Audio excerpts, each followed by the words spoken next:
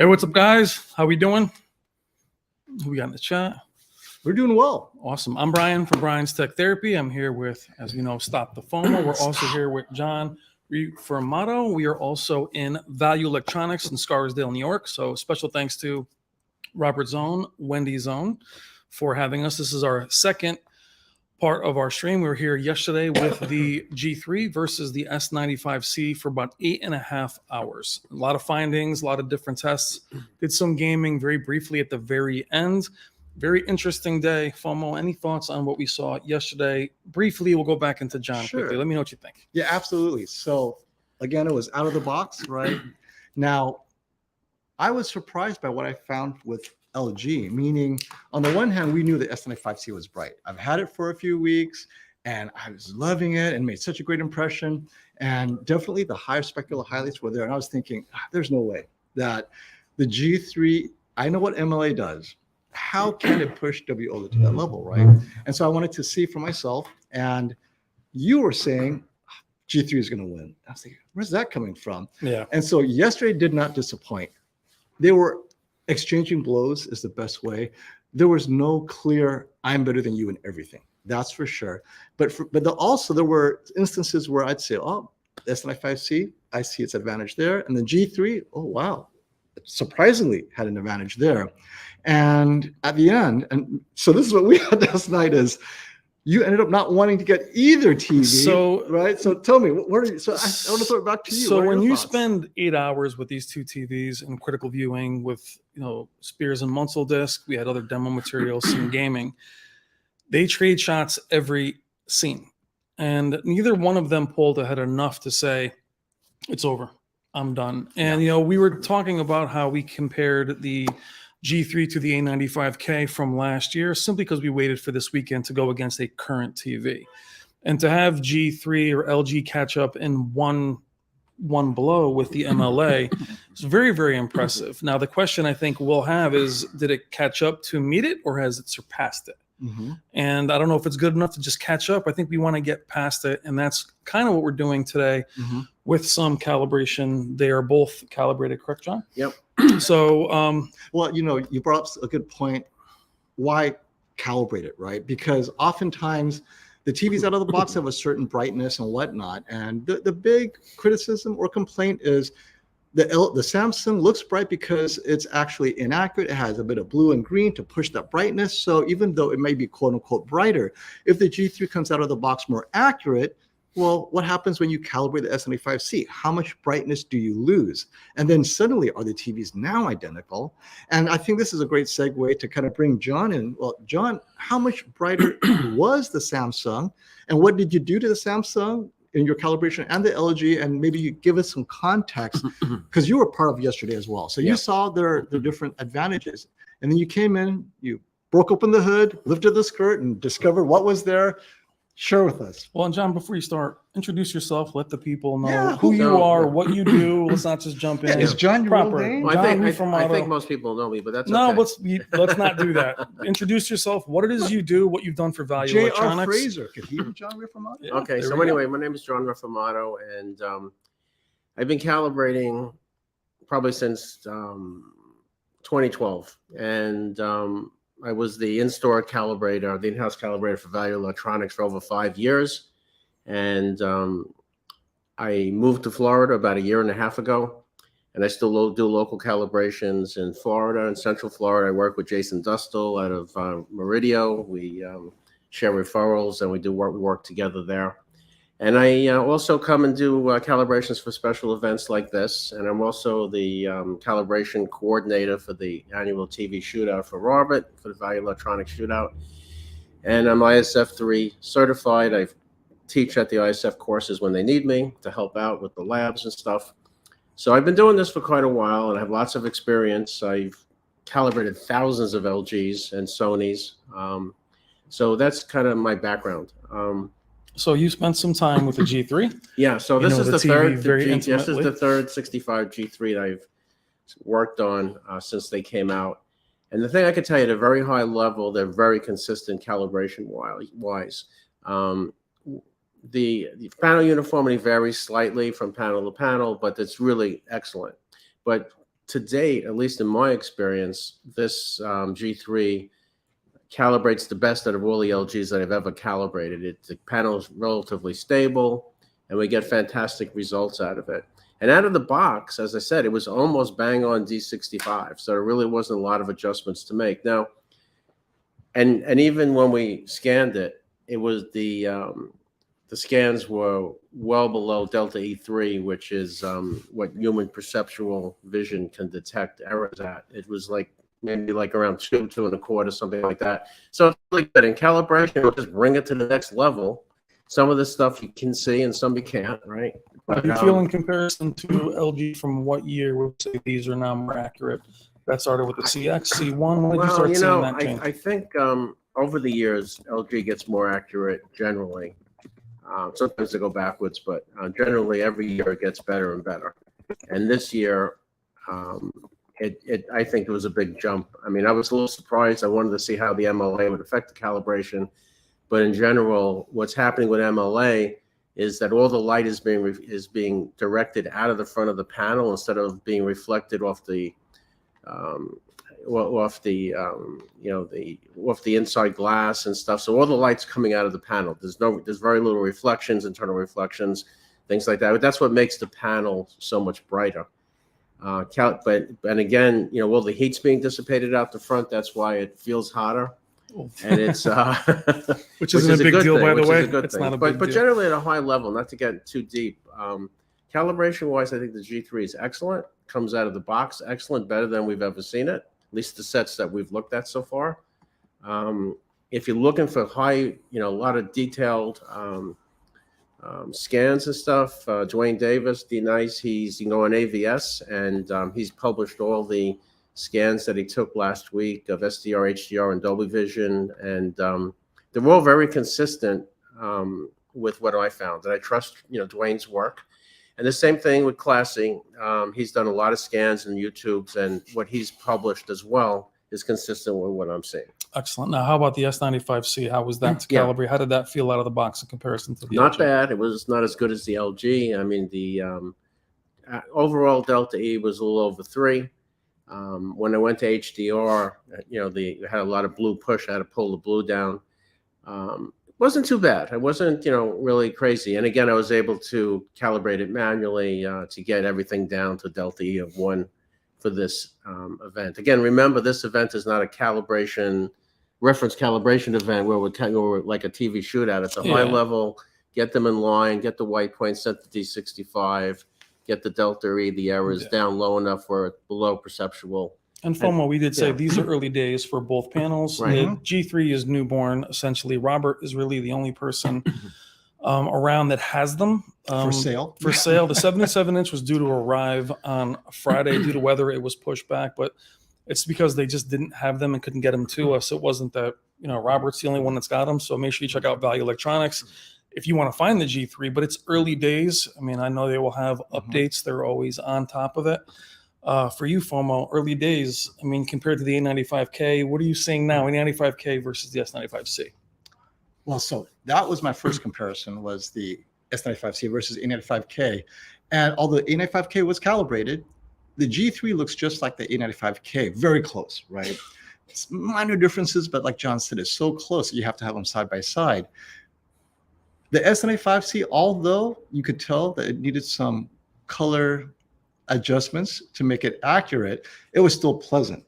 Unlike previous generations where you're like when we first opened the S95B, we're like, woo, look at that red, look at those lips, last right? year, This time it was more of, the skin tone's a touch warmer. So definitely more subtle.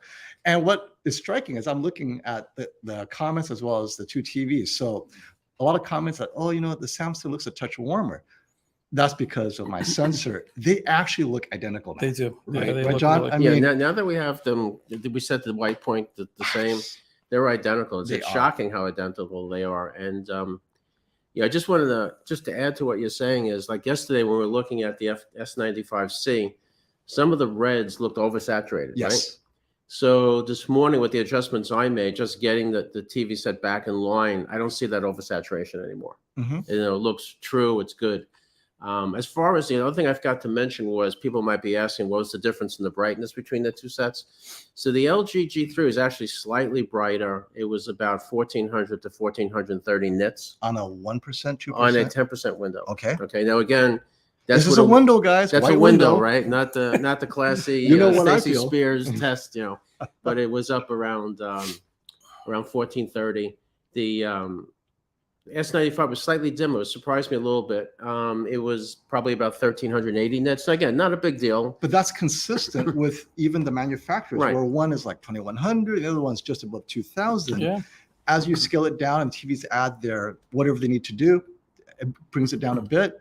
But that difference, first of all, bravo, both TVs for way breaking over 1,000 nits, right? Yeah. Well, especially Samsung being, again, other than that little bit of red, that they actually are as accurate as they are Mm-hmm. is amazing. For you Samsung fans, it can still be as wild. And I don't want to just cater to the small group Right. that wants to calibrate. We're not doing that today. Today is also every preset you will see. This will not just be a calibration conversation. We got a little bit Right. lost in that yesterday.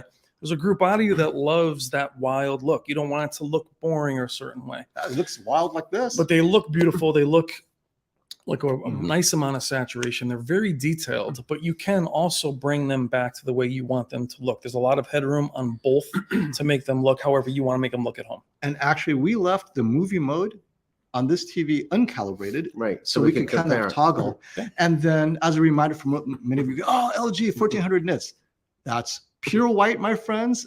If you run a color luminance, just pure colors, it may be different, right, John? Yeah. Can you kind of add color to that? Because a lot of people are just running away with a white Right. 1400. I'm done. I'm going to get this TV. Right. Because Yeah. you watch a lot of white content. Well, like I that. mean, the point is this: Classy has done a lot of testing this week, along with Dwayne, right, with Mhm. D-Nice, and they've, if you can go right on AVS, or you can watch Classy's videos, and you can see exactly all about the APL and the peak luminance and how the sets react. Yeah, we really don't need to address it anymore. I was going to do all that, right? But the problem is, it's already there, right? Yeah, I right. trust these Right. guys, their work. I trust their work, and it's excellent. And there's no reason to redo it. So what we really have to focus on now is, now that we know the technical details are good, is what do people see when they look at these TVs, right? What's the human visual interpretation of what you're seeing? It looks identical right now. Right, and that's what we're going to try and focus on Yeah. today, not the calibration, but Mhm. now that we know that we have the set the D65, Right. got most of the bumps and hills out of it, and it's relatively flat. And we're also dealing with two different Yeah. manufacturers, two Right. different settings. I mean, they do have their deep settings for each one. They're not the same. They don't mean the same. Mhm. So that was not hard, but trying to figure that out yesterday was very interesting, especially got to the gaming portion of it. They do have different tone mapping, the way they're labeled tone mapping. So for Right. many of you, we'll help with that as well. But this is beautiful material. And And I just want to add one other thing Mhm. before I finish with this, is that a lot of people have been asking about the color volume, right? And I'm just getting tired of talking about it, but the idea is, let's just talk about it, one last time. Again, there's very little VT 2020 content, so we're looking at P3 content. Most of it's mastered at 1,000 nit. Some is over. But the bottom line is, from what we could tell, from a lot of the testing that's been done, looks like the color volume on the WOLED, the G3, maybe has increased a little bit. But what's changed is the luminance is way higher, right? Because the TV is just so much brighter. So last year, when we were looking at the G2, when we were looking at the sun or flames and things like that, we could see that certain peak highlights in the flames and stuff were white, right? You wouldn't see any color. You'd see less color, right? Mhm. So Because far, it would force it to be brighter, but the color wouldn't come with it. right, the, Yeah. the white subpixel would take over, and you Mhm. just see white, right? Or Yeah. just less saturation. With the G3, I haven't seen any of those scenes that we tested last year have any issue. That the color is there. It looks identical to the QD OLED, which is great. Yep. So I think that's a big improvement. So as far as color volume goes, yeah, I'm sure you can measure it. It'll be slightly different, but visually, with the content that's available, most of the content's available today, it's going to look identical to the QD OLED as we're seeing here. And you'll bring a good point about color volume, and I want to address it to the audience. So when people talk about color volume, it's literally color, a different color. So if one TV has higher color volume, it could literally display colors the other TV cannot. Whereas color luminance is both TVs are trying to display the same color, except one is capable of displaying that color brighter. Right. And that actually has more relevance to your content because this could affect just Rec 709, just basic TV luminance, even though it's SDR. And which takes me to one point I want to remind everyone. I know like you mentioned, oh, this looks warmer or not. Ignore the warmth difference between the two TVs because my camera capturing a WOLED technology and then a QD OLED. It's even though we see it as identical, my camera does not. It's hypersensitive to the extra blue, right? So what I want you to pay attention more is the luminance differences, right? The brightness differences. That is more accurately being captured in terms of, oh, this is maybe a little slightly brighter. I will double check, but yes, more often than not. Now, maybe it's slightly exaggerated or not, but when it comes to luminance on YouTube, at least that is somewhat more accurate than actual color accuracy. So as far as we're eyeballing, the two colors are very similar. And you want to add anything to that? Well, I would tell you that before we even had them side by side, and we first got the S95, we first got the G3, Robert was here, Wendy was here, and having a Z9K in the room, having a 900C, 900B in the room, you were so marveling at how bright the brightest LEDs in the world are. And then when you would look back at the G3, which was being calibrated, it was shockingly how much with the contrast ratio, micro contrast ratio, and that peak brightness that they kind of make the need for an LED not really needed in many ways. They don't look even less bright compared to one another. So it was shocking how gorgeous both of these are. You'd be happy with either one, no doubt. But we are splitting hairs, and that's what we'll be doing for the rest of the day. Yeah, but I want to add two more things about the calibration before I forget. The other thing that you will notice people might be asking is, and I know Classy brought this up last week, is in filmmaker mode, out of the box, these sets are way too bright, right? The G3 is like a 326 nits because it's the brightness set at 80. Out of the box, I think the Samsung's similar, okay? But the bottom line is what I did was I calibrated it at that 326 nits only because in this bright room that we have here today, if I lowered it down to like 100 nits or 120 or even 150 nits, it's going to be too dark to film. So if people were, concerned about that, we did this intentionally, for the demonstration here. And I want to jump in there. This takes us to why this is not a shootout. Right. This is why we don't have a reference monitor, because both the reference monitor and a shootout situation really has to be in a super dark room. Right. And we realized that yesterday when people saying, oh, there's some glare. And I wanted you to have a little bit of that glare only because can the TV get bright enough in some scenes to fight the glare? Yeah. And the firmware is not shootout ready either, because both manufacturers after this live stream will go back and maybe do a few things so that they have a better shot at winning. And I have to say with the S95C looking so close to the G3, it may be closer than it was ever compared to last year. But again, in that, you have to have a reference monitor. So if you see slight color differences that do exist, right? Without a reference monitor, I can't say which one is right. I can say which one I like, but the reference monitor might be the one that I didn't like. And so that is a completely different set of reviews. The shootout, the electronic shootout later in the summer. So for now, this is more of the common man in a bright room. This will help you make that decision instead. Well, and also some filmmaker mode out of the box being so bright. I remember when I first saw the G3, typically when you get to filmmaker mode, it dims and you're like, oh man, this is the more accurate one, but maybe a lot of you aren't going to like that. The filmmaker mode seemed brighter than standard. I mean, it was shocking how bright it was. Whether it's accurate or not, you guys love to have that headroom to choose leave filmmaker mode bright. So I don't want everybody to think that they need to calibrate everything down. You can also enjoy them out of the box as bright as they are, and you'll love them. It's not everybody's cup of tea, but filmmaker mode is very bright. Whether it's accurate or not, or clips or not, is your preference. But remember, we're all talking about what you like, and out of the box, they both look amazing, and they all look different in their different presets. So each preset does change it enough to say, oh, I like cinema home. Same with Samsung. They just having those different presets actually matter. Go wild, go through all of them, and they're both pretty amazing. And seeing them in this room too, though the glare is there, the glare is on. We have LEDs all over the room. They have just as much glare as these OLEDs. And I'd like to summarize some of the improvements on the G3 that we mentioned yesterday, and we all noticed that maybe if you missed it yesterday. The pink tint is definitely less noticeable. Obviously, it's there. We saw it. slightly off angle, but that's just the nature of WOLED. You will never eliminate it completely. However, the most important question is, do you see it in real content? Right. That's why the G2 and the G1 lost. We saw it in real content. You saw that With concept. bad banding of that pink magenta tint, it turned the grays into green and so forth. And there's also had a lot of problems with the screen uniform. It Yes. had that rainbow effect. Yes, right? you had a combination of the Yeah. It two. was that, and that's what really killed it, right? I mean, it's not a Yes. secret, right? I mean, it's visually impairs what you're looking at. Mhm. And LG finally took it to heart and says, you know what, we're sick of losing because of that. Well, that one very important reason.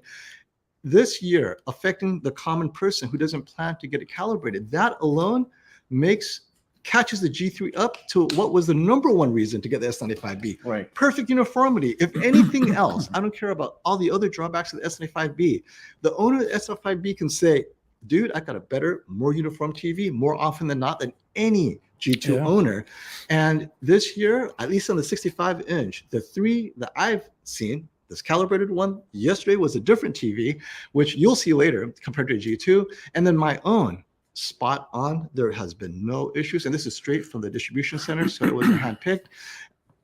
What are your thoughts on that? Because I know you dealt with it with your C series. But same thing when we looked at we saw last year with the G2. Yes, it was. Yes, off angle you would see the pink, and if the panel was bad, it was very heavy on one side. Right, You could right. see it. Yeah. That I would consider not the technology, but a bad panel. Mhm. But yesterday with full white, I had to get over to. You can see where the Extreme Samsung is. I side, had to right? be to where the Samsung was at my nose to see a little bit of the tint. So. If you want to find it, you can find it if you're there with a magnifying trying to find it, but you're not going to see it during content, which is the difference with the G2. Yes. So, I mean, that, and I was nervous, obviously, with the new technology that we would see some micro blocking with their introducing this. This is a first time technology for them this year. We thought maybe it was rushed to market. So I'm very pleased with what I've seen.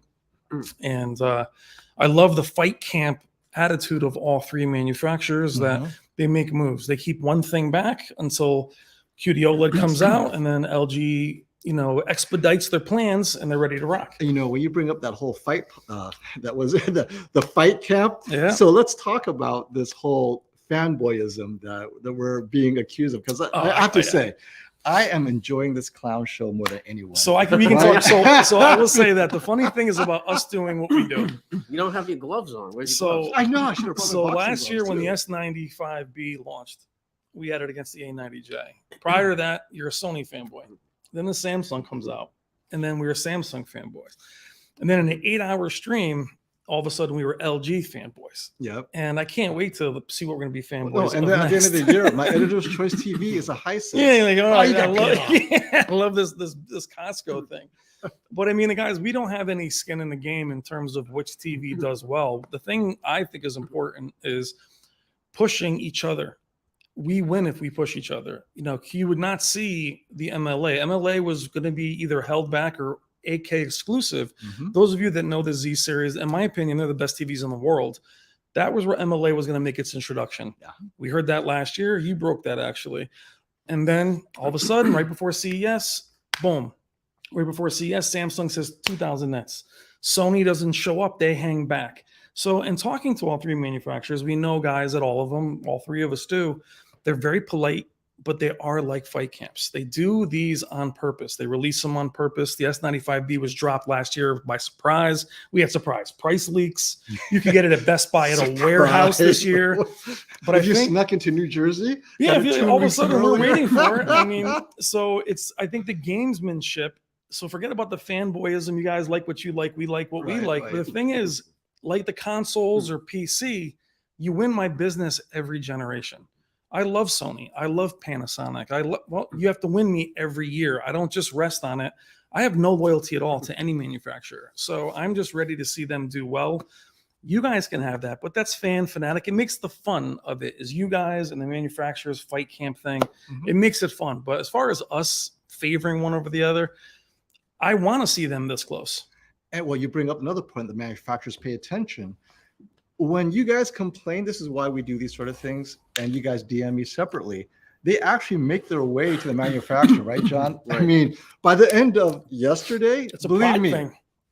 LG and Samsung, they knew exactly what happened, right? Right. They got people watching because it's important to them, because we're kind of like the heuristic of, well, if FOMO and Brian, if they're hearing this, a lot of people are complaining. And one of the reasons we put out content like this is to get your feedback, because over the course of the year, firmware updates, maybe manufacturing changes, things changes your TV. We don't know about it. You let us know about it, and then we shoot content, we talk about it, and the makers are like, ooh, we were unable to hide that, right? Well, and we got guys like Robert who, you know, He has to support the but darn for a thing. lot of the things that we've seen, I know for me and Robert, we were harping on VRR support for Sony. I know Robert had a big hand in making that happen sooner or faster. It was a lot of the conversations we say, they do bring them over. They are paying attention. This isn't just the forums, it's on wax. So it's on camera. They do watch our channels, which I was shocked at CES. When I met the manufacturers who knew who we were, I thought that was a very cool thing, but they are paying attention for better or worse. And it's a way they can change things or see if it's worth changing or not. That's the key, right? But resting on your laurels, as we know LG has done, the OLEDs were the best TVs for a long period of time. And then maybe they got a little lax. Now they're stepping up. And this is the result. And at the end of the year, we'll see Sony do the same thing. My prediction for Sony is they are going to use their heat sink. They are going to push it really hard. They are going to try and be brighter than both. So then what I think is going to be funny, though, is at the end of the year, why are you picking on the G3? The Sony came out 7 months later. Yeah, but you know what? Just to add to that, I think at the end of the day, especially now, this is the first time I've actually seen my content, and I know this content because I watch it all the time. And I've seen it on that's the why you reference. guys are seeing. This is what John uses when he makes comparisons himself. I mean, I know what this looks like on the reference monitor. I have good memory on this. So, but I think at the end of the day, I think with these three, if the Sony was here right now, it's going to be a battle with the processing, the picture processing. Yes. Yeah. I think we're going to find, because these are really high resolution, really good content. So you expect it to be good, right? But how does it do on the lower bit rate? YouTube TV. Which we showed yesterday all day. How do you, what is it going to look like on with Netflix, or how's it going to look on with less pristine content? And I think at that point, what's going to wind up happening, the picture processing of each TV is then going to start to show up as a differentiator. Yeah. And then we're going to have to see how that is, Which is interesting, because when you're buying panels from other manufacturers, it's your special sauce that you add. Right. It's just which is so important. Exactly. But what makes it fascinating, and we thought that with Sony not being there, everyone's like, oh, they're afraid. We were literally in the car at CES. No, they know they have to wait or hang back, and they're looking to make a different splash. And for us as creators, I'm glad they're a little bit later. It gives us more time to sort these out. But I think this S95C this year, last year it was this juggernaut. This year it's a bit better, looks nice, but it didn't catch anybody by surprise. It's the G3 that came relative to the G2. Obviously, the S95C, S95B set the benchmark. G3 is now there. They're out the table. Let's put it that way, right? And the other thing too is, the other thing that I just keep bringing up to you guys yesterday, right? We have a 77-inch TV and we have a 65, right? Yes. And again, theoretically, I mean, the amount of light being emitted from each pixel is going to be the same once we set it. But the 77 is a bigger light bulb, right? Yes. Overall, there's more light being thrown out of that panel than the 65. And the 65 is holding up really well. Which will be very interesting when Robert gets in the G3 at 83 inches, because it won't have the MLA10. Predicting that the 83 will probably look equal as bright. Just do what sucks. So that's going to be interesting. T series is so larger specular highlights on the large TV, and which takes us. You guys asked for between a year older but larger OLED against a newer but smaller. We almost always kind of defer to the larger one, because movies and streaming, that size makes such a huge difference. And for gamers, you won't go back, right? Yeah, well, getting more for your money too is where it's really important. But that's why we talk about, if you're going to buy last year's model, around now is the time. Let these shake out. You can't wait for Sony, but you can now make a more educated buying purchase versus buying a G2 before the G3 landed. Yeah, we try to warn you guys not to do that. The S95B is still out there. We'll see the S90 soon. So it's going to be an amazing year, but these are so close. I am wondering if we were at 77, if that little gap, but then again, they traded shots. So that might not be the big difference. Yeah, they definitely did, because you guys saw the stream. If you haven't, go back and spend 8 hours breathing through that. we're nitpicking. We're talking Oh my about God, yeah. pausing, diving into one part of the scene, right? Whether it was gaming, whether it was the Spears and And Muscle. we're focused on dude's clothes. I'm like, look at that guy's vest in the corner. Right. And Look at no his- one even knew that guy was in the show. So we look made at the him famous studs on his yesterday. jacket, right? So in normal watching conditions, you guys will be blown away with either one. And that's what I think was confusing at the end of 8 hours was I definitely wanted to purchase this one. Or, I mean, I'm looking at the 900C myself, really spending time with the contrast ratio of both QD OLED and MLA. It's going to be hard to make that choice because I saw the specular highlights, the color. I mean, they really are gorgeous, but I mean, they did go shot for shot. And I think the processing also helps with that. And so I'm a victim of that, right? So I always have to choose a reference TV to compare everything to. When I had the S95C, I was so enamored by it. I knew already that it was better than the A95K. I immediately, in my mind, replaced it as my reference TV moving forward. Not having even seen the G3, not having received the G3, I had it installed on the wall, taking the other one down, the A95K, putting a 77-inch. And now that we're done with the G3, I know it's going to get calibrated. I'm like, now what do I do? Oh, now I have the 77-inch. So at the end of the day, even we rush into things. I still think now that I've seen it calibrated, I'm like, okay, you know what? The S95C can still be my reference TV. Yeah. And then I'll have the G3 as my second reference TV because I cannot choose between the two. Before, I could always say I would never have a QN90R this or one's QN90. it's too loose. Yeah. Even after calibration, like last year with the QN900A, Sammy Prescott and I were like, yeah, that we cannot get that. Yeah, that's as close as you can So get. what happened was the Hisense became my reference mini LED because it came closest to a Sony A95K. So, hey, you guys got to better to wait to make your purchase decision, unlike us where we could just throw TVs on the wall and hey, let's wait for next year. And you guys will see the 900C today. The Yes. reason why you didn't see it yesterday is we covered a lot. But the 900C we saw in filmmaker mode where there was a local dimming bug where it wasn't changing anything, and there was a bit of blooming in filmmaker mode, which didn't make any sense.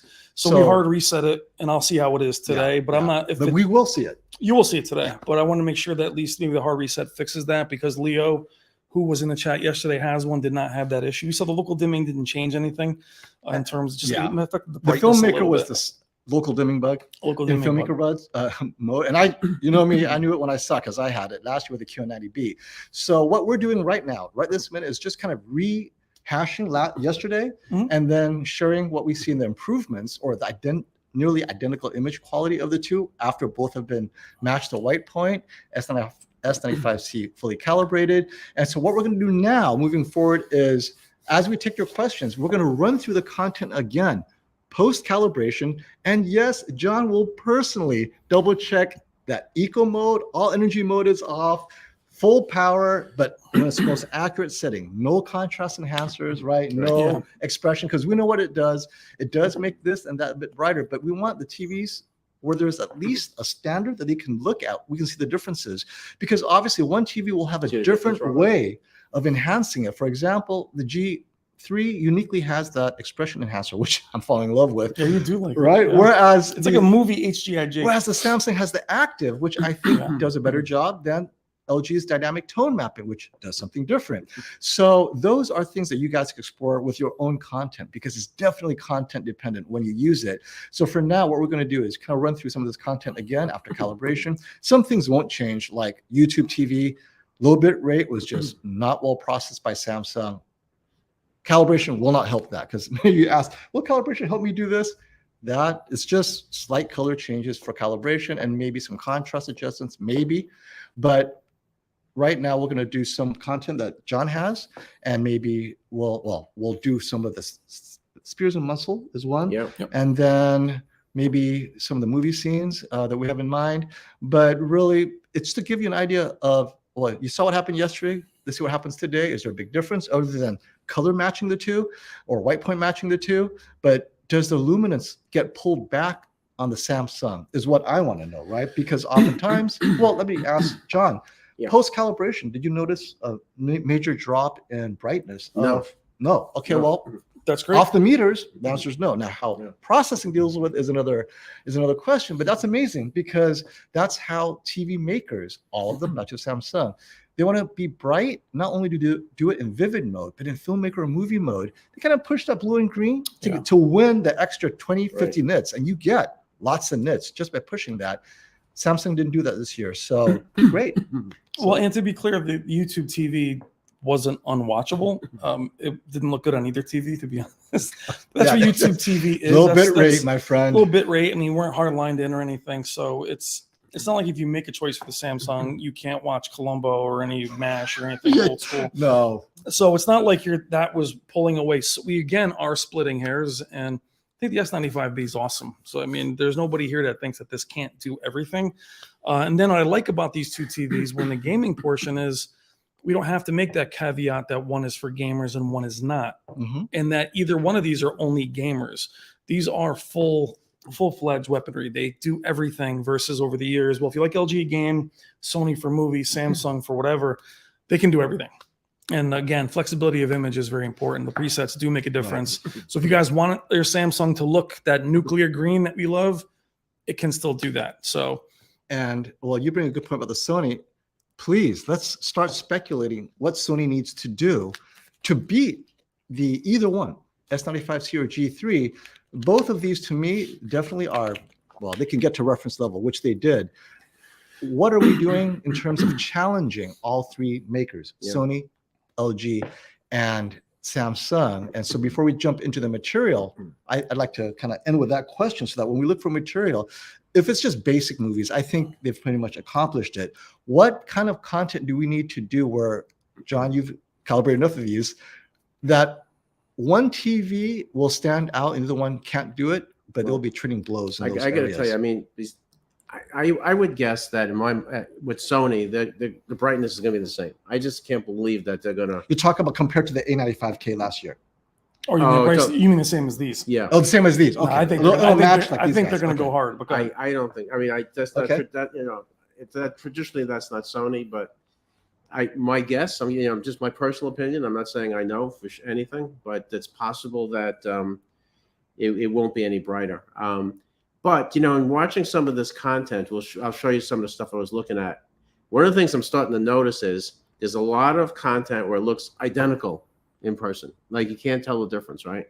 Then I just saw some content where I could see where it's different. Yes, I did too. Yellows. I saw the yellow well, wall. not the yellow. That's a little different. But I saw in the food one we were looking at before. Some of the food on the LG was processed slightly different, looked more real to me. Now again, you don't have a reference monitor. That's just the problem. Okay, so we really can't say it's right or wrong or whatever. All we could say is there's a difference, and does it look better to our eyes or not? Right? We don't. That's all we could say. Well, you noticed that yesterday too, and those of you that are into gaming with dynamic resolution, is certain times that John thought he saw that it was much cleaner in the middle to 3/4 of the screen, right? Slightly blurrier on the outside. Those of you that are big gamers know that you can push a higher resolution in the middle of the screen, and then on the sides let it be a little blurry. That could be a processing trick to make because I saw in some spots where the Samsung looked more detail in that our famous guy's vest. So maybe they are focusing on that fine detail. What's interesting with Sony is with that clear function that they're pushing on the A95, they're looking to take that to the next level, and I think them brighter. I think they need. And I think to your point, for me, is who's going to get their signature to push ahead. Sony, I know it's accuracy and shadow detail. I think they're going to come out of their shell a little bit and try to force that. It's the only Master Series this year. No Z9K, that is their crown jewel, and I think they're going to focus on making that the best. So let me ask you. I feel like I'm on a football commercial, like on Sunday. Yep. I mean, looking at would you rather it be like yesterday? Monday morning quarterback. Can I just disagree with one thing? No, you need to disagree. That's why there's 3 different people sitting up here. I don't think increasing the brightness another 100 nits or 200 nits is relevant. I'll tell you this. Where it's relevant is in here.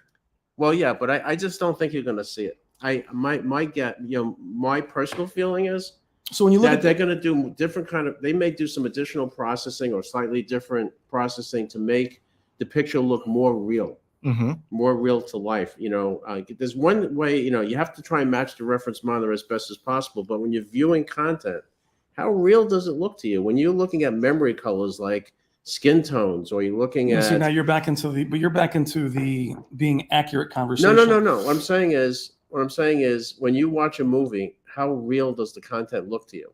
Very like true. when I look out the window, do I see what I'm seeing on screen? And the problem is that, as we've discussed, is when you talk about realism, right? It's only what your mind remembers, right? Because we don't have any meters. Your eyes, different people see colors differently. But the question is, what does your mind remember? It's only going to remember certain things, skin tones. It's going to certain things. Everybody, the sky, how the ground looks. I mean, it's certain things that people are only going to remember. And so it's that visual interpretation is what's going to make the difference between these sets, which boils down to the processing. I just don't think this is just my opinion. No, I got you. That I don't think a 200 nit or 300 nit difference in brightness is really going to make a huge difference. See, where I disagree though, is I thought the Z9K last year was a good deal brighter than anything else in this room. Yeah. And when that content is on the Spears and Munsell, the peak brightness is evident. Now, when you calibrate them to all look the same, this is where I do disagree. I don't think they need to look all the same. I want to see them run wild. I want to see an LED look like an LED. So to your point, realism, I don't want real. I want beyond real at times. I want things to look perhaps. And that's where your Samsung crew says, one guy said in my comments, I don't want the grass to look like the grass outside my house. I want like the grass at the golf course. So there is no right. So what's correct to reference? Look at that food. You've eaten that before. I've seen but if that was more yellow, I'd eat more of it. Right. So so my point is, if you're looking at Avatar or Field of Dreams, I don't want Field of Dreams and Avatar to look the same. And that's preference. So we get too stuck with reference monitors. I don't always love how the BVM looks. And I'm a plasma fan. And that's all fine. But again, I think it's going to boil down to picture processing. Well, typically Sony stays with that. My John Rafamato says picture processing. Brian says, well, I think you say nits, right? No, I think for me, they kept hammering it to me 200%. I think having to tick that box for the fans. We talk about nits, nit nerds. We talk about that all the time. Whether it matters or not, people like to check that box when they buy. And again, we're not talking about people that sit in the stand. What was the first question? How the bright peak is it? luminance? Exactly. So whether it's tangible or whether it matters, it's the perception. People want to have that, like Dolby Vision on a Samsung, as you mentioned to our friends here. Yeah. So one thing that we didn't mention yesterday today, why no mention of motion? Are they garbage? And Steve brings up a good point. We used to mention this a lot. Steve, it is because, in my opinion, the big three, Samsung, LG, and Sony, have pretty much figured out motion as long as you know the setting. And this is a problem. A lot of people, first of all, they don't know what they don't like in motion until they see it. And they go, oh, I don't like that. And then they don't know how to fix it because they don't know where to go. And then ultimately, this TV is bad because motion is bad. Manufacturers will ship it default sometimes with motion on high soap operas, sometimes with off completely, and either one may be bad to you. But if you know the right setting to match what you want, I have yet to see a TV that's unable to match the setting that you need, that the other TVs cannot do as well. You cannot completely eliminate stutter ever without introducing soap opera. You can get close. If it's in the source and how it's filmed, but also if you like soap opera, then you're okay. I think a lot of them mention if you like soap opera, you're okay. When motion is terrible, some people will say because they really like soap opera effect. All right, they want the soap opera. So if they see artifacting when they push on motion interpolation, they feel like that's bad motion. Again, that's preference. That's not a wrong thing. But I think they've gotten so good with true cinema and their subtle motion without making it look like it's not real anymore. Right. But now we got 467 in the chat. Please hit like. Oh yeah, let's bring our heads back. Jumping in. Right? Let's make sure that you know what we look like. If you just joined us, this is what we look like. Yeah. So we're gonna have Robert Zone, who's over in the corner, is gonna step up and look a little bit. Come sit over here, John. Why don't you tell us, because this is a very interesting scene. Robert, why don't you get in the middle? Yes. So. Again, it's one thing again, I don't have any inside information on this, but the one thing that I'm noticing here that's quite evident is there's some videos that we're showing. These are video demos, right, that we picked up over the years. They're public on YouTube. And it looks like, like last year we were talking about the QD OLED and how the colors look warmer and more saturated, and everybody's saying, oh, the color volume's better, right? It just looked better, right? Well, now all of a sudden I'm looking at the G3 and I'm going in real life. I'm saying, wait a minute, it looks like they've changed something here. Because the roses on the right look definitely more saturated, not oversaturated. Now, while you're on saturation, I want to hit Bat Tech Super Chat. Thanks for the Super Chat, Bat Tech. He's saying, John, if nits don't matter, why MLA then? Say it again. If nits don't matter, why did LG bring the MLA? I mean, at some point it does matter, right? It does. What I'm So trying it's to bring out, context, go don't ahead. misunderstand me. What I'm trying to say is, if you have a 1500 nit set and next to a 1600 nit set, it's going to be really hard to see the difference. I agree. I mean, if it's 500 nits more, I mean, I'm not really sure where the threshold is. Maybe it's 200 or 300. But if they're really, really close, I mean, these sets are off by, let Let me stop Yeah. you right there. Nits is logarithmic, guys. So to get Right. double the brightness from 100, you got to go to 200. And from there, you got to go to 400 and so forth. So right. if you're at 1400 nits, adding 100 nits Yeah, does yeah. not make a difference. Yeah. You'd have to add like 500 nits. And that's why maybe Yeah. at that point, somebody's like, if I add an extra 50 nits, but I spend so much money doing it to charge you guys, and you guys don't even notice, other than a meter will see the 50 nits, perceptually, you need 500 nits from 1400 to make that difference. So that's just something to think about. And I want to jump in with this. Yeah, and I just want to say that was my point. Yeah, I know. Okay. It just It's took not a that while, nits yeah. don't matter. It's just that it's how much more do you really need. Now, thanks, Nick, for that super chat. Yep. Uh-huh. The flower scene, right? Yeah, what is responsible for the different? All right. So Brian is asking, why does the red look saturated? Now, we don't know which is accurate without a reference monitor, but it does look like the G3 has a more vibrant red, which is a Samsung look. Like, what did the G3 do? Samsung Right. TV. It is a Samsung TV. So what's up? But look at her skin tones on the right compared to the left. It looks the same. No, you have to look Right. at dead on. You're me looking at see. an angle. I mean, Brian, I- I'll leave it to you. yeah, You're the man I who's mean, close. You're right there, Brian. Skin tones. So she's warmer. Where is she warmer? Which one looks more natural too? Well, I don't know her personally. All But I would say she looks. right, exactly. G3? I've seen. Which is funny because we're looking at the skin tones. I've seen this content on a master monitor. I know what it looks like. Which one is closer? The G3? The G3, but what's interesting is this reds are the more Samsung look to me as well as Yes. the border. Here. So you would think then that the Samsung would oversaturate even beyond the G3, not slightly undersaturate. And this is not QD OLED. So now we have to wait for the A95L. How does the A95L do on this image? We'll have to ask John. But that's what I think is great is they change identities. Yes. Which is so important. Yes. One is not always the same. Oh, so now the G3 definitely looks more saturated right Yeah. there. That's Yeah. On no this skin one, tones, yeah, on this one, and that's even the, on YouTube. and the, You see that? yeah, Right? and, Is that accurate, John? yeah. Okay. And this is the thing that really is curious. People will be saying, some of the calibrators watching this will say, wait a minute, there's something wrong with the calibration on the S95. Call them out. And it's not the case. Because you know how I know? Because How I you can know? show you similar scenes that are perfect match. Okay. Okay. If it was something with the calibration, okay, it would be so on there- every single thing we so- look at. Then this goes to, let's help the engineers out then.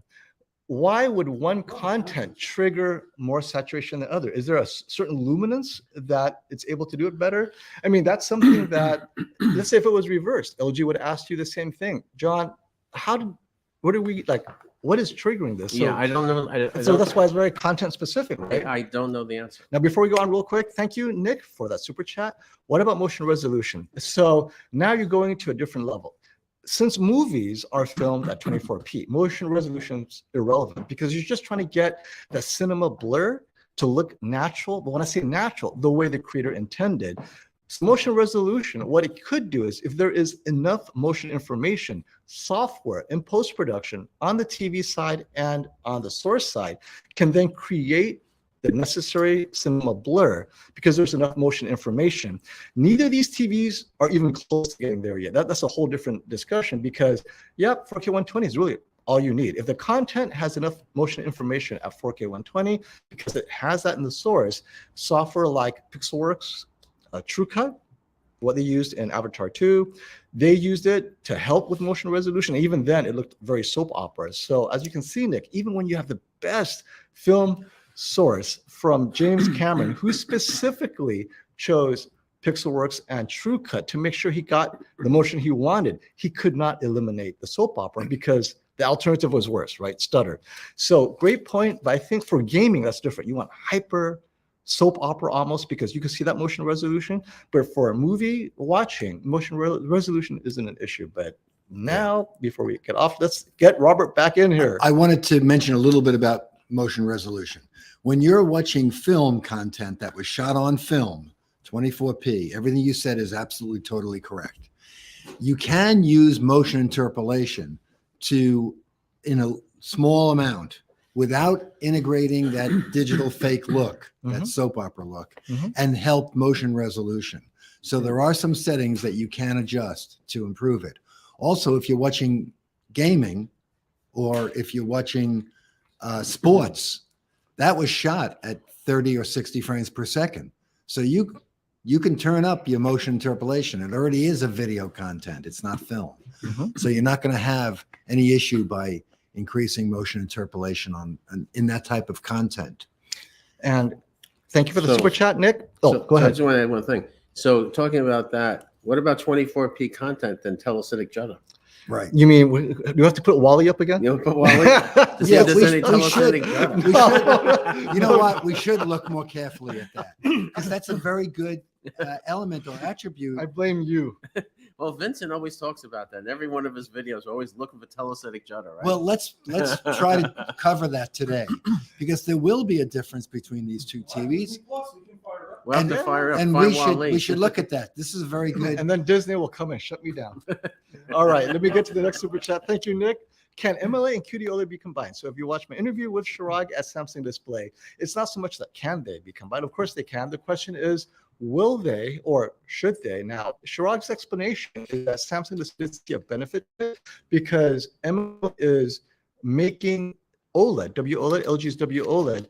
It's neutralizing all the layers of polarized whatever, remove the light and brings it. But the OLED is a top emissive layer. It doesn't the most efficient way to get light eyes. Can do it. Yes, they can make it even better, but Chirag is like, but now you're adding yet another layer that it may not be accurate to the source, because his approach is the less layers, the better. Adding MLA is adding a layer, but you're not correcting anything. Whereas MLA is correcting for the layers that a bottom emissive like WOLED is using. So just something to keep in mind. But again, it's like putting glasses on the TV. It's like putting glasses on me. Yeah. And again, RGB, but many of you will respond, wait, RGB OLED phones, don't they have MLA? And yes, RGB direct OLED is. And I think I've asked Chirag. I plan to ask him again. Wait, what about your team that puts possibly MLA on your direct view RGBs? But that's another discussion for another time. So yes, it has been asked. No immediate intention, but you know what? If the G3 has caught up, maybe they might have to, but it may introduce something else. So we'll see. Good question. Also, just to go back again to the extra brightness. So yes, I'm sure it's true that if you have a 1500 nit next to a 1600 nit display with the same content set up properly, there'll be only a minimal difference. You'd have to look carefully to see that difference. Even if you could see it. But one of the things that you will have as you increase brightness and keep pure black is you'll have more dynamic contrast ratio, better tonal range. So you'll have more depth and detail in the image. And Redemption, thank you for that comment. He's saying the internet is intermittent. It keeps distorting sound and picture. Is there any way to improve the internet? We have to get files, Verizon files. We'll have to get Verizon files. So anyway, that's what we do have. Well, Robert's thinking about it. I think that's what we do have. Well, I'm Robert's sorry, thinking guys. about that. I just paused this because I just want to point out something here. Remember we showed that the colors were different a little bit on the other clip? Here's another SDR clip. Okay. Look at the LG red logo on the lower right-hand side on both TVs, identical. Look at the sky. Blues, whites, identical. Actually, you know what? Blue is where they're normally different. They're identical. Yeah. Yeah, they are. Look identical. look at all the other colors. Yes. Again, it's not skin tones, but there is some yellows in there and stuff. Everything's identical. So that's what I'm trying to point out is there's some content where you'll see some changes and other content you wouldn't. Then maybe it's different shades It could be. of red. For argument's sake, could be too, right? And this is not a color volume issue, guys. Right. Both this P3, this is within the range of both TVs' capabilities. So one isn't capable of a color the other is not. It's more of presenting that color. There is definitely some luminous difference happening. And until we get the Sony A95L, which is also QD OLED, we cannot definitively say it's QD OLED. It could be Samsung color processing. Or it could be, LG's processing, and we need the reference monitor to see which is right. Yeah. That's, I know. And I know nobody likes to hear this, but we are looking at the 2 latest that just came out, flagship models of OLED TVs from the 2 leading brands. And it's remarkable. We didn't know what to expect. They truly and honestly are so much like each other. Yep. So what we're doing, we're talking about, it may sound like we're, saying, oh, one's better than the other. It's splitting hairs. It's splitting hairs. So this is a great comment by Badzilla, talking about tech, about the raised blacks in a bright room. Yeah. Is it raising the QD OLED? Now, Yes. just like you guys, we watch so much content, but in a critical manner. Yeah. I didn't see anything that said to me, oh, you know what? We need to tell Samsung about QD OLED. How about you, John? Yeah. Brian, did you guys see any raised black issue on either TV because of the panel itself or anything like that? We, So did, his- we did see it yesterday on YouTube TV in one spot in Oh, basketball. that in the low bit rate. That's the And processor. that was just a transitionary Right. shot. It only showed up once. But What not about the enough to- panel itself? If the TV is off, of course, it'll be different. But did the panel, because the complaint last year was QD OLED, scattered light kind of raised the darker area, or they raised the blacks. Did you see that today, yesterday? No, and that was why we didn't try so hard to make the room dark, because we kind of make that mistake, Robert. Sometimes we film, it's always in a dark room. You can't beat, no one's living room is as bright as this room. Oh, this is, So I'm getting sunburned sitting down better or here. worse. You guys can see that. I can go wear a hat and everything. But yeah, so, and this comment is a great test because German reviewers test. If we brought out the luminous meter in a dark room, I turn off all the lights except for one light, I can shoot that luminous meter, and yes, you'll be able to tell the difference. But look at the testing conditions. There will be numbers that will separate the two. But what's important to me, especially for this stream, is for the common man that buys this TV, please do not let that even be a consideration. Only because I don't see that affecting our viewing experience to, And that's to the even point. the nth degree, right? Because I could tell you, looking at the scans this morning, that they're very consistent with the scans that D Nice took, right? Yes. And you could see that it's either coming out of black a little too fast or a little too slow or whatever. And I could see that, and I tried to make some corrections, but the bottom line is visually, I think for this type of non-super critical viewing, Yeah. it's fine. It's hard and to see. super critical means the lights are off and there is zero light. Right, I don't. right. Very few people do that. Now, Dynametrics, thank you for the super chat, has a question. I think this is directed to you, John, because you kind of brought this to my attention. Hey guys, genuinely asking, how much does pixel density contribute to color? Remember, you're doing a 65 versus 77. So now we'll have you answer the color, but then there was something else you noticed, Yeah. and we were suspecting maybe it was pixel density. What do you think about pixel density That's a in good calibrating question. TVs? Do you see color differences between larger and smaller TVs? It's the smaller TV, the denser the pixels, the sharper it's going to be, right? Sharper, but that's not color, Right. right? I don't know the answer to that. We never Well, tried I would testing, right? imagine that the larger screen will give you a little bit more color saturation.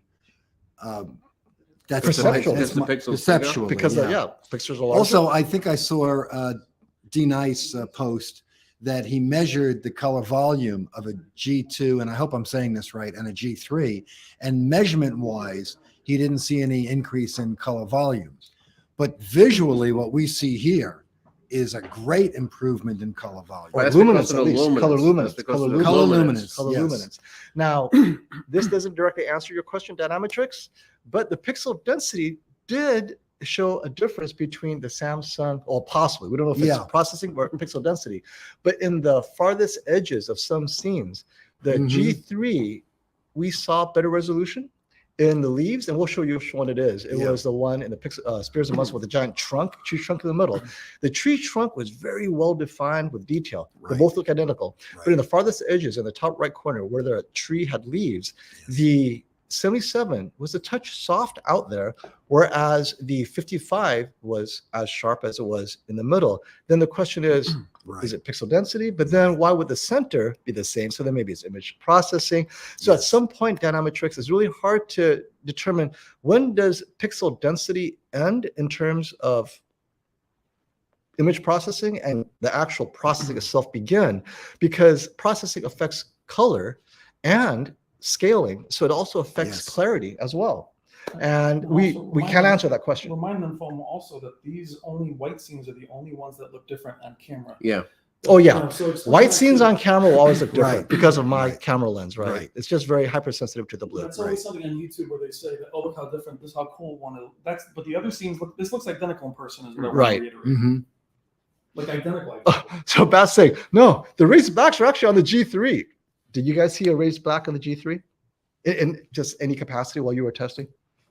It looked fine to me. I mean, it's Oh, maybe it's the MLA layer, possibly. That's no. see anything? Oh, I see what you're saying. No, I Yeah. didn't notice any of No. that. This is just basically the way that the set is coming out of black. When Right. you're looking at the EOTF curve, there's a little tiny spot on the bottom. I've seen this. So You can here's the thing. calibrate it out. And you were calibrating in the dark theater. Yes. Yeah, this was in the dark theater, not out here. Out here, there was no way. I tried. I couldn't even do the anti-glare was very hard out here as well.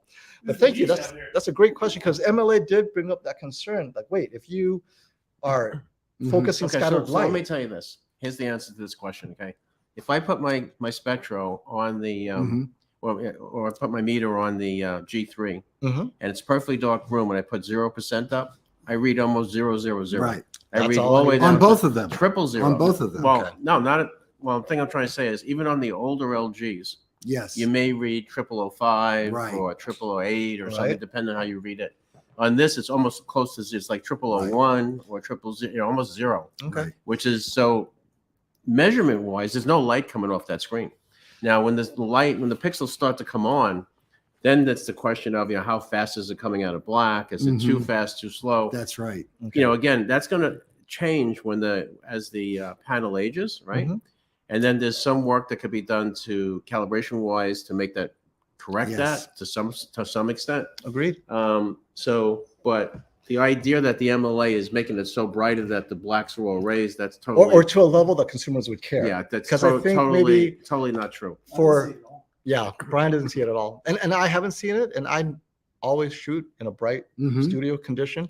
When the TVs are off, that's a different discussion. But when the TVs are on, I don't see a difference. Right. Now, The reddish tint on the Samsung is, I can see on two cameras, I can't see in person. Right. So we don't see that much here when Right. we're looking at Yeah. it on almost. Nick has a great question following up on his motion resolution question. So 24 FPS motion with black frame insertion looks like motion 24 FPS, I guess, the way creators intended. With BFI is clearer than 24 FPS. Mhm. So I do like the concept of BFI, except for the flickering.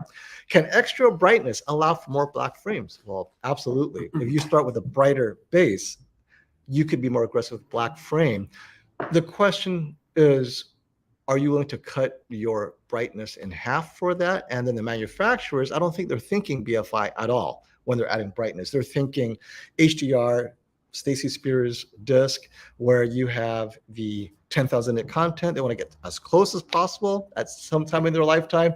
So in doing that, they're hitting creators' intent without the intention of helping you with BFI. But the nice benefit is, if it gets bright enough, Yeah. maybe with BFI, you won't notice as much of the brightness dropping down, right? Yeah. So I don't know. I don't think TV makers are thinking BFI when they make brightness, but I think in theory, this should work. Yeah. Two more quick things is shortly, we're going to be putting a G2 but next to a G3. Right. What next? Yes. But next, not Yes. far away. So we can see what MLA is doing, what the new processor is doing for us. And we can really answer that question about what are you getting in this next model year. Right. And also, I just wanted to add that when John looked at both of these TVs, Mhm. out of the box, they're both very accurate to what a calibration would give. Yeah. So let's just talk about that for a second. So when you say very accurate, what does that mean? What it means is that you're D65. looking at D65. It's Right. very close to D65. Mhm. It's Yes. super shocked, right? Yes. And I use my Jetty 1501 that just Beautiful. recently calibrated by the Beautiful. guys in Germany. That's the Yes. Jetty spectrometer. Yeah. So I know it's right. And a spectrometer is much more accurate than a meter would be. Right. Well, you use right. That's the reference, right? Yes. So anyway, make a long story short. Yeah. So I'm reading maybe say delta E of like, I don't know, 2.2, 2.4, something like that overall on average. No real high peaks, nothing anywhere over delta E of 3, which is the human perceptual vision. Right. So from that point of view, it's really good, right? It's like really, you know, it's you can watch that TV and you know it'd be fine. Now, if you go in and calibrate it, you can bring it to the next step, right? Because then at that point, maybe I can bring the delta E down to 0.5. That's right. But can you really see that? Probably not, right? Mm-hmm. But there are other things you could do during calibration. Yes. Is like I said, maybe the set's coming out of black a little too fast or That's a little right. too slow, and average consumer may not see that, and you can correct those things. Something may be a little oversaturated, so there's other little things that you could do to further optimize the picture. So I wouldn't say that you don't need calibration, Right. but for the average person, you could buy this set with the confidence that you're going to get a relatively clean screen, Yes. and it's going to be calibrated good enough that you really, unless you're super critical, you may not need a calibration. And that takes And us that's to- true on both of these TVs. Yeah. Exactly. The So- vibrancy is amazing. That takes Out of us. the box, both of them. I think know. it takes us to the quality of life features that are unique to each TV.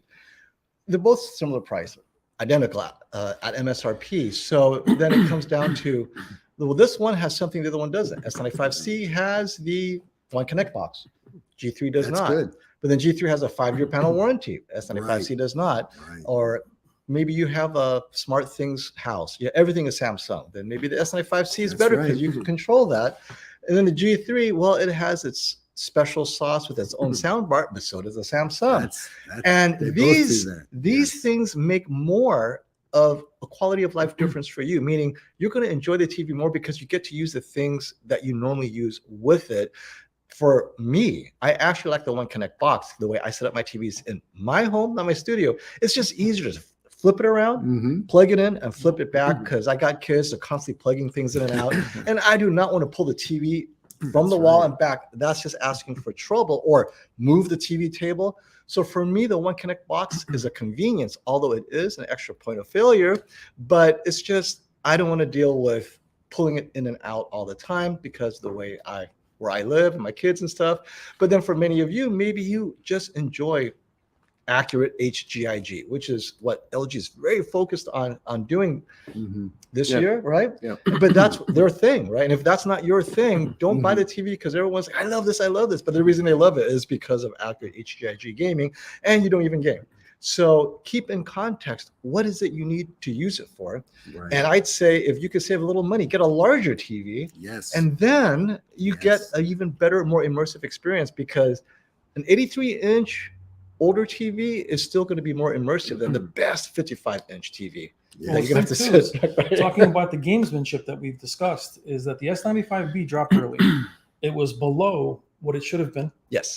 and it hurt the G2. It came out of nowhere. This year, they are comparable in price, Yes. so it doesn't have that surprise element. So that I love that gamesmanship of, the G2 was kind of stuck being too expensive compared to last year's S95, which is thrown on the market. Now, I want to drag us back to calibration again Mhm. because as you were talking about this other topic, a couple of things came to my mind. But before we talk about that, look at this picture. I'm looking. Okay, so again, identical. They certainly are. Look at the skin tones. They're right? identical. Skin Yeah. tones, saturation is basically the same. Color is basically the same. Her pink blouse, pink and yellow attire is basically the same. This is standard, 1080p content. Your comment about this looking the same implies that somehow it's creator's intent. So this takes me to this comment by Murderspert. To be fair, I can't trust what they're commenting on unless they know creator's intent. Both TVs That's may be right. accurate or not. Nothing personal, but many people here agree they need a reference monitor. So And that's with true. or without a reference That monitor, let's is put true. that aside. No one here who buys a TV, first of all, maybe 2% of you will have it calibrated. Right. So if you buy a TV without even calibrating, reference monitor is irrelevant. Right. And if it's close to accurate in terms of what we call D65 accuracy, that's great. Now, having the reference monitor, then you could say, when both TVs are calibrated, which one comes closest to reference monitor? So I have to tell you, in the last, 3 shootouts I've been to, every judge has had to walk up, Yep. pointing their face to a TV like this, Right. and then scoring with a jewel lens. And then the winner over second place, 0.2 points. That's right. And in a completely dark room. Yes. So in theory, you are right. In practicality, creators' intent, it's all down to D65. So the question is, how close to D65 are they? Right. You don't know, but there's some studios that do not calibrate to D65. Already, it's not creators' intent. That's it. D65 is something that many people use, but that's just what they Well, use. right. post-production in Hollywood have color graders, and they put the feeling into the content So that is that they identical? want the And it's emotions, not always D65. and it's not always right. Sony has their own That's right. alternate white point, right? And That's so right. if we're going to go into the woods, you're That's right. absolutely Maybe right. 4K. But you can trust, at least we can say, this is definitely close to D65. And any close, and we already said it's, one is 2.5%, the other one is whatever Well, we percent. measured D65. They're right on. Right. Yeah. So it's not so much to say it is definitely creators' intent, but rather Yeah. you're not going to get better unless you have a reference monitor. But even then, the creator's intent does not necessarily match the D65 on the reference monitor. So I just had to kind of expand that a little bit. In theory, you're not wrong, but in all practical purposes, if you are buying a TV based on that level of accuracy, you will do better to get a G3 with a 3D LUT, period. Because now you can calibrate it exactly however you want with the most minute detail of calibration that you could not even do with a Sony. Yeah. Just for reference of what a 3D LUT is, a LUT is a look-up table, LUT. And the TVs have them built in. So they look up when they see content, they look up on their reference table how it's supposed to be rendered. And again, I'm sorry, but LG is the only company that permits the calibrator to write to the LUT right in the machine Right, and itself, then right into the processor. the only consumer TV company. Consumer. So, yes. so we can calibrate 10,000 points of luminance level instead of 21 points. And that goes to the special feature. If that's important to you, Right. literally, you got Right. the C3, the G3, and that's about it, right? Yeah, and that's another thing too, because that segues into this other thing that you brought up this morning. And by the way, that difference is also minimum, the results that you get. We're talking 21 points is jewel. good. Right. Yeah, but the point of the matter is that remember we were talking about like years ago that you couldn't get anything close to this without a calibration, right? Mhm. And then as time went on, Not so go anymore. over that, Oh, yeah, that puts everything in perspective, right? I had this conversation with another calibrator, Chris Deering. You guys probably know him, right? Sure, He's been reviewing projectors and whatever for the longest time. So, and I'm going to steal this from you, Chris. You can blame me later. So we were talking over dinner, and he's like, "I don't understand the people arguing over this is Delta 3." He goes, "When I was starting, we were happy to be even able to get to Delta 5, and then Absolutely. and then over time it got better and better." He goes, "Now, out of the box, what you're getting is more accurate than what I was getting with all the most expensive right. machines in the world right. a decade ago." You That's guys right. are living, but the thing is, we are so in the pursuit of perfection. Yeah. And we're beating up calibrators for not getting it closer, right? And John's like, "Yeah, you know what? Yeah, way back when D3 out of the box is unheard of." Mhm. And CRT, come on. They weren't even thinking, they didn't know how to calibrate their TVs out of the box at the factory. So that's why you had to do a CRT. Yeah. And then you get to the plasmas and so forth. And even then, the manufacturers didn't care. We're at a point where, I guess, consumers, YouTubers, we push the manufacturers, whether G3 or LG and Samsung, out of the box is more accurate than what you got 10 years ago after calibration. I am just right. See, that's what I'm saying. You have to put everything in perspective, all right? And just to reinforce one last thing, whether it's the Samsung and the Sony has really good calibration controls, Yes. and the CMS controls work real well and stuff. But I think on the other end of the spectrum, as Robert was saying, the LG is the only consumer grade Right. TV that has this pro level. that it has sort of like, well, it has the interface to be able to redo the 1D LUT and the 3D LUT. Mhm. So the point is, once you get to that point and you have reference equipment, then you can probably calibrate the LG more accurately on paper. Well, you right? can may not be able calibrate to see more it. steps of illumination. Right. But the point is, at the end of the day, somebody can measure it. Like if you look, I'll give you an example. Like Dwayne Davis did a really good thing.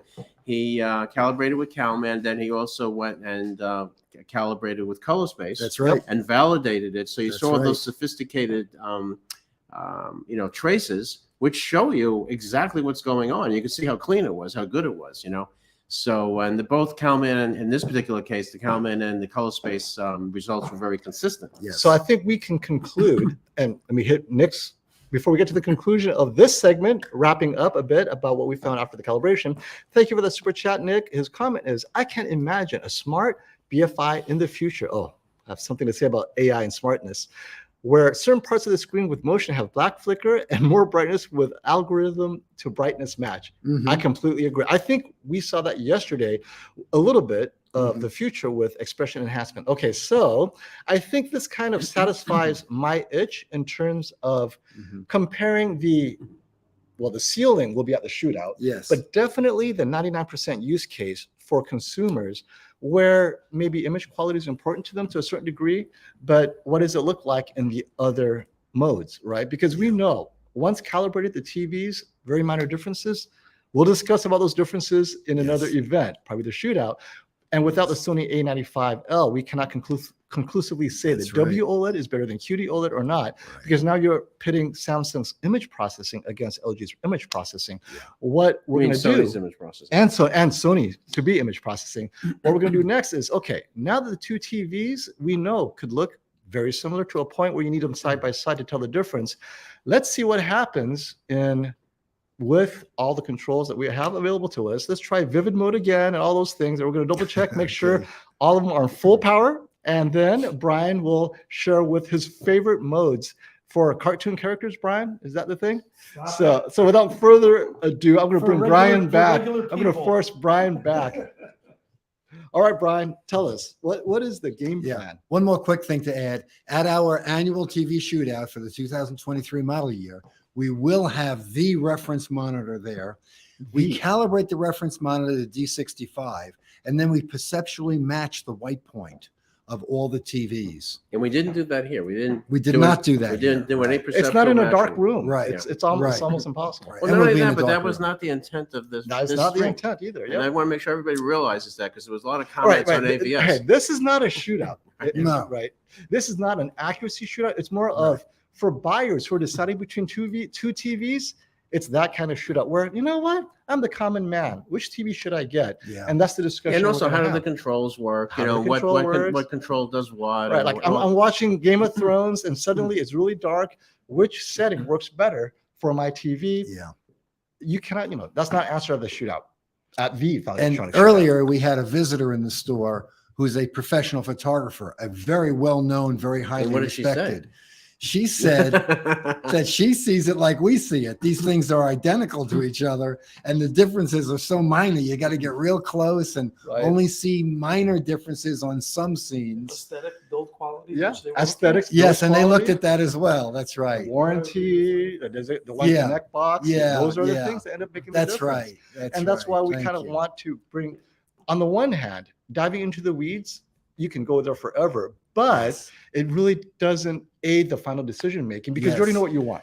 And also, finally, just want to say from 55-inch up to the highest screen size, all G3s are in stock. We're shipping them nationwide, Oh, and all S95Cs, all sizes are in stock. And we deliver them nationwide from Samsung and LG's closest fulfillment warehouse to our clients. So the TVs don't travel far to get to you. the only question many viewers have is when will MLA make it to the smaller LG TV sizes? No answer yet. Nobody That's- knows. Nobody knows. But All look right. at some more content. So look at the railing. So there's his skin Well, tone. let's look at this content in vivid mode. Yeah. Otherwise, Okay. Well, I'm just saying, before we do that, look, I just want to point out one last thing, because we'll have to pull this off. but Uh-huh. Look, the skin tones look good, right? Yeah. In person, guys, it's hard to see on the on the stream. But one of the things I'm noticing here, which I've never seen this color be different, but Here, let me the turn off color this is again. different on the G3 and the cyan versus on the S95B. Yeah. So Minimally again, but but we don't know which is right. we don't know what's right. That's right. That's right. But I'm just pointing it out. It's just Yes. interesting how different colors are different, and Oh, and the last comment that Yeah. many make is they don't even like the creator's intent. They're like, I hate E65. Mhm. And for them, it's the easy answer. Go get a Samsung. So not everyone actually enjoys the creator's intent, because once they get it, they're like, you know what? Maybe I'm not such a fan of exactly what the creator intended. Yeah, but so the LG ran wild out of the box too. It when you did say very one well. world, it's like a nuclear reactor. Yeah, but you gotta put some expression behind your words. Yeah. Out of the box, the LG was exquisite. I mean, Okay. it was on fire. So I know you say Brian? one is more. I'm going to ask you to sit down so I can do a Yeah. bio break real quick, and then I'll be back. We're running now. We're still on the same turn. Yeah, sit in the chair, and then we can. Are we going to put the G2 and G3? We have to go through the screws and once a time after. Okay. Yeah, I'm gonna pull that. I'm gonna get the spares. and So muscle we're back actually down. gonna go. What's up, So we don't guys? have an Oppo in the house, right? No, I'm Not sorry, Not even not. in the You're basement. funny. No, hidden not that I inside. know of, This- anyway. This display won't play all my content. for some Oh reason. my gosh. Which one are we using? All right, guys. We have Panasonic. 491 in the chat. Please hit like. How are you guys doing? Michael, what's happening? So my point in saying what I just said is that the Samsung can look a certain way, but the LG can look just like it. You can make it Yes. look as saturated. Yes. So don't get caught up in thinking one is accurate and that's the one you have to purchase if you want. They both can, as I mentioned, run wild. Same with Sony. You can make them look as inaccurate, which some people like. We can't forget about those people that don't always want something to be creators intent. Right. In fact, I think you might be one of those. I am. Well, I'm in the middle. Me and some of Okay. the other guys Okay. like some of the processing. I like live color on Sony. Yes. I like some of the reality Yes. creation. Yes. What's up? Can people see that? No. Okay. Not Yeah, yet. finish your comment, then that's one that comment. But it's not. Please have a seat. It's not catering just to one small group is my point. There's a lot of you guys are animation fans, you're movie fans. Not everything has to be grain structure intact. It depends on, especially for you gamers, you want vibrancy. So what are we showing here, John?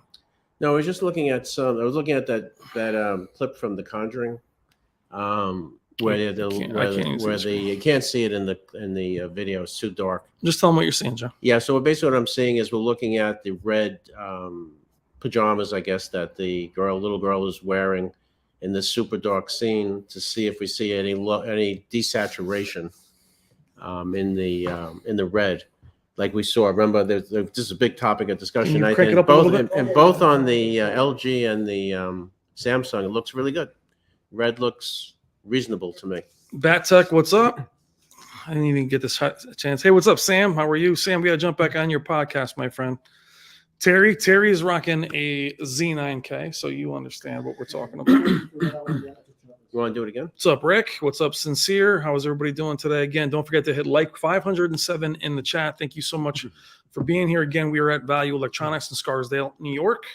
You guys see Robert on my channel all the time, and we are actually in his store. This has been the whole weekend. I've been here all week. We got FOMO in the house. And yes, it's very bright in here, which actually is not bad for what we're looking for. Terry, did you buy the 900C yet? Well, I have to see it at 85 inches before I make that commitment. Brooklyn Blaze, what's happening, my Let me friend? put the other one back on.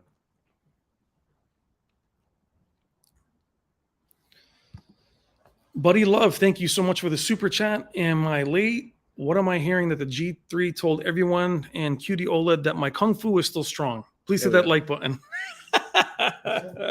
Thank you so much, buddy. How are things, my friend? Excellent comment. Yeah. Am late. What am I hearing is that the G3 told everyone that my Kung Fu is still strong. Great comment, my buddy.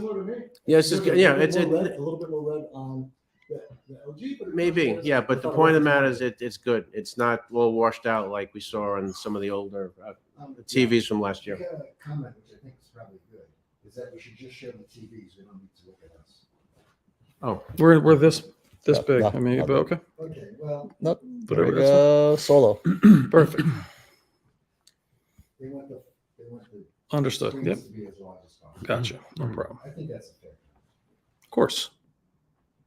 SD, you'll see the Z9K 900C when we get the larger size in, not 75 versus 85. I don't think that would be fair. so it looks like the manufacturers are listening to the comments about the desaturated colors and low. What's up, Ari? Yeah, Lee. I mean, it's a lot of times we do OLEDs. They're in dark room, and we always hear about that. So we are in the brightest room, and he's turned the settings up on the camera so you can actually, they don't glare that much. Obviously, not in person at all, but we're trying to show very light or very dark scene. Oh, Robert, yeah, the Duvetine on these boxes are glaring again. Okay. Yeah, we'll get to it. Now, there's all reflection, so we're trying to know that right now. What do we need to? Jason, after seeing them all week, what TV do you like better and why? It's really been tough, actually, for that reason, Jason. I'm telling you, after 8 hours yesterday, I was more confused about which one I wanted myself. What a great question. If they were 80, if they were both 83, and which makes it, again, when I say no skin in the game, I'm in the 83 division, so I'm not buying either one of them. Had they both had an 83-inch model, I'd really struggle. And I may have leaned towards the Samsung. I like their gaming features at this moment. They have a lot of gaming flexibility that LG doesn't have at this moment. They have more gaming fine-tuning right now. So, but which TV will fit in the overhead on the way home? Neither. On the plane when I go back to Florida. Go back to Florida tomorrow. 43 maybe. This is really hot. So let me just stop this. I just wanted to see that real quick. Cover these?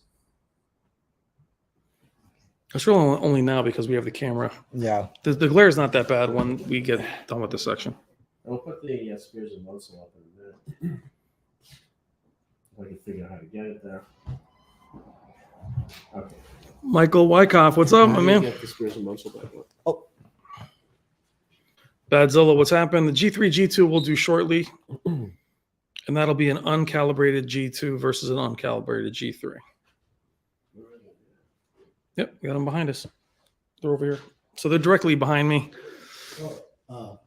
Two uncalibrated, G2. Yeah, they're both uncalibrated, yeah. Yeah, Sonola, yeah, we were saying that it was amazing how the G3 actually looked like the Samsung in terms of its red, which is also a strength of the Samsung. To say that it's not as saturated is something that they're trying to improve.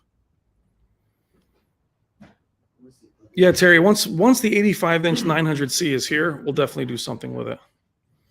Ninjeshin, what's happening?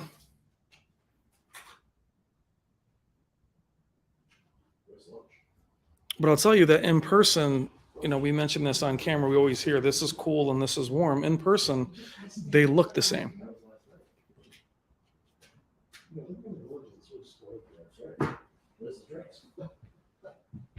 Robert, did you bring that Loki, I wouldn't lower the 900C brightness. We would let it run wild. And I'll see how the 900C is. I mean, it's right over here to the right. I have to get into it.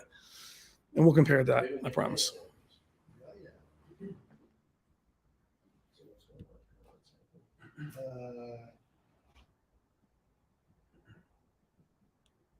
He's messing with the camera. That's why you see more reflections. That'll go away. You'll see that again here now.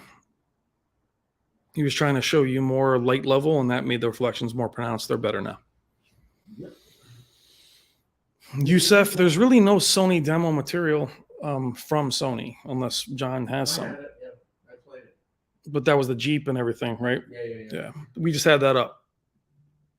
Sony used to have one of the best demo materials. I had demo material from Samsung, Sony, and LG and Panasonic.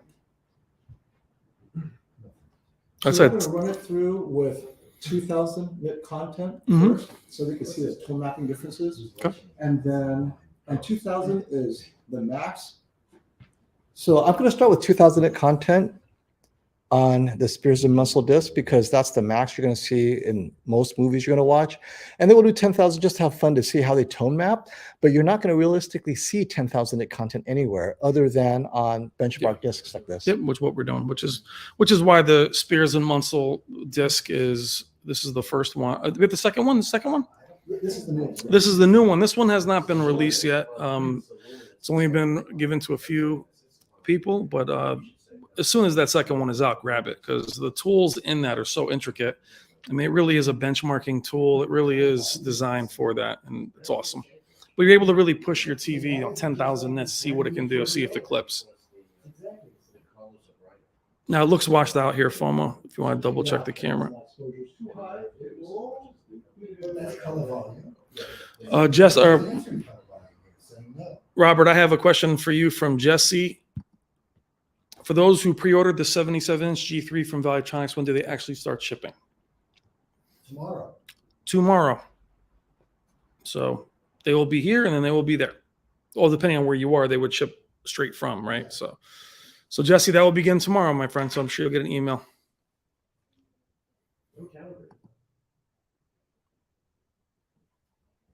The X95L, we're thinking it'll be in the summer, probably similar to last year's X95K. Redemption, what gaming features is the S95C over the G3 right now? Right now, the presets that Sony had, LG had your RPG, sports, FPS, standard.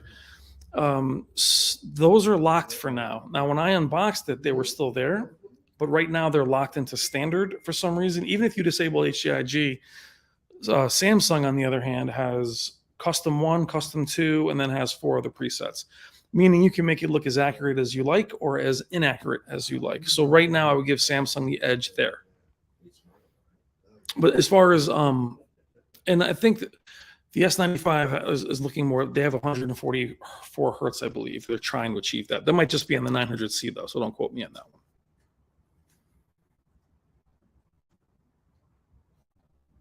Yeah, Loki, these are not easy. I mean, the camera, you just hear what we're kind of saying. A lot of times, again, they look exactly the same. Anything that's white on screen tends to look, different colors due to the cameras and a different technology. When we see something that's different, we'll pause it and we'll show you. Yeah.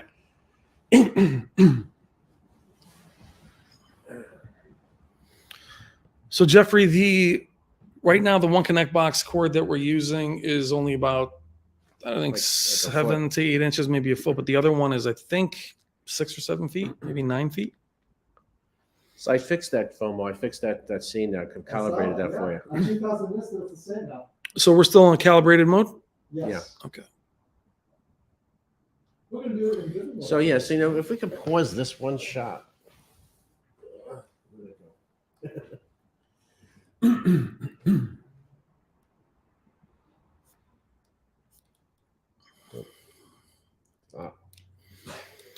So those of you that just joined us, the S95C is on the left. The LG G3 is on the right. G3 is 65 inches. The S95C is 77.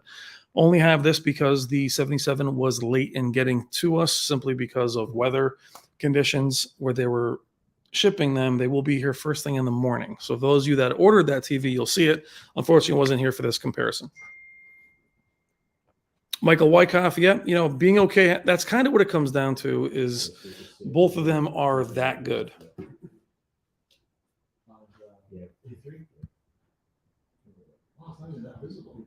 And these actually, even though these don't look a little different on camera, again, due to the different technologies, they do look very similar in person.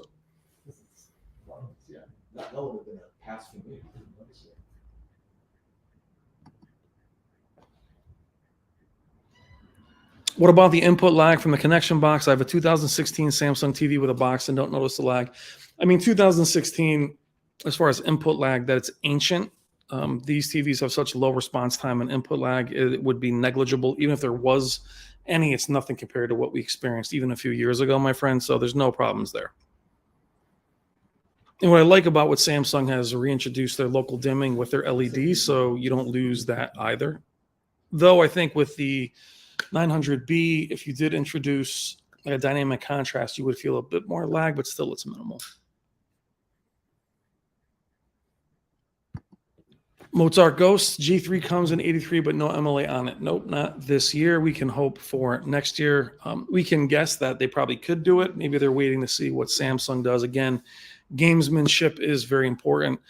If I'm LG, why put that out now? If maybe holding it back, then again, LG displays maybe that capability, the mother glass, all the different variants. Sometimes it's difficult. Well, there is it. My pleasure, my friend. Just want to see that. Yeah. Got an S95B. It's not that great, or let me say was best TV. Can you clarify what you're meaning by that? Because you're kind of saying two of the same things. Hey Flo, how are you? Hey Brian, just wondering why the 8K panel runs so hot on the screen compared to an OLED. Will that affect the panel life so being hot? Yeah, come on, Flo. I'd imagine the pixel density pushing the light through the screen. We've talked about that over the years with Samsung, which is why in the beginning of the year, sometimes the 8K panels measure not quite as bright as they're pushing through that light. Whoa, just messing with the camera. I wouldn't think that would hurt the panel life, but I would imagine that would be pixel density getting through those pixels, probably why it runs a bit hotter. And also got to remember, you're looking at an organic emissive versus mini LEDs with a lot of zones. Flo, I love your picture too, man. I hope all's well with you and your family.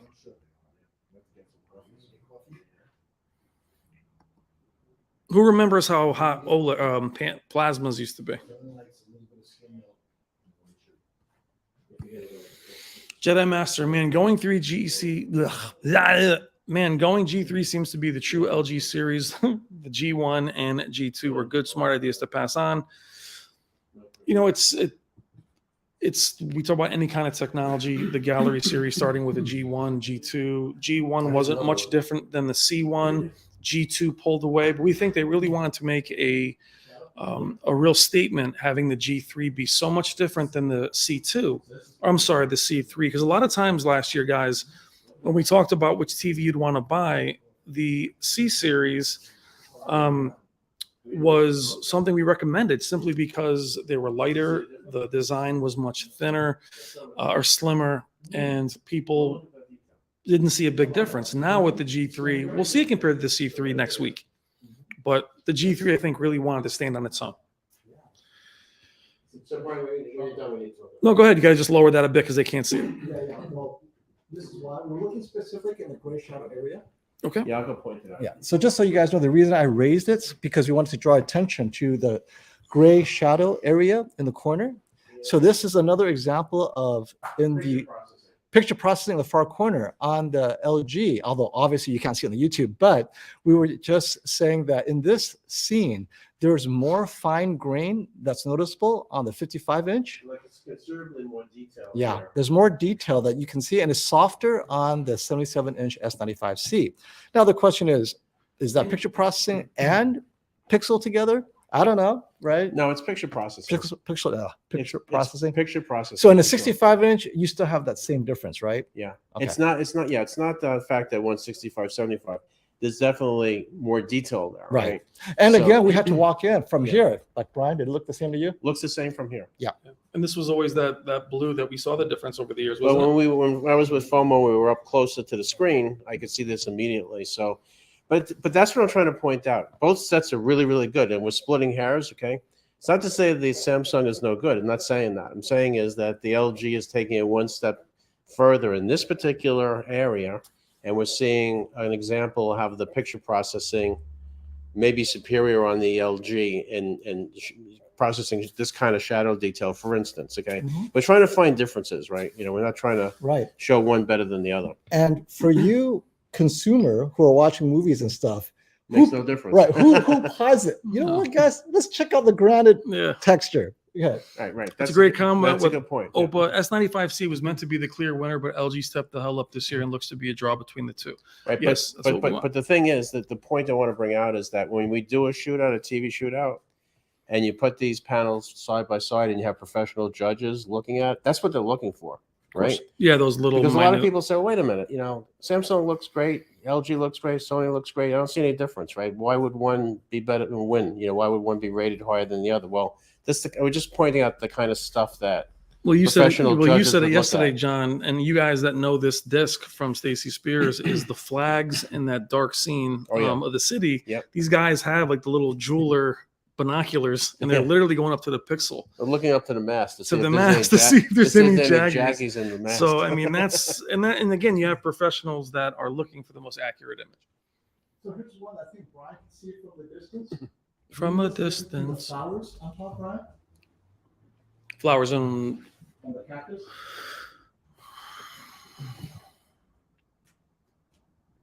I don't see anything. Oh, for some reason it feels like it's more yellow. it does look a little richer in color. Does it look It looks a little more gold on this side. more gold, right? A little bit. It's Oh, yeah. richer, right? And that's what I Little was bit. trying to bring out before. I think LG, again, I don't know any inside information on this, but it seems like LG increased the saturation slightly. Yeah. You This- know, yeah, to this compete one- with, to compete with the QD OLED, I think. So now To give that it more of a QD Right. property. Yeah. Yeah. so this definitely shows that they're now. We're not saying it's more accurate. I have to remind you without a reference monitor, but we are saying there is a difference. And I see there's more color in the yellow of the G3 because they are literally directly responding to people's complaint last year that the LG is lacking color Yeah. saturation. Yep. They're responding. Now, did they overreact? Will this allow them to win? After, remember, it's already been kind of close to calibration, but if the reference monitor looks more like the Samsung, that's not a win for LG. We don't know. but Yeah. this Could you imagine? remains to be tested, You right? imagine over leveraging, and then now Samsung wins because they're more accurate. And LG's like, no. But you know, in talking with a lot of the engineers, you also have to remember this, right? They're just not arbitrarily increasing the saturation. They have reference monitors wherever they work, right? I'm saying they're using it, just not willy-nilly figuring this out. They have reference monitors that they use Oh, yeah, they all have to them. match, you know, to We fine tune. need the willy picture mode. Yeah, willy nilly. That yeah. Cinema 1, Cinema 2, willy nilly, Well, I mean, dynamic. it's things in perspective. It's to Absolutely. understand this is Yeah. a scientific. Well, bat 75 or 5 pixel density. Yeah, I mean, also too, in the aliasing you might see on these flowers, yeah, they would look cleaner on the 65-inch. I mean, that's just a fact. Squirrel. FOMO's pointing out, and we see differences from last year's Hold this. Hey. And this is an interesting scene because a lot of times we see TVs that aren't calibrated on this scene, they tend to bleed a little bit. Yeah, This so- looks great. Go ahead, John. Tell me about it. So yeah, so we're looking at it in person. The reds look perfect, right? Both TVs. I mean, they're, you know, and the highlights on the yellow flower are pretty damn equal. You know, it's a great picture to. Yeah. Well, Use John, some capsules. Loki wants to oversaturation. know, is the LG BT 2020 is the Samsung DCI? Oh, here we go with that. Okay, so Look at the yellow flower. Look at the pop, though. It's the same.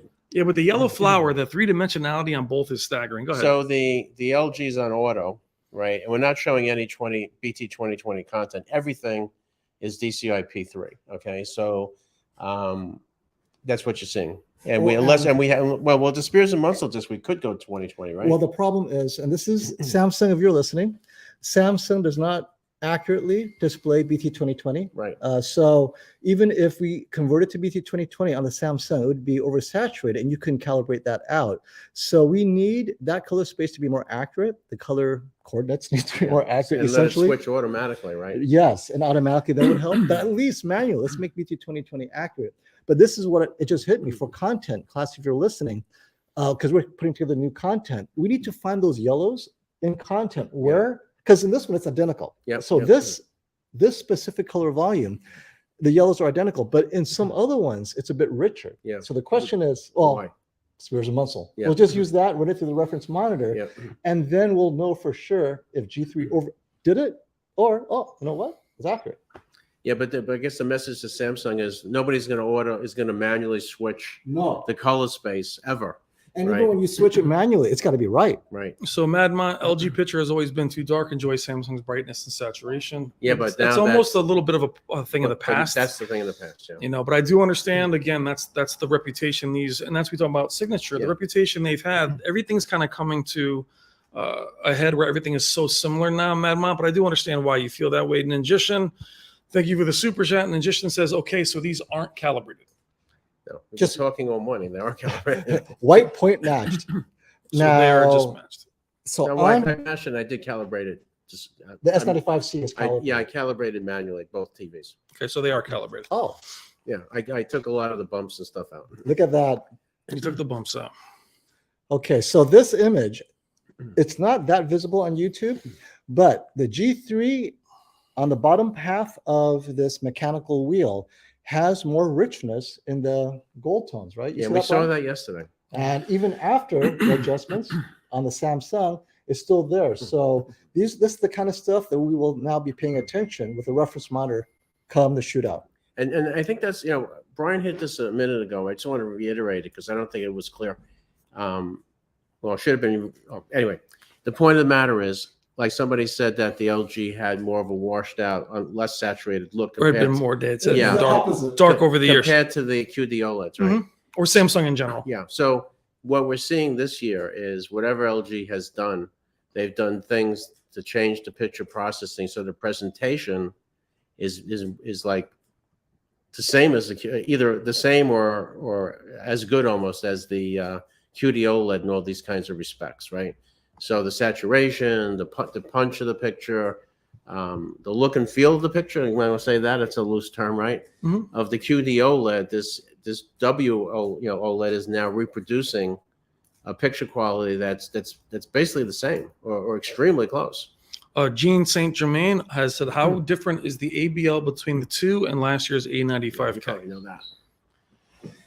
Can you comment on that, FOMO? I don't have the A95K. Well, the thing, What's the question? Was ABL or ABSL an issue last year with Okay. A95K? Do you notice anything different with these versus them?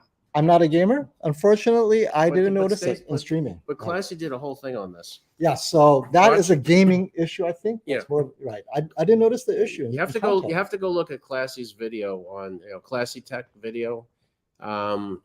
He did one on gaming, and he has a very sophisticated analysis using the new Spears and Munsell disc to show true peak luminance and ABL effects for these TVs, and that'll answer your question. And there's no, watch the video; it's really clear, and you'll get your answer. The point of the matter is the ABL is better on these newer TVs, Gotcha. and he'll show you the reason why. Now, what settings do you guys want to see? You want to see the settings of what they're in? Is that what you guys want to see? Yeah. Dynamic, standard. Yeah, I mean, you want to see what they're in right now. If you want to just toggle the settings for them, people keep asking to see what presets they're in. You want to grab the other remote, John, and run through the settings? We're going to start with the Samsung, and we'll go through the settings. John, if you want to do the LG. Hold on, we got Joe a quick Silva used to have me playing with the remote. super chat or super sticker. J Steph 15. Thank you so much for the super sticker. Very much appreciated. Yep. Please leave a comment or a question if you have one, but we really appreciate it. Thank you so much for watching. But if you have a question or comment, J Steph, please let us know.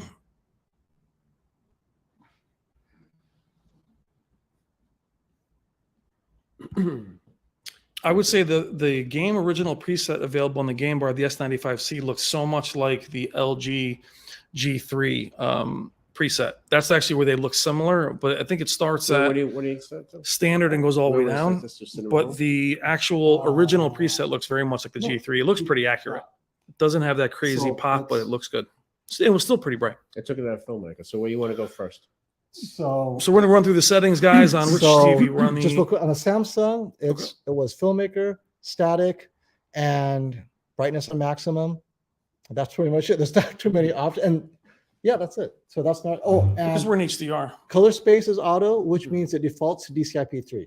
Okay, right, John, let's Yeah. do So these for a second. So right now I set it to cinema. It went from filmmaker to cinema home, and I want to show you something really interesting because this is exactly what I'm talking about: picture processing. And again, it may not match the reference monitor, but this is a great example. The Okay? Classy wants to know if we have the clarity settings off in the Samsung. Should be. He says they should be. Yeah, I mean, they'll check, but they should be off. I love how they all hide them in different places. Custom. Was whatever it was yesterday. Custom. Okay, Can we turn it off? it should be off. I mean, it doesn't matter to me, but yeah, turn it off. Okay. So here's I just want to point out something. Can they hear me if I walk up to the screen? No. Okay. So shall tell you and you tell them. Okay. Okay, go ahead. Okay. So when I put it in cinema home, now LG is doing some picture processing above and beyond. They can't hear you, so. I got you. I'll listen to it. Because you can see the difference here. See how this looks much brighter? So John's saying Cinema Home, the brightness is where it needs to be. In other words, you're getting more color saturation. It's almost like the sun is shining off this. Realistically, where it's supposed to be. Yeah. What I'm trying to bring out is when you look at cinema home, and again, I'm not saying this is reference or better. I'm just pointing out difference in picture processing. So when I put it to Cinema Home, what you're seeing is on the bottom by the bottom side of the screen, you'll see that the videos, the stream shows it pretty well. It looks almost like the sun is bouncing off the bottom of the roots of the tree. Looks more realistic to me than on the Samsung. All right, Samsung looks more washed out. Now, I'm not saying one's better than the other or more accurate than the other. I'm just pointing out there's a difference in picture processing that LG is doing, and by turning on some of these other modes, you start seeing what some of these picture processing elements do that most people turn off, right? So, like when we talked about what, but when we talk about you know, what people like, some people like more punchy, and some people like a little more saturation or whatever. You can now use some of these controls to turn on. You can turn on some of these controls to make the picture look kind of the way you like. To me, this looks a little more natural to me, but again, I don't know if it's references we don't have to monitor. Now, what do we have dynamic tone mapping on in the? The dynamic tone mapping is on this one. And what is it on the Samsung? Static. Samsung's off. Static. Yeah, turn it on. Wouldn't we want them on both on? Yeah, we're gonna turn them on both now. That's all Samsung has. Exactly. We don't have much of it, and we won't use contrast in house. I don't think it's gonna make a difference in this case, but Well, it just got brighter. It's Yeah. actually got more but you see the difference, right? You can see how you can see the green scrub grass. It looks green on Well, the the LG. micro contrast is a little bit more. We can see a little bit more. Yeah, and that's the point I'm trying to bring out. Yep. It's the picture processing. You Yep. know, the remember we talked about the LG, like one of the big things they're doing this year is that with the dynamic tone mapping on, and even without the dynamic tone mapping on, they're looking at like 20,000 blocks per frame to try and tone map them so they get the most accurate representation. So that's what you're seeing here, right? It's what we call picture processing. And those are the kinds of differences that you're going to see between the panels. And I'm sure if Sony was here, we'd see something even more different, right? Yeah. So we just want to drive that point. So here's another great example of this, right? We showed this yesterday. But now that the sets are calibrated to the same white point, everything looks pretty, you know, the colors are right. So Batek says, why do you switch to another preset on the LG and not show the settings for the Filmmaker, which is what you had on Allstream? So we want to both be in Filmmaker? Yeah, we could do that.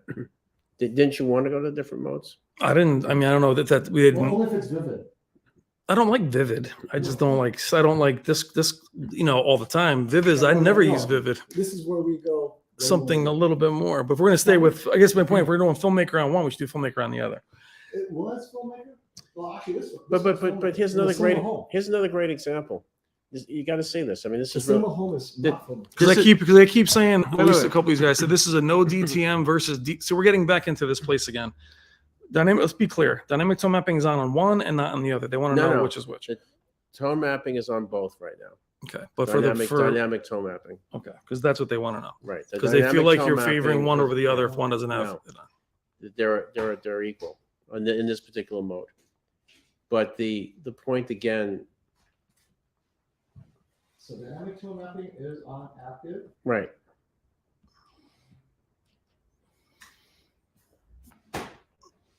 So we have 471 in the chat. Please hit like, guys, and someone else comment. We got the same 4 or 5 guys commenting. Jump in and talk. You see what I'm talking about? Oh no, I see it. But I mean, you can't see it on the stream, but it's really evident. And that's what Mark, It's Brian, the can you whole- please let us know what your take is on upscaling 720p? Many of us watch regular. So we would say that yesterday on YouTube TV, Mark, we saw that the LG was a bit clearer than the Samsung low bitrate content. So upscaling on the Samsung isn't like it was last year. It's definitely better, but I would still can see give it. the G3 more. So I would say the G3 is better in that regard if you watch, 720p and 1080p. But to that end, the Samsung wasn't in any way Still- unwatchable or anything. But you got, So if you take that out, This so there is a processing difference. There's no doubt. Yeah. And LG is erring on the side of more color this year. Yeah. Kind of making up for lack of saturation. We're not talking about accuracy at this point.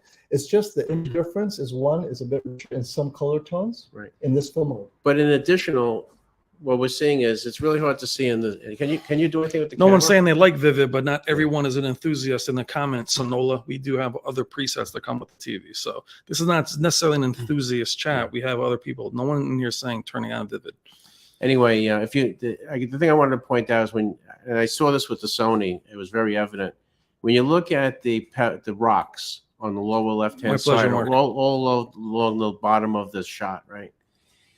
So what happens is when you look at the rocks, okay, on the Sony last year, the A95K, it was really evident that you could see almost every individual rock. It was the clarity and the individualness, the different colors of the different rocks, the detail on the rocks was like really evident, right? You could see it even from here.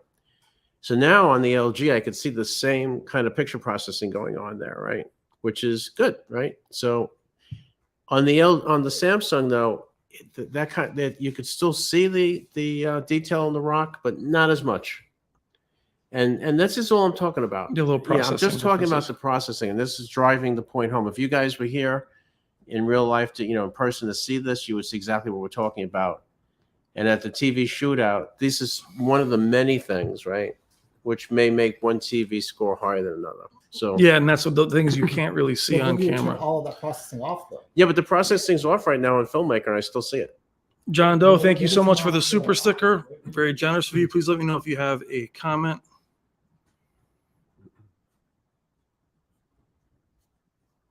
Make it, yeah, you go. Okay, better. See without the tone. No, I it's understand that. better, So, yeah. see, what I'm trying to say is that it's the same 19 comments Yeah, yeah. over and over again about color space. They've just Yeah. explained to you what the settings are. So, do you want to reiterate the color? They're in what color space for everybody? So we have to keep answering They're this all question. in P3. They're all in P3. Yeah, it's an auto. So- it's an auto. And now if- we have dimensional mapping on both. Yep. No, they're off now. They're off now. They're Okay. all off now. John, thank you again for the super sticker. Appreciate it. Let me know if you have a comment of any kind. I appreciate it.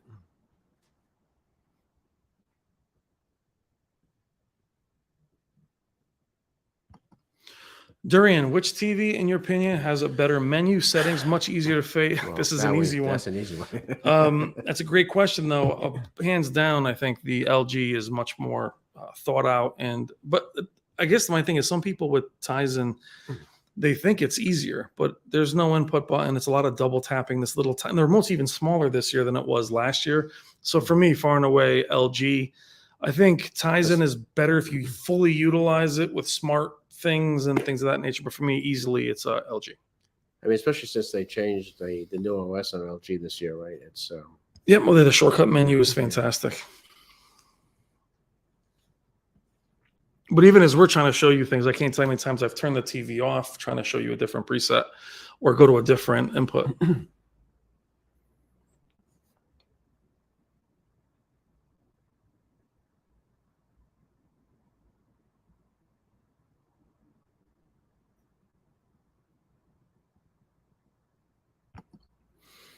Appreciate you guys sharing your opinion on these TVs. Thank you for the comparisons. Our pleasure. I really appreciate you guys watching. Again, we got 489 in the chat. Please I think hit this- like. I think there's 487. 89, my friend. Okay. I don't have glass. You have glasses. You're the guy calibrating these things. I'm just kidding. 488 now. Uh, That was the guy signed off. my pleasure, Duran. No problem. If you any other questions, guys, let us know. We have that many in the chat. Do not be shy. Super chats are great, but they're not necessary. So put in your questions, especially if you haven't commented already. If you have any questions for John or for Robert or for FOMO, let me know. Nathan, yeah, how the- thick is the S95C versus the G3? The S95C is a bit thinner. The G3 is, Robert, what's the G3? 1 inch? The G3 in the 77-inch and larger is 1.1 inches. In the smaller screen sizes, it's 3/4 of an inch thick. And the S95C is 0.4, a little less than a half-inch thick. And the S95 doesn't have the thick back at all. It goes straight down pretty much for the most part. Same thing as a So G3. do this Yep. one. So the S95 is much, not much thinner. It's below 1 inch, and the G3. The G3 has a very premium. Look how much brighter the Samsung is in dynamic mode. Yeah. See. Well, you've put it, yeah. What's the other one in? Filmmaker. Oh, how would you? That's What's wrong with Let's you? try dynamic. But answer that one. You want to open that can? Trust me. No, I know the answer. The answer is All right. right. John, So Nathan, is it, can the G3 is thicker. Do that, yeah. Yeah, but Let's see if G3 can keep up. Yeah. good Because idea. Vivid is all it's got. But wouldn't LG Auto P3 or would it? Well, Vivid would be the same as dynamic. Yes. The answer is yes.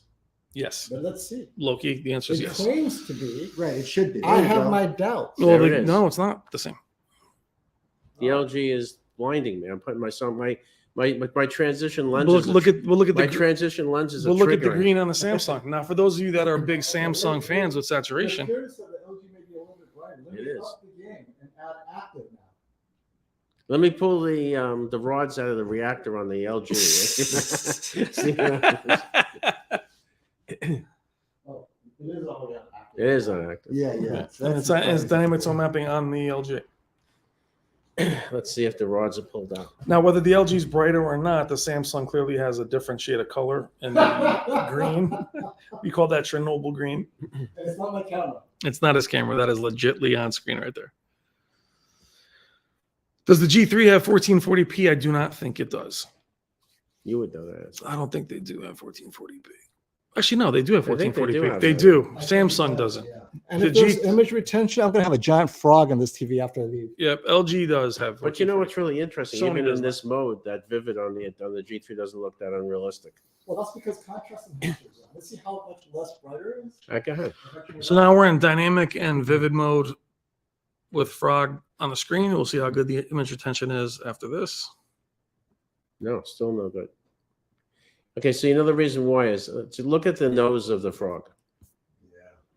The nose of the frog on the G3 is really what you would see in real life with the sun shining on it, right? Those white bars there, that's the sun reflecting off the nose, right? Thank you so much for the super chat, H2O. Gratitude and appreciation for all your efforts, gentlemen. Special thanks to Legends Classy and Magician AV from Dubai with love. Thank you so much for the super chat, H2O. Very cool of you. Hope all is well in Dubai. Great profile picture, by the way. Is it raining there yet? All right, let's move on to the next one. So who wins this one? Love Tech Lynn. Hey, Brian, I'm looking for your color pop. G3 Totally. won the overall brightness based on my camera's meter, but the problem is the contrast enhancer was on, so it blew out all of what little detail either of them have in dynamic mode, but the G3 processor chose the right things to create contrast, Yeah. where you see the texture on top of the nose, whereas the Samsung just made everything bright, where you lose contrast and texture in the brightest parts. So this is image processing choices, and And you I can think- see it on the stream. I could see it. Oh, yeah, And you the can see green, it. the green is very different. it is very Um, different. And color aside, right? It is what is lost with that brightness. Samsung lost some of the texture difference, whereas the G3 preserved it while also preserving the brightness. Yeah, yeah. And that's pretty awesome. Love One Tick more Line. thing to notice, very respectfully, is that there is more color saturation on the Samsung QD. But Yes. which one looks It's a more whole real to different you? color. Yeah, whole different color. Well, it's more saturated. Well, I mean, again, unless you know the frog in person, we'll go back to No, no. that. I mean, It's that is, vivid. that Unless is you know the that frog is is a vivid. dark frog, by the way. That's not the frog in your yard. And as you guys saw back in Filmmaker, they were literally identical. By the way. Yes, That's why I wanted to absolutely. make sure is the frogs were identical, but when you change the modes, suddenly everything's out the window. Yeah. Because they're processing. Hey, it Brian, I'm different. looking for more color pop. I have the Sony A90J. It's very accurate. What would you give me more pop, wow factor, the G3 or the S95C? No calibration, usually standard mode. Thanks. I think the standard mode on the S95C has more pop. Let's- Check it right now if you like. Let's try it. Let's try it. That's what we should have been doing all along. We should do it made to order. So Love Tech Lynn, this is for you. We are in, wow, look how much brighter the standard mode is. Okay, so standard on the Samsung Love Tech Lynn, and then we'll have standard mode on the G3. Love Tech Lynn currently has an A90J. It just doesn't. I'm sorry, it just doesn't look real to me.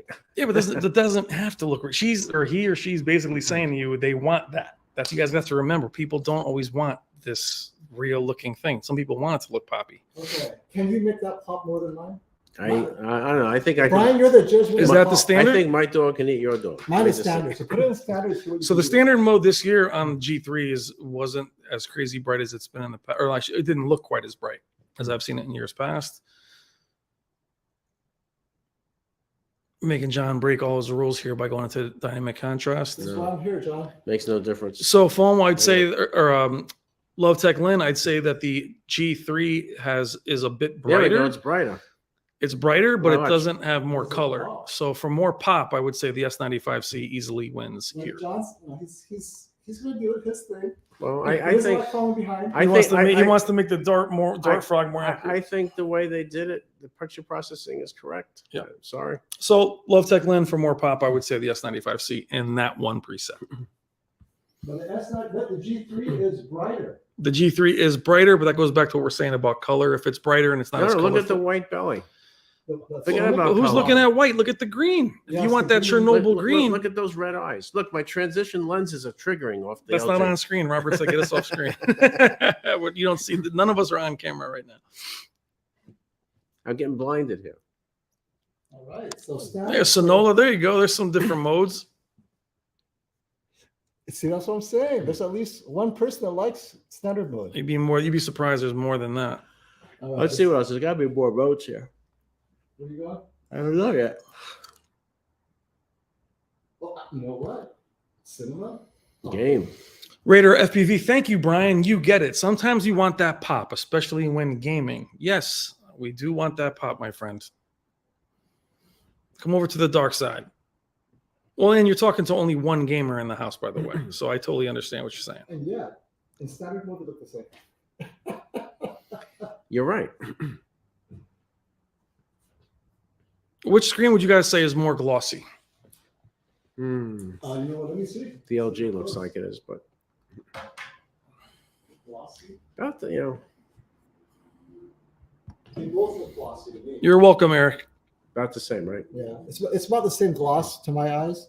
Neither of them have a matte look to it. Yeah, so they're both equally And glossy. FOMO has special glasses, so he knows. You got the X-ray vision. I don't have transition glasses. That's right.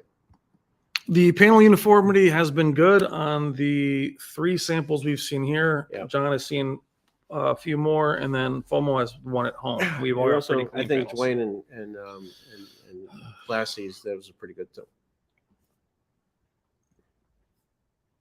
So this is 10,000 nit content. We already know what they're capable as far as their maximum luminance, all that good stuff. The question now is, well, we concluded yesterday is that as you go through this, you'll notice that when there is super high nit content, the G3 still needs some tone mapping work to preserve the detail in the bright whites. So it's not a big deal because you're not going to see this in real Yeah, content. yeah. anyway. Okay, so All film, right, go back to filmmaker filmmaker and to show appease the our chat. advanced settings on the LG To appease the chat. Okay, so let's go do that. So show your advanced settings. Oh, I got this. If you show me yours, I'll show you mine. Yeah. I'll show you mine. Oh, let's go to filmmaker on this. There we go. Filmmaker. Let's go back to filmmaker.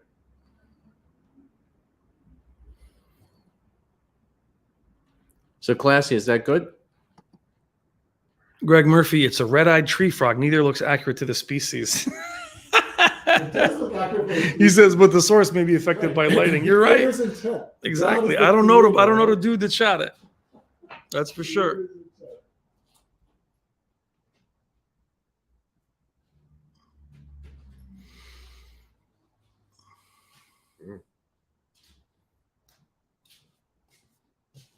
Guys, don't forget to hit that like button.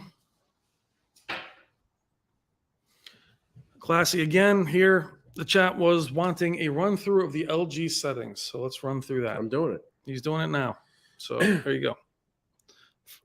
Lee says the frog intent is important. And then Mozart Ghost said, any frog scientists in the chat? This dude still wants to know color. What color are you looking for? It's on auto. What color are we in the LG? What are you asking? This dude. There we go. Because why didn't he show color? I don't know. I don't. What know. color? Just the color, temperature, color. I don't know. I'm going to show the color luminance right now. You show I think we're color. done with this whole thing. I hope so. Classy As is we're it? doing that, just continue doing it. I'm going to check this. Whoa! Did we disconnect? Nope, you're good. John Hooper, what's up, my man? How's everything in Vienna? Alex says the G3 looks more natural. S95C looks more creamy white. I mean, that is also the camera in this setting, Alex, because they are 2 different technologies. They show up different on camera, but they're bringing them up now, my friend, JB.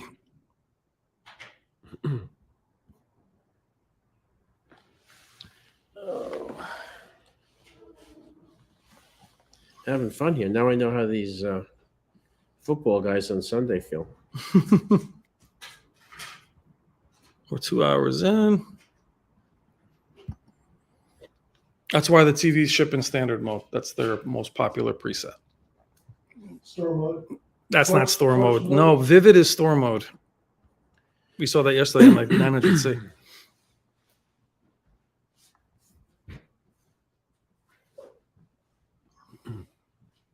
Can you order food from these? I keep on telling you, you get fed after Oh. you do your job. Wait, did I say that out loud? That's our no mic on you.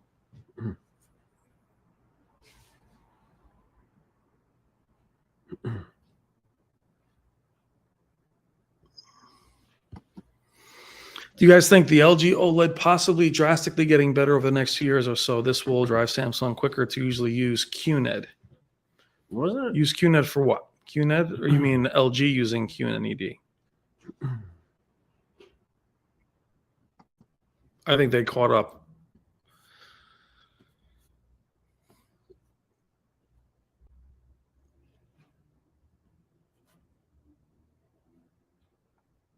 I know. Where's the squirrel? The squirrels. Everybody gets the three different things. Oh, four. It's watch, squirrel, beaver. What's the other one? We're not on camera anymore. Oh, good. I was gonna say, since you know what, we should be on camera because they don't want to watch this. Come on, guys. Can't be that bored. Let's take this down You're a bunch here. of schoolgirls, John. Okay, so Trying to be gonna- president. All right, so this is really for the pleasure of people who enjoy diving into this minute differences, but I think the more important differences will be related to. Won't play the disc. Oh, now it plays the Here, disc. switch this. Make this one bigger. Put a small. Yeah, will be related to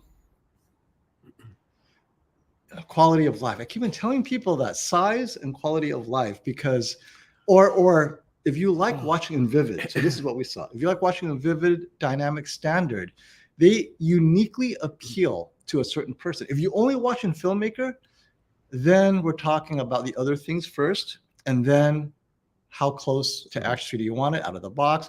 G3 consistently out of the box is really accurate. That's great, but it's not like the S95C is terrible. It's just a few percentages off, right?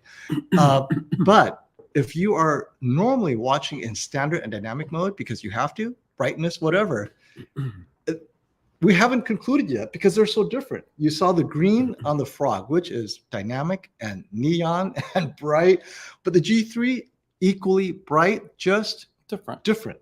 Well, and that's where And you I can't say it's better, right? You guys have to, many have said, you need to be in front of the TVs. Bring your content, be in front of the TVs, get into the mode that you normally watch it in. We're just trying to give you maybe a taste? Yeah, but you guys have to know Appetizer? too, the more accurate you make it, the more they look similar, which is good. But they also keep their signatures intact if you want to get outside of those picture modes. So the great thing is you can do both. It shows you that they're all trying to track a certain What's way the skin because tone? as they get more accurate, they look similar. It means they kind of have the same goals. Let's see the skin tones there. All the skin tones are the same.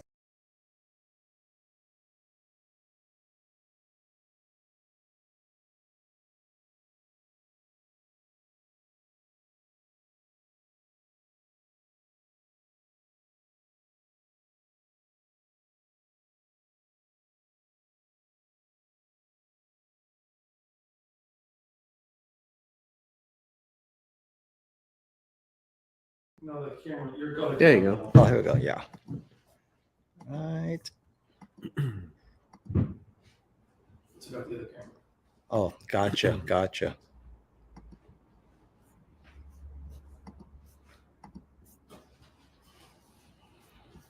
Okay, we're good.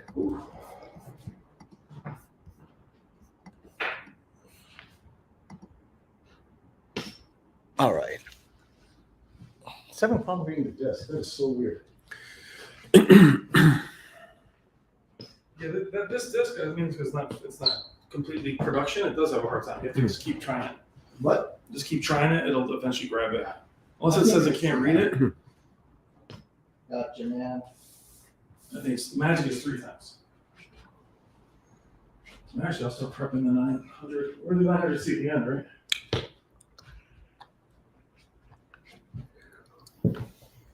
Because you want to go G2, G2.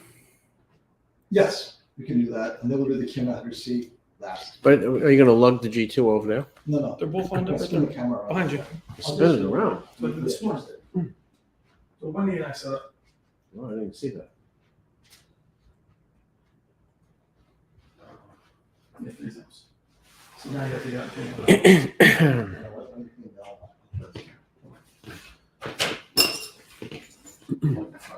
Choose this one. Wonder if there's an A95K here we can put down too. There's one. There's 2. There's one right there. Oh, that's right. Just spin it around. Can't do it because everybody gets very upset when you pick up the name of the They feel like it's helpless. I'm like, "They're the best We TVs. need the union, right? It's one of the best TVs in the world.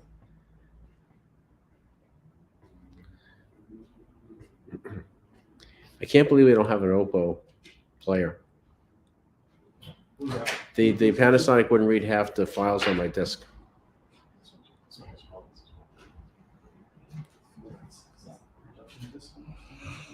You don't need like burn deep enough.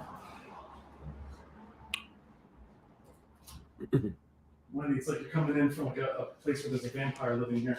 Oh. Need that coffee back.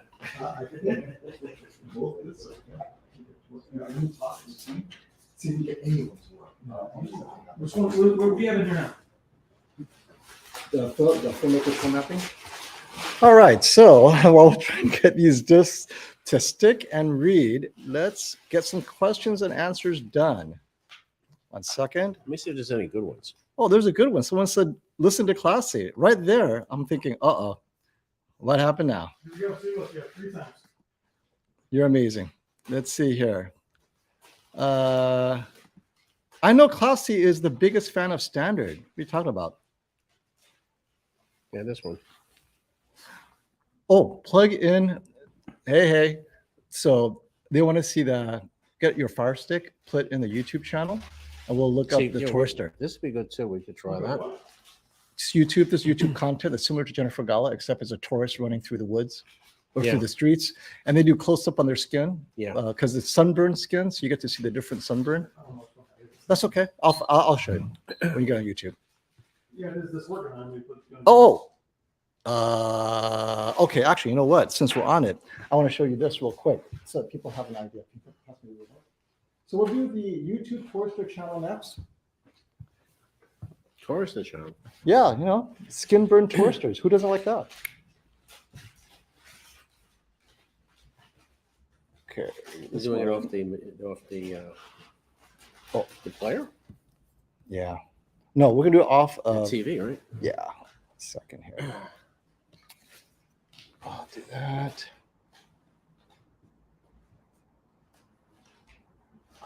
Oh, what just happened? I put the Oh no. It has to be No. on the splitter. Oh, So put it back on that. okay. Brian will put it into the splitter. You have the Fire TV?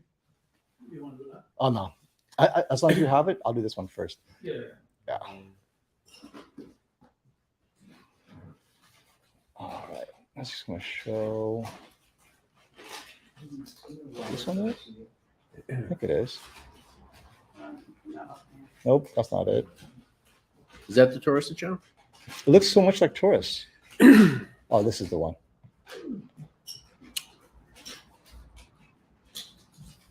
Okay.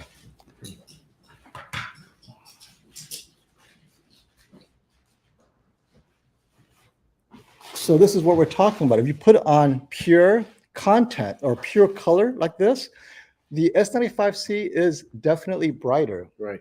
but that's specifically in this pattern. This is not the Taurus channel yet. I'm sure Taurus wore clothes that look just like this. Mhm. However, if they were wearing clothes with the exact color like this, the S95C will make it brighter than the G3. However, in real content, it's a mix of colors. You have color processing, image processing, all that stuff. Brian, does that look brighter to you as far as what you expect from QD OLED, the two of them? I don't see any pink tint either. Oh, no pink tint, especially on the pink, right? Yeah. So you're going to get a lot of reviews, right? And if they bring this up, the answer is absolutely yes. But then when you put it in real content, many of you are saying, wait, that's not right. I thought the S95C is brighter. Yeah. It's very content specific. But in this one, actually, not this one in particular, but the content we've seen so far, they're very close matches. It's not until I put on something like this that you have that luminance difference, right? So we're gonna go and check out some Sunburn Tourists now, Tourister channel. the Tourister channel. And in the meantime, you can check out us because we also are like tourists. Hey, I'm a tourist. I'm ready. Yeah, I'm ready. it's off. Yeah, it's off. So Brian's going to switch on his Fire Stick. So this will be external streamer, Fire Stick TV, 4K. We're going to go on YouTube, and then you guys can enjoy a bit of the Tourister channel that I know Classy and KG enjoy looking at just to see. Now, again, we cannot say one is more accurate than the other. This is more preference, right? This is where you look at it and goes, you know what? I like how this TV renders a tourist. And most people watch YouTube in standard mode. I can't imagine watching YouTube in filmmaker mode because it does not matter, right? So why don't you guys vote? When you guys watch YouTube, should it not be in standard mode, or do you guys watch YouTube in dynamic mode? Because when you're watching the Tourister channel, it would shock me if people are watching it in filmmaker mode. But here's that. I wouldn't say that. I watch it in the filmmaker. You But there's more to it. wait, than that. are you watching my Wait, channel in wait, wait. filmmaker I mode? do, yeah. But the other thing you got to realize too is what you said. You can say it another way, right? Uh-huh. When somebody goes like to a retailer and buys TVs, sometimes think about them buying both of these sets and putting it in the living room to try and decide which one they want.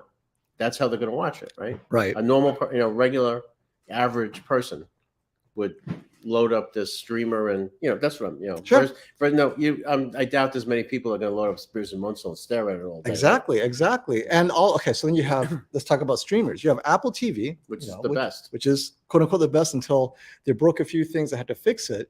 Like right now, I think on some TVs, the Dolby Vision doesn't work properly, whatever. HDR10 Plus doesn't work But properly. the old box, the one The last old year's box works fine. Everyone's a firmware update away from perfection, right? So Apple TV though is everyone's favorite. Who, everything else being equal other than price, it's a great streamer. And then you have a very great budget deal. Fire TV 4K, $29, and then you have Roku Stick, also $35, whatever.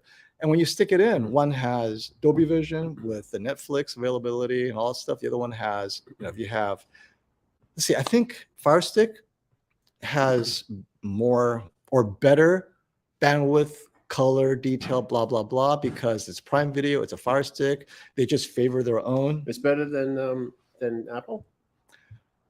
I don't know. I'll have to ask people who've compared the two. Fire TV. Tourist channel. Tourist channel. I have to search for it. It's called Tourist Channel. Tourist Yeah. channel. Yeah. Is that copyrighted? Classy is a big tourist. He goes all over the place. Yep. Calibrating, so he Yep. knows. He needs to know where to shop. Who's it under? It's on the Denver side? No, just type in tourist channel. Literally tourist channel, and it has so many views you can't get it wrong. It'll probably end up being in top 3 suggestions.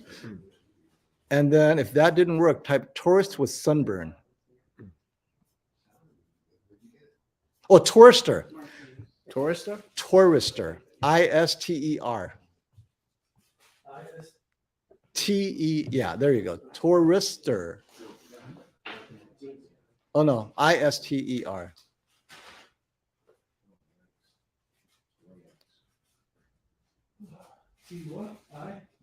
TOURISTER. I know, right? With the way people spell their channels these days.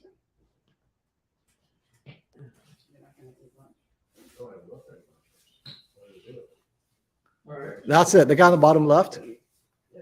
Yeah, there you go. Let's find a video that attracts you. Here, let me put this up. There you go.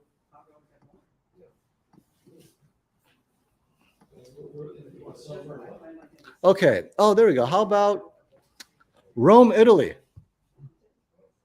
There you go. Yep. He looks very sunburned.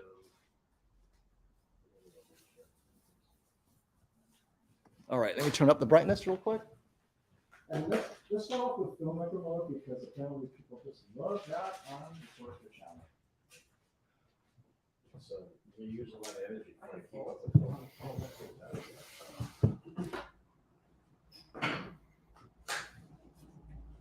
You want a filmmaker on the LG?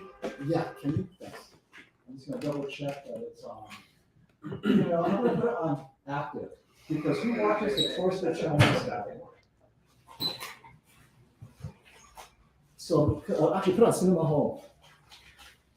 Cinema Home with expression enhancer.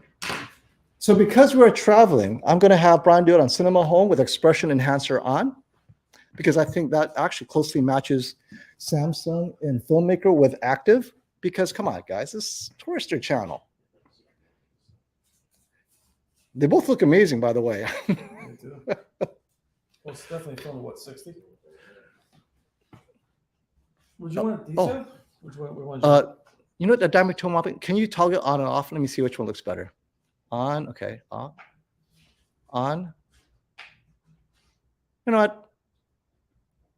What do you think? They look so similar. it looks better off. Okay, we're gonna leave that off because it looks better. The brightness is very similar. Very similar. Let me adjust my camera. You want the expression enhancer on detail or brightness? Detail. Leave it on detail because it doesn't change the peak brightness. I'll explain what it does.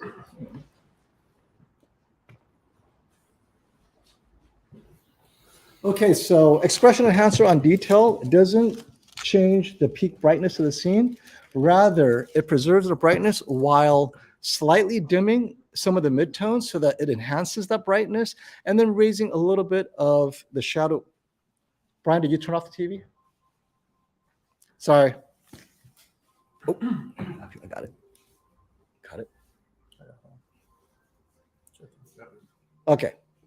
All right. So the expression enhancer preserves the peak brightness, but it lowers slightly the midtone. So that peak brightness that's near there pops a little bit more while Brian, while also lowering the lowest dark area just a touch, actually raising the touch, right, to bring a little bit more. So there's no right. Yes, because that's an active. I believe for something like this, they do want a little bit. His best to do this AR thing, right? And I think it does it really well. Brian, what do you think? Oh, it looks nice. It's beautiful. You see the gold. Do You see you see the. any differences? Not really, actually. It does seem like there's always a little bit more of a richness on LG. Yes. Surprising, huh? Yeah. What do you guys see as far as DSC? You guys see anything?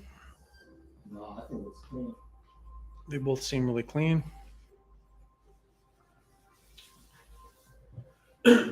So if you guys, so obviously YouTube will change some of the color a little bit. In some buildings where there is a certain yellow tone, it appears a touch richer on the G3.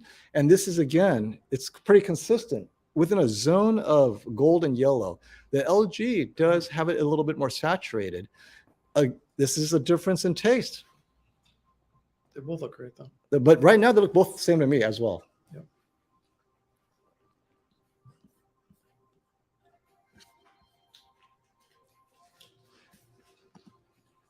So this is what we're talking about. Thanks for that comment, Mr. Juicy. You know when I say it, it sounds better when you read it. It was a Mr. Juicy. I'm glad it wasn't something else. So the answer is yes, but not in all scenes. Like that window we just passed by, the gold in the G3 was a touch better, but then, or I'm gonna say better, touch richer, but then that green flashing, the same, the red, very similar. Now that gold building on the top right hand, slightly different, but not richer. But this one, that church straight ahead, is a little bit richer on the G3, and it has nothing to do with the difference enhancers we have on it, because I think those affect luminance, not color necessarily. So this is definitely color science So that the G3 is doing. One color the G3 tends to favor is that yellowish gold. Yes, it's Then that what same comes in shade, is the that one- same that and hue. the red actually is more Yes. saturated, but the gold is always the red shirt right there. Typically in a Samsung, that would be so, bleedy, and it's not. Right.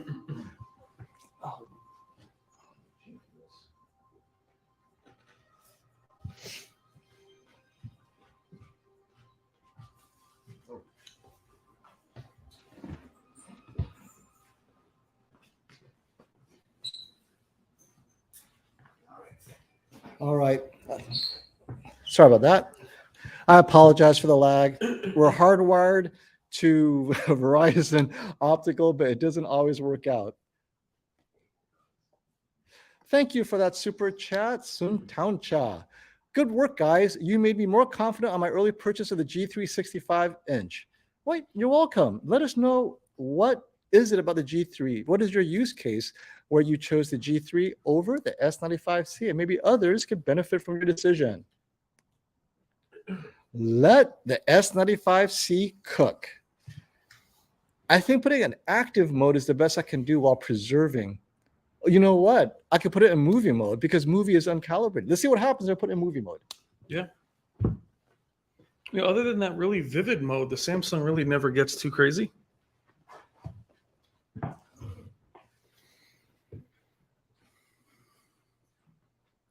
Change the color space. There you go.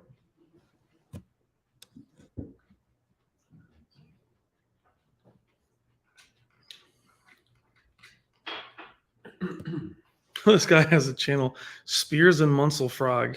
I mean, somebody just made that channel right now, changed their name. Check this out. So we are now cooking with the S95C in movie mode, which is the uncalibrated mode out of the box with tone mapping active on. And guys, it still looks very similar. So that's, That means somebody just made that. This is the post of the day. Thank Spears you. and Munsell Frog. They did a Thank you. If profile I could together. give you a super chat, I would, my You were friend. very fast with that. I love it. This is what I love about people. I just It's like, put yeah, I a look star great. next to that, man. I love it. That You're was awesome. I look awesome there. Very cool. Let's see here. Here's a good one. Alex Sands asks, have you seen more G3s than 1 or 2? I've seen 3. Does that make a difference? I have 1. I've seen 2 here. I would like to know if the near black performance is generally better this year. If you're in a bright room, you're not going to tell the difference. You're talking about near black in video games where there were issues with VRR and other generations. You're going to have to ask someone else. As far as video content, has near black been an issue for you, what you've seen? So John, in his testing, he didn't see any near black issues with his measurement material.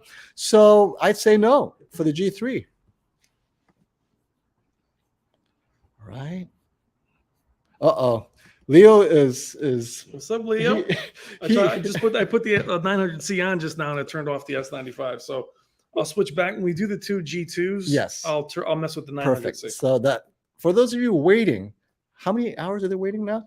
For those of you who waited 2.5 hours to see the QN900C, it's coming. Just like the end of a Marvel movie where the trailer to the next movie is coming. We want to make sure they stay tuned in. Yeah, stay tuned, right? After the credits, right? But we're going to So show the G2s versus each other, Yes. non-MLA versus MLA. next is 65-inch versus 65-inch, G2 versus G3. G3 has the MLA. Neither are calibrated. They're out of the box, which is what most of you are probably going to end up looking at. So that's going to be next. And we're going to go through that pretty quick because we kind of know what to expect, the weaknesses and the strengths. Maybe we'll be surprised. And then we will move on to the QN900C against both of these calibrated TVs. And we'll see what happens. Oh, 1 second. Yeah. All right. So we're... I want to see the star question on the LG demo. Okay. So we're switching some material real quick. I am back. I hope you guys are enjoying this. I'm going to take a quick smoothie break. But that steak was really good. Lee Nguyen is still waiting. He just wants you to know. He's hung on for yesterday and today for the Q900C. So I love this demo. Mm-hmm. Here's the stars. You want to see that? Okay, we're going to put up another demo. This is Brian's favorite demo. Brian, you want to sit? Can't talk today. Ice in my mouth. Brian, you want to sit down and narrate your favorite demo? Chat to the screen now. What I see? Okay, let's do it. Let me put this in the right mode. And of course, they don't want to see us at all. Not good looking enough, apparently. So this is LG's, Oh, wait, let me take this off. and these are in different presets right now, aren't they? Oh, come on, review. I can see so much sharpness and so much pixelation on YouTube. Okay. So what preset are we in? Okay, let's get what preset do you want? I'll do it. Just whatever. I mean, it could be both in filmmaker. We want to Let's just do be it able in to see filmmaker the. because they are both matched in D65. Yeah. So We want to just see. We really want to just see the star fields. A lot of you guys ask about star fields. I know we have that on the Spears and Muscle desk, but for many of you that know this LG demo, a lot of times you'll ask about the stars crushing out, and this is a cool video to check it out. It'd be hard to see in this light. make sure all the Samuel, thank you so much for the super chat. Hi, Fama. What color space settings do you use in HDR on the S95C and what number? we have no choice but to use auto, which defaults DCI P3 because BT 2020 currently is not accurate. And for Robert, how often does Robert check his email? Robert, how often do you check your email? It's a hint. 24/7. 24/7. So if you don't get him, hit him up again. People will try and put orders in. No. Resend it if there's an email that I missed. Yeah, Celsi, if you have an email, resend it to you. See, Mark says you guys are making. Oh, I saw something. You guys are eating. I'm just sitting here like a stupid. You missed some steak dinner. Last night. Nobody. Yeah. Well, thanks. I clearly wasn't hungry last night. I'm just kidding. So we can keep it paused. This is the same preset. Mhm. Okay. So all right, guys, can you turn it up a little bit on the camera? Yes. Wait. Okay. Turn up. So the glare looks higher on the camera, but for you guys, these are similar presets. Which one do you see more stars on? Samsung is brighter. So for processing, in this regard, the lines are brighter and they look more three-dimensional, and the stars pop more. Oh, wait. It is active mode. Turn off. There you go. And then they look the same. So take what I just said and erase it. You turn it down to a static mode and everything's the same, right? So now they have the same amount of stars. Expression enhancer. Expression enhanced. Let's See, do this expression is where it enhancer, does baby. get dicey, guys. When you want to make them similar, you have to strip them All right, completely let's naked. do expression enhancer because come on, magic sauce, baby, magic sauce. Just don't turn eco mode on. You know, I Jesus, didn't hear that. there is no oops. I'm not trying to make one look better than the other, my friend. I'm putting this up because I know it's challenging. And I tell you, LG can do this because the Z2 looked incredible with these Really? stars. You know what? I thought detail would go up, but it did not. It's a tough Put on scene. brightness for a second. Just see what it does. Interesting, right? Right. So let's compare it. So brightness is the best there.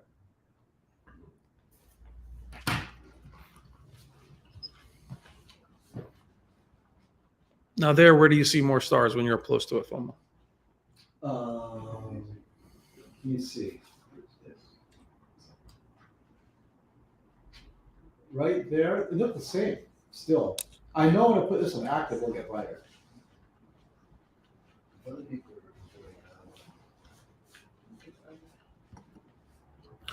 Guys, are you planning to changing your TVs for a new one? Do you change your very often or old ones? Once a year. You change them once a year, John? John changes them once a year. Foma, how often do you change your TVs? I have no choice. I change them every 8 months. Every 8 months. I don't have to do that because I come and hang out Okay. here.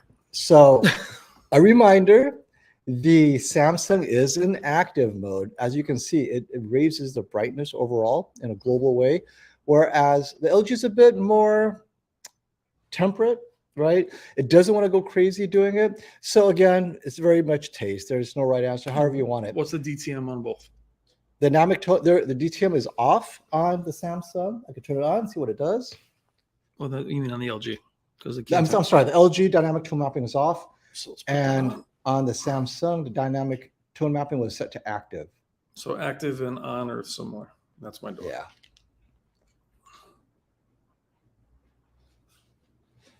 The thing with Samsung is you have so many options. It's like you have to choose, does dynamic tone mapping make it better? And then should you have expression enhancer on or off, right? So I have expression enhancer on brilliant or bright. I don't know what it's called anymore. And let's see here. Oh, what? That's dynamic contrast. Okay, yeah, that's off. Yeah, we don't want that. On brightness. Okay, so The stars are still brighter on the Samsung. yeah. Okay, so tone mapping is now on the LG. But didn't really help it.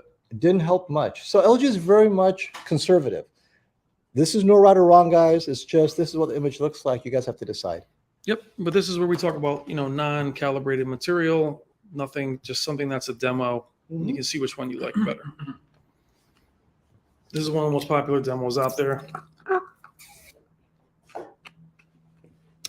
Dynamic tone mapping active on the Samsung, on the LG. LG additionally has expression enhancer on.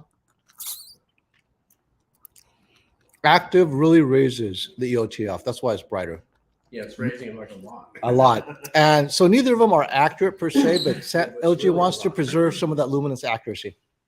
But again, for you guys at home, this again is how you would see it at home if you're not calibrating them or if you want to have this kind of footage. So Right. I think it's always important to remember. At least you know what these settings do, because oftentimes we'll never touch the settings again, not knowing if it'll damage or not damage our image quality, right? So here, even though the LG looks, or the Samsung looks like it's clipping a bit, I prefer this image. I like it brighter. But that's a pretty big difference between the two.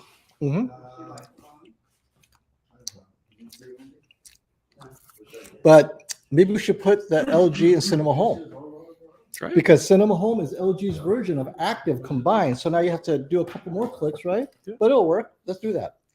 Let's go over the same content in Cinema Home, because Cinema Home effectively does what active is doing, which is raising the EOTF. Oop.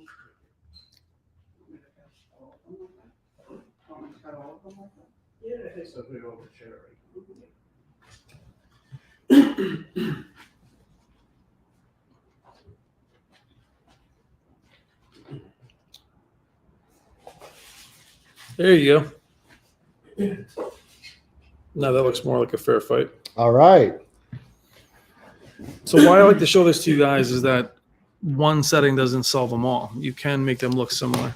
So the Samsung was spanking the LG in the last run through this content, and now that we've changed it, And let's explain why. Samsung kept we'll show it. its setting changes, enhancements within the same picture mode, whereas in LG, There you you need to know to go to Cinema Home, because we know what Cinema Home does. It raises the EOTF.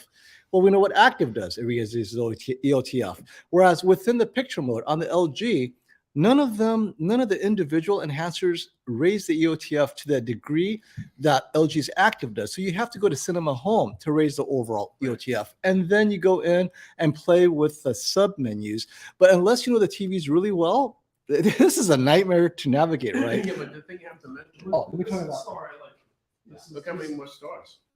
Well, the thing is, in a different preset, the Samsung thoroughly beat it. But now that you have them closer, you can actually see how they look like each But you're other. missing the Look point. at the red. I love that kind of. Mhm. Unless you journey out of your precious filmmaker mode, you can't see that. You have to be able to see both. This I do know, and I could say, right? LG is always going to favor reference. So if you're in filmmaker mode, there's nothing in there that's going to make it out of reference like Cinema Home. Okay. So you need to go to a different picture mode because So let me rephrase what you're saying, right? That's where we are. So what John is saying is, because LG favors the purpose, the objective of filmmaker mode, which means stay as loyal to reference as possible, there is no setting within filmmaker mode that can get it too far out of whack. Right. Whereas on the Samsung, in filmmaker mode, as long as you leave it on static, it's what filmmaker mode should be. But there is the setting, dynamic tone mapping active, that completely takes it off of the filmmaker's EOTF. Whereas in filmmaker mode, LG wants to remain faithful to the luminance of filmmaker mode. Right. But you have to know that. Unless you know that about, and not to say Sony's going to do the same. Sony doesn't even have a filmmaker mode. Sony has its own mode. Right. So this is an LG thing. Samsung is a Samsung thing. But if you are not, right or wrong. well, there's no, and that's the thing we want to say is you have to be familiar with the controls. Is it the warmth And of unless you explore this sort of stuff, It's a nightmare, but now they look very much similar. It's just now look at the warmth on slightly the different, Tiger's but the shoulder. luminance are very Now similar. look at the difference. Look at the warmth on the Tiger's right shoulder on the left side of the screen. Yeah.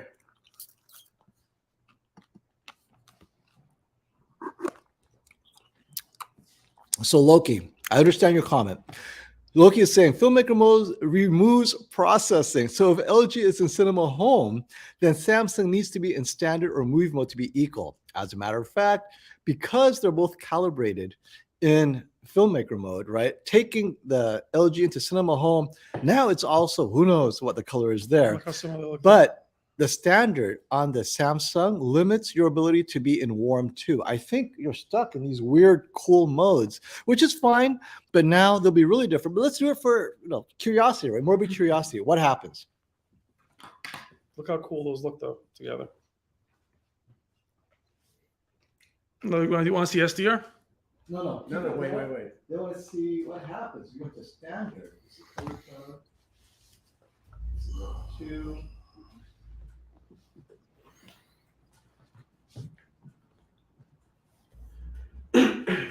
Active. You know what it's like? I'll give you an example. It's like driving a Honda CRV or any Honda vehicle, and you put it in eco mode, and then you try to drive it like 120 miles an hour, or try to get 6 seconds 0 to 60 or whatever. It's not going to happen. On my camera's meter, the two have identical brightnesses, by the way. So now it's just a matter of image processing difference, but the brightness actually looks the same again. So maybe it's slightly richer on the standard, but it's there for you guys to play with. So now QHUD. Now Okay, this is a bit red. Now All the right. LG looks better. So but remember, standard mode is uncalibrated. So I'm going to change the exposure. You can see how red it is. Doesn't mean it's not unpleasant, but that's why we wanted to match it to a certain degree. But now that we're playing with the differences, cinema home uncalibrated is still closer to reference or closer to what filmmaker is, because this year LG doesn't want to wander off too far.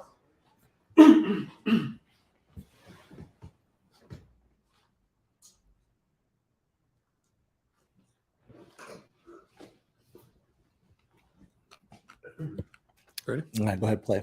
I mean, not terrible, right? They both look like you're in the Safari.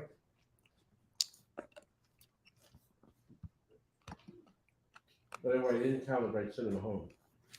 The LG is in cinema home Yeah. with its active tone mapping on and expression enhancer detail. The Samsung is in standard, warm 2, active. Actually, it's not bad. This is the best I've seen on standard Yeah. Samsung, by the Yeah. way. Kudos, Samsung. I love your standard mode. It's actually pretty good. I would use it on a TV at home. What? You would use it? My kids are watching YouTube. The kids are watching cartoons. The kids are watching Brady Bunch, right? I do this on Brady I Bunch think all it day looks long, great. right? Look It looks phenomenal. I like the Samsung better though. In this one. But fighting words. Why do you like the Samsung Like, better? I mean, if you like those Samsung image, the saturation, I do like the way the Samsung in this particular That was content. a great picture of the zebra. Go back to that. If you can. Zebra? And I want to see those eyes. They did really good picture processing there. Mm. Yeah, just like right there. It's holding. Thank you for the great question, Now, Fabiana. here's a great example. You see that left eye? Look at the difference in the picture processing on the LG versus the Samsung. Oh, The okay. left eye. John is drawing attention. We'll get to your question real quick. John is drawing attention to the left eye of the zebra. And what amazes me is this is like what, barely half a second? Yeah. Quick, stop. Left Eye. So John's like, John is a sniper Look, in his former life.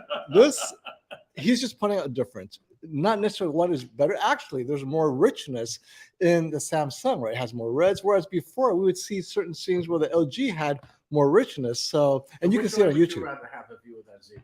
If I was viewing this zebra, I'd rather have the right one. I don't know. The LG one. I really like Is those. it a little darker on the forehead too of the zebra there, and a little brighter on the LG?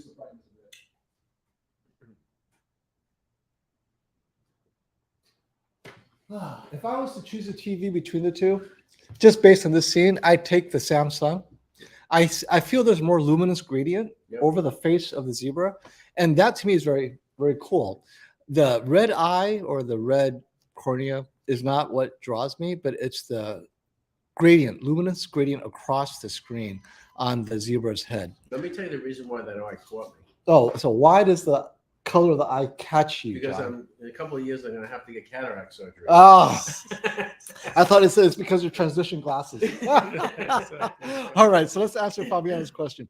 Hey, FOMO, I bought a Samsung QN95B, and at night, a rainbow can be seen at the top of the screen. Oh, welcome to the club. I'm going to exchange it to Best Buy. Which one you advise? Okay, so obviously you've seen Samsung's famous or infamous anti-glare coating. The problem is, it is not the only one with that level of anti-glare coating. The problem is, like, let's say the Sony X95K last year had something similar. Anything with the anti-glare coating, you're going to have that rainbow. So these LG G3 and the S95C does not have the rainbow, but we see the rainbow right here with the QN900C. Yeah, if you need a TV with strong anti-glare, the Neo QLED appears to have that rainbow effect. If you're in a light-controlled room where light brightness isn't an issue, get any of the OLEDs. You should be okay. I don't know what Sony's doing with their TVs this year, so let us know if you're okay with OLED TVs. G3, S95C, C2, G2 should not have that rainbow effect. What's that? What's happening here? Because this looks very different. Oh, yeah, this does look different. What's happening? Probably because they went out of cinema home for some reason. Oh, that's why. Gotta get back to cinema home, my friend. Right. What about sports? Oh, there goes the frog. Thank you for dropping by. This is not HDR. No, it's SDR. Oh, SDR. Oh, SDR, the Samsung will always be That brighter. looks good. There you go. Oh, there you go. Sports mode. Okay, so now, like It's we like said, that right? sports mode, baby. In SDR, where the Samsung is brighter, That saturation. right? You just go to sports mode and it looks, oh wow, it looks very similar. Even in sports mode, the G3 appears to be held back a bit, but they're very similar. So you got to play with the settings, right? I'm not sure of the value of this, but okay. Well, the volume is you can make them look however you want. That's what they want to know. When does the Sony come out in August? If you're referring to the A95L, nothing's official. We really don't know what the timeline is. However, Robert will be the first to let you know. He'll come on Brian's channel and say, hey, A95L is coming They'll give on us the this release date. Yep. I know in May, on May 8th, he'll have some announcements for some TV models from Sony. And it may be the A95L, who knows, right? So stay tuned. Brian's going to have a Sony release launch special sometime in early May. Yep.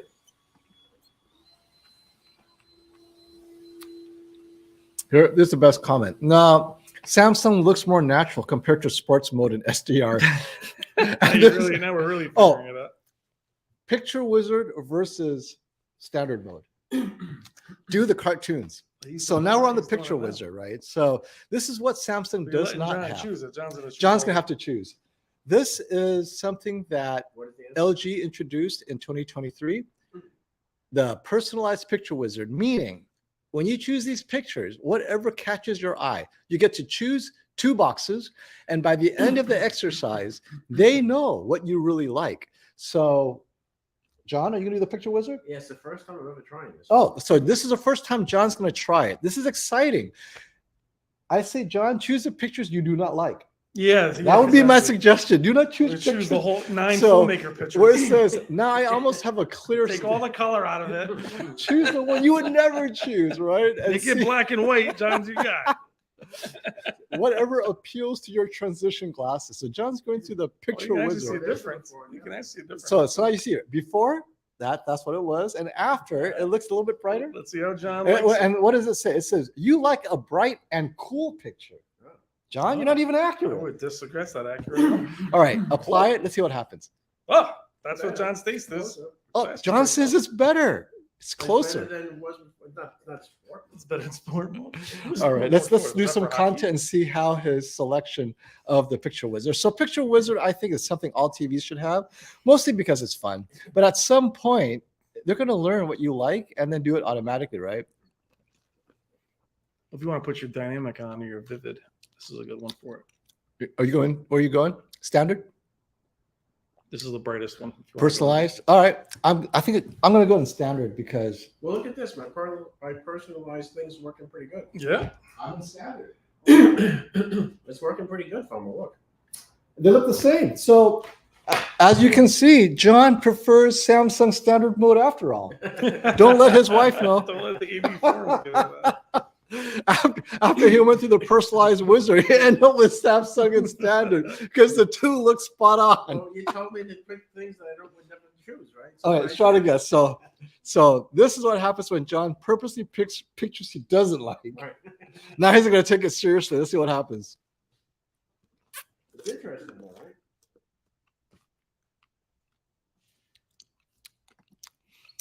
Ross, at the end of the day, we can make the LG look vibrant. It's just a matter of getting the right profile. So Ross is saying, need to be consistent about LG being slightly more vibrant during filmmaker mode, and then the Samsung can be more vibrant in other modes.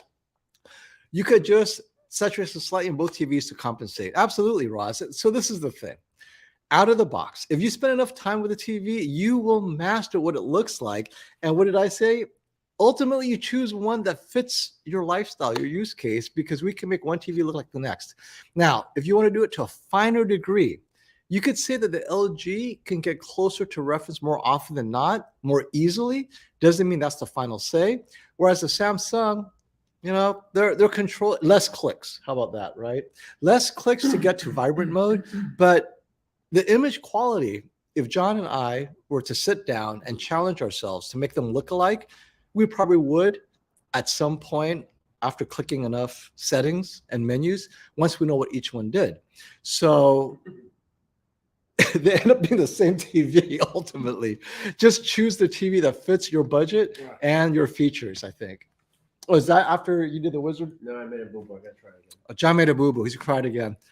I think he got scared when he saw how inaccurate it became. He was like, "Whoa, his reputation get tarnished." Mhm. Reminder, the Samsung is in standard mode, while the LG is in John mode. So this personalized wizard is John Formato choosing the pictures he likes. And I strongly encourage him to choose the crayon cartoon, but he's not doing it. What's funny is how cool it actually looks in person. Mhm. This great demo is Jen. Great, John. Here's the question that I love to receive because it's so easy. 77-inch G3 with MLA or 83-inch without? What would be more immersive, the size or the brightness? Decisions. Oh, Okay. bright and colorful now. Look.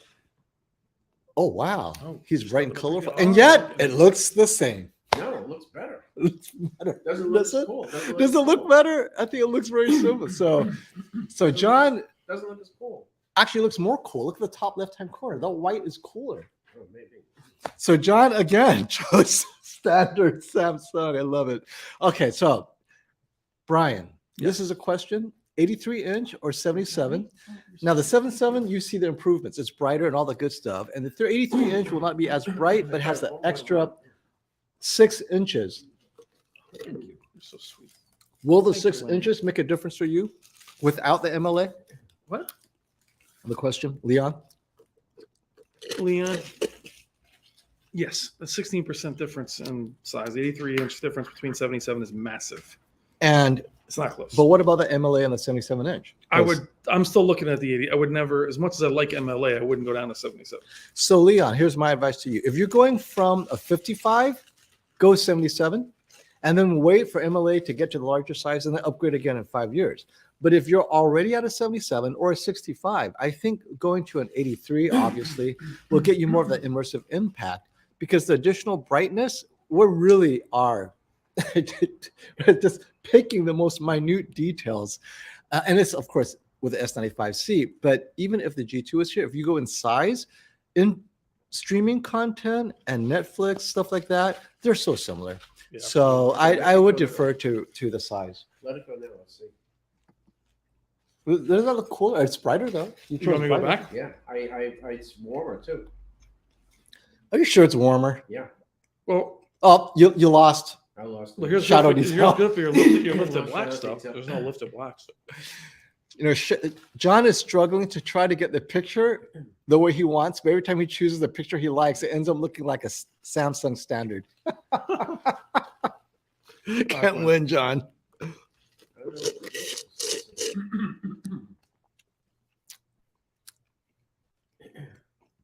Okay, so Loki is trying to get people excited about the QN900C.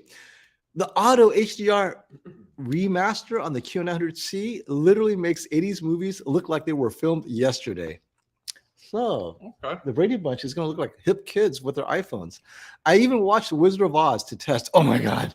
I never watch movies, but I'm not going to watch it all. Wizard of Oz. Leo, there you Wizard go. of Oz. There you go. He's got me sold. What about LG OLED CS?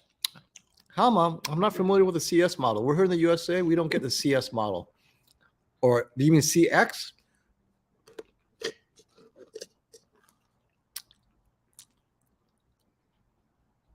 Must be CX. What a delicious little sandwich. Thank you. Right?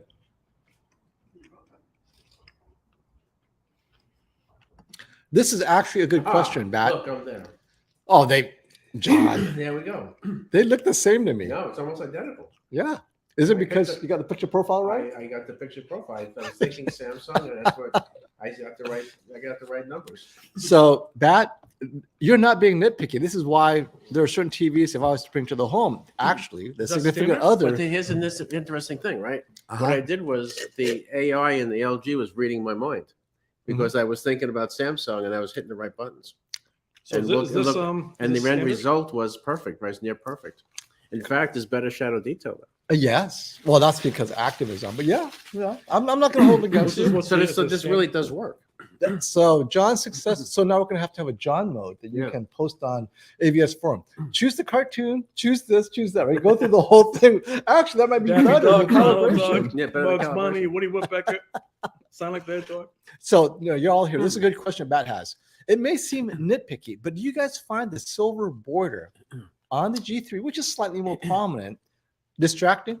Yeah, I you don't guys- find it distracting. After a while, you don't see it, you know. Mhm. But you can take magic marker, right? And just go over it. Or flocking. How about you, Brian? When I first saw the G series, I thought it was distracting Mhm. until I tested it in a dark room, and I didn't mind it at all. So I'll say that the border in a bright room is more obvious because we're in a bright room. In a dark room, for some reason, it's less obvious to me because I have this in a dark room, and you see through it. But this is very much You personal. just don't pay attention to it. Well, then after a this, while. but if you look at the 900C to the right, it's nearly borderless. You can Mhm. still see the silver bezel. Yeah, you do still see the silver border, and I would prefer the black. I would prefer a black border too, personally. Yeah, Yeah, that's why wish- the C series was easy to recommend over the the border. C1, G1. Yeah. It was like people chose the C series. Yeah, and then knowing me, magic marker, I'll be drawing outside the lines, and then you got The black screen. on the screen. What the hell Look at happened? black crush in the corner. But you have. That's why you have to have your kid do it. With a crayon. Dad, I got fingerprints. Okay, so LG is trying to fight physics, going up against a true RGB based panel. Why is everyone pretending that's even possible? That's what a lot of fans So of here's, KD OLED are here's the saying. interesting story. So when LG was here the other day, we were talking about this very thing. And I know this is public and we could probably find a video someplace on it, but basically what LG display feels is that the Can you stand RGB it for me? pixels themselves, phone. right? They degrade at different they degrade at different rates, right? The RGB, the pure RGB OLED. And it's very difficult to control the decay, right? The way they age. You want both the standard? So what LG Display feels is by using the white subpixel to offset some of that strain on the red, green, and blue pixels, that's their secret formula apparently to get longer life out of the panel. Mhm. Now, whether that's right or wrong, I don't know. I'm not an expert in this area, But but, that's that's what their they position, say. That's right. their position, right? And when we were talking about burn-in, they were commenting that LG Display has such experience right now that they're not even concerned about burn-in. You know, in the normal use, it's not really on the radar anymore because of the way they have the processing going on. You know, as far as trying not to keep static elements up, and that's just basically what they said. You know, so. Yeah, at some point in time, you know, when you get into BT 2020 ranges and things like that, the white subpixel is going to be a problem, I guess, right? Because you're going to need greater color volume at that point. And well, you just pointed it out. The content has to support it. Right. So, for example, if I put up that pure luminance test where you have the max luminance and so forth. Obviously, the G3 couldn't do it to the same brightness as the S95C, but G3 or LG in general, they know, okay, content, DCI-P3, everyone's grading under 2000 nits, non-issue. Right. So in theory, absolutely, RGB has the RGB OLED with the ceiling for higher luminance is there. But until the content supports that, you're not going to see the differences in real content unless you tell me, hey, this is it. Like Stacy Spears, I did this, look at this. And this is why we use the Spears and Muscle disc, because that's the only content I can find where the creator has put exactly how many nits, what's the color volume, everything in that disc. So I could say, okay, I know what the creator intended. The TV isn't just making up color and it's wrong. What? Oh, you're filming it. I'm sorry. I was trying to make it look the same. Okay. Stan? Okay, thank you for the super chat. Lizop, Yezop, why don't TV support both Dolby Vision and HDR Plus? I love this community, by the way. Some TVs do. Panasonic, I believe, does both Dolby Vision, HDR10 Plus. Hisense does. TCL, I don't know. I forgot if this year You they're sure you doing wanted to that. stand it? But LG and Samsung, as you know, they are rivals. And HDR10 Plus. Gotcha. That's right.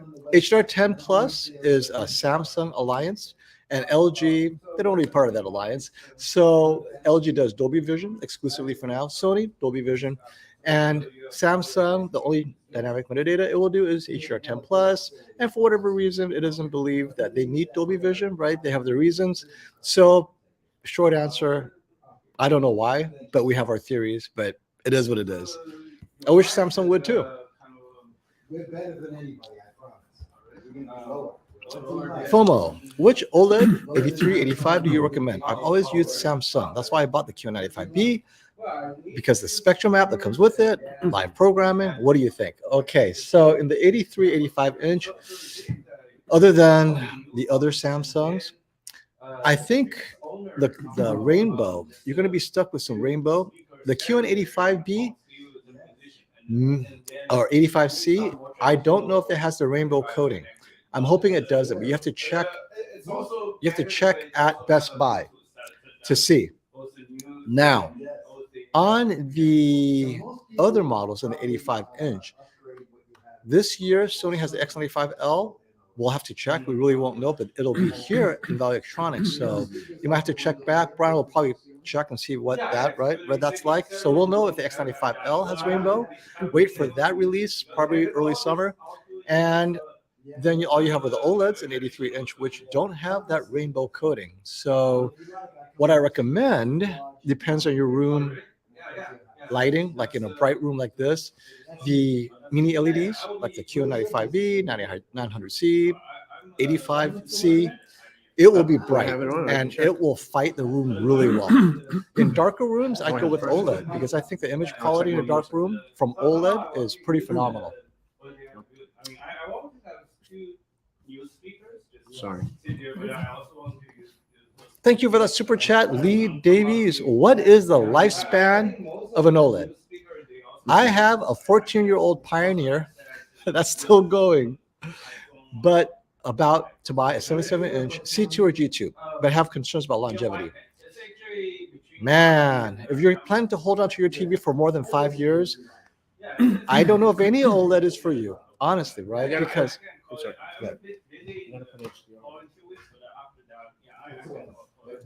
so it really depends on how long you plan to keep it, but this may apply to all TVs. If you look at the longevity test, some TVs broke down because of power issues and other things. So it, like they say, they don't make it like they used to. It's even more apt now. It may be the mini LED LCD TV from Sony or Samsung or LG may last longer. It may not be, but I do know that OLED is the OLED G2 at least have a 5-year panel warranty. So you have that. The C2 does not, just whatever manufacturer warranty, which I think is a year. So if longevity is a thing, I say go with the G2. At least you have the 5-year panel warranty. I think I need to figure out how to use it. It's kind of complicated. The previous owner was director. Here's a good one. FOMO. How long do you think before 8K takes over? Until there's 8K content, it's not going to take over at all, right? Because 8K content drives TV sales. As you saw, Sony introduced 8K, LG introduced 8K, and Samsung introduced 8K 2-3 years ago. No one cares because there's no content. There's no 8K TV broadcast. There's no 8K streaming. Remember last year, Amazon tried to stream 8K. Not even 8K stream. It was a trailer.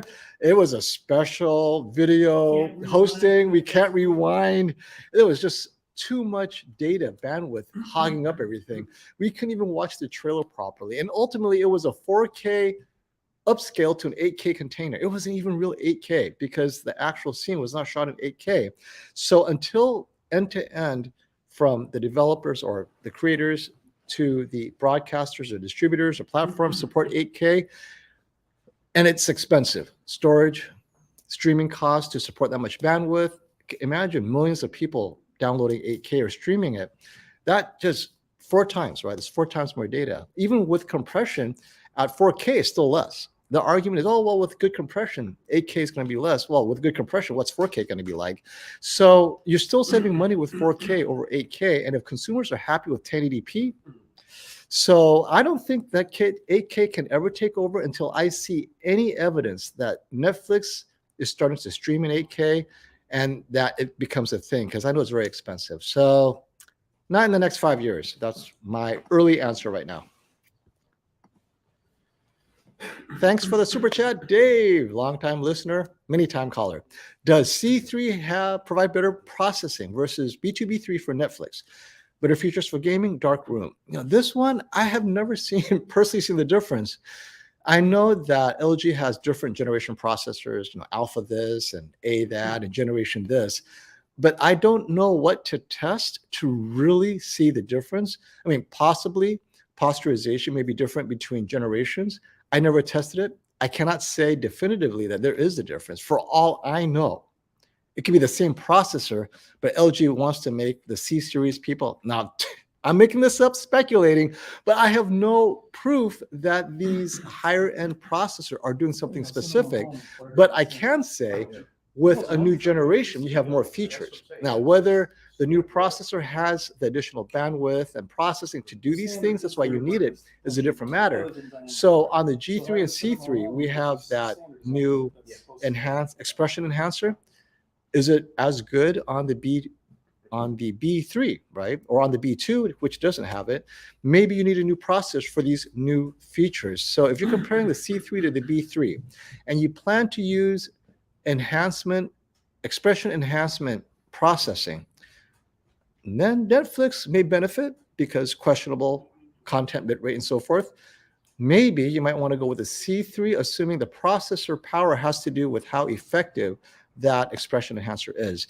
All theory, we really don't know. And of course, LG is never going to tell you exactly the differences and where you're going to see it. But in theory, it should be somewhere related to image processing, removing color banding, and all that stuff. But if you don't have a problem with it on the B2, so I say get the B3. If you don't see any issues, keep it. Save some money. Joss Lee, thank you for that super chat. Will the X95L look like the Z9K? Well, the Z9K, its superpower is brightness. End of story. So Sony is still selling the Z9K. The Z9K is still a current model, even though it's last year's release. It is this year's TV from last year, and it's still selling. Sony will not cannibalize a current model, and the Z9K is a current model because nothing's replaced it. So the X95L may have better this, similar that, but it cannot have higher brightness. Otherwise, there's no reason to get the Z9K because, God forbid, 8K content is a thing, right? So I don't think that you would get that. However, it doesn't mean the X95L will not have better things like blooming control, better contrast ratios, no, all the other things that the X95L could have.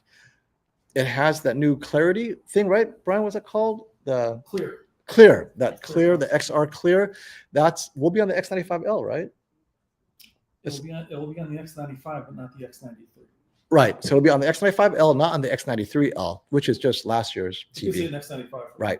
And the A95L, of course. Z9K doesn't have the clear, right? It's just coming back from last year. So those little things, I think, are probably quality of life, blooming control, all that stuff. But if you need absolute brightness, Z9K should still be the brightest in its entire lineup. Yeah.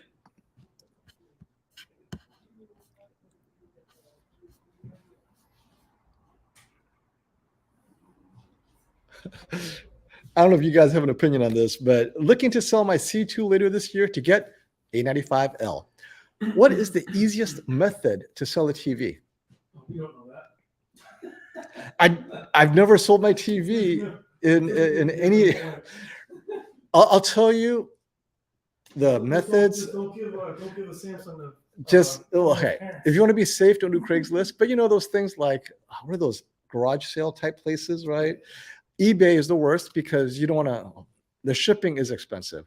You want anything that helps with local pickup, and Craigslist is often very popular. You got Craigslist.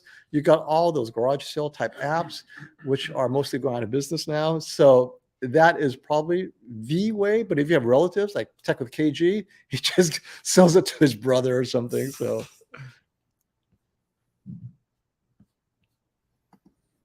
Wait, Mark Sen is saying, but Sony said 200% more bright. Yeah, we talked about that. How can they make that claim? Yeah, I don't know. That'd be two. I That'd be don't know. 2,000 nits. That would be. No, it would be 200% more than what it is. Okay, so let's take it verbatim. 200. 200% is at least. I mean, it's either 3 times more or twice as much, depending on how you're looking at it. But let's say it's double. Double would be literally going from 1,000 nits, which is what it was doing last year, to 2,000, which not even Samsung Display can promise. I mean, so the answer is right there, impossible.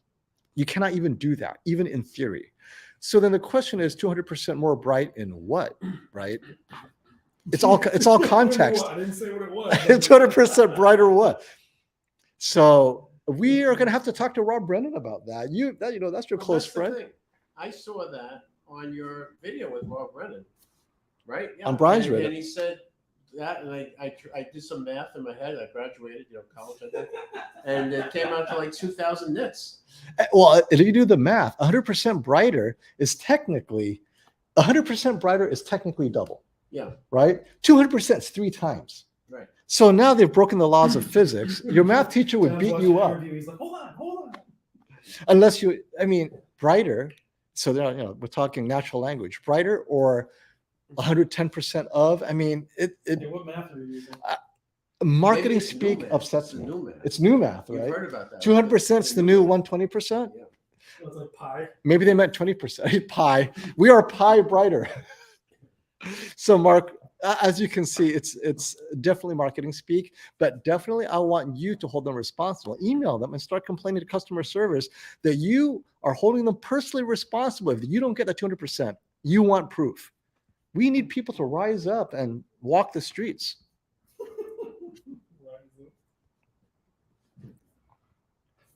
And see, here's a mathematician. Anyone with accents in their names does math. 200% actually more means 300%. Yes, right. We're on the same page there. Okay, Kamar, thank you for that super chat, buddy. When the X95K 85-inch dropped, it was 5,500. We really think the A95L 77 inch is going to be 5,500 when it's the better TV? Yes, I do. I mean, we're all guessing. I'm guessing 55. Others are guessing 6,000. Some people think more aggressive 5, but I think definitely over 5. How much over 5 is the question? I don't think they could do it with 6. You saw how good these TVs are at 4,500.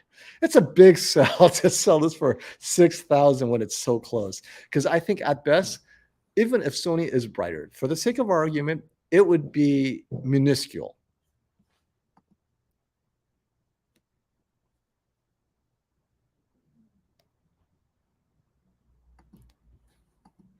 Hey, Loki, good comment. I think Sony says 200% color brightness or something like that. See, and this is where we get into the woods.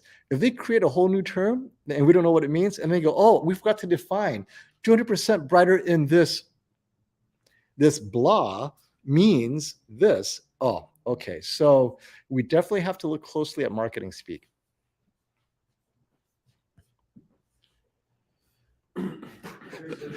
They're saying it's 200% brighter than a broken TV. That's beautiful, They right? didn't clear It's, it up. it is true. Like, what do you mean 200% so? brighter than a broken TV. I love it. All right. Oh, whenever what you're you ready do. for the QN900C. You want to do the G2 versus G2? don't you? G2, yeah, let's do that. G2 versus G3 G2 and will spin 900C. around and hit Let's spin that. it around. So why don't I continue to play with my friends here? You know, today, And- just so you know, you may want to mention it, but today is the, okay, I'll tell you later. Oh, okay. So what I'm going to do is, Brian, is the TV's already set up? I'll do the camera and you can answer the, actually you can play We with have it. to, I have to move the splitter over there. Okay. Yeah. If you, move the Blu-ray player there and the splitter there. And then I'll set up the, when I'm setting up the camera, you can manage the masses. I need to spend all day. I'm not gonna go.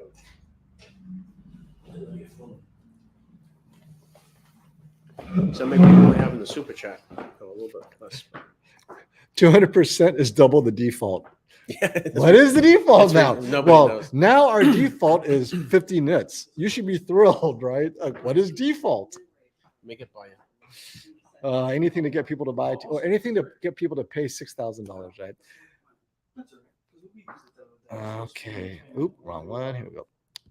200% more expensive. Possibility. Here's a good one. FOMO. When a panel is calibrated, Yep. is it calibrated for a specific mode, or is it calibrated across the entire panel, No. all the other modes? It's calibrated for each specific picture mode. Yep. And you tell the calibrator how many modes you want calibrated, and then he charges you accordingly, right? Yeah, And yeah. some modes cannot be calibrated. Yeah, that's true. Like game mode is one that calibrators like, why are you trying to calibrate? Well, you game can mode, right? calibrate it. You It's can, just but- so you can do different kinds of flavors. That's the thing. Let me just get flavor. Oh, yeah, yeah. Go ahead. Am I stopping you from moving on? No, I just need to. All right. So yes, so you can calibrate it for most modes, but some modes, really, it's like there are certain fixed things in that mode where calibrating it doesn't make a difference.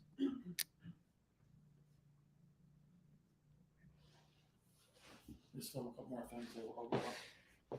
Going through your questions. Thank you for hanging out with us, man. Oh, Hostile Sloth. Hey, thanks for the super sticker, buddy.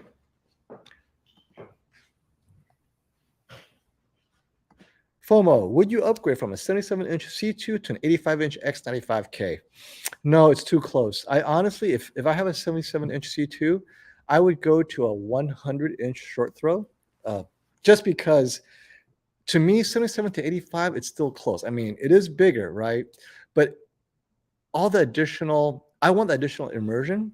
I would try to fit in 100 inches, ultra short throw, and I think that makes a bigger difference. Or 110 or 120, something like that. Because 77, 85, we're kind of there.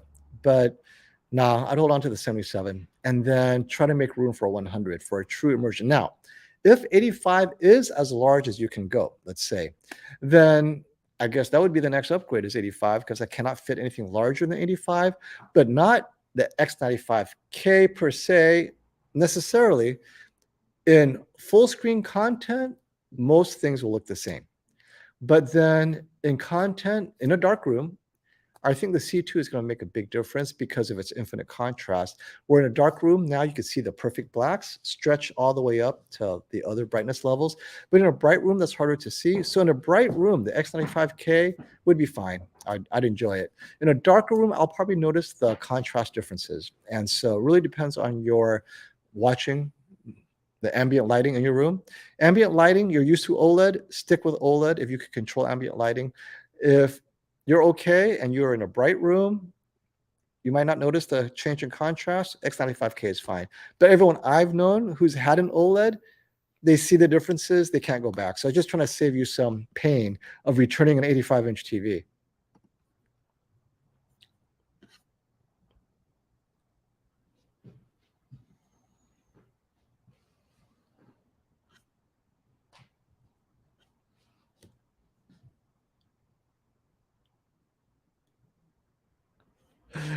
I love the, he's like the ultimate consumer. TV shows look brighter, more highlights. The director's lightning and highlights are off the charts. This is what we're talking about. You better not bring it back. Bombastic, You man. told me how great things are before, then you bring them back. Oh, here's a question I must answer. Jesse asks, is there a black bull in the background? I'm looking at my background. It looks like a black bull after all. What is that? Oh no, it's worse. It's a naked dancer. I gotta look at this. So I'll remove this. You know what? I might just get censored by doing that. Let's put it back on. It looked better as a bull. So it's a headless, stout lady with her hands doing this and her legs kicking out. Now that you see what it is, you cannot unsee it, can you? Hi, everyone. And so today's stream, the LG G3 65-inch. Oh, 55-inch is the one I want this summer, no matter what. I want it because it has MLA. It's such a super easy choice to make. We're hoping that many of you feel that way. Me, not the G3 in particular, but we're helping you realize, oh, you know what? This TV is what I want, or this TV is what I want. But you didn't tell us why the G3 is so easy for you to decide. Share with us, Scott. Why? It's Sunday. They're not gonna listen. Oh, so yes, when we do the comparison, please make sure to use the same settings on the G2 and the G3 as much as possible, considering upgrading. So yes, we will do that. But keep in mind this, there are some settings that are on the G3, not on the G2, because new processor, more powerful. And for example, expression enhancer, which I really like, it's not available on the G2. So what I would do then is, well, in this scene, this happens, but if I add expression enhancer, would you like it more? Then suddenly the G3 is a relevant option because you would have it on. Just like the S95C has that active tone mapping, which last year it did not have, it suddenly made the S95C a bit more of a compelling purchase for those who like that look, right? So something to keep in mind. We'll keep them similar where we can, but then we'll play with the additional settings available on the G3.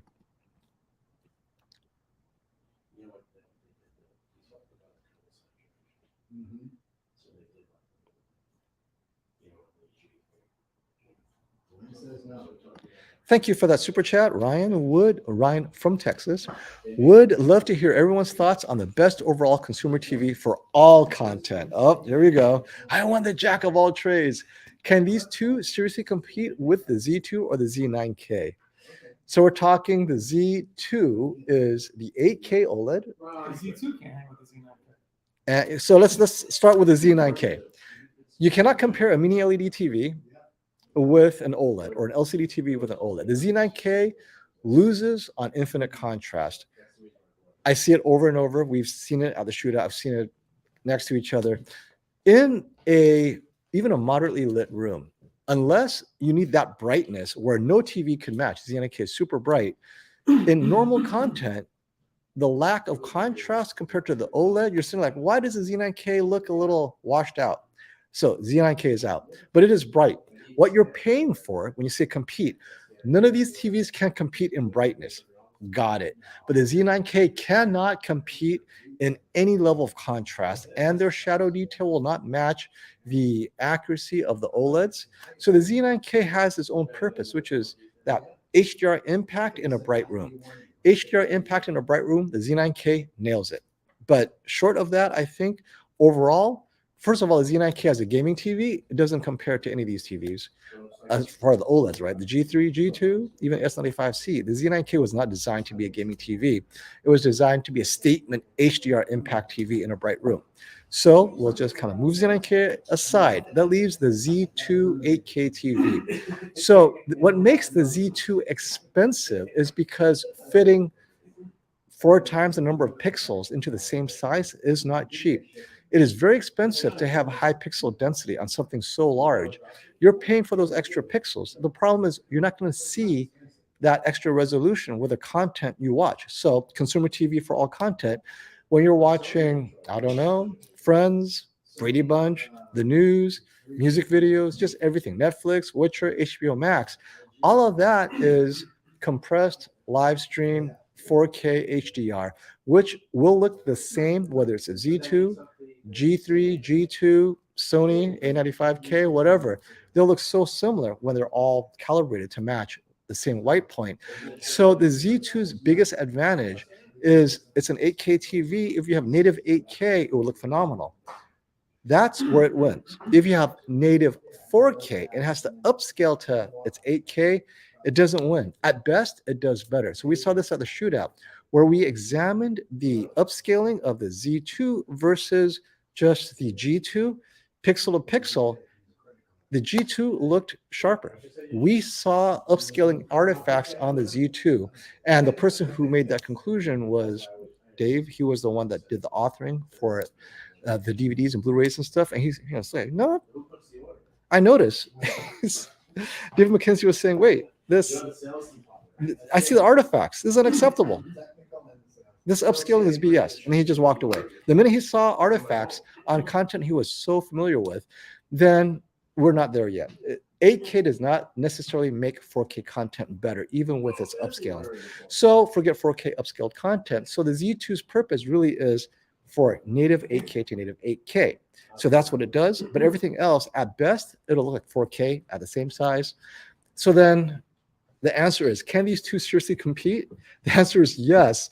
What you're paying for are the features that are very expensive to implement. That's the premium.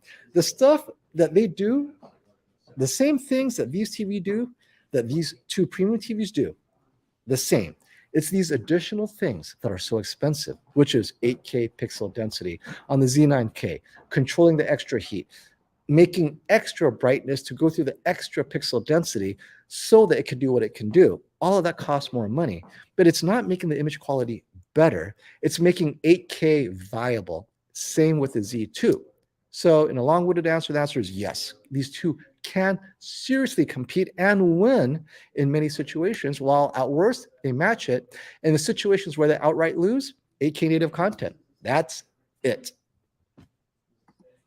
Boy, I enjoyed answering that one. Okay, Hostile Sloth is back. Do you think LG will enable the preset on game optimizer? That is the rumor, to be able to switch from standard to standard. Why is it disabled? Okay, so we don't know why. I'm being told they're going to do the presets, right? Brian, is that what we're hearing? So wait for the next firmware update or two. This is what we're hearing. So it's I guess they just forgot. It happens. It was there. It was there and then it's gone. So be patient. Now, so the answer is yes. I do think it. The why is it disabled? Who knows what happened behind the scenes, right? We have so many speculations, but the real reason is unless the engineer comes out and says someone forgot to pay the guy and then the guy left and now we don't know how to do it. That could be the reason. Or someone forgot to click a button that then refreshed the firmware and then they released it. Oh, too late. Let's put it in the next firmware. Anything's possible.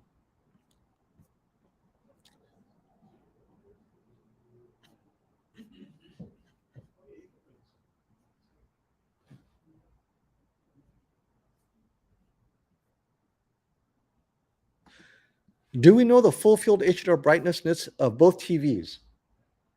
I think we might in SDR. It's the deciding purchase factor for me. Thanks. HDR full field brightness, huh? John? Oh, quick question. Did you do a full field HDR brightness of both TVs? I didn't, but the data's on AVS. Oh, the data is AVS. It's so. on AVS. Just look under G-Nice. He has all the scans. It's under the Okay, C3 so you wires, you agree with that, right? Yeah. It's Yeah. all consistent, trusted data. I didn't redo it because It's already been done. it's already been done. Okay, so the numbers are out there on AVS forum for both these TVs. It's there. So sorry about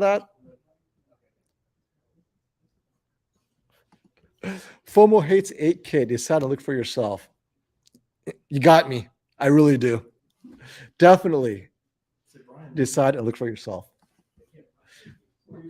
Now, I don't hate a good TV. The QN900C could be a good TV. Nothing to do with 8K. Nothing to do with the fact that it's an 8K TV. I just don't like that you have to pay extra to enable just elements of the TV that you're never going to use. However, this year, for the first time, Samsung is going to add amazing processing and the backlight system of an 8K flagship on its 4K flagship. So the QN900C, all those thousands of dimming zones will be on the QN95C. For the first time, the 4K will be enabled with all the amazing things that make the QN900C awesome. Now we can see what it would look like on a 4K TV. So that it'll be interesting to see.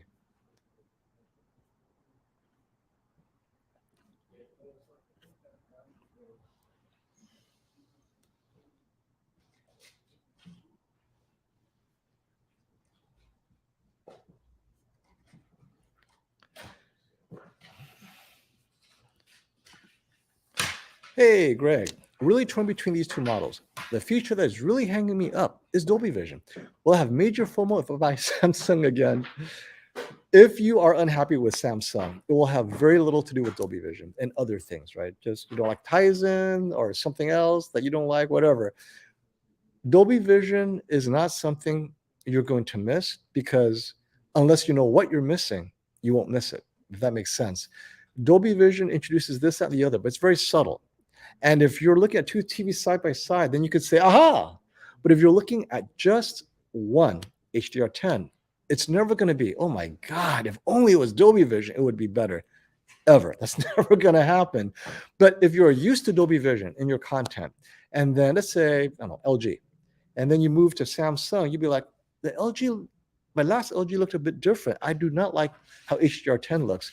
That I can see because they are slightly different and maybe different enough because you're watching familiar content, right? You're watching episode 7 of something that was in Dolby Vision. And now in episode 8, season 8, after 7 seasons of Dolby Vision, I don't think Dolby Vision has been around that long, but after many seasons of Dolby Vision, you get the Samsung and now you watch it like, oh, wait, I see a difference. So don't do that. If you've been watching Dolby Vision on content, it may not, that may be the reason why. But if you've never really seen Dolby Vision, it doesn't matter. It really doesn't matter, I think. But many will disagree, so we definitely welcome that. But I don't think it's a big deal.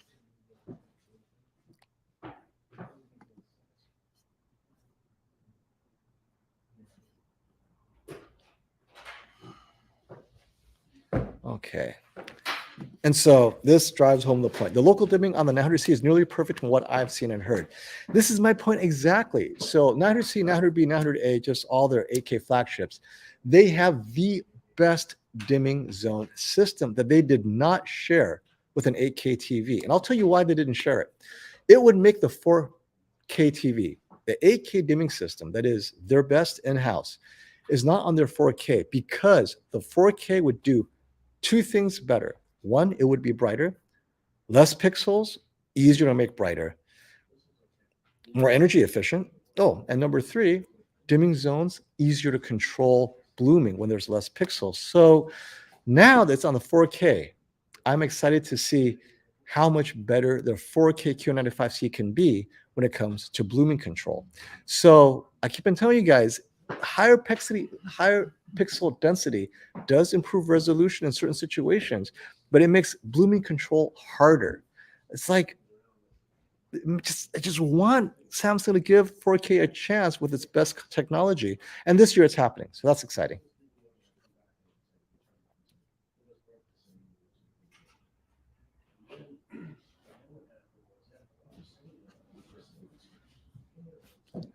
I love this. People dream cars. I dream TVs. So if people are dreaming Lamborghini and Ferrari, Brian, what is your Lamborghini or Ferrari of the TV world? Oh, Lamborghini is the Z. Z? Okay, so Brian says his Lamborghini is the Z, the 8K Z3 or Z2 last year. Fair enough. What is a Z9K to you? Is that like a Hummer? It's a Ferrari. It's a Ferrari. It's another Ferrari, right? Z9K is amazing. It's like a V12. Yeah. Yeah. There's like Bentleys. You get to this. Yeah. You know, I gotcha. amazing is amazing.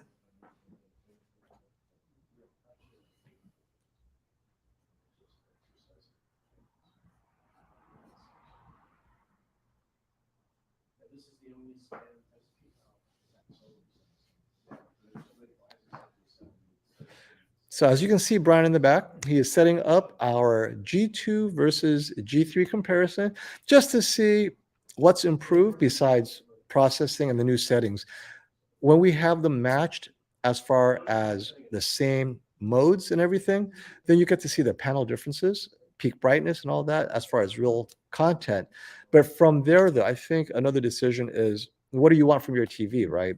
So ask us questions about how you plan to use your TV, because if you're just streaming basic content, I'd save money, get a larger G2.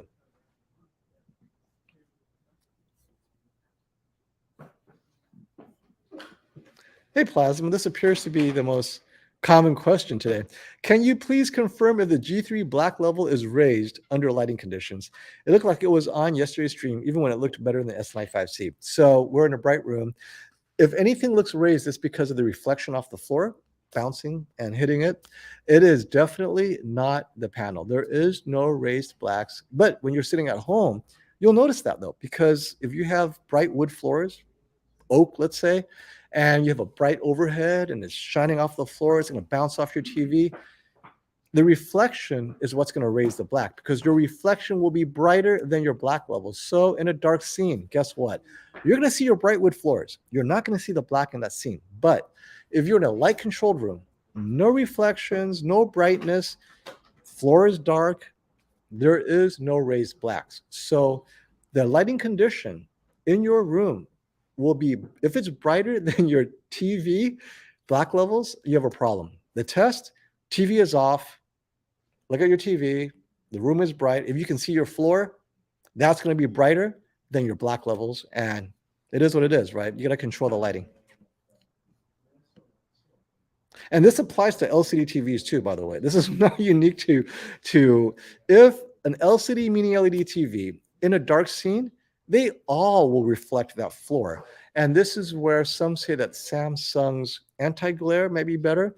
Their anti-glare may do that, not reflect the floor, but then you have the rainbow effect that happens with a bright point of light. So you got to choose your poison and get the right TV with the right coating that fits your use case.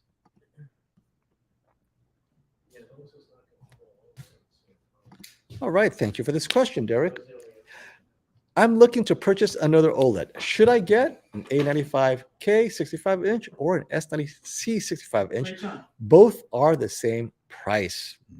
The A95K is built to a higher standard. It is a master series. It might be a year old. The S90C really is the mid-tier value proposition for Samsung this year. It is mostly a repackaged S95B from last year. So taking that into consideration, the A95K will be better built for the same price. I mean, I have the A95K. I'm completely happy. I think it's a great TV. What would you recommend? You're the retailer, my friend. That's a tough call. Thank you. And it's a very good question. The advantage of getting the S90C is that you're getting the new 2023 model with the new QD OLED module. But you're right that they're using the same chassis and frame as they did in the S95B from last year. So this is a tough call. If you're nearby, I'd love to show you these in person. You can look at image quality and see if they compare. Yeah, you got to really see these next to each The other. S90C isn't even out yet, right? Not yet, but very soon it Very will soon. be. I mean, I know they've announced that it's releasing any minute now. That's Maybe correct. it's out tomorrow. Yes. But Yes. until you have them next to each other, and also Sony does things differently than Samsung. Yes. So what is it you're looking at? Because if they're the same price and you want what is the best value, I think the A95K, a year older, you're taking advantage of depreciation. It's an older model year. That TV was $3,500, so it's a very nice. And announcement was $4,000 for the 65-inch. Yes, right. So that's right. you're talking about a TV that was designed and built, and it won the shootout. It did.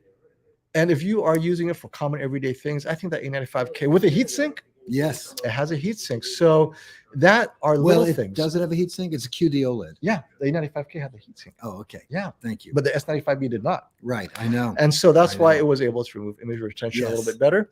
But it's just better built. I think you're getting a lot more hardware effort into it because they designed it to be sold at a higher margin. We're Yes. talking $1,000 more at least That's than right. the S95B. That's right. And so you're getting all of that. And I think you're saving money by waiting a year. Yeah.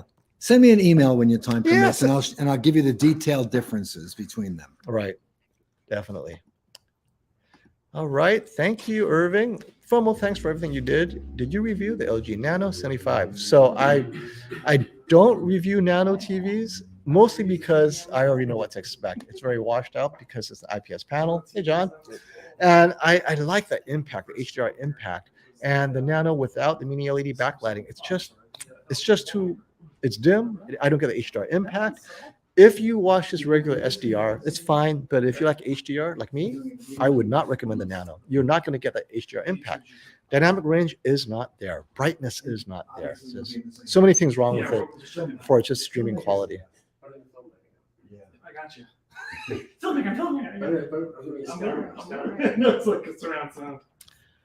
I'm really excited about Hisense this year. They have the same global platform. All TVs will be the same all around the world. Yes, thank you. Last year, we remember the American version of the U8, U7 was a better version than what Europeans got. And it was not good because our review was glowing and then people were buying it. Like, what the hell is this? What are they seeing? It turns out 2 different TVs. Number of dimming zones were all so different as well. So that was also a disappointment. Just the information about panel type is kind of confusing. And that's it, right? Not only the panel type, they had less dimming zones for the same model and size. I mean, it was not good. So I'm glad they're unifying that. What content do you play? John stuff? You can, but it's not playing. What are you going to use this? Are you going to use This is off the distribution, right? That's a spare muscle. No? This is a great serious question. Thank you for that question. HDR PC gamer here. I have a new QN85B 85-inch and the LG OLED 65-inch is 2 months old.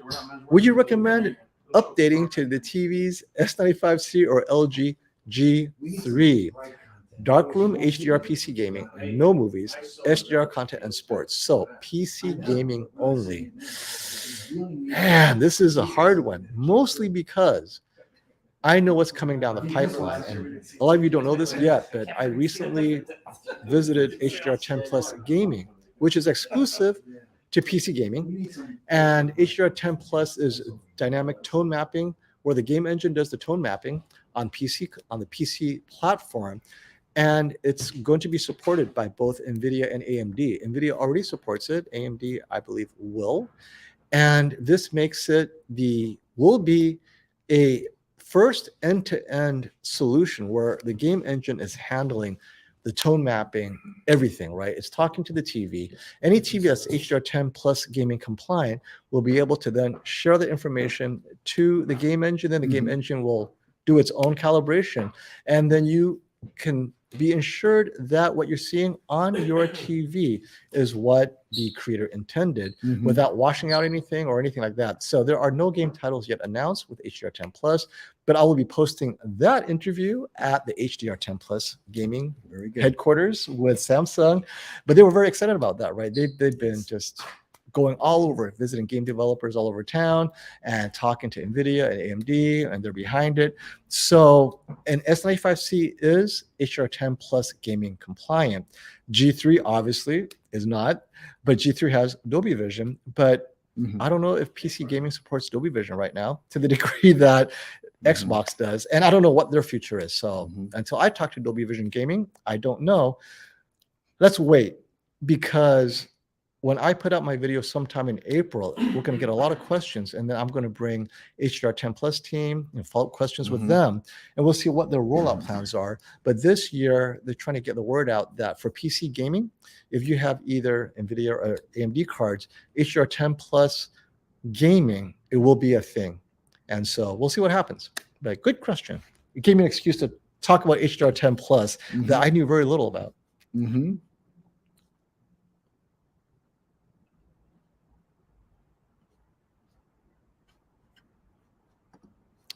So this is something that's ongoing discussion. So the lack of a polarizer on the QD OLED has more raised blacks in ambient lighting than the MLA G3. So Nathan, the answer is that it was not really measurable in the content we saw. The answer is, although to a limited degree, yes, if you shine a flashlight on it, you will see the raised black. However, will you see it in real content? No. And how bright is your ambient lighting? Because as we saw yesterday, if your ambient lighting is bright, the reflection off the floor was brighter on both TVs. It didn't matter. I thought the G3 had raised blacks. So wait, that's my floor. That's what you're going to see in your house. Now, if you have completely light controlled room, then this is also not an issue. I didn't see any brightness bleed from a bright area of the screen to the other in any content that I saw. But if you're more critical, more sensitive to that, who knows? But as far as ambient raising the black levels, I think this is kind of overstated, exaggerated. I never saw that as a reason not to get it. But I mean, some people are like, this is the worst, but I don't know. So if it's a concern, let me know, like, how's your room? If your room's super bright, I think the reflections around you will end up reflecting off the screen and be raised, but it has nothing to do with the quantum dot scatter plate that's there. I think the eco mode was stuck on even though it was off. Yeah, I just reset it. And yeah. Can I confirm if the S95C can do 144 hertz, 12-bit, and 4.4 PC mode? I want to know before buying it. No, cannot confirm that. What Brian will in one of his videos. That takes some in-depth testing. And I'm just not as sophisticated of a PC game tester as Brian. So hopefully we'll have an answer for you sometime. all right, I got it. Yeah. But is, Or is, something that's much brighter. Is it the only? They look the same. is the A pack of lions in a natural habitat. Definitely my natural habitat. I don't know about a pack of lions, but we're definitely having fun. Thanks, SB Digital, for joining us. Oh, the Panasonic stuff. See, the Panasonic won't leave my desk. All the content. I don't see anything. Oh, yes, sir. Is the G3 good for This PS5? is the guy from Samsung. In one word, yes. I don't think so. I thought the I don't S95C think so. looked good for PS5 as well. I think the PS5 is not super demanding. I think they both look great. I wouldn't have any qualms recommending the G3 or PS5 for sure.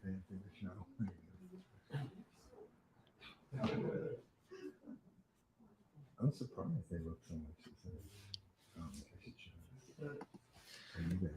What do you think the QN85B? I loved it. All their sizes. I think it's a great TV. So let's get that out of the way. It's just a great deal last year.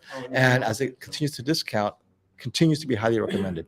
Which TVs come with a Spectrum app? That I don't know. I don't have the Spectrum app, but if the Samsung had it before, obviously they'll have it again. I don't know about other brands. You really have to ask Spectrum. Spectrum will know where its apps are located. So definitely ask Spectrum. But you'll love live TV on the QN85B. I guarantee it. It's going to be really great. Oh, it's a different one? No, what you said now. Hello there. Oh, wait. Yeah. Here we go. Hello there. How are you today? Thanks for coming in.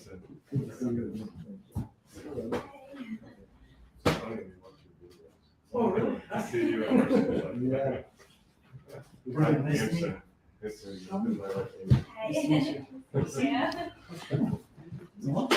Are HDR games in BT 2020 or DCI-P3? So technically, just HDR in general is supposed to take advantage of BT 2020, but the games could be graded in DCI-P3 in a BT 2020 container. So there's no guarantee that all HDR games are using the full BT 2020. And BT 2020 is just an additional bit of green here, blue here, maybe a bit of orange or red over there. So you don't know if it's extending beyond DCI-P3. And if you do know where in the scene, is it even worth it, right? So DCI-P3 is most of what you're going to see in any given scene. And I don't think it makes a big difference having the gamut extend to BT 2020, unless you know for certain that your game has BT 20 here, here, and here. But if you watch it on a TV that's not capable of that, then suddenly it looks less green or less ultraviolet, right? So right now, there is nothing compelling about BT 2020 to buy a TV just based on that alone. I'm more concerned with things like color luminance. I think that makes more visual difference. So yeah, I don't think you should worry too much about that because it could be in a BT 2020 container, but it's not necessarily the color space of BT 2020 being used. Like a black and white game could be called HDR because of its dynamic range, but why would it need BT 2020, right? Yeah, once you get past that, 75. Oh, Brian, quick question. They were just asking, are you still doing the 4090 testing on the 900C today? Sorry, guys. It'll have to be, yeah, because the setup and troubleshooting, potentially it would take too long. And Brian did get a chance to just spend time doing it beforehand. So he will release a video about that with the 900C on, well, the 4090 is right here. It's just, we don't want to waste time troubleshooting in case something doesn't work. And you guys know, because this is the first time he'll be doing it on the QN900C, so the risk is there. Next time. But thank you for being excited because now you know what to watch on his channel. Hey, Chaz, thank you for that super chat. You look just like Elf. This is awesome. Do you think the new blue phosphorescent OLED available for 24 models? So let me answer that. The answer is no. 2024 is when it's available to the TV makers to implement into their TVs for 2025. I would be surprised, very surprised, if it's in the 2024 models, because the company that is selling the blue phosphorescent OLED chemicals, they won't be selling it until the start of 2024. So unless they start selling it now, which they're not, but if they're selling it now, then possibly it would be in the 2024 models. But since they're starting to sell it in 2024, then the companies Okay. need to get it in-house, test it, retool, do whatever they need to do. By the time all that's done, we're in 2025. I mean, there's a possibility that maybe 2025 it's not ready, right? I'm saying at earliest is 2025. Also, would it help both WOLED and QD-OLED panels to increase APL luminance and color volume? Yes, yes, yes. In many ways, the question is, how do the TV makers want to balance all of that? Because when you have all that efficiency available to you, you could also extend the life of the panel. So let me ask you, Chaz, if this chemical, or we know the chemical is better, but if you give it more, push the luminance harder, the lifetime shortens. If you reduce the luminance a little bit, you extend the lifetime. Like, at what point do we err towards the side of lifetime and not luminance, right? I mean, if they push it super bright, but it lasts 2 years, I'll never hear the end of it. And APL is exactly the same. APL pushes the brightness, but how long does your TV last? Remember, it's still organic. The blue phosphorescent OLED is just better at many things. It's more efficient, but it's still organic, meaning heat, brightness, all of that ultimately shortens the life of the OLED. The real dream is to get away from OLED altogether. And, micro LED, nano rod LED, Samsung's QNET technology that they shelved temporarily in favor of QD OLED, those are non-organic. And now you can get the brightness without shortening the life. Well, to the same degree OLED's life is shortened. I think any electronic equipment, you push it hot enough, it shortens the life regardless.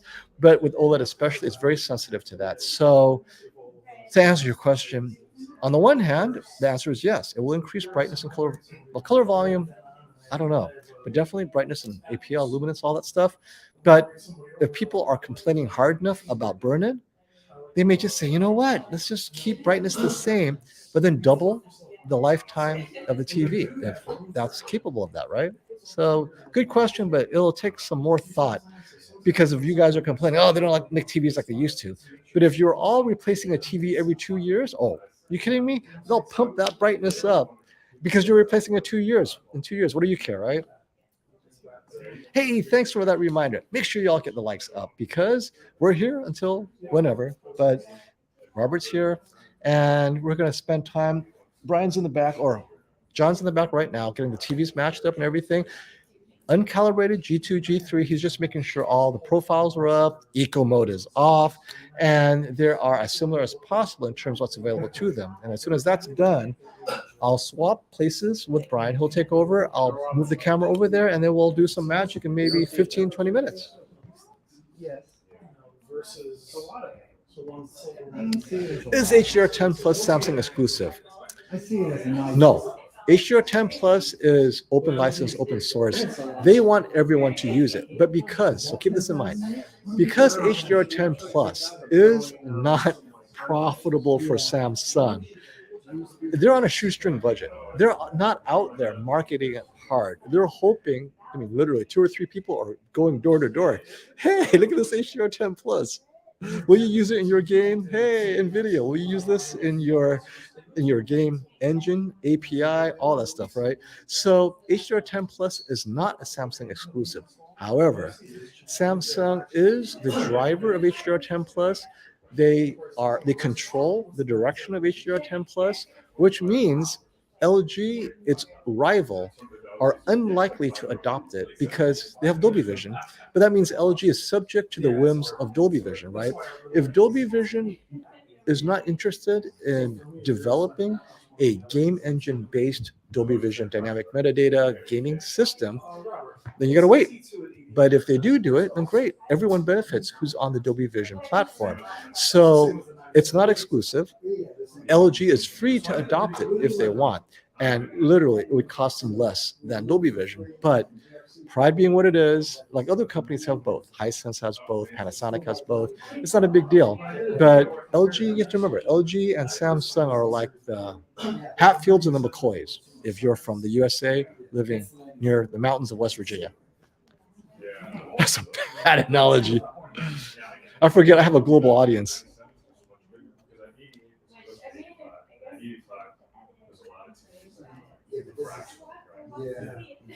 Oh, this is a good comment. The first 4K TV I bought was a Hisense 55H8C. It lasted 3 years. Then the panel died. I hope their newer sets are more reliable now. They did replace it though. I have to say, if they replaced it after 3 years, that's impressive. And wow, I don't know if they do that today, but that's pretty impressive. Whether the sets are more reliable now, so if you look at Consumer Reports, it's 2 years old now, I think, maybe 2.5 years old. They did a long-term reliability and durability, and that the conclusion at that time was that you get what you paid for it. So TVs costing, let's say, $600, they're all bad equally. TCL stood out as being more reliable at the $600 budget. Vizio stood out as being the least reliable across all budget, to no one's surprise, because at the higher end, flagship prices, all the TVs are significantly better across the board, no matter the brand. And so that you get what you pay for crosses over to pricing, with standouts being TCL at the lower end performing better than the lower end TVs, similarly priced, and Vizio performing a little worse than TVs similarly priced at the mid-tier and the higher end. But that was about 2.5, 3 years ago. Today, I don't know if things have changed that much. Personally, I've had TVs have issues across the spectrum, but I deal mostly with flagship level TVs. So last year was my QN900C, which I needed replacing. And then prior to that, it was the Hisense U8 or U9F, or like, I think it was first generation H9G, I think. H9G or H9F I had issues with, right? So there were two TVs I had to do a claim and a replacement. So it happens at all price levels. And then you had poor KG, who ordered his 65-inch S95C, and it came with a bent panel, but that wasn't even Samsung's fault. He had a dent on his box, and that was a carrier issue, right? So we're still in the panel lottery. There's no guarantees your TVs will last. But generally, the more you pay for, statistically, the better it is in terms of durability.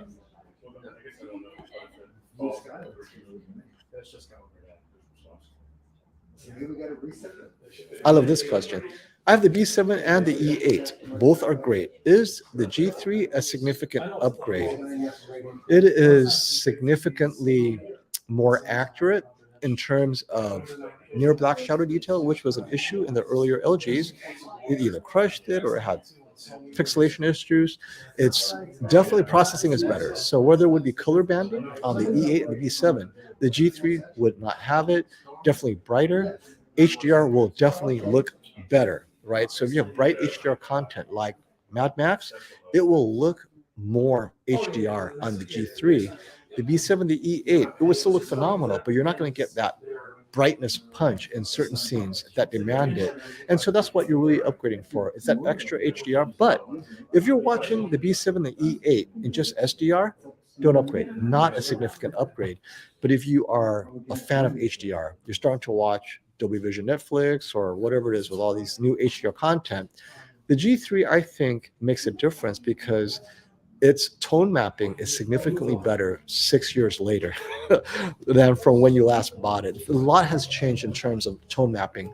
You're going to get better gradients, skin tones, brightness. I mean, just the whole image is subtly better, but if you're used to your TV, you'll notice the difference. So the infinite contrast is still there, but now you got more colors, color gradient separation that is image processing related. And I think that would make a difference for you. But then maybe you should try a C3 first, because I think the C3 is close enough to the G3 in most normal content, even though I haven't seen that, but I have a feeling that we already know SDR is all going to be the same. It's when you're pushing the content that the MLA comes into play, right? But I'd say get a larger C3. Same budget, G3, C3, you can go larger. Go with a larger C3 for the same price and see if that's not more immersive. So let me know. Yeah, let's ask one thing. Joe, you have to ask her. She's looking at that. Yeah. That's right. We don't want that. We need the Revo. What? No, I'm just talking. Oh. We're trying to set up the G2 versus G. Oh, yeah. You Just can see it move over the You Panasonic can if see you it want. right there. Oh, you move the Panasonic over? You Oh, did, but it's wow. not playing all my content. Are we ready? No, but it's a good shot if you want to show people. If you are ready, just let me Not know. ready. Oh, Not ready. well. But that's a good shot. Now that is a good shot. They look. Well, this is SDR, right? Because it No, looks. it's HDR. Oh, well, but it's not. It's sub 400 at HDR. Because it looks pretty good. They look identical. So as you can see, It's HDR. the- It's a regular, but it's SDR. the TV over here is the G3 65-inch. The TV behind me is the G2. As soon as they're ready setting it up, I'm going to set up the camera, and then Brian's going to take over for a few minutes, and then boom, we'll But start. it's a pretty good. It's you can see how much brighter it is. That's SDR. Oh yeah, you can see that the G3s are brighter. A lot brighter. Yeah, you're seeing bright parts of the bright area. You're wondering. Well, you're looking at the light, right? You got to realize, Yep. how much brighter you can make the ground. You're looking here, right? Yep. So we're pushing out the players though. FOMO. Which TV is better for dark room console gaming, streaming, and HDR physical content? If you're talking about these two, in a dark room, console gaming, streaming, HDR physical content, they are both so close. The reality is you're going to have more of an experience with one Connect box, stand, no stand, but 5-year panel warranty. If HGIG is important to you because you really want that ultimate accuracy, the G3 has that. However, the Samsung's very close. Both of them, if you calibrate, they look similar. So it just really comes down to your use case, everyday quality of life. I think for you, that would be the case because in a dark room, you're not going to have it super bright. Trust me, it'll be too bright. What you end up doing is the other things, the little things that make a difference. Maybe the audio quality, right? Which we didn't review at all. And I don't plan to because most people shouldn't rely on audio quality in their TV. But let me know how or what you're looking at. Like, what are you looking for in a TV? Because they're both great. Because even with the crazy firmware updates, it's if you are really diving deep into those gaming settings. And if you're one of those people, the G3 might be a safer bet to go. So, but I would never chase you into the owners forums of any channel just because it's crazy. But for a specific question or use case, let me know what that is. Otherwise, I'd always say get the bigger or cheaper one. Here's a great projector question.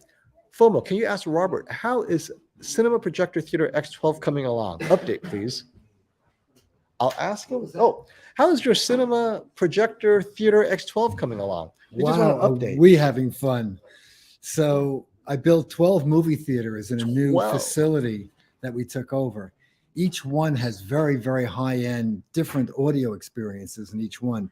The smallest speaker system is a 9.2, but most of them are much larger with all premium high-end audio systems, receivers, separates, speakers, very beautiful projection systems. If you're in, you got to come here. You got to come. You know Yeah, where he you is. got to come. He's here. on Google Maps. Yeah, Maybe he shouldn't be. you got to come here. I got to show you this, and you're coming too. Well, no. When you're done, let me know. That's when we're going to come, right? You got to Because- come now. Oh, When we finish here tonight. I will. We'll see it next to all. Yeah. Okay. And Raider, this applies to all makers because this is a common among all successor TVs, right? Not to sound rude, but why do I have a feeling the G2 settings are going to be dumbed down a bit to make the G3 look even better? Not us, trust me. No. The push is to always sell the latest model. No. Okay. So first of all, Robert no longer sells the G2. No, we have right? G2s. What sizes? I think we have all sizes. Really? Yeah. I thought there was some size that's no longer I think there's available. one size that might be 65? out. Because I was talking to Wendy, she's like, Oh we don't yeah. even have the size available. 65, I think we have one or two pieces left. Right. There's plenty of 77s and Right. 55s. Okay. No, we're happy to sell them. We want to move them. And that's why the price is so aggressive. They're a good value. And you're going to see us play with the settings anyway. But regardless, right? The goal here is, if you listen to Brian and I, we always tell you to buy last year's TV, but Yes. go bigger every single Oh, time. that's the best advice. Because That's the best of course advice. the next year's TV is going to have something this other TV doesn't have. Yeah. The point is not to sell you those features. My point is you're going to save money getting a larger TV. So when people are Yes. considering the G2 against the G3, I'm looking at 65 against 77 or 83. That's right. I will always say get the 83, even if it's a C2. I would say get the 83 over the 55 G3, because for me, it's about immersion. When everything else is equal, meaning size, then you have brightness, you have shadow detail, contrast, all that stuff. But when it's just pure size, the best story I can say is Yes. my wife, she sees all the TVs I have. And every single time she's like, I would rather watch the ultra short throw on our white wall. That's right. So I have a wall. This is a wall, not special paint, with marks on it because Yeah. of old paintings that we removed. Yeah. Ultra short throw from a no-name brand that I did this review a few months ago. It was a Paris Rhone. Who's ever heard of them? It's like a $1,800 ultra short throw. When you said a wall, I thought you meant a wall. No. It was On Paris a Rhone. wall. Oh, on a wall, right? Not the brand. And she's like, "This is 120 inches. Yeah. What are you talking about?" Yep. Right? Yep. And I was like, because the first thing I thought was, well, the white's a little bit off. And she's like, look how big it is. And then That's next to it right. was my 65-inch TCL R655, which I loved, Yes. or R646, right? Google Yes. TV, amazing HDR. This thing, ultra short throw, SDR. Yep. I mean, HDR, but come on, right? Yes. But it was 120 inches. That's and I'm what looking at it, counts. go, you know what? This is kind of better, Yes. huh? She's like, yeah, there's no way I'm going back to that. Yes. And I so also always advise people the same thing. Yeah. If there's a budget here and you can get a G2 in a larger screen size, do that. yes. Absolutely. And We're not about selling the latest TV. We're No. we're hobbyists. We I'm the are. lousiest business guy you ever met. yeah, And I only tell the Well, truth, whatever that is. that's why I like working with Robert, right? Yeah. I get nothing out of it. Yeah. So the larger TVs or larger anything, that makes the biggest difference. Yes. And right now, the reason why we're comparing it is not so much this is better than the other, but rather how has the G3 improved? That's And right. does that make a difference to you? Right. Because if you're just watching YouTube, like, Yeah. that looks the same to me. Yeah. And then that's it. Well, last year, what did we do? We did the C2 against the G2 Yes. against the A90J, and we all walked away. What happened? The C2 beat them all. Well, not beat them, matched them all. Right.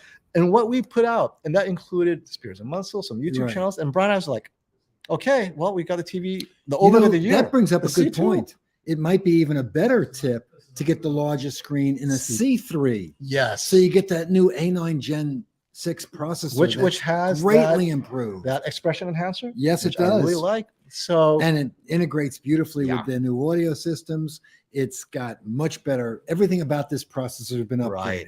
So that would be a very good Mhm. advice. And I guess, and well, the last point, why are we even doing this comparison? I originally did not plan to do this, but several of you wanted me to That's do it right. to help you make a decision. That's right. I just assumed it would die. Yeah. I mean, if you ask me now, there's no way the G2 could compete, MLA. But I was curious, like, you know what? Yeah. Let's just see. Yeah. And my goal is to see if I can get you guys into a larger TV, because I think that Absolutely. will be the immersion and save some money, right? Absolutely. So, Yeah. but this is a good point to raise because, do we nerf the settings to make a TV look better? If anything, No, that's not happening here. no, we go the other way and did the TV settings a bit too pumped up. You do, and you guys, come on, you guys don't let me do that anyway. Like, is that inactive? Double check again. Double check again. All right, but thanks for showing First up, of guys. all, if you do something dishonest like that, you will be caught doing it. I know, I can't get away. Wait, let me stop. Let me sneak it around Yeah. because you always, hey, quick, is that active on? And sometimes active is on. Oh, Right. let me turn it. And sometimes on this, dynamic tone mapping is off. Let's turn it back on, right? It happens, but that's why we do this, because when we are at home watching TVs, Mhm. we often forget to do that as well. So That's right. you guys saw us play with these settings. We lose track of what we do. I mean, That's right right. now, one is left in SDR mode. So, Yeah. so Rob's going to turn, what the hell happened? Yeah. We left it in like dynamic mode with a ultraviolet, ultra green frog, Yeah. because our job is to try all the settings. Yeah. But sometimes we leave the settings where they are, come back later like, oh, what happened? Yeah. Absolutely.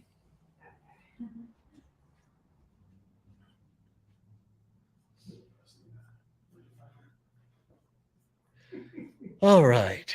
Now we come to generalities.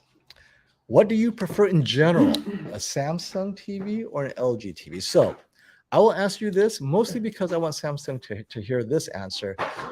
LG, because they are the only company that has offered a 5-year panel warranty That is good. on the one technology that people are afraid most That of is buying, good. OLED.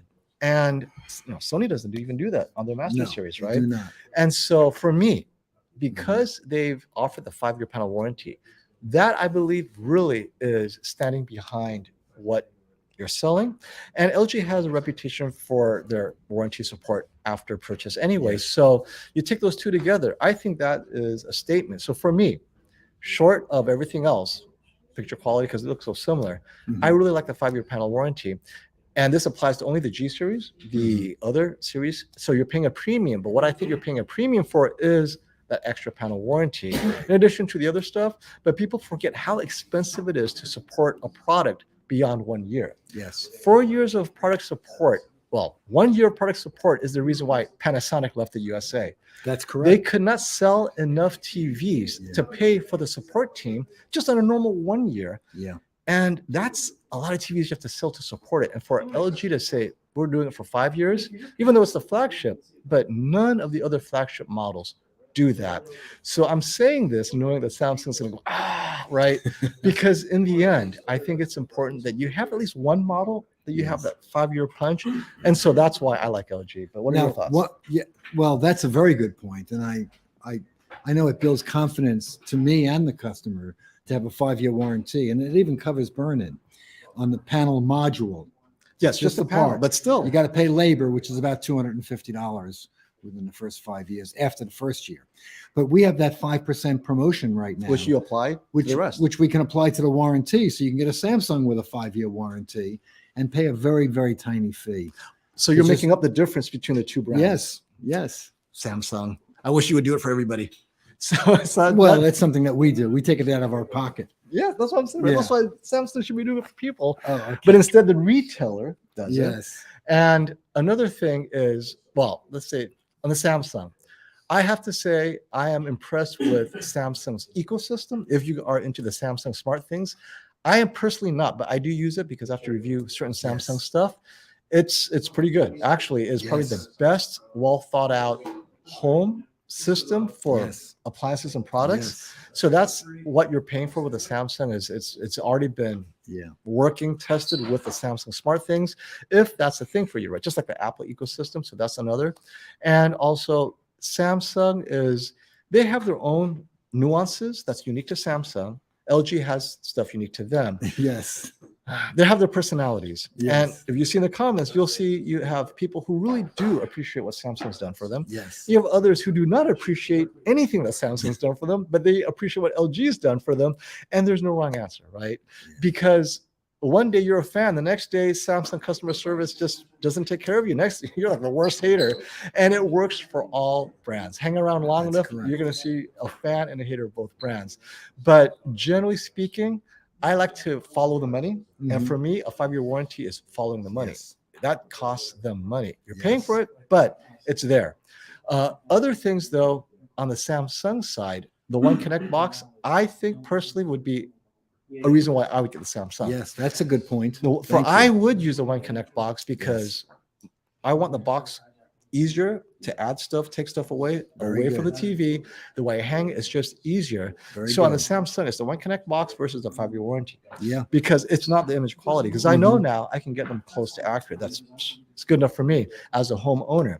As a reviewer, I need the G3 because I need my calibrators to like me, and they like calibrating the G3 to exactly my specs. They Yes. cannot do that with the Samsung. Yeah. So everything has a use case, right? I would say. Now you know my use case. If you know what you need or like, That's because I right. know she didn't like the rainbow Yeah. reflection.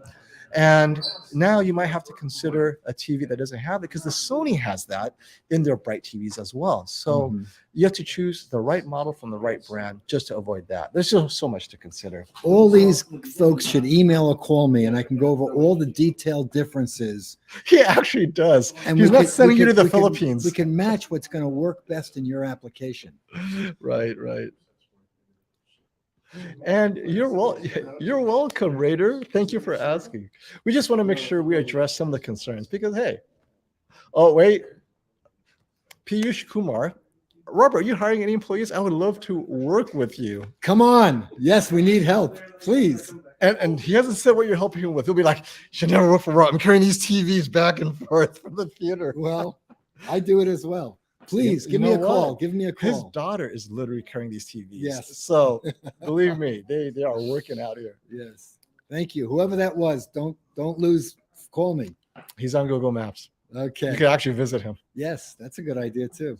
KG, to my point about UST, I want a UST just for size this year. I See, know. this is I our know. secret indulgence that we're embarrassed to tell Yeah. people. Well, it's out now, but on the side, we know that UST has blown out this, blown out that. But when you're on Netflix streaming, it all looks so similar that on Yeah. the UST, oh man, right? KG, call me. I'll send you one happily. Look what I just did. I just cost Robert money. That's okay. That was mine. He just sent you, by the way. And by the way, he has a couple of good ones too. Oh my I like gosh. the tone mapping, the Epson. Yes. That last year, yes, and I know they're yes, going to start yes. dropping in price. Yes. And Bad Tech is saying, stay away from the C3s. I can't wait to hear what that's Oh, all I about. like the C3. Why would somebody feel that way? Oh, we're missing out on half the conversation, I'm sure. It's got that same A9 Gen 6 processor that is crazy good. Hey, Mark, thanks, FOMO, Brian, Robert, the gang, for doing this G2 versus G3. Yes. Many of us are on the fence. Larger G2 Yes. or G3.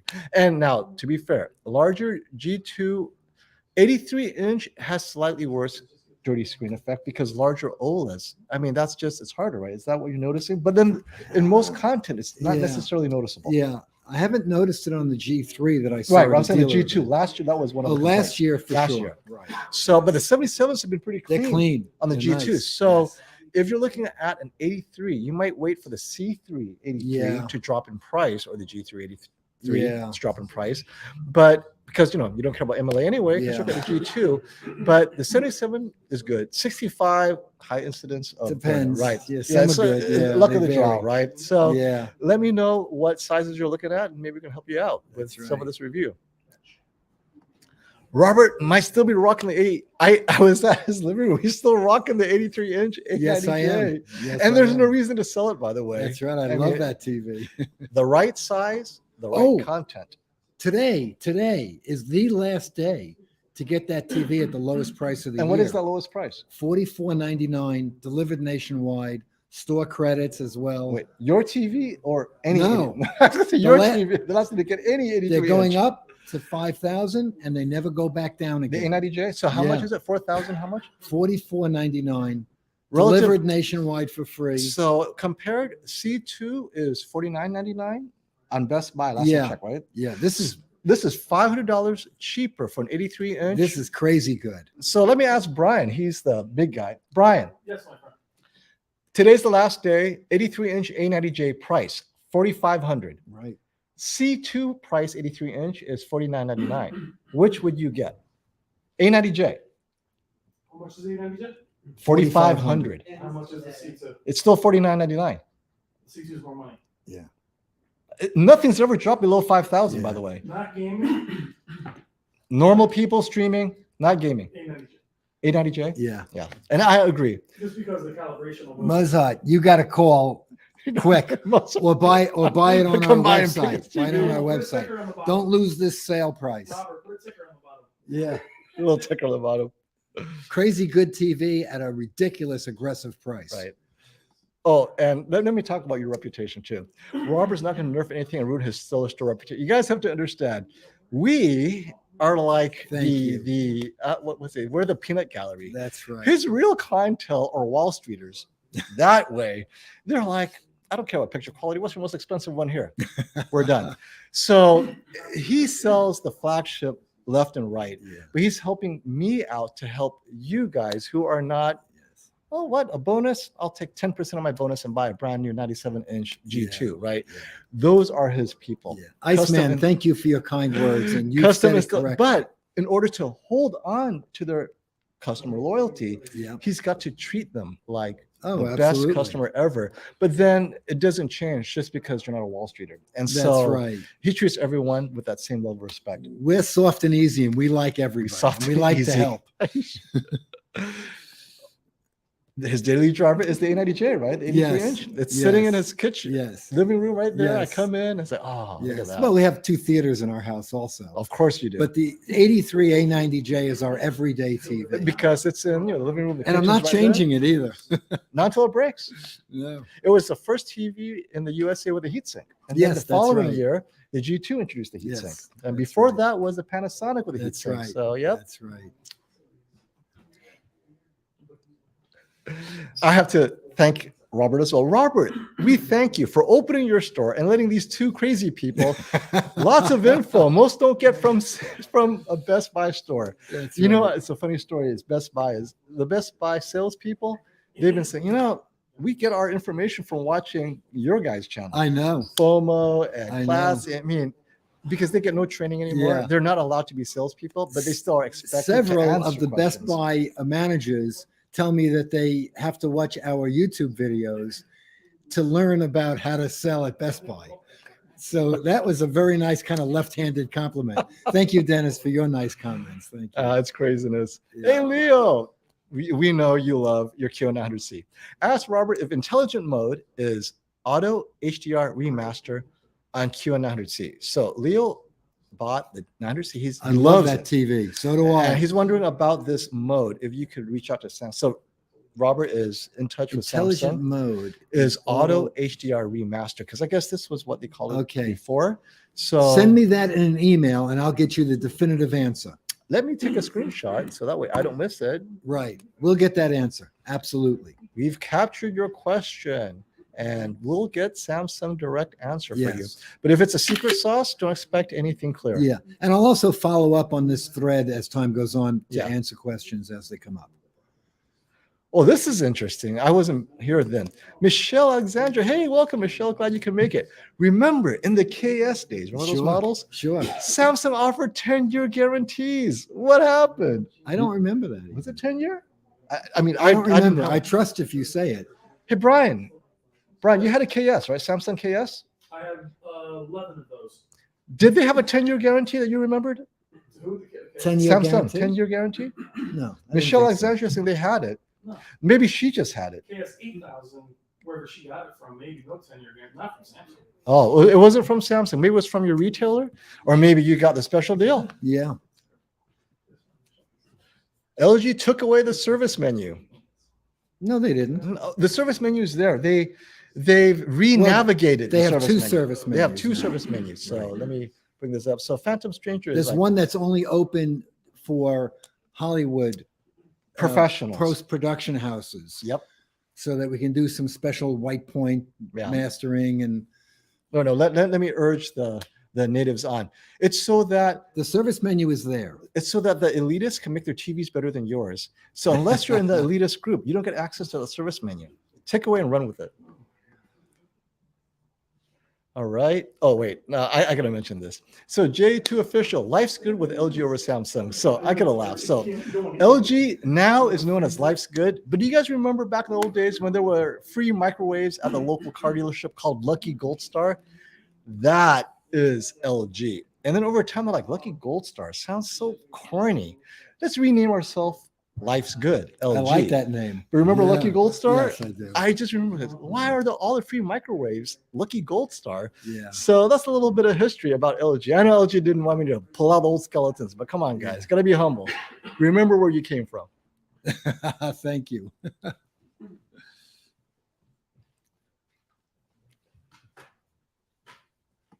Here we go. Amanda Hey, Cordero, thank thank you for you. that super chat. I need an 85-inch Q90A, Yes. Q90B, or Sony A90K. That's last A90K. Oh, that's a Yeah. 42-inch only, though, Yeah, right? yeah. It's a 48-inch only. 42 and 48 only. Okay, so keep in mind what you're asking for. A90K is a small size model that came out after the A90J, That's right. but before the A95K, right? Somewhere in the middle. Around It's the like, same time, right? maybe a little, yeah. over the air and streaming, great. Bright Yeah. room, a give for my mom. Which Yes. one is better to upscale OTA? So I love that you have a gift for my mom. Which Yeah. one's easiest to use?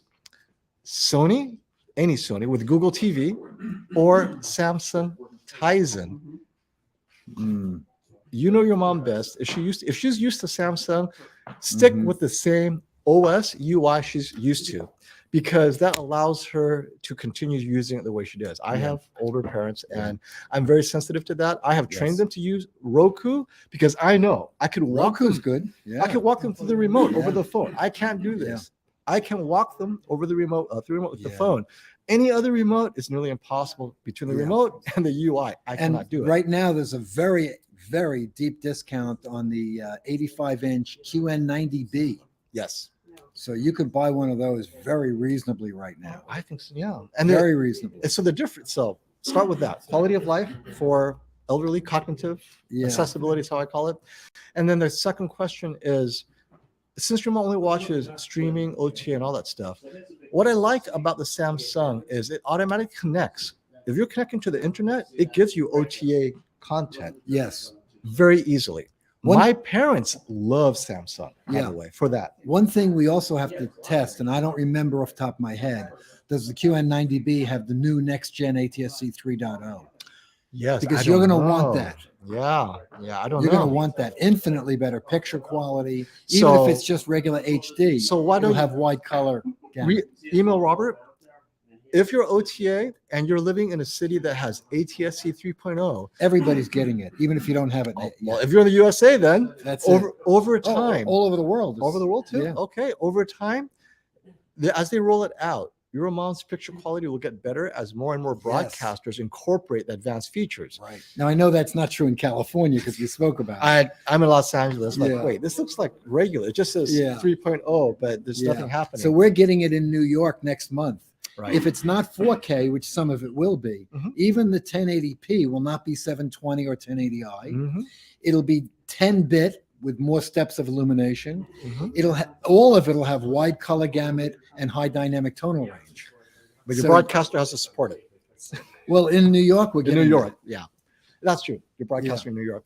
So OTA, my dad loves the Samsung and how it just fits right in, Yes. and I like it. I like that too. It's very nice. My wife uses it all the time. Pauline just Yeah. loves pumping through that. But then her parents, TCL, Roku, Yeah. call it a because they need that easy remote. So, Yeah. which if your mom is not too senior, so to speak, where she doesn't have problems learning to use a new remote and all that good stuff, I like how Samsung integrates OTA, Yes. internet, Yes. or live directly to the Yes. TV, so you can choose it I like that. from the home. I Yes. really like how they did that. Well, that's the way LG and Sony Yeah. works also, though. But yes. Yes. And you need to call me along with the other 100,000 people watching. Wendy is here. I wonder who's answering the phone. She'll be answering the phone. Or email me and I'll email back detailed information. And Iceman wants to let you know, if I was in New York, I'd work for you. But I work for you. Oh, that would be nice. Thank you, Iceman. Thank you. Hey, EA Shea. New York's nice. Think about coming here. Actually, the weather is it's spring. It's Yes. official now. Yes, LG panel warranty. You have to unmount the TV off the Yes. wall yourself. that is true. They fix the panel. You have to put the TV back on the wall yourself. That is also true. That is So, true. Yeah, I've never done it, so I can tell you. Thank you for letting us It know. lifts off the wall very easily. It's not a big deal. Mhm. You need two people, but it's not a big deal. Or you need one Wendy zone. Yep. And that would be true with any warranty from any brand. If you're in warranty and it's wall mounted, they're not coming to your house until you take it down. Any brand. So this is the comment I was waiting for. I love the WebOS Magic Mouse. It's for me the plus that let me spend money on LG. Your opinion? This is exactly what I'm talking about. I like it too. Now, See- you have settings in the menu to make it as sensitive as you want it to be. Right. There's a lot of ways to configure it to your, again, liking. It's that extra touch. Yes, that- I like it.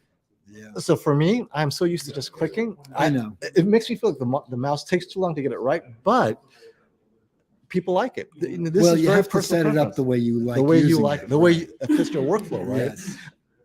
You're talking to a guy who preferred MS-DOS, everything keyboard, I know. over Windows. When they introduced Windows, like it's taking me twice as long as to type this paper on Windows than Uh-huh. on WordPerfect and MS-DOS. That's right. But over time, I learned to use my mouse better.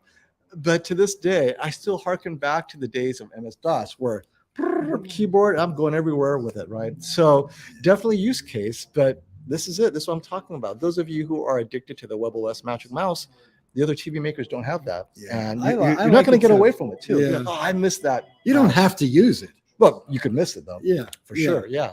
Like I try not to use it, but sometimes it just pops up. Ah, there it is. Okay. Oh, well, here's a question for you. This is a good one. So the Samsung extended warranty provided by Bell Electronics, which Yes. would apply to any TV you buy, by the way, is better than LG's warranty. Wouldn't VE's extended warranty on Samsung cover parts and labor too? So he's trying Yes. to get some of the comparisons. So our extended warranty comes from a company called Mac, M-A-C-K. Their web address is maccam.com.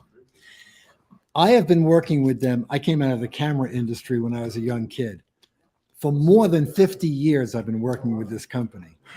And I like them. And I always like to support our clients. So it's the same warranty that we offer on Samsung, LG, Sony, on every brand. And it's a good warranty company. What they do is they mimic the manufacturer's warranty and they just cover it, and they pay Samsung, LG, or Sony to come in your house, all parts and labor, in-home service. So it mimics the original manufacturer's warranty. It's not the same as the 5-year LG panel warranty that's just on the OLED panel. This covers all parts and labor. It's the same as Samsung, Sony, and LG's 1-year warranty. okay. And when they get any TV brand, And then you would get 4 or 5 years. We can go up to 5 years. so when they And buy, we can use your store credit to help pay for that. or we can't stop giving. And when they buy any TV brand or projector or whatever, this is warranty that's kind of like it covers that purchase. It's not Yes. limited to any one brand or model. That's right? right. I currently own a 65-inch LG C9 that has recently decided it likes burn-in. They makes the decision often, deciding between the G3 77 or the Q900C. I do have a 4090 to game with. Man, this Wow. this you know what? I'm This- leaning this is towards the Q900C Brian. because you got the This 4090 is a and question NVIDIA for you. Shield. You need. This is a question for you, Brian. Oh, I know what Brian's going to say. Trent And you're owns the right. C9. And it's got He some wants. burn. He's upgrading. G3 77-inch or Q900. 4090 gaming. What size? That's 77 versus 85. What's no? No, he's not. No. 83, 80, You have 75, to, so if you're going 77 versus 75. 75, you got to go 77. Okay. That's the problem with the size 83. Is it being because smaller. it's larger? He's got the 8K card. The Oh, 4090. yeah, the video. 4090 graphics card. 4090. So is that's the why I key. thought we would both want to see the, The thing is, Q. you can, yeah, we can do, we're going to do it on its own day, but the 4090, you're still not going to get 4K. You'll go 4K 30. 8K. You're not gonna get It'll do 8K. 8K 30. 8K 30 it does. Yeah. Probably, yeah. Yeah. We'll have to see how good it is. I think it'll do 8K. So- 60. On some games. Depends on Yeah. the game. If you DLSS. max out all the image quality. But I think when you get improvements- back into size, though, Trent, if there was a 77-inch 8K, maybe, Mhm. but you'd have to go with a 75 versus a 77. Okay. 85 versus Now I 70 can to see get back that. in the size game. So the Q900C though would be the unique offer of a 75-inch 8K gaming TV. So if you're planning to game on the 4090 and knowing that you're a PC gamer, obviously you'll upgrade to a 5090 at some point, a 6090. At that point, you're going to get 8K 60, right? No doubt. So 8K 60 3 years from now, and you still have the TV to the degree that I hate the word future proof, but you still use the TV, that would work. So the 900C 3 years from now, you could probably game 8K 60 on the 5090, 6090. So that's what I would be thinking about, because the 4090 sustaining 8K 30 but losing a lot of image detail may not be worth it. So Yeah. but yeah, let us know what you decide. And You don't have to decide now. Obviously, Brian will do a lot of gaming on Yes. the QN900C with the 4090 and let you know what That's his right. decision is. Because really, who else is testing 8K gaming on an 8K TV at Yes. this size? Yes. How We're doing fun. C9K too. Oh, yes, we are. Yes, we are. And we'll also do it on the 88-inch Z2. And tech with KG. Thanks for I coming don't by, know. I buddy. think so. Maybe. This weekend has been a Oh, then- treat for then the we're not community. doing it. Thank you, Robert, We're FOMO, out of Brian, and John. Positive vibes all around. Hey, thank you for bringing it, Thank you, KG. KG. By the way, hanging out at CES was my highlight. Yeah, it was my highlight too. It was really fun. Thank you. Yeah, we had dinner and everything. It That's was great. great. Thank Yeah. you. And call me about that ultra short throw, KG. Yeah. Oh, hey, KG, just FYI, I'll be staying at the Paris Hotel this year, next year's CES. I want to lock it down for the prices go crazy. Very good. So let me know. But yeah, we'll be at CES next year and have some fun. Oh, you've been waiting for this. Fabiana wants to know, what is Robert's email? Yes. What is it? So I answer all the company email, and the easy one is info, INFO, Info. at valueelectronics.com. There you go. And And I'll look forward to we'll type it talking with right you. here. All Info at value. Oh, watch me misspell it. Electronics.com. .com. There we Thank you. go. That's it. It's up. Okay. Thank you. Look forward to talking with you. Who's cleaning shop after that? Well, if I don't pay rent, I have to wash the dishes. Let's see. And 69 Dart, man, when people don't know, Robert treated me right with my Z9K, and we did everything over email. That's right. Yeah. Not Thank all of you. you will be flying here, looking at the TV, and then flying back, right? You gotta have to do it by email. But this is kind of like the new normal for Thank you, shoppers. Dart Man. Thank you. I love that TV you got. It's crazy good.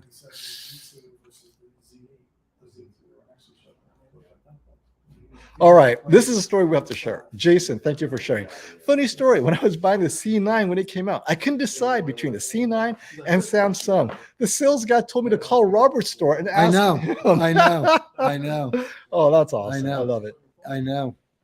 The Best Buy people call me all the time, and I help them. Because again, I'm just a soft, stupid guy. Mm. Oh, so Classy cleared this up.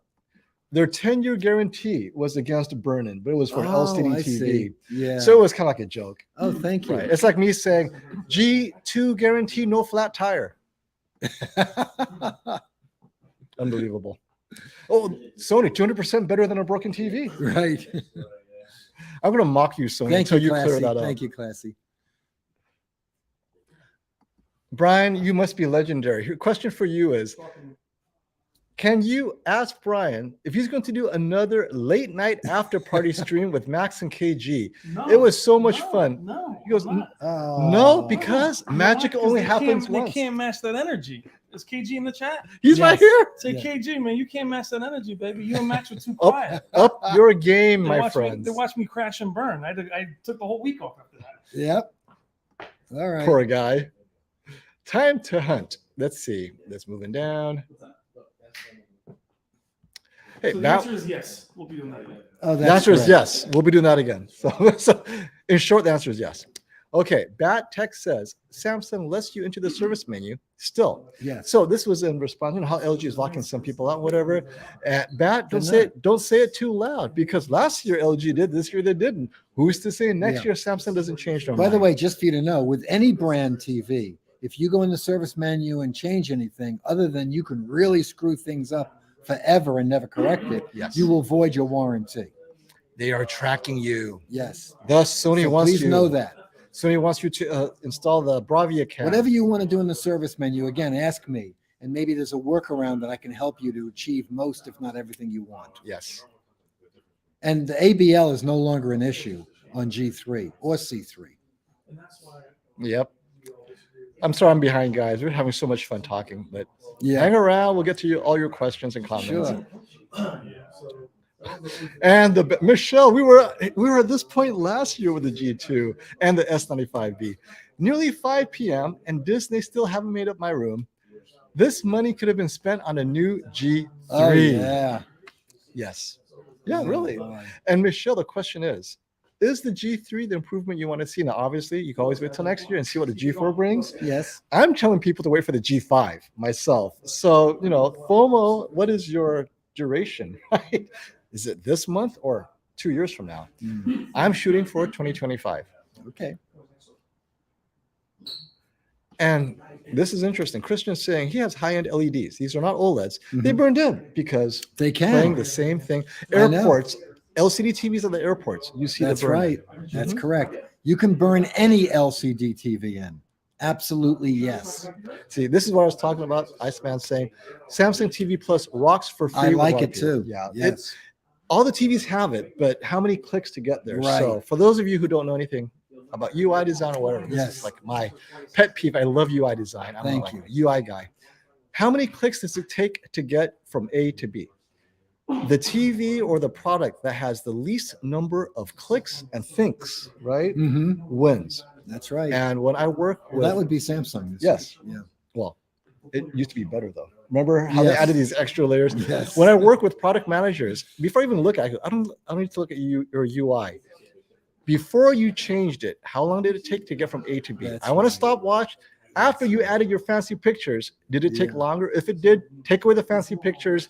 You need to make it faster, not slower cognitively for the customer. And this That's applies to everything.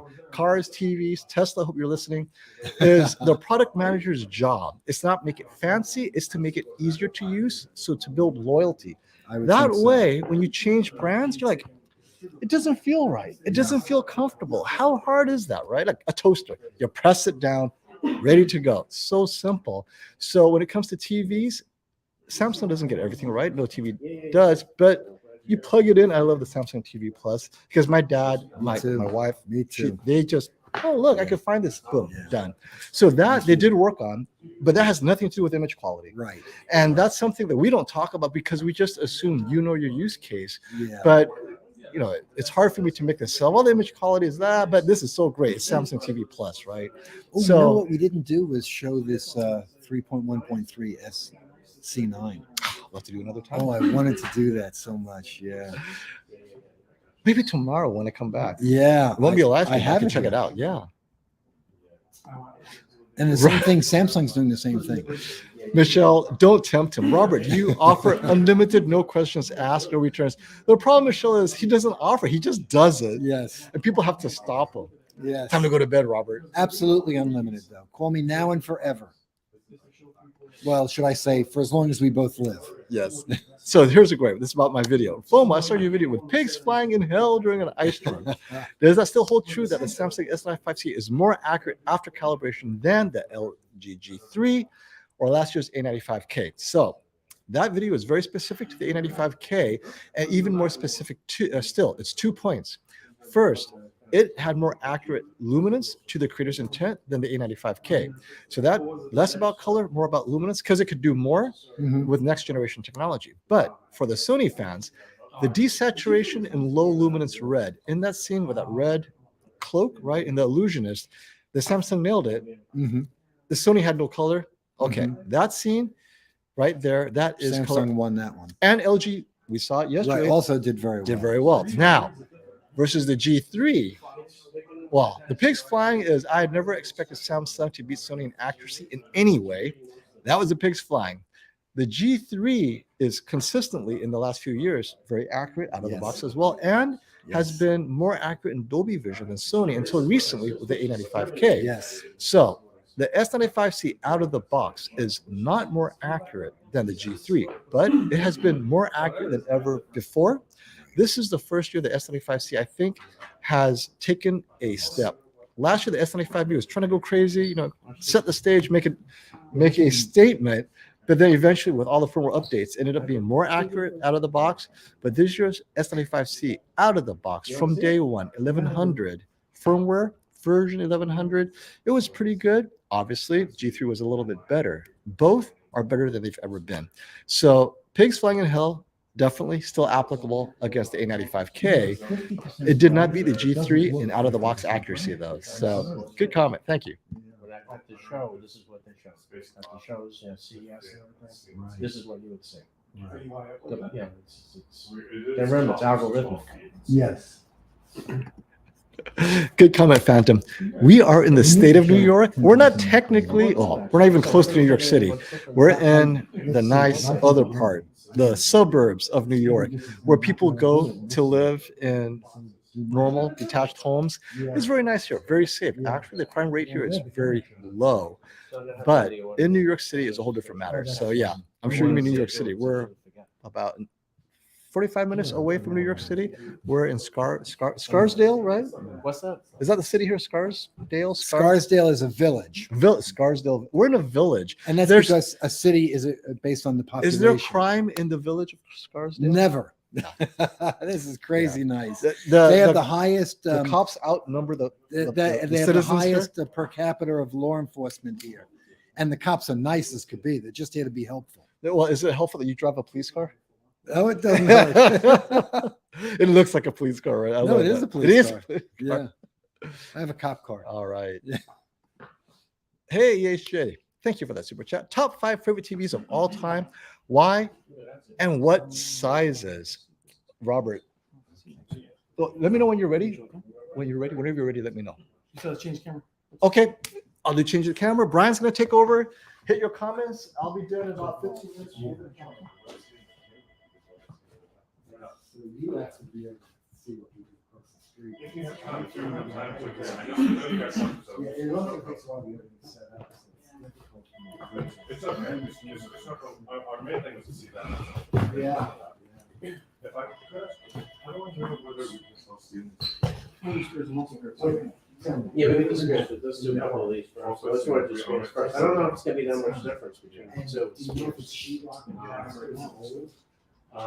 It is pretty. I mean, this really shows the There is picture. the room with the lower ceiling. That's easy. That's That's easy. But it's all like, You're like, oh my God, no more, please. What's up, crew? How we doing? All right. Where did we leave off, Alma? I left off with the, I think there was one house shot in the election. Most recently. James. One way is get on a ladder and knock on the James, thank you for the super chat. I wonder what your thoughts are on the 900C 85 versus the 900B 85. Do you reckon it's worth going with the 900B if it's, from what I've seen of the 900C, just quick versus the 900B? The 900B actually seems brighter in a few scenes, but the 900C seems like better processing and better color. So when they were, and I'll have to do a comparison once we get the 900B all set up versus the C. 900B was brighter when you had like the squirrel and honey and the spears and mussel discs, but the overall richness of the color was better on the C. But the James 85-inch, the 900C is, or I'm sorry, the 900B is very affordable. The 900C is going to be super expensive. I think the 75 is like 6,000. So I would probably, seeing them both, I would probably think the B would be a good buy if you want value. Well, I guess my point is, James, it wasn't like the 900C blew away the B in terms of brightness or anything. Now, Leo, James, in the chat just below you actually had the 900B and he wasn't a huge fan of it. So Leo, maybe you can help him out. Because I'll be putting my camera here. Let's go in the right direction. It's a piece of cake. Hi, Kim. Thank you so much for the super chat. How good is the Z9K for streaming TV shows? Excellent. You're limited, obviously, to 4K. The Z9K, you have to think about it in terms of being the best LED available from Sony. So you can almost forget about 8K and think about the Z9K being the best mini LED. It's still here. It's still brighter than everything else in the room. So I think it's a great choice. It's a little expensive just for that, Kim, but if that's what you want, the best mini LED Master Series, the Z9K is the only way to fly. But its strength is going to be accuracy to the filmmaker's intent, so it's a really good choice. You'll also see the X95 this year will be the 4K version of the Z9K. It just dropped down.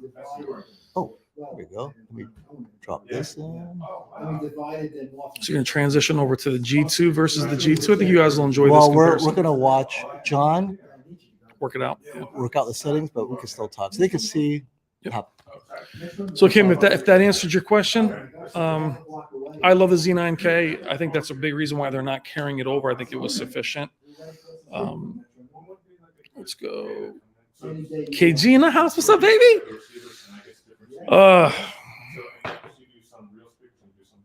KG and I share the same kind of style and the things that we like. Is Max in here, KG? Are we gonna do another live stream soon?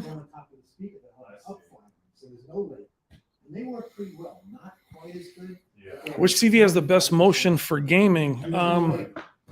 Samsung has that Motion Plus.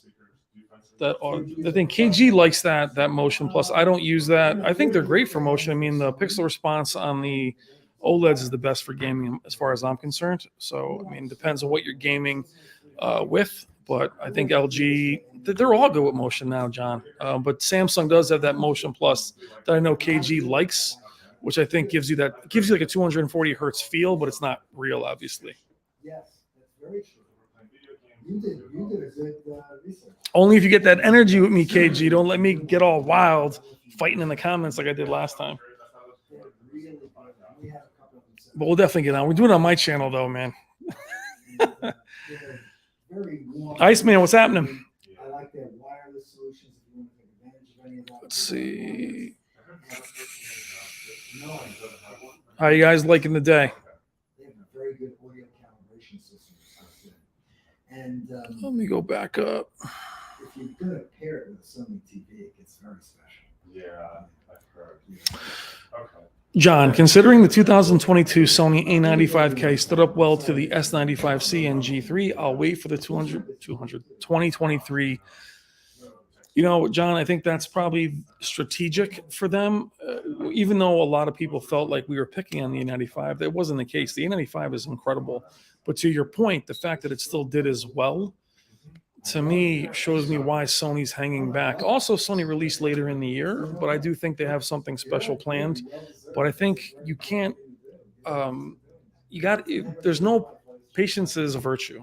Hanging back, especially if you like Sony's signature, I think they're going to be on par, if not better. And that's kind of what we said about these TVs, the G3 catching up to the S95C. I want to see it surpass it. So I know you guys, for some reason, in the chat thinks we favor the LG. The S95C is awesome, but I thought the G3 would blow it away, and it hasn't done that. They're equally good, just in different ways. And while we were chatting before, I recorded some footage for my channel in vivid, dynamic, standard. I wanted to do that just to show you guys,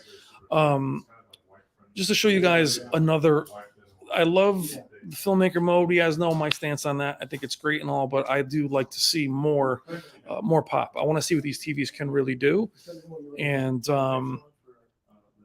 that's what I'll show you. And that's to make them look as saturated as possible and see how bright they really go. It did surpass what, Sonola? You think that the G3 surpassed the S95C? I mean, in what way? And was it definite? Yeah, it could be a Sunday or an evening or. And see, that's the beauty about what we're doing in the chat. If you completely disagree, I'm in front of them. But if you completely disagree, that's fine, my friend. But I wouldn't say that it surpassed it. I would say that they were very, very close. But us having that disagreement is what it's all about. That's what we call discussion. Almost. I just want to double check something. And that's what I'm saying, KG. It's like, that's why I think us as a group, me, you, FOMO, Classy, KG, obviously, Brandon, this whole group, we have such a different tastes. The group that we have here today is filmmaker based. We got John Reed from Models, a calibrator. We got Robert Zone is into filmmaker. FOMO is a filmmaker guy. I'm not a vivid guy, but I do like things to be a little bit more poppy, especially as a gamer. I want to see things be poppy. Poppy. Let's see. And that's, where I feel, but, Sonola feels it another way. But that's great. But that's what we're doing here. I would love to tell you, and I think FOMO was the same way, that one destroyed the other, but I can't say that to you. Destruction? What's happening? We're trying to say that at the end of the day, my prediction was the G3 was actually going to surpass the S95C, and I think it caught up, and in some cases it was better, but not enough to say it's better. Well, you know what I'm very curious about, and Matt Tech raised this a couple of times, and I agree with him. Is LG's slight oversaturation in those gold tones, is that oversaturation or is it accurate? That remains to be seen because it's there. But without a reference monitor to see what the signal source intended, we won't know. So tune in for the shootout when it's not just us. You have 12 judges or 9 or whoever to then determine exactly who's accurate or who's just being oversaturated. And LG knows. They're watching like, ooh, did we overdo it, guys? Right? And maybe in the next firmware update, it disappears. Who knows, right? Or maybe Samsung says, oh, hey, we missed out. Maybe we should saturate it a bit more. We don't know. So even after getting them matched, calibrated, and so forth, there were some differences, but the biggest difference was definitely the color, the gold color tones in some colors, not all. For me, that was the biggest color difference that I was surprised by because everything else looked identical. Yeah, absolutely. And the luminance is very similar. I'm not going to buy one over the other over brightness in this case, but that's a segue to the G3. Well, quickly, just a couple of these gaming ones. So Jared, and I know KG has the S95C. He doesn't have the G3, but I will tell you that from what I saw yesterday in gaming with the G3, I didn't like. And I did the G3 unboxing before anybody else, and those presets were still there. FPS, RPG, so there was still more headroom. Now, for some reason, it's locked to standard, and I do like the S95C's presets. It ships, I think, in standard. It was crazy saturated. It looked like an LED. I didn't like that, but as you went down, you're able to really customize it. I will say no matter how much we customize the Samsung, the LG in a couple of our cases had a little more three-dimensionality, where the S95 had a little bit of a washed out look at times. But as of this moment, Jared, I would go with the Samsung for gaming. It just is the gaming machine at this moment. Who knows? And then somebody else had a gaming question up here. There's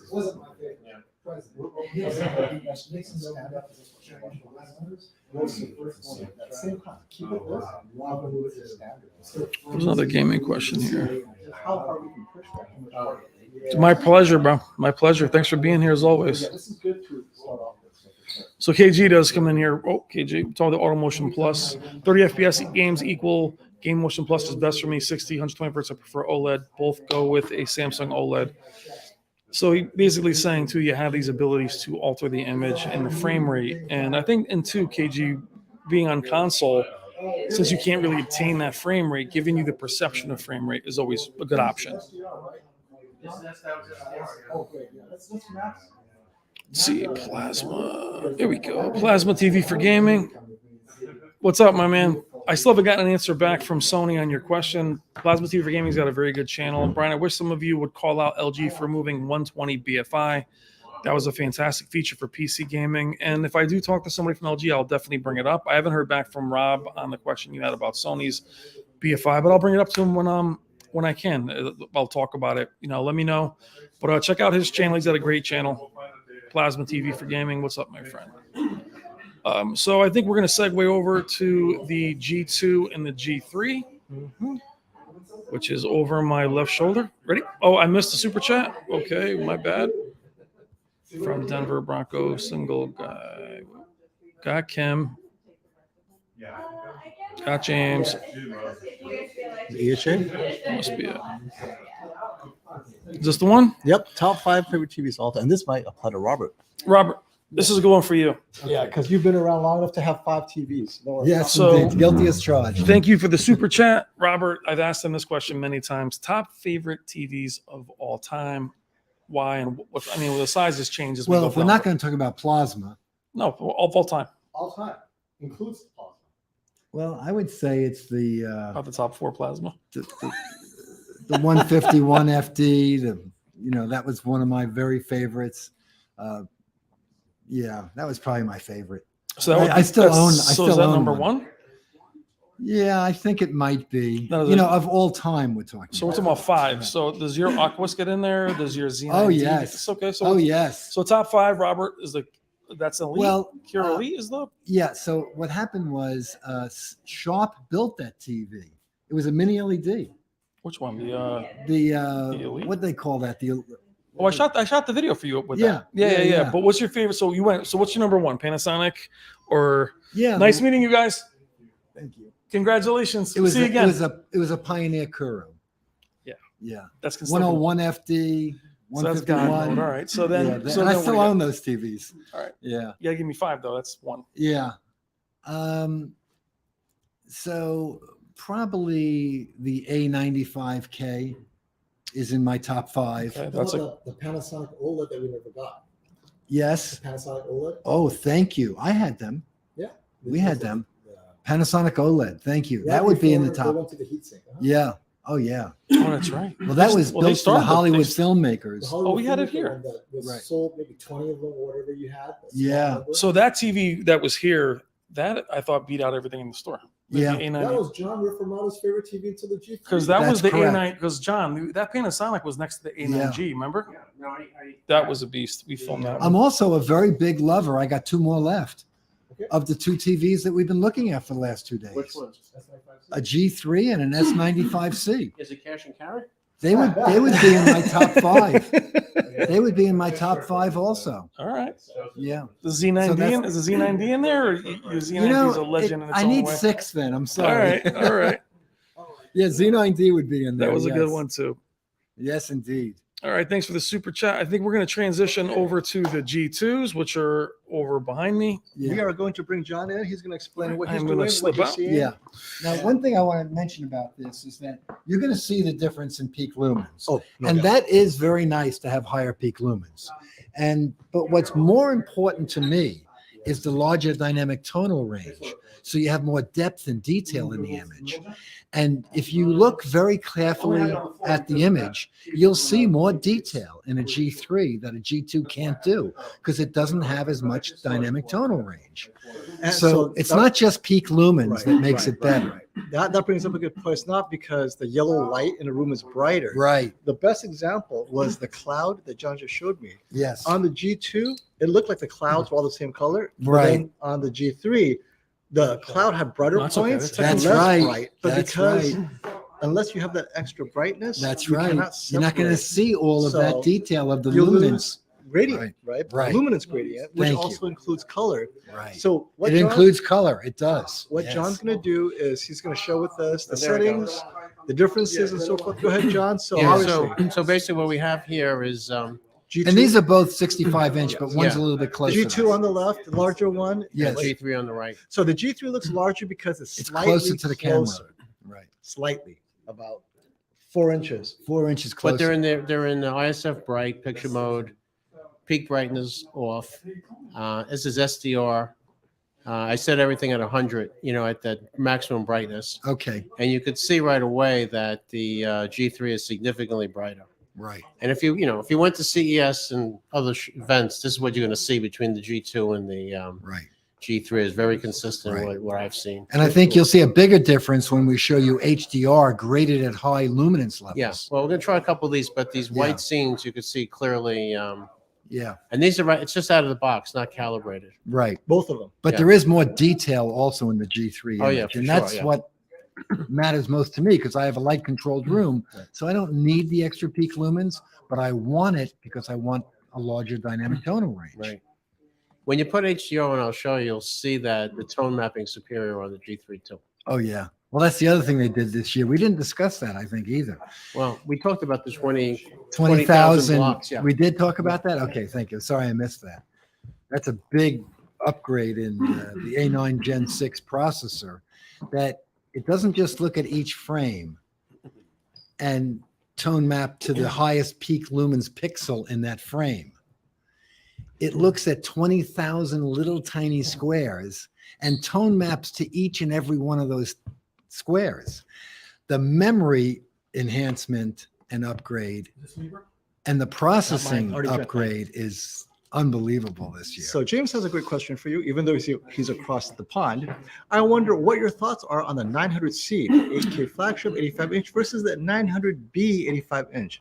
Do you reckon it's worth going with a 900B if it's 5,000 versus 10,000? Oh, Brian can answer this too. No. Robert. Take No. the 900B. That's what I would say. It's agree. not twice as good. It is not. Unless money is no object and you Right. want the best. And even then, you wait a year, it's down to 5,000 again. Well, So, that's true. Right. So you're just impatient. Yeah. The improvements are so, it's different. Yes. It's not like this. So G2 Right. to G3, Is a big upgrade. and this is the problem, right? Everyone assumes you go from one generation to the next, you're going to get this kind of upgrade. They've completely renovated This is what they call the, they would talk about LG's tick-tock years. This is a tick year, not a tock. not a talk. Not going to be on tick for a few years. So yeah, the 900A to 900B or 900B to 900C is not going to be this drastic. It'll Yeah. be subtle, and we'll talk about it as well. Because Right. yesterday I saw them both side by side, uncalibrated. They actually were trading blows in some scenes. It wasn't necessarily a win Yeah. for the 900C in all scenes. Yeah. 900B was pretty good, holding its own. And unfortunately, in filmmaker mode, the dimming high was not working properly, so it had lifted blacks. Yeah. I could not get rid of. Yeah. So in movie mode, though, it looked great. And then Yeah. in movie mode, it felt like, oh, you know what? Maybe it had deeper blacks in the scene. But again, this was late at night, so I was Yeah. able to see the deep blacks. Yeah. But it was slight. But then other scenes, it felt like the 900B, oh, does it have more color here? But Mhm. because neither are calibrated, they were just out of the box. It was subtle enough that, you know what? It's a wash. So, Yeah. but it's, like I said, this is not 5,000 pounds difference. No, it's not. That's literally, Grab that 900B while you can get them because they're that's not a making them. second TV, right? Yeah. Okay. And also one more quick thing is they also did a very similar thing. What LG did is when you pair it up with their sound bar, the 900C and the G3 is magical. When you buy the new 2023 Samsung soundbar for the 900C and the same thing with the G3 or S or C3. Yep. And we're going to be demonstrating that tomorrow, this new soundbar solution. And Kim, boy, talk about overpowered. How good is the Z9K for streaming TV shows? World class. That is, how about I love that you're literally TV. getting a flagship TV to stream Yes. to stream.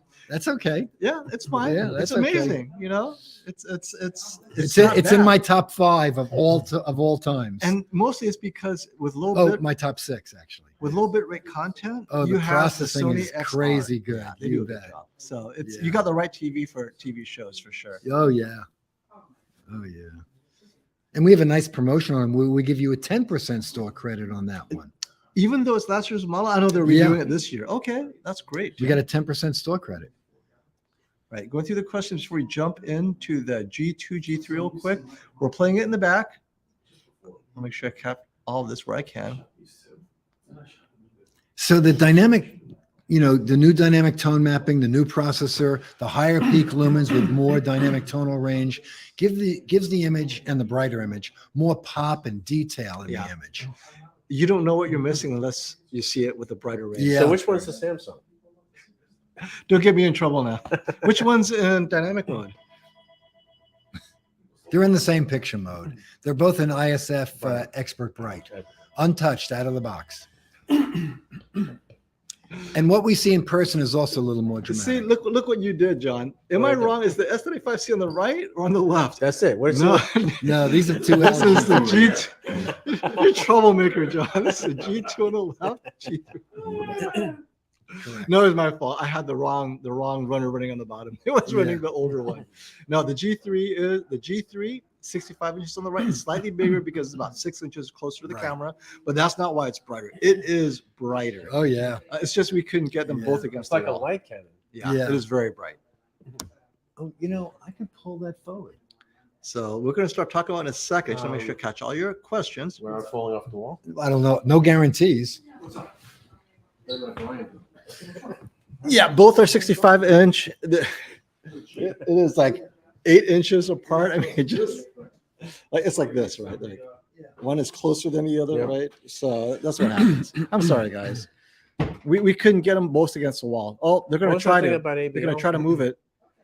See, you guys drove them crazy. They're just gonna try to move it now. See what happens. We'll see how You close see they if it get. falls off the wall. See if it falls off the wall. Wait. Yeah, isn't that a? Can you push it away from the wall? Pushing it back.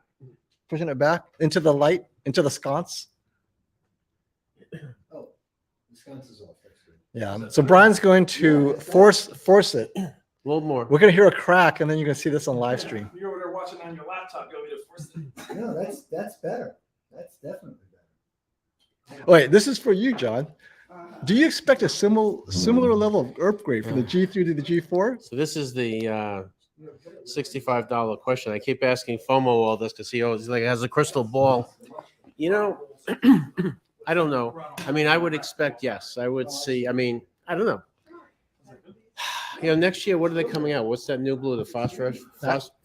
Well, the chemicals available next year, the TVs have to implement it. That means 2025. So maybe 2025, right? Yeah. What's that? The phosphorescent blue? Mhm. So I would think when that happens, then you're going to see another bump, right? All hell will break loose.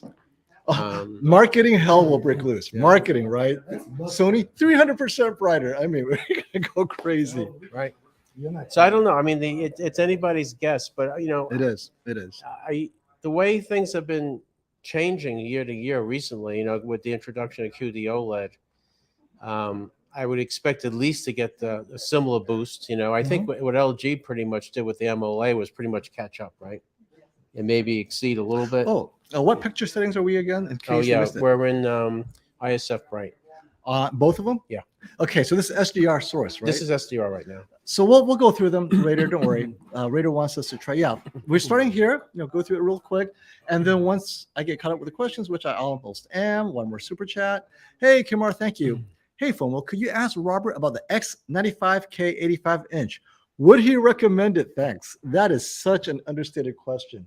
X95K. 85-inch. Love that TV. It is such. It's his favorite. It is. It is the Z9K that couldn't be. In other words, that TV. Love it. unlike the 65 and 75, which you saw me pan the 65-inch size, and others who had the 75, I said, what's the big deal? The 85 uniquely has a different panel supplier. It is better. It has better, but it's not just the panel. It's like the dimming zone is better. It's as if they designed the software for the 85-inch, and the other two can do whatever, right? So Blumen control is better. It is a different TV. When you're reading the reviews, if you see a review of this model in a 75 or 65, you really have to disregard it. Other than the UI, which is the same across the board, the actual picture quality on the 85-inch X95K, to many of us, and Brian's seen it personally, it is like Master Series level without being Master Series. So if you're considering that TV, it is next year's model or last year's model this year at a discount. You got to run away with it, because this year's X93L is really the same TV from last year. So I can confirm one prediction. Yes. My prediction is I think next year LG is going to have the Alpha 9 Gen 7. Not right? Gen 8. Well, it's Gen 6 this year, right?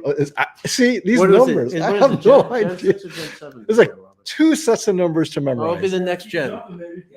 It'll be the next gen. You know for what sure. Sony does? It's all XR. Right? It'll be the next gen.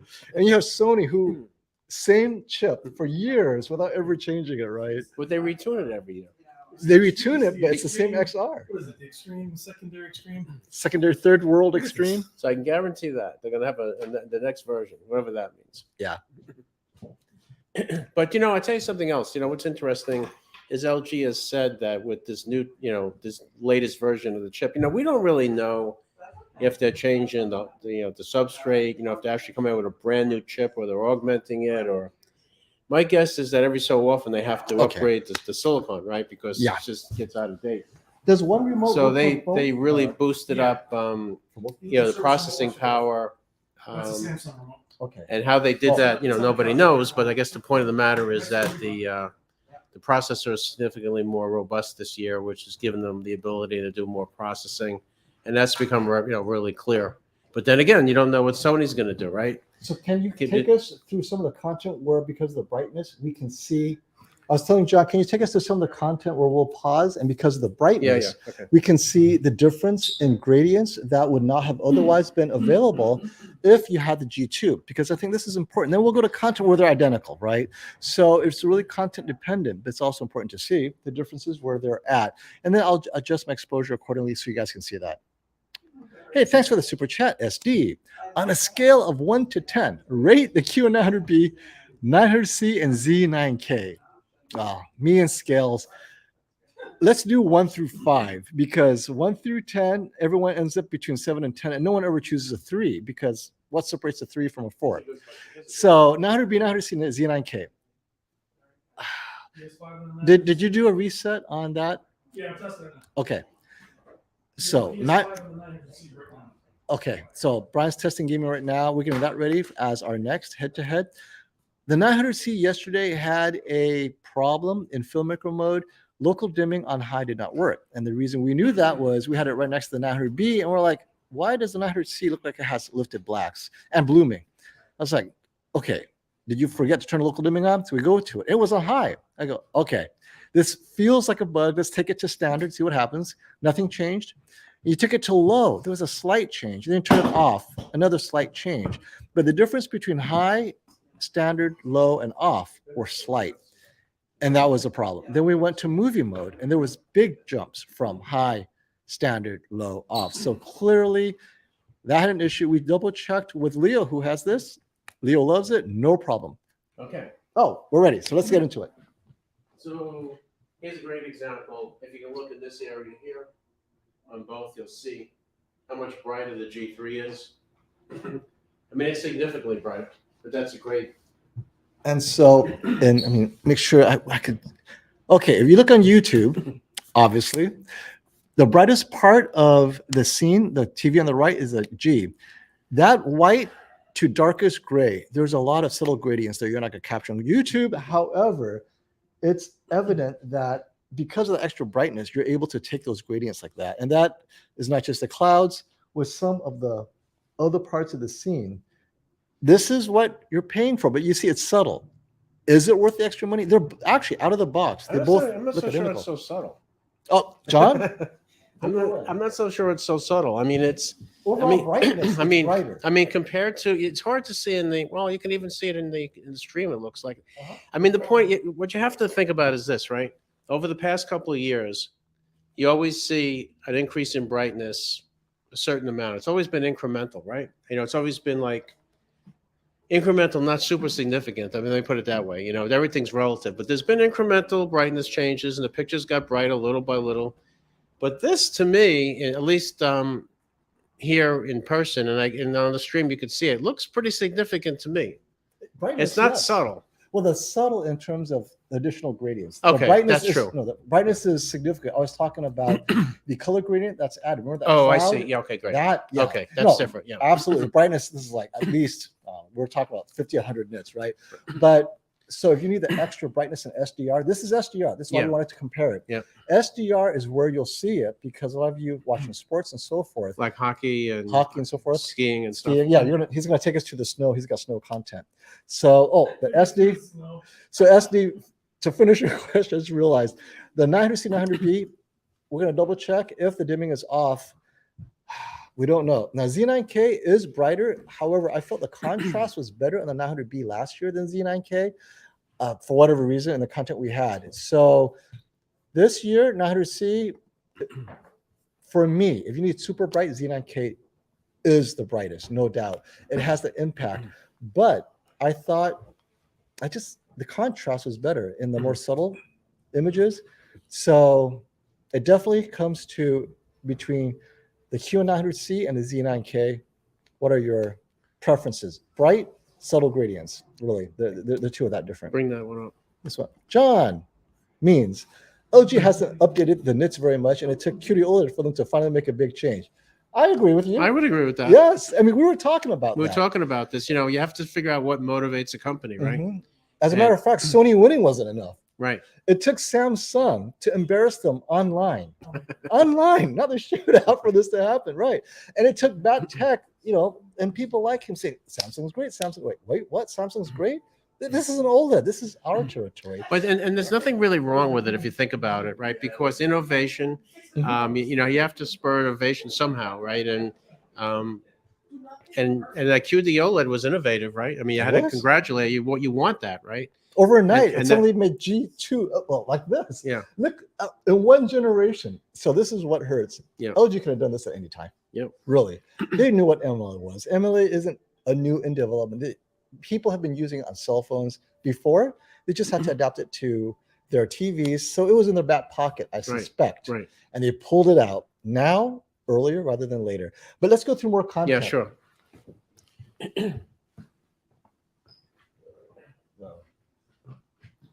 Brian's busy testing the PS5. How's that filmmaker mode dimming? No, this is on the Q900. Oh, got it. Oh, can I turn off this light? Still leave this light? Yeah, we can turn it off now. They don't need to see me.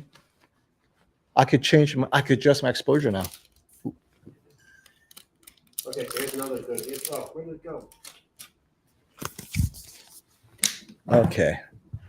Take them through all the Well, skiing here you go, right here. scenes. Okay. Let me get this up real quick.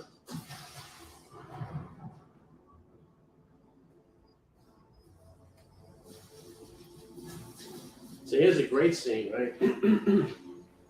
Here's a great scene. You could definitely see when you have whites like this for skiing and hockey and stuff. You can see it's like a huge difference. And of course, they're using the white subpixel more, right? They don't need, so they're really taking advantage of that. But I mean, the other thing too, people talk about color volume. I haven't seen a piece of content yet where I said, "Oh, the color volume's not there." You know, that the saturation of the colors that we're seeing on this content that we have Right. seems to be good. Now, not to say there isn't content where it will show the difference. We have to just find that again. Right. But for the content that we normally use, it's been the same, which is good. And I think here, let me Yeah. max out the image for you guys. Take us out real quick so you guys get a closer look. Okay, so this is SDR content, full screen, white.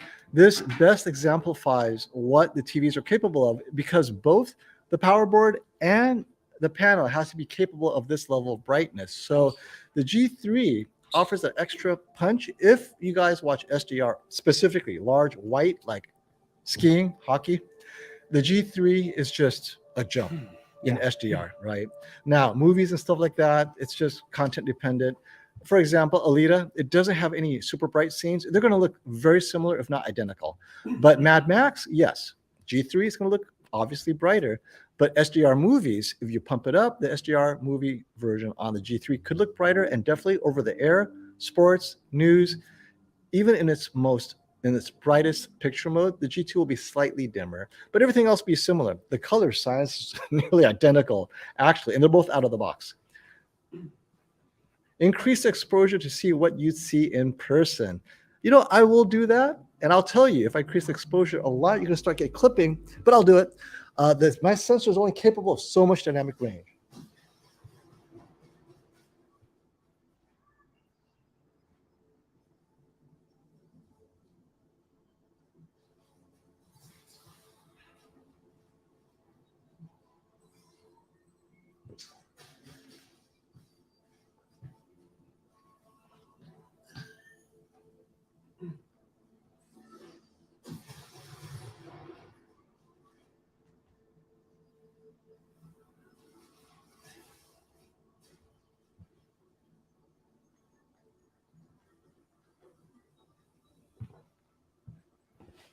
So just so you guys know, talk about exposure. I adjust my camera exposure to best expose those scenes where you can see the differences. Where the other parts of the scenes where they're identical, I won't expose to that, but I have to choose which point of luminance in the scene to expose for, because in a high contrast scene, the super bright area and the super dark, you're not going to get them all in the same scene.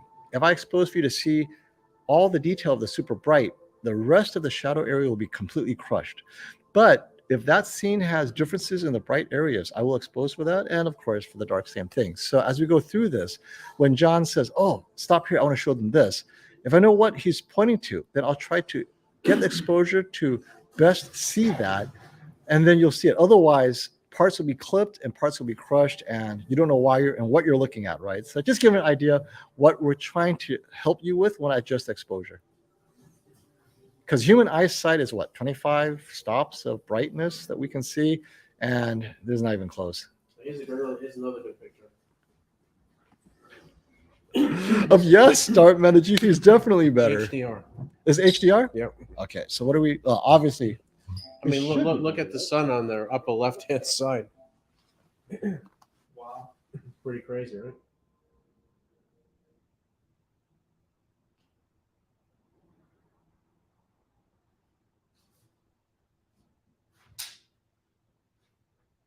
That's your demo, John? Yeah, this is Cinematic Jazz. This has been on for a while. But you Okay. could definitely see the difference on this one. Yep. So everything is there as far as the actual image, Yeah. except you getting that extra brightness pop Right. on the LG, right? So Yeah. let me expose On the G3, they're both on the LGs. Yeah. G3, right. On the LG. What happened? What am I watching there? It's like 3-card Monty, right?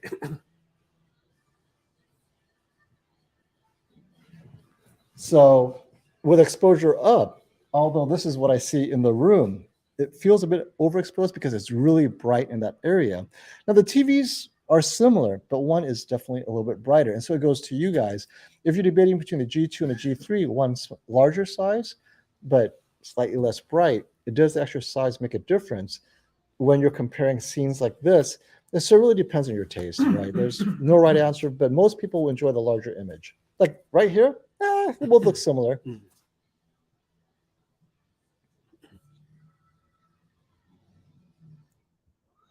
The other thing too, you have to remember, this is 1000 nit probably, peak tops. So both sets can do this real easy. It's when you get, so we're going to show some Spears and Munsell when we go above 1000 nit. Sure. Let me see if I can get that going.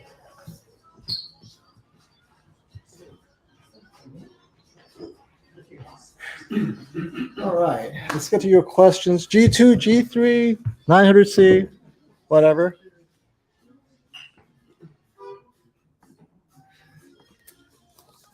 So the G3 is no longer sitting that much closer. They're only about an inch apart now. So that's why it looks very similar in size. We're doing what we can, guys. Remember, this G2, G3 was a last minute add-on, so I didn't prep Robert and his team to have them. The G2 is on the wall, so I have to pull it away from the wall to a certain degree that they can. And the G3, there's like a light sconce behind it. So we could only get it so close to the wall. But I think this is only 2 inches apart. So to the degree that it is, hopefully it'll help you guys. And also on the G3 where it shows that some of the part of the image looks washed out. Again, the camera Yeah. looking, trying to get between the two of these. But in Oh. person, we don't see that here. You guys saw that Dirt 5 reflection? Yep. The Dirt 5 reflection is Brian loading up on the QN900C. Getting close.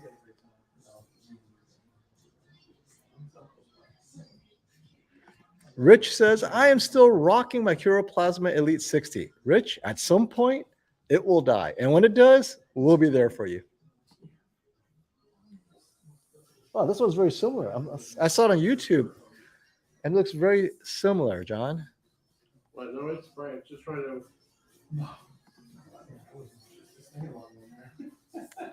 So again, obviously it's overexposed because it's very bright scene. I'll get it right once John gets everything settled. Trying to get to the video.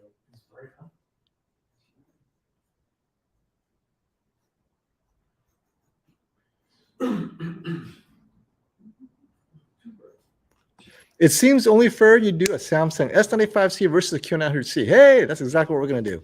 We're going to bring the 77-inch S95C over, put it next to the QN900C, and then hopefully get some comparisons done, because I don't think you guys are cross-shopping the G3 against the QN900C, but more like the S95C 77-inch against the 75-inch QN900C.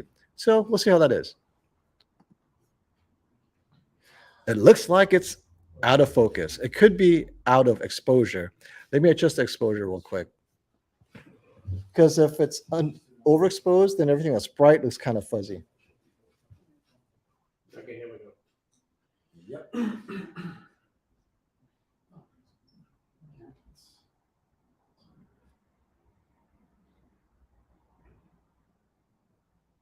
Still crazy bright on the right. Yeah, I see the difference. This is 4,000 nit content. 4,000 nit content. Okay, so we're going through the Spears and Munsell disc, 4,000 nit content. So you can see in the darker areas are very similar. It's the peak specular highlights that the G3 where you're paying for, right? And then APL is going to be brighter on the G3 as well. You can see it. Yeah, definitely.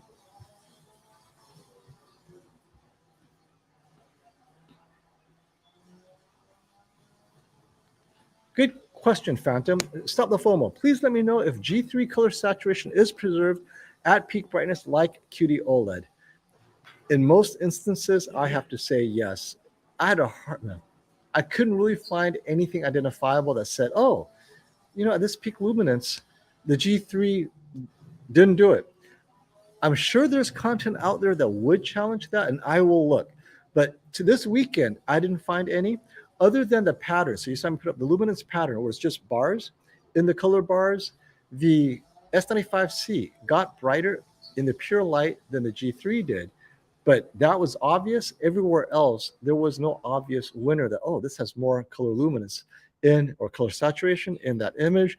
Now, in the less bright image, the G3 did have a bit more color saturation in the yellow and gold for some reason, right? So we'll explore that at some point during the shootout. But no clear winners, not like last year, where color saturation and the higher luminances, you could see that it was a bit washed out in the G2. Oh, well, you're seeing it now with the G3 versus the G2, Now clearly. I turned on the tone mapping, which we're at 4,000. I turned on dynamic tone mapping. On this We're one? at 4,000 nits, Okay. and you can really see the difference. All right. Well, I'm seeing it lose detail. You lost a lot of detail over there, right? So let me adjust exposure so you guys see the difference here. I'm just going to show the difference between the new dynamic tone mapping algorithm that LG has and the G3. This demonstrates it pretty good. Yes. So you probably cannot see it. No thanks to bad internet connection and whatnot. What we're talking about is the grass coming out of the snow and then the background information. So the G3, not only is it easier to see because it's slightly brighter, but it's actually more information there. It's actually missing grass. And this is less about the panel and more about the processor improvement. Right. If you took this processor and put it on the G2, you probably could see the grass, right? Because the light is not really challenging the scene where you lose the grass, but it's tone mapping the 4,000 badly. Right, it's doing the the G3's sampling 20,000, 5 times more patches. So this is the G3 sampling 5 times more patches than the G2 and finding those little bits of grass and pulling it out. And the Sony similarly does not do this well. Was that an awkward statement? The A95K 4,000 nit content does not tone map that well either. So something to think about. The S95C did this better than the A95K. So this is all processing. With every year, TVs just get better at doing that. Look at that.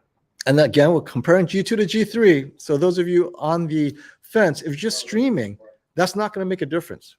But if you're doing critical movie watching like this, yes. But then the brightness pop will be there. Look at the clouds. See, now here's another thing. I don't know if they can hear me, but this is another thing on the G3 that you see a lot of, right? Is this kind of processing here where the sun is focusing down in here, and now you can see the reflections better than over there. It's kind of like flat. Because of the extra brightness in those smaller areas, it looks realistic. It's not that flat. Yeah. It's more dynamic. Yeah. The range with the brightness, there's more dynamic range. But I think, well, obviously everyone knows the G3 is great. What we're looking at is how much better is it than the G2? So it's that rare situation where a change in generation, and this goes back to why Sony went with the A95K QD OLED instead of WOLED. When Sony did that, that was probably another reason why LG added the MLA. Like, what? We lost Sony? The Master Series is no longer carrying WOLED? Look at the difference in brightness here. Yep. You know, all LG had to do was send Sony its MLA WOLED sample, and then Sony may have had a harder decision. Maybe they didn't want to release it. Yeah, maybe they wanted to beat them. Right. I'll say, ask us Here's questions. another great example. Look how. Yeah, this one I can see the 3-dimensionality of the clouds. Yeah. So if you look into the smoke vapors on the G2, I also see this as you see it on YouTube. It's very flat. It's the same shade of gray in the vapors. In the G3, there's that gradient from the brightest part of the vapors to the less bright, which gives it a sense of 3-dimensionality. Not all content will show this, but the one that has the information looks phenomenal on the G3.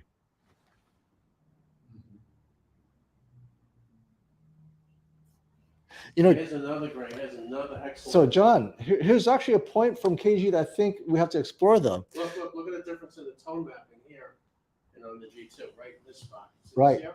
What's on the G2? 27 clicks for the 900C. Oh, 27 clicks for the 900C kg, in case you're wondering. Of the PS5. Okay, what's so the this comment leads to my comment for you. They've made refinements to all aspects of the processing this year, is what we're told, and it shows here. But that same refinement goes to the C3. Yeah, My curiosity guess. is, I bet you the C3 without processing, you will see the same effect in clouds. The brightness might not be there, but the separation maybe. Right. I don't know. I'm just throwing this out there. So when the G3 goes against the C3, that may be a more apt comparison, It'd be interesting to see. right? We don't really know. But isn't it we amazing haven't how looked at one it. generation of processing plus MLA does something? But look at the difference in the tone mapping. That's what I'm trying to explain. Oh, it's terrible. It's clipped. The yellow grass is clipped on the G2. Why is I'm trying to say that's pretty significant. Oh, I can't get that over goes it. back to what I was explaining before about the dynamic tonal range. Yeah, well, because they have the It's not additional just zones. brightness. They It's see the Let me grass. just make sure this thing is on. It just doesn't look right. Thank you, Confused Trooper, for this question. Should I get the Q900C for future proofing, or should I get the A95L later this year? I'm in the dark room. I'm in a dark room. I want all the features I can get. Let's get the word future proofing out of the way, because as Flat Panels HD mentioned before, we're not even present proof. There are some TVs and products released this year that's not properly compatible with eARC or Apple TV or whatever. I mean, technology is moving so fast that within a 12-month period, the product still might need a hardware upgrade that requires you to buy a new product the following whatever generation. So don't get either TV for future proofing. Get it for what it can do now. If it happens to do something else in the future, great. But 900C is different than the 95L because it's 8K. What it will allow you to do that the 95L will never do is game in 8K. Whether you're gaming 8K 30, 8K 60, doesn't matter. It could at least receive that 8K signal. But if you do that, do not get a 65-inch TV. Get an 85-inch TV. That means the A95L limited at 77-inch. Well, what's the point? It's only 77, right? So if you're going 75 to 77, the size of the 900C is what it takes to get 8K pixels to make a big difference. 85 to me is not large enough. I think you should go like even larger one day to get 8K to really make that resolution difference noticeable. If you sit close enough, I'm making all these contingencies, got to be close enough too. But for at least gaming, just generally gaming 8K 30, why slow down to 30 if you're on a 65-inch? It'll look better with motion resolution, right? I'm assuming you're even interested in gaming. If you're not interested in gaming, then it comes down to 8K image quality. Then you should also consider the QN900C, QN900C, QN900C, or A95L, because the 900C cannot be considered without the 95C, which this year for the first time has nearly identical backlighting, dimming zones, all that stuff, which means the blooming control potentially on the 95C could be better Look at this. because less pixel density. A95L is completely different though. Its contrast is infinite, which means in all scenes, it will take advantage of full infinite contrast. In a dark room, the A95L will look phenomenal, but in a bright room, it'll look very similar to the other two. So keep on thinking, don't pull the trigger yet, but watch a lot of our reviews. Ooh, why is that gold? Which one is this the G3, the gold one? Look at it in real life. Oh, it's the one on The right. the mirror. I switched it. I did a 3-card Monte on you. So which one you think's the G3? It looks like the one on the right, the bigger one, is because of the gold. I recognize Oh. that gold. I recognize the But gold. that's what I'm trying to say. You see what I'm trying to bring out when you're looking. You know, People wait, will say, "Oh, the color okay. volume is higher." It's not that it's higher, right? The luminance is higher. the luminance is And higher. It's a little more saturation. It's saturation. So the question is, now we have to throw this out there: is the saturation accurate? I have to remind you, we don't know, but it is more saturated. I've seen this with a reference monitor. And John claims to have seen it in a reference monitor, but I'm going to hold him to that because the shootout is coming. He's going to be there, and then we'll say, "Aha, John." No, I'm pretty sure. He's pretty sure that it's accurate.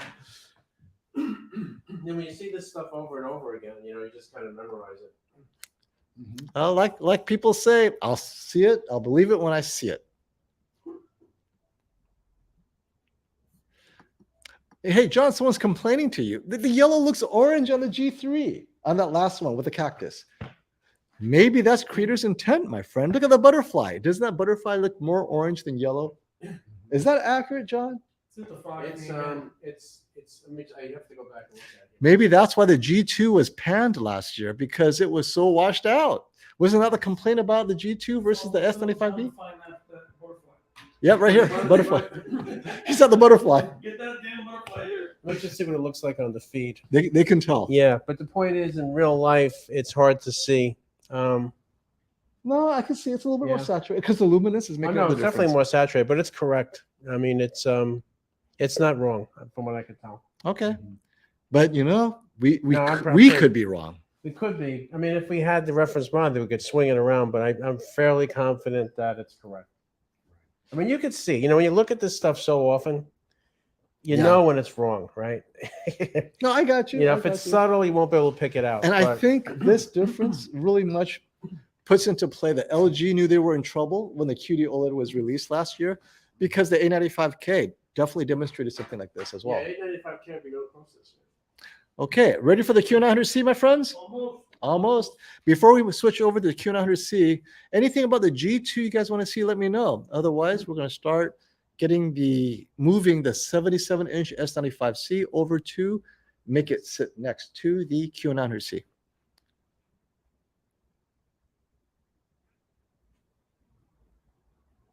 You know, this footage is so eye-popping now on these G3 that people may need to go get an eye test, an eye exam. No, because they're wearing transition glasses. Oh, okay. That's right. John is saying he has to get his eyesight checked because the brightness keeps on triggering his transition glasses. Oh, wait, John, Yep. you have a supporter. Sonola 7777 says, I think I trust John more than anyone else in that room. Sorry. Okay, that's fine. I appreciate it. Wait, is this your wife? No. Oh, just checking. Who knows? Just making sure. So, but here's a great example. You saw that antenna at the shootout. They're sitting there with a freaking jeweler's lens looking at the antenna. Oh, let's bring out the antenna. Now, here's another great one. Here's a good way before the antenna. Look at this. Oh, yeah. You can see it. You know, you can't. But go back to the antenna. Look at the antenna.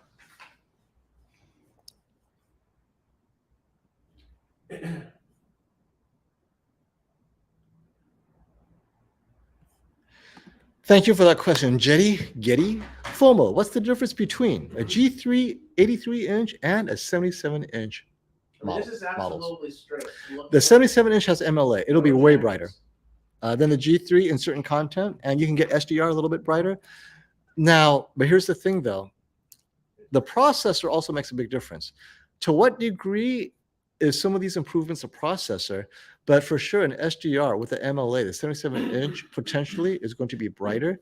But in some HDR scenes, if the processor is doing a lot of the heavy lifting, maybe the 83-inch G3 may end up looking closer in brightness than we expect. So it's really hard to answer that the 77-inch will be that much brighter. We don't have any non-MLA or the 83-inch to compare it to. And that's something that we're going to have to see when people have actual measurements out there. All speculation at this point, but we do know the 83 does not have the MLA, so doesn't have that. Oh, pink tint uniformity comparison. Let's break out the gray. I can do that. That's a good idea. Let's do it right now. Yep. Let's break the back You go in order that. Go ahead and take care of that. That's a good idea. Shall do. Go to the ordering department here. I think it's clear that Is this most the people are going to save up for the G3. So can you order me a 77 G3 Well, and then that's the best TV if they don't mind You have my address? the budget. You want to do it now? All right. So you don't forget. I won't forget. No Sure. problem. Okay. Because maybe I'll get it Friday. I can do I can do the map right now. Okay. Well, I know what you're doing. I just don't want you to forget it. That's when they're busy doing a lot of stuff. I'm kind of excited. Yeah, you have all my address there. What are you gonna do with your, I'm gonna take the 95K and put it in the bedroom, and then the CX that I still have to put in the guest room. Brian, can you make that a black screen briefly? We're doing a quick banding test and the reflection is like straight off that TV. So we're at 15% full field. This is kind of like great to look at uniformity issues. Now the room isn't completely dark, so I had to hype up the exposure. So you actually see more than what I can see with my eyes because a camera lens or the sensor is going to bring that out. And the TV that's under the mirror that you can see right now is the G3. And then the TV with the reflection of Brian's gaming, which we're waiting for him to finish this final stage. We will know if the G2, how much worse it is. Now remember, last year the 65-inch got the most complaints with dirty screen. But as we see, it's panel lottery. There were some people with the 65-inch, it's fine. I don't know what people are complaining about. So definitely panel lottery, always the case. The main TV that watches the main TV. See, When she's cooking and doing dishes. it's right there. And Brian set a high score. See, there's the kitchen right there. There's the count. Okay. Sink is there. What do you think about, actually, you know what? The G2 isn't terrible, but it does look a little bit cleaner with the G3. What are your thoughts, Brian? Uniformity panel. What percentage we have right now? We're at 15%, 65-inch G3 is one of them. He's breaking out his jeweler's lens. They're both And it's a bright room, that's part of the problem. even this. It's 15%. The NLA is actually. You can see the pink though on the G3. Oh, yeah, I see the pink. I always think You're right. Left corner. Yeah, let me increase that real quick. that means you know, but. Left corner seems to be the culprit in a lot of them. Yeah. Oh, yeah, I see it. So the left side of the G2, there's a pink tint. I don't know if you guys can see it on YouTube. You can barely see it, right? So the pink tint on the G2, yeah, Brian Stewart, yes, I see that. It's not crazy bad like mine, but it's there. Whereas on the G3, there's no obvious tinting, but that has that, ouch, pink tint. Well, thank you for getting my camera out of focus. It's back. Well, it saw you, tried to capture your eye, and then you ran off. So, I mean, it's not terrible. This is actually, many people who got a G2 last year will be thankful it's only this bad. And there's a little bit of pink tint actually on the top part of the G2 as well. It's not crazy bad, but the G3 is definitely a touch cleaner, actually a bit cleaner because it doesn't have anything that's visible. So the problem with that pink on the far left is if you have scenes with that shadow detail, shadow gray, that ends up being a grayish green. And that's when people notice, hey, what happened to my scene, right? So we'll leave that on that. In the meantime, are we ready to split or move the TVs? Okay. All right, ask your questions. We're going to start moving the TV shortly. Let me run it on something in the meantime so you guys continue seeing something interesting, less than a gray screen. That is not a gray screen. And you have my address. I do have it, right? Like I said, it's a tower time. She's doing what? S900 versus S95C Sounds good. against the QN900. I'll check it later. And get me the more rugged stand, you know, the sit that just would be. Okay. How's it going? So now they're both capable of Dolby Vision. They are. I'm just not sure if this. I'm not sure if this player plays Dolby Vision. I had to turn off the It Dolby is. Vision. Is it playing Dolby Vision? The third does do Dolby Vision.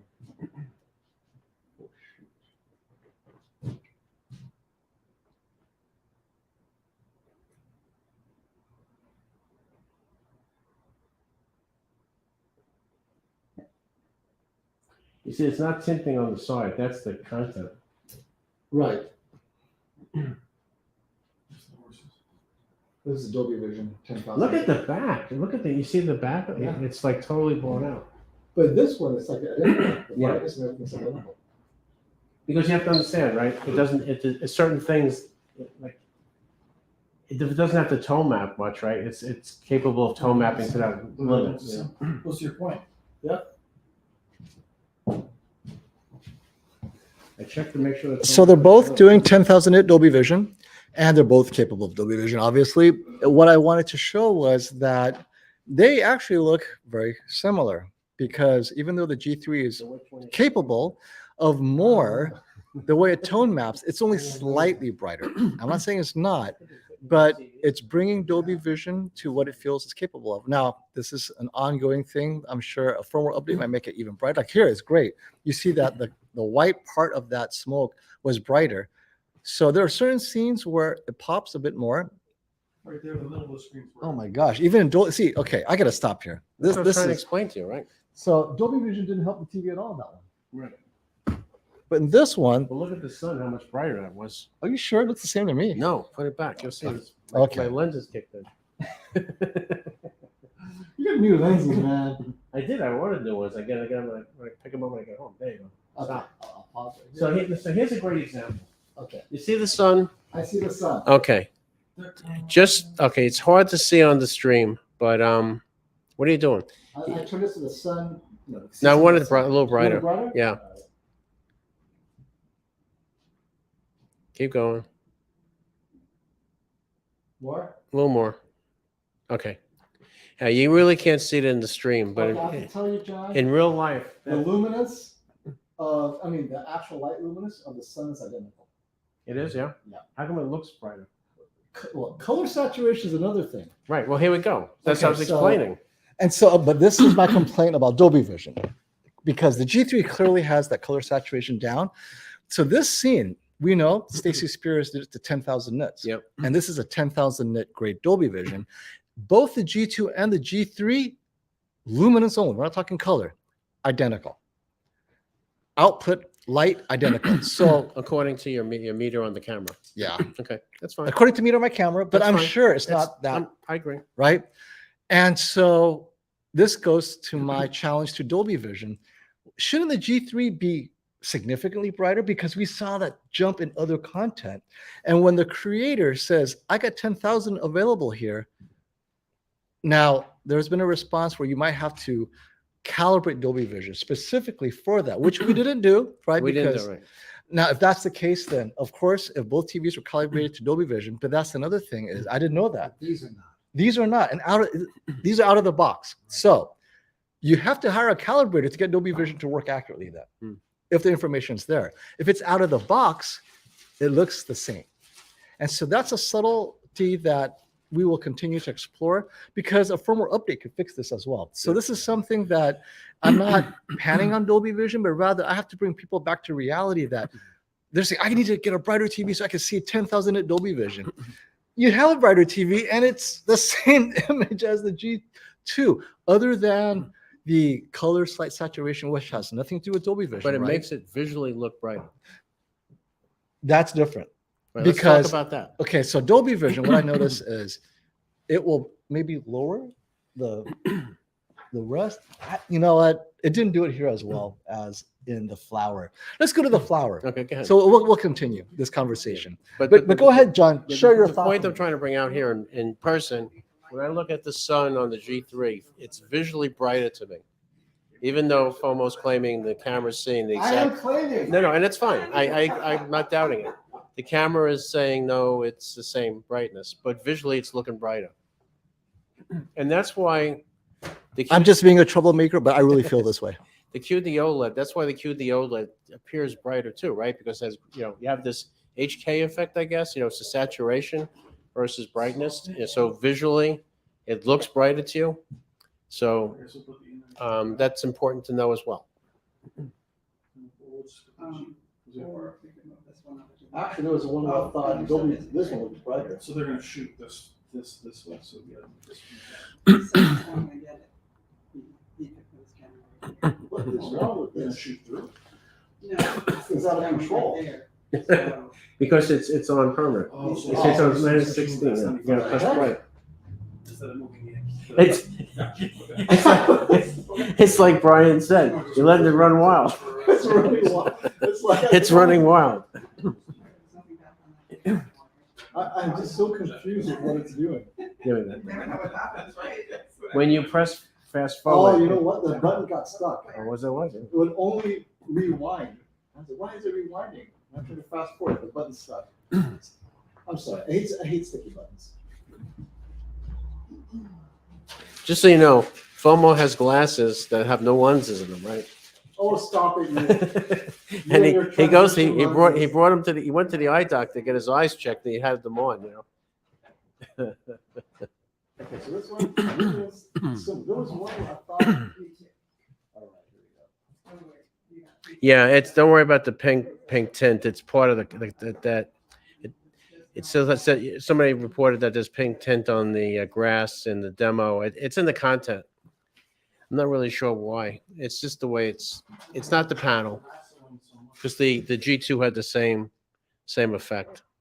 But So I this one, noticed that The before. G3 is slightly brighter, but not by much, but it is slightly brighter on this one. Right.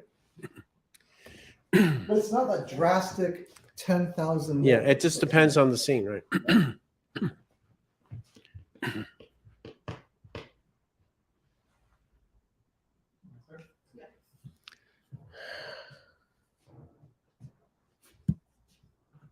Okay, now the pause on six. Somebody said, yeah. So, at this point, you really can't say QD OLED is better than an MLA or vice versa. It's equivalent now, pretty close. They're pretty close, right? I mean, they both have pros and cons. Let me put it that way. So you really can't say one's better than the other. You have to look at all the pros and cons of the QD OLED versus the MLA and make your own decision. Hey, John? Yeah. I've lost to the remote control. I can't even get out of pause anymore. Is that a battery? I mean, I tried to get out of pause. There's no sticky buttons. Yes, the right remote. This is the Revon, right? Yeah. Oh, okay. Sorry, guys. I just couldn't get out of pause. Yeah, try this one now. Right now. All right. John just worked his calibrator magic. Top secret what he just did. Yeah, it's a secret sauce. Don't make a note right there. Okay. If it works, I'm sure it will.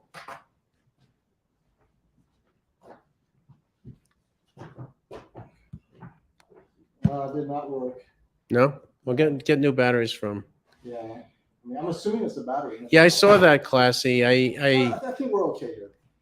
Oh, actually, we're not. We're still waiting for the Q&A. There's no question. There's a slight pink tint, but I'm going to go play that again because it was not sure if part of that is in the content or what.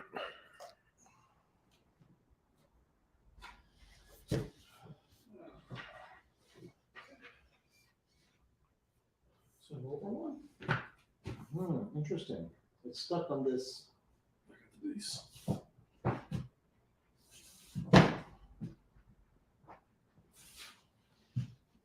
Up a little bit more.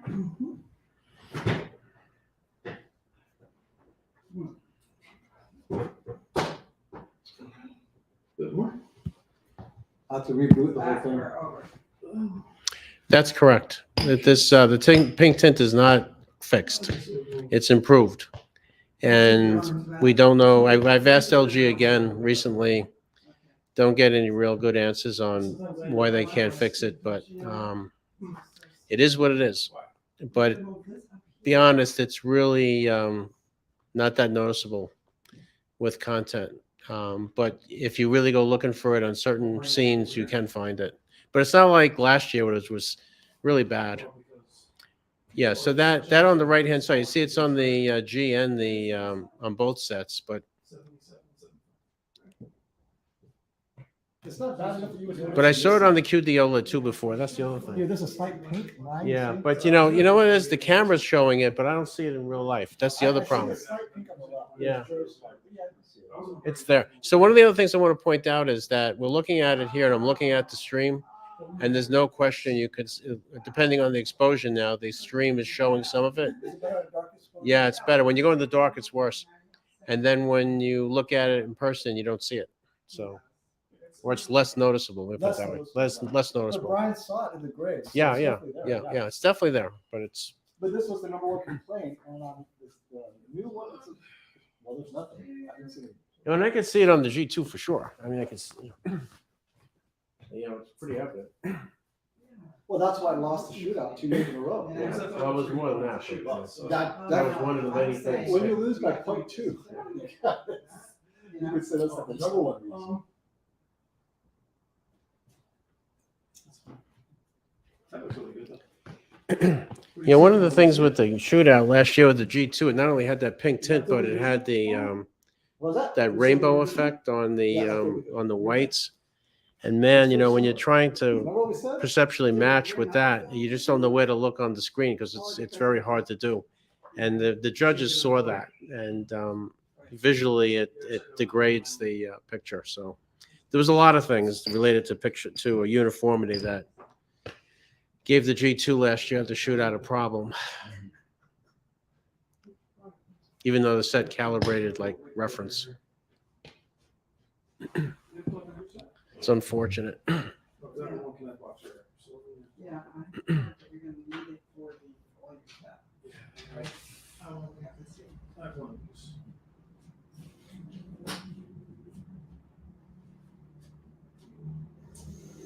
And the other thing too is, from what I understand, the 65 usually has the worst uniformity compared to like the 77. At least last year that was the case. So it'll be interesting to see what happens this year. I don't really have any idea why that is. I asked LG that question too and didn't get a good answer. But so we'll have to see how the 77s look as well. Maybe they're better.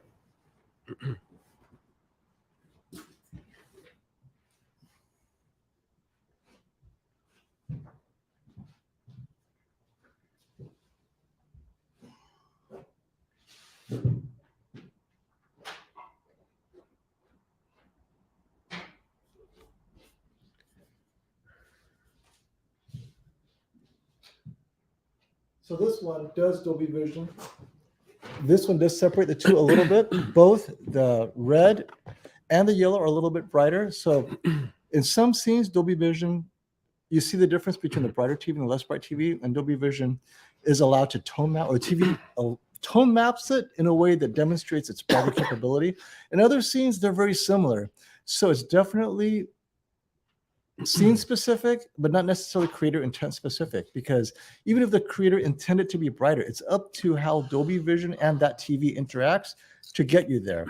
So dynamic tone mapping, HDR10 plus, Dolby Vision, it's all a moving target as far as I'm concerned, and not definitely better than HDR10. But that's my subjective opinion. I'd like to hear John's, because I never asked you about that. Do you have any preference or differences that you notice between Dolby Vision content and HDR10 of the same content? You know, HDR10 tends to be brighter, right? Yes, that's how I feel. So that's about my only opinion on it. We watch a lot of Netflix at home, and most of it's Dolby Vision. So for streaming, it works well. It's a toss-up. You know, some people like Dolby Vision, some people like HDR. It's mainly, you know, the only real big thing I saw was the brightness, but yeah. And that's the thing is, if you understand what Dolby Vision is supposed to do, and you say, I want Dolby Vision because I want 10,000 nit, blah, blah, blah, then that means you've missed the point of Dolby Vision. Yep. So that's what you have to understand. So we're almost ready for the 900C?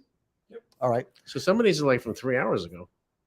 The sunlight left 3 hours ago? No, I'm saying some of these comments are like from hours ago. Hey, John, you're free to answer them. He's here for you. Oh, you're on Pacific time? Is that what I'm looking at? Oh, yeah. So I'm looking at FOMO's laptop, and I see a comment just made at 3:25 p.m. And I'm going like, wait a minute, it's 6:30. Anyway. Here's some information. Oops. Classy had asked if the sets were both in cinema. They're both in ISF Bright. Let me take this out. I'm going to make you the star while I move. Actually, no. Yeah, I'm going to move the camera. I don't want people getting dizzy. All right, John, he's all yours. Yeah. Well, while they're changing, I'll have to entertain you a little bit.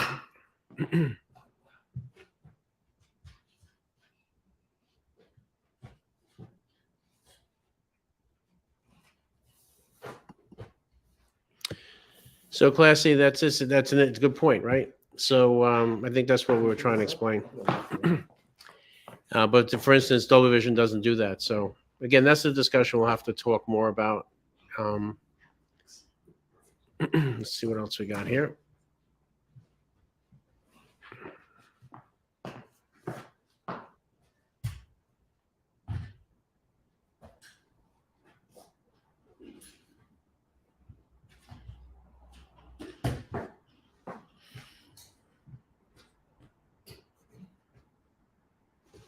Oh, I see what you're asking me. I'm sorry. I'm sorry. I was in the other room when Classy put the Dolby Vision on. So it's. Let me go see. Hang on.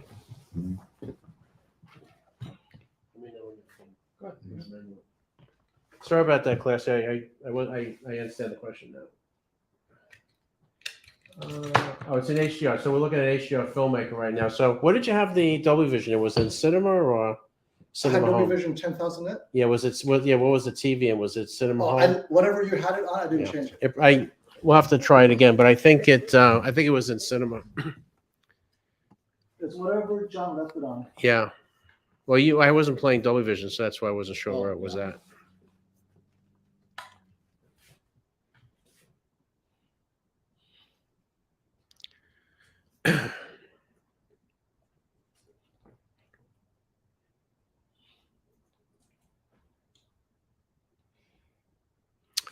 So you're talking about the tinting and the screen uniformity. Look, I don't really know the answer to this. All I know is I think last year and the year before, the 77-inch sizes seem to have better screen uniformity, right, Robert? Yes. Than the 65s. Yeah. And I don't think it's 77 had the best. right, I think it's Fomo says he thinks the 77 had the best. So I'm assuming, we're hoping we'll see that we'll know tomorrow if the 77s G3s are the same way. I would think they would be, right? Because the panel is basically the same panel, maybe slight improvement, but I don't think there was anything revolutionary done to the base panel except to have the MLA put on top and the new anti-reflective coating. So we'll see, true. right? Yeah, we'll definitely see. Brian, can you turn on the TVs? I think this was talked about before, but Use the same remote from I just want to point it out because there's quite a few comments about the pink tint. So Quite a few. I know myself last year, I went with the QD OLED primarily because I knew I was able to get a good panel without any tinting at all, without any hassle, right? I was fairly assured that most of the panels were in good shape. They came very clean, so that's why I did it. Given everything else, that was a major issue for me personally, was to get past that. Now, looking at the G3s, it's not perfect, not 100%. I wish it was, kind of disappointing. But at the same time, I believe, in my opinion, you'll have to make your own mind up. It's slight enough where it's not a major issue, right? And so it changes the equation a little bit if you want to get an LG OLED versus the quantum dot, because now the chances are, at least so far, the people that have them are reporting relatively clean panels, right? So we haven't really had any, luckily, knock on wood, haven't had any real bad ones. So that's where it's going. Now, will WOLED ever get fixed 100% and have no pink tint? I think if that was an option, I think we would have seen that by now. That's my personal opinion. I don't know, but you never know. Maybe there's some breakthrough at some point, and LG Display is able to produce panels without any kind of tint. But you would think by now, after all these years, right, all the complaining, that if they were able to fix it, they would have, right? They're just making it better. And it could be a production line thing. I don't know. Nobody really knows. Okay, I'm going to give you back to we're ready. FOMO. And let's see what Classy has. One more thing here, I think. Let's see.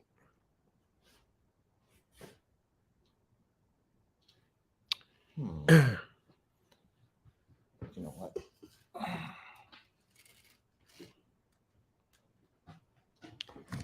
Well, I got it. So here's a good one. So Rick Johnson says, because it's brighter than the G2 and the camera exposure, it's just how a brighter TV will look on camera. That's true, but if you're here physically looking at the TV, it's definitely quite a bit brighter. Which, everybody knows. It's no secret. I mean, if you went to CES, you've gone to any of the LG events, they've shown this over and over. It's not a subtle brightness difference, big brightness difference.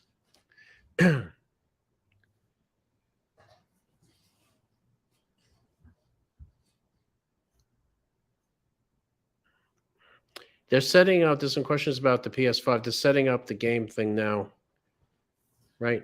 Which is why I'm trying to entertain you. Not doing a good job, but. All right. All right, I think we're ready to go. I'm going to turn it over to Brian and FOMO, and they'll give you the lowdown on the gaming and whatever's going on with that. I think they have. What's that LCD you got there? You got the big Samsung LCD. Okay. let me Okay, check. go ahead. All right. Do what you're going to do. Hey, all right. So we have it set up. I have to add the camera real quick. Get it back in there. So I'll need your splitter and I'll bring the rebound back. Oop. I'll take these apart. Yeah. Are you going to take the remote back? Okay, great. Let me have my snack there. Okay, thanks. All right. So do you remember Crazy Ed? Oh, yeah. So he used to do something where he said, you come to my store and you buy a refrigerator or something, and then on your way home you'll see the truck in your rearview mirror deliver it. Remember? Something like that. Okay, be right back. Let me just adjust the camera angle real quick.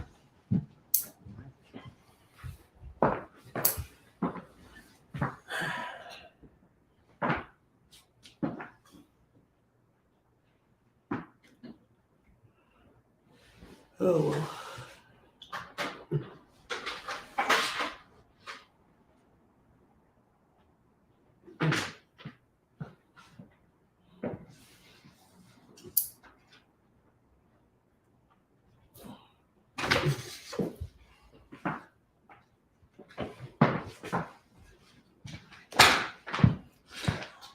Robert, you're taller than me. Can we move that curtain and close it? It's Sure. reflecting off of Yeah. the S95C. Thanks. Yep. All right, so let me change the banner. On the left is the 77-inch S95C. On the right is the 75-inch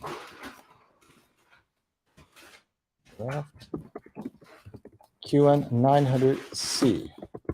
I know so many of you waited all day. Thank you for your patience.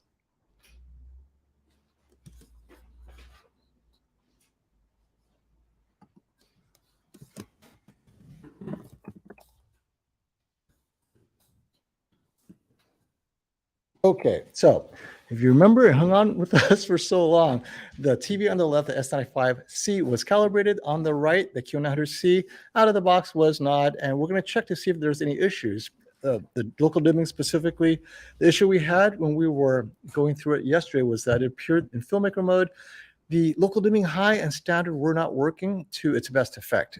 I saw lifted blacks that should not be lifted. So we're going to double check now and compare it against the S95C as a reference just to see how the blacks are.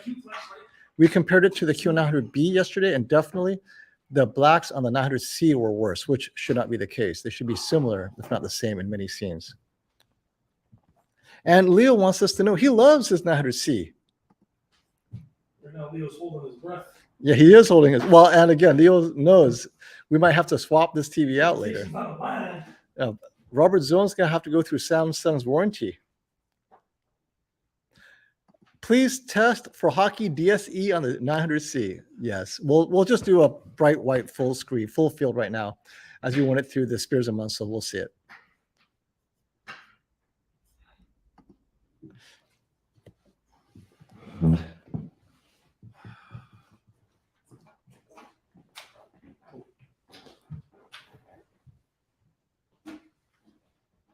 Rebound here.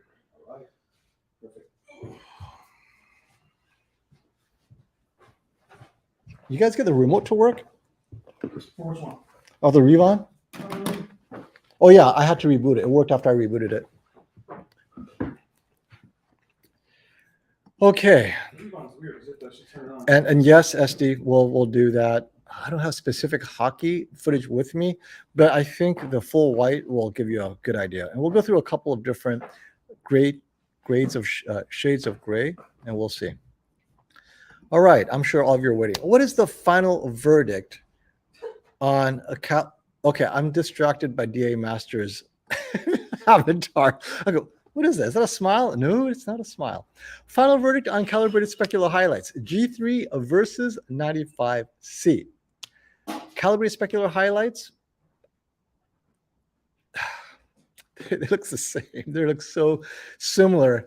The S95C may hit maybe 15 nits brighter. I'm just throwing that out there, but it's not noticeable like it was last year where you can say, oh, that specular highlight is brighter. I really will have to have them side by side and capture the luminances and look at it. But that's just to get some kind of an objective comparison. But the eyeball tests, they are so similar. So I would not make the decision between the two based on specular highlights as I would have had between the S95B and the G2. So G3, S95C on calibrated specular highlights, too close to call, which means they're about even right now. A95K to the G3, they are so similar in price. I would get the G3. You are getting the best of LG facing its imminent demise if it doesn't do something. Whereas the A95K, let's just say, oh, good, QD OLED, let's do something with it. So the G3 is LG's, okay, we're going to get serious now. Let's impress people. And it did, and it's not only has it caught up, but it's adding other layers that wasn't there before, which is their enhancers. So expression enhancer, I believe, is very good. Now, Sony's still Sony. It's still a great TV, but then the A95K, we know, has some of those issues that a lot of people didn't like. I was not happy with its lower desaturated, low luminance red. Not in all scenes, but it's visible enough that it bothered me because I watch a lot of movies in different luminances, real movies where that level is noticeable, and I didn't want to lose that. The G3 did not do that, and so for me, that's enough. And many of you, it may be okay. So what are you using this for, Adam? If the prices are similar and you're not loyal to anything that's specific to Sony, like the Bravia Cam or Bravia Core, get the G3. I think you'll be very happy with it. Now, it doesn't come with a stand, but if you get from Robert, he'll throw in a stand. and he's going to give you lots of other wonderful things, right? Just give him a call.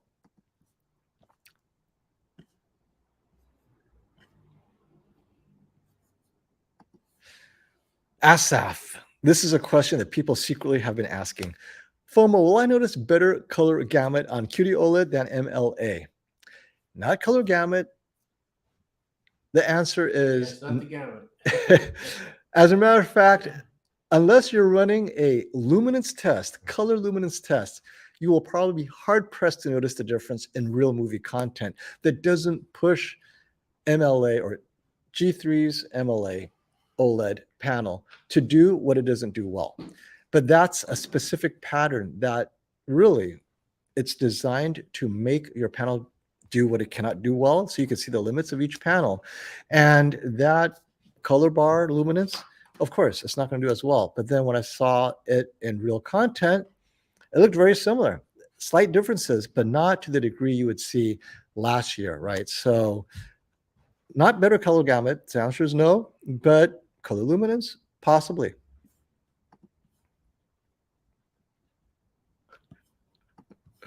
Plasma, I love this comment because I do something similar. I can't have a better Sunday. Practicing my guitar while, for a second, I thought you said while washing my pants. It's while watching the stream. It's like, how do you play the guitar and wash your pants? So I play the guitar while I watch TV with my wife. And she's like, are you watching TV or you're playing the guitar? Well, I gotta get this. I gotta get the scale down. I need a certain speed. And, and she's like, no, I'm gonna sit down and watch TV. Yeah, but my fingers are getting stiff because you don't want to lose your calluses, right? So yeah, I feel you, man. Wonderful. Glad to be accompanying you. Patterns won't show DSE. Type in NHL highlights on YouTube. All right. If we have a Fire Stick and we are using the. We have time? I said, be patient. SD, we got time. Brian is here. He's got his Fire Stick. He's going to type in NHL, and that will be done last. Why? Because the NHL might literally come down and shut me down right here. You know the NHL? Very similar to the NFL. What do you think of Modern Wise's test? I'm just saying. Modern Wise has that hockey avatar floating around. Looked like a hockey player to me. No, I'm okay. We can do the NHL, see what happens. We'll just pause it. Oh, there it is. Pause. Well, redemption, you're relentless. FOMO, will you be streaming the 77-inch G3 tomorrow? Like, do I not? Well, actually, Aren't you taking it home in the in the overhead.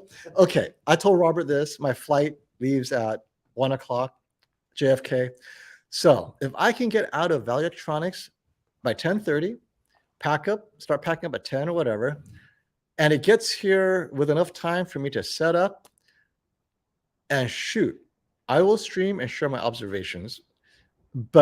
And this would be the 77-inch G3 without calibration against the S95C calibrated. So now you get to see how close they get to each other out of the box. That'll be interesting. I don't expect much difference. But if all those are in place, then the last step is, am I strong enough to help Wendy lift it out of the box and put it on a stand? Because it is a G3 that does not come with a stand. Are you LG? So we'll have to put it on the table mount stand and see what happens. But I will try. We'll see what we can do. It's like as if 2 days isn't enough. They're demanding overtime from me. Carlos, thank you for the super chat. Are you guys going to test video games? Yeah, we've been promising this. We are testing video. Well, we tested video games yesterday, but we're doing it again today. S95C against the QN900C on the PS5, right, Brian?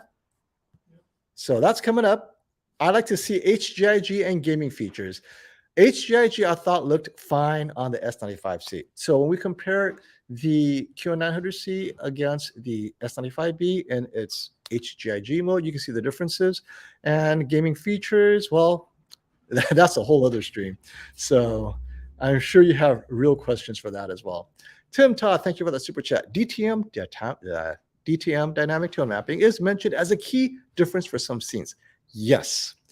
How do the displays compare when using an external processor like a Panasonic Blu-ray or MadVR software? Okay, let's put MadVR aside. Those guys are like steroid awesome people. Hello, MadVR, I love you.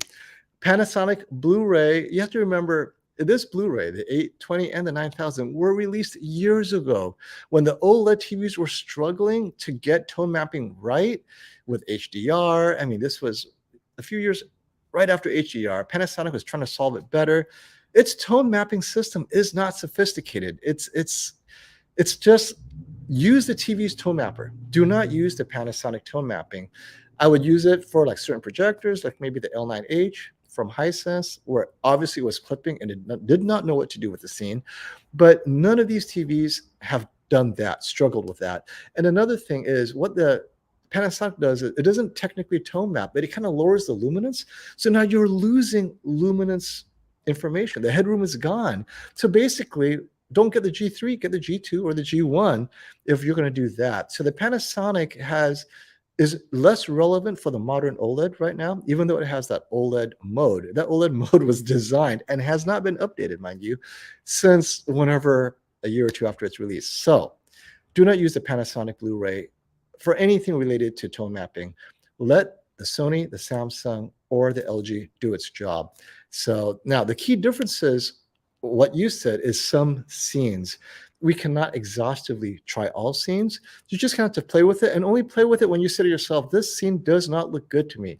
Either it's too dark or too bright.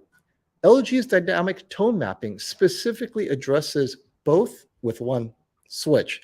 If it's too bright, you click it on, it will try to bring it down. If it's too dark, you turn it on, it tries to bring it up.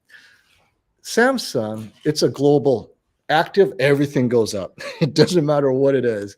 So you kind of have to know that a little bit about the two tone mapping systems.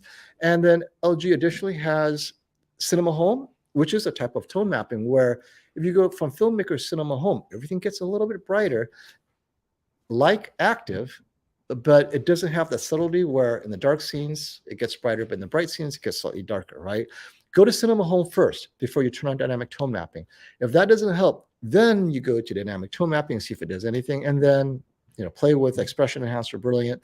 So with the Samsung, it's a little bit easier. It's either active or static, you're done, right? Or then you go to dynamic and vivid, and then you're in a different mode altogether. How's it going?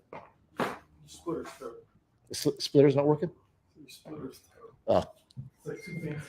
It's 8 o'clock. So let's see.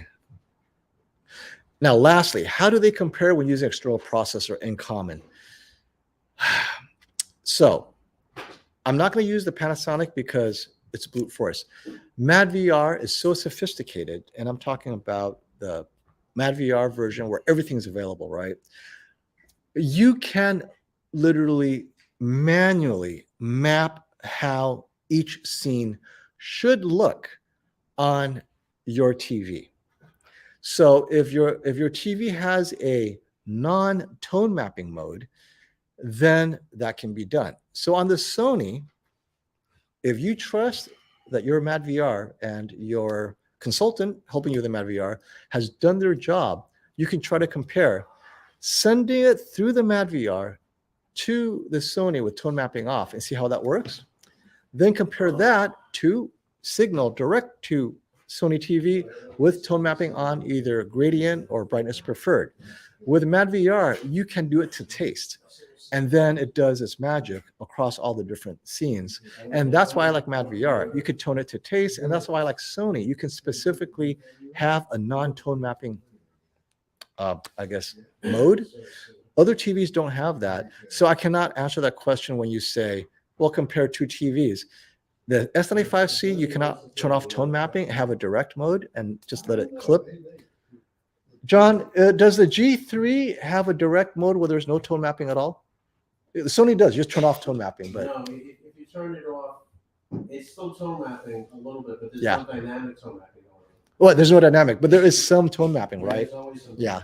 So this is I mean, I think the only time there's no tone mapping is like if you're using game mode. Game mode. HGIG on. there you I go. think there's always going to be some tone mapping. You would have to so make sure you find the right picture mode with the G series, right? You have to experiment, but I'm sure people in the know.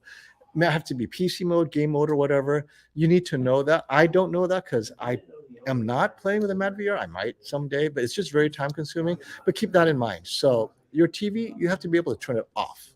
And maybe you can turn it off on the Samsung as well if you go into their game mode. I just don't know, but keep that in mind.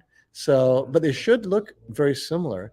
But like, I know what you're referring to, or you're trying to say, well, if one TV is capable of more, can I push it harder with my own tone mapping system? The answer is yes, you can. If you think you could do better than the TV's internal tone mapping and push it harder, hey, why not? But remember, the TV's automatic brightness limiter or load balancing will come into play and say, whoa, I'm not going to give you that much energy to do what you want. I'm still going to pull you back. That's always going to be there. And that's not tone mapping. That's their energy brightness load balancer that comes into play. There's a lot of engineering here that you have to figure it out, but have fun with that. Games are ready. All right, Brian, let's go for it. Let me get out of here, put this in solo mode, and adjust my camera. You want to be filmmaker? Oh, let's see. Filmmaker, adjust to, put it on 4,000 nits so we can compare them a little bit, because obviously the Q900C is capable of more. I want to see what it is. And you should Maybe start with a different mode than filmmaker, since filmmaker wasn't doing that. Movie mode. Go to movie mode, and we'll put the other one in movie mode. And since it's calibrated, then you can go. No, I should keep this in filmmaker mode because it's touch brighter in filmmaker anyway, post calibration. So I'll tell the team in a second. So we're putting the Q900C in movie mode because the filmmaker mode tone mapping still does not work after reboot. So, but it does work in movie. And the S95C will be in filmmaker because after calibration, it's a touch brighter than movie mode. So we'll give the S95C filmmaker mode, and tone mapping is on static in both. Movie mode on the Q900C. We're going to use the bright content, 10,000 nit. 10,000 because the Q900C is capable of so much more. Let's see how it tone maps up to its limit. I have to say, this question is so loaded, man. Just to revisit this, I didn't realize the answer would be so long. You people. And Brian, Leo says, test intelligent mode when you get a chance on a dark scene. So keep that in mind, Leo. Ask it again. We'll get there. Let me adjust my brightness. Can you pause on the, I'll tell you what, so this one's really bright. And Not this one. FOMO, if you don't mind, I just wanted to comment on this tone mapping with the Panasonic UB9000 PK1.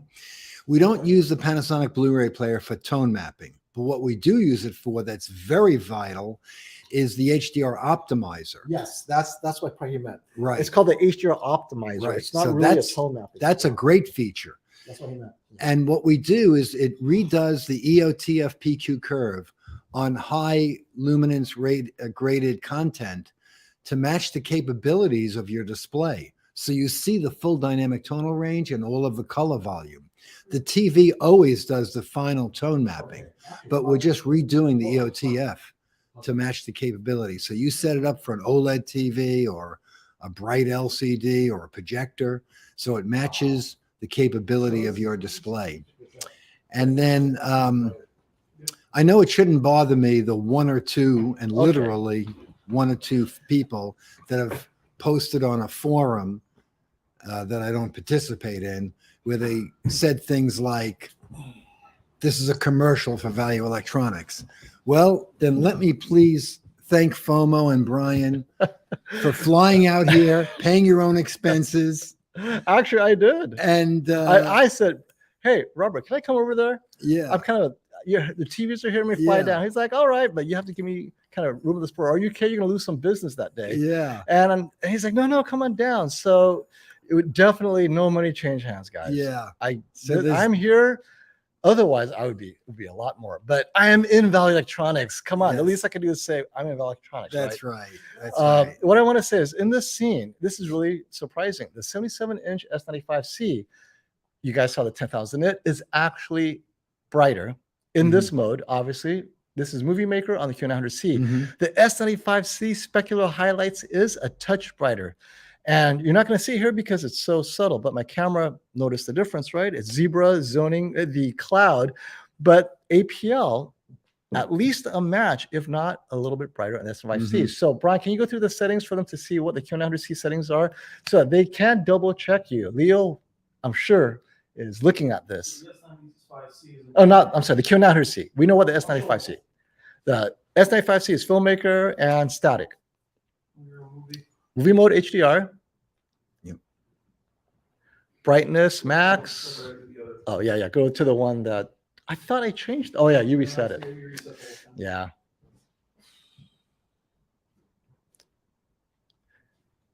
And then we'll double check that it's in static one more time.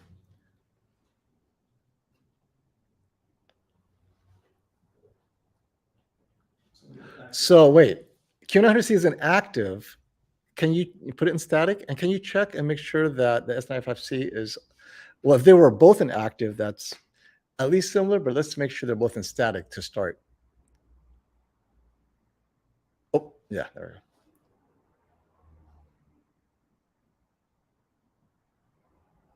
Also inactive, so now it's down to static. Okay. So they were both inactive with the S95C slightly brighter. Let's put them both in static first.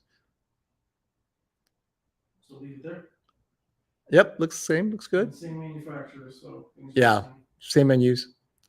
Okay, peak brightness high. All right. And what about local dimming? Was that on? Well, then it was on standard, I believe. But the brightest is standard, right? Let me see. Yeah, play with that. Did it look bright, a little bit brighter? You put it on high. Look, the touch. High is the brightest. Okay, so we'll leave it on high. So that's probably the brightest, right? I hate the menu back. Hold on a second. I'll do this one. In the meantime, thanks for the super chat. I swear FOMO has to have an early version on Neuralink installed. Where do you store all this knowledge? Keep up the great work. It is called the internet, my friend. I store it on you guys. Okay, so Classy says put local dimming on high, but Classy, what about the peak specular highlights? This is high, its brightest mode, because right now, as you can see, let me redo the exposure because it's kind of clipping because it's too bright.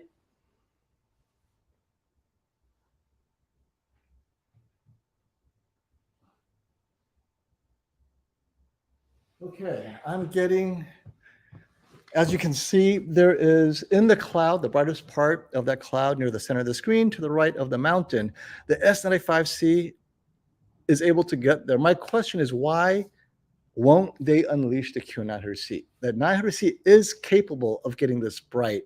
So I don't know. Brian, what are your thoughts? I mean, we had it early. Early They firmware, didn't take okay. any updates at all. So it's usually out of the box will be something. There was nothing. Okay. We haven't played with it enough. That's why I really didn't want to compare them. But just keep in mind, it's early days. Leo It is early. Well, Leo Leo's says, another country, by the way. Isn't Leo, you're another country. So everyone remember, he might be getting the brighter version that's unchained. And this is movie mode, right? So it's possible the filmmaker mode is brighter. Now put it in Filmmaker just so we can look at it. Okay, yeah. See how bad filmmaker was, Just letting guys? them know that Filmmaker does seem to have a bug in local dimming. Yeah. So, This TV has a local dimming bug in filmmaker, but we'll put it in filmmaker for the curious. And we're gonna have to change this scene shortly, otherwise both TVs will start dimming. Both TVs are in static mode, by the way.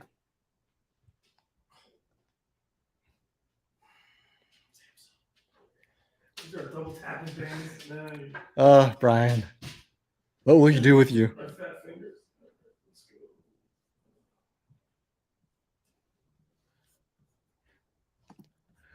So go ahead and, so yeah, put it in filmmaker, all right. And make sure local dimming is on high. Well, this is not a good scene for that, obviously.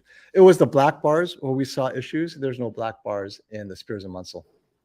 But you know, let's leave it in filmmaker, but put I'll check the. tone mapping, local dimming on high. Mhm.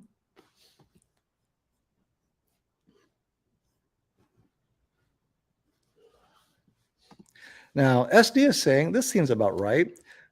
Now, S95C is brighter in many scenes than my QN900B was in content. Classy showed a video how LEDs don't get as high as measured nits in real content. What? Keep it static, right? HDR tone, yes, tone mapping static to match the S95C.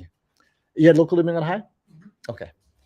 So- Double check. I don't want to get in trouble in the forums. I know, I don't wanna- God forbid. I don't read about it in the paper. you will read about it in the I paper. won't because I don't read that. nonsense. No, but I'll be texting you about it in the paper. I'll go down there. Oh, local dimming Dimming is, on high. it is on It's the high. papers. it's Look the at my guy on papers. live stream. Okay, so Commence. now you will win the knit war, the 900C in patterns, but this is real content, right? Now, many people will wonder if Spears and Munsell is real content, but it's 10,000 knit, which is technically unreal. I just wanted to see how tone mapping, when a TV is capable of more, does it do anything different? But you know what? Maybe the 10,000, it's aggressively bringing it down. Is this it? Let me see if I can get this to do, let's see how 2000 knit looks on this real quick. I'd be able to do that. I'll do it. We'll go back to- There we go. Let's go straight to 2000. Real content, 2000 knit. Let's see. And let's go back to the same scene.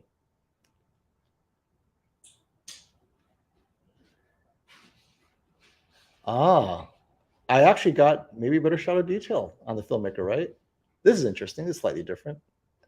Okay, so we are now in.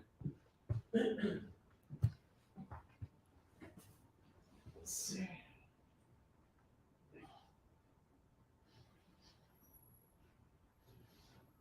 Okay, so the specular highlight, which is that cloud, is slightly brighter on the S95C, but the S95C appears to be clipping that, whereas the QN900C did not.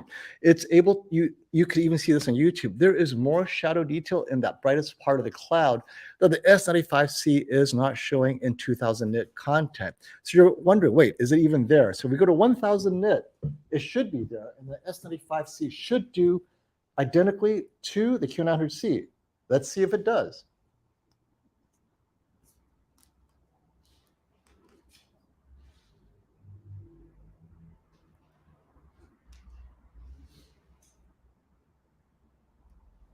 And it does. So in this image, they look nearly identical, except the S95C is still a touch brighter.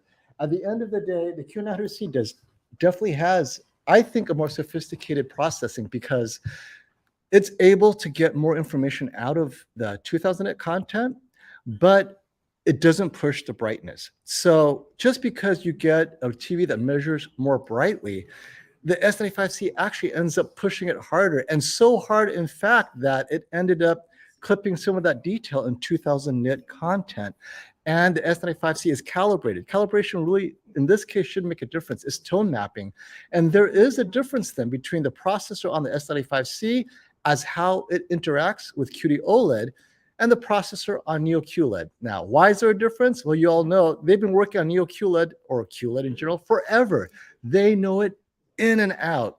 I am sure in a few years, S95C processing will be a better match, but this one is really good because I can talk to Samsung. Guys, you know the scene.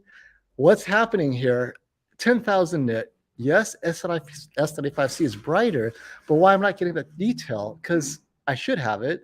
Whereas the QN900C has all the detail, but why did you cut back on the brightness? So this is just a quick peek. This is so minor, but at the end of the day, it's just something that you guys, I'm sure, are curious about. So, oh, Nova had a super chat. Let me pause. Thank you, Nova. Let me get through this real quick. All right.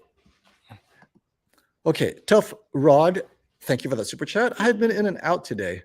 What is the verdict on shadow detail? My C1 is not great. Shadow detail is phenomenal on both TVs. The differences were not shadow detail. It was actually maybe color hues, color saturation. Those are the minor details. Possibly certain game modes are different. Shadow detail is not a thing in the S95C versus the G3. So you'd be happy with either one. However, if you're watching here, actually it is a thing. The QN900C has better shadow detail than the S95C at anything above 1,000 nits. At 1,000 nits, they're great. S95C, slightly brighter. Above, which means maybe I should compare that to the G3 at some point in the future. I thought they were the same. I don't know what happened. Nova, got your super chat. Calibrated G2 or uncalibrated G3? Definitely uncalibrated G3. Just before reading any more, because we know how good it is. Uncalibrated, and how close. Which would you purchase and keep for 5 years if you had to choose? Uncalibrated G3. Is the G3 that significant of a jump or nah? Yes, but not for what you think. Brightness, absolutely. But then we saw improvements in dirty screen effect, right? Uniformity, the pink tint, not eliminated, but definitely better and close enough that it makes it a difficult decision. John, a calibrated G2 or an uncalibrated G3? Oh man. What, you're gonna put yourself out of business? No, it's not. It's not anything to do with that. It's my thoughts always are to get the latest TV only because it'll be supported longer. And I think the G3 is just such a significant increase Yes. over everything else that we've seen. The enhancers, I love it. Yeah, so I think I would go for the G3. Yeah, that's what I said too. Thank you, Yeah, John. Yep. All Which right. TVs are we looking at here? 900C and the S95C. Oh. Yeah. QN900C and the S95C. Oh yeah. Yeah. Didn't you do this in your? Somebody did this. Hey, SD, try movie mode. There might be a bug in filmmaker mode on the 900. Yeah. So on both of them, the S95C is brighter. We're putting on filmmaker just to show you that even with the bug, it's not brighter. But yeah. Now, brighter wasn't the win though. The win for me, brightness is not enough. Actually, in higher nit content, the 900C did a better job tone mapping the details. So that's a win for the 900C.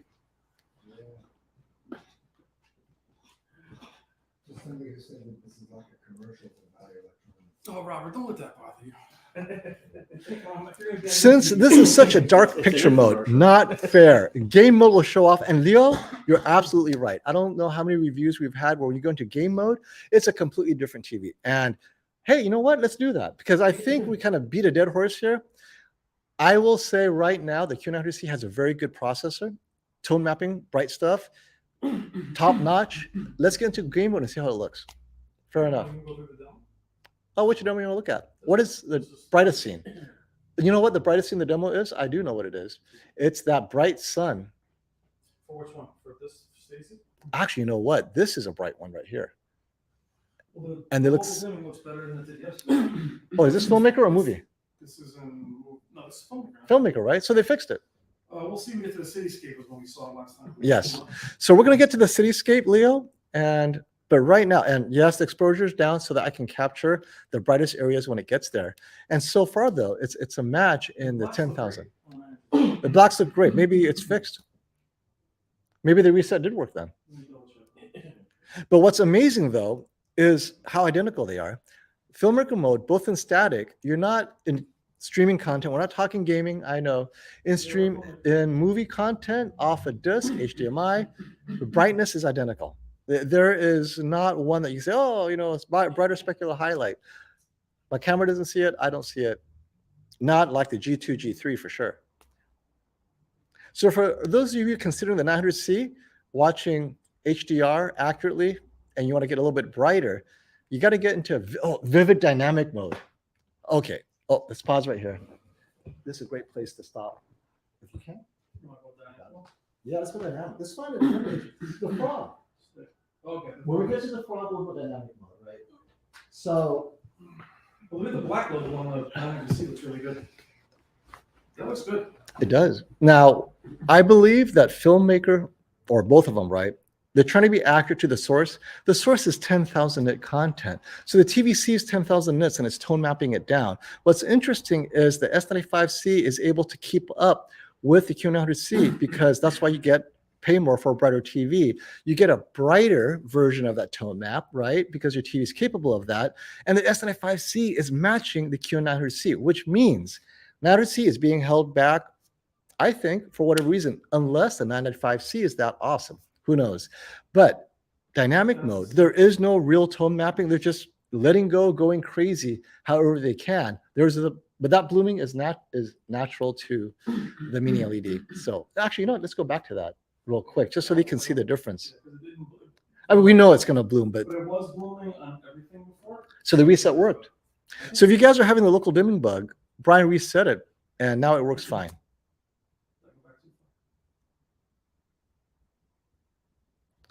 And as you can see, full screen, I want to mention, wait, actually, yeah, stop playing those scenes. I'm going to raise the, okay. I wanted to raise the exposure a bit. These scenes, you cannot tell which is an OLED and which is not. Brian? That was pretty amazing for the 900C. John? Yeah. Can you tell which is the OLED, which is not, if I didn't tell you? In these scenes. It's pretty freaking close, but I could see that the it's pretty good. Yeah, right? So John Calibrator loves OLEDs. The 900C has reached a point where we can say, you know what? In these full screen scenes where you don't have the obvious bright against black, even on some of those like this, you cannot tell the difference because those wings have black shades, subtle gradients. This is definitely impressive. I cannot wait to see the QN95C as well. But the 900C, indistinguishable. Easily. The cityscape is where it struggles. Where it struggles, or the Ferris wheel, like this scene, this is a great scene. Slightly better contrast on the OLED though. I can see it right here, right? But then you go here with all this bombastic brightness, similar. So the rose one, I can just barely tell. This one. I'll show you exactly where you can see it. So Brian's gonna do it in its aha moment. So Leo, be proud. This is as good as I've seen Neo QLED ever, by the way. So here is where the contrast. Yes. So let me turn up the exposure so you guys can see that. So John, check it out. This is where the contrast ratio does stuff out. Yep. No, I mean I could definitely see the The building spot right here. yeah, it's I could definitely see the OLED just clearly has more, black of blacks, but the 900C is pretty freaking good. It's pretty close. It's not the same, but And again, we are handpicking what we know it would do well, but it's close in these very difficult scenes. But in the scenes where it's not difficult, spot on, definitely. But you're always going to have scenes where it struggles. Like this one on the right, it's slightly washed out in certain dark areas near the bright areas. Now I've hyperexposed it so you guys can see the shadow detail and the black level differences between the two. And they're pretty close, by the way.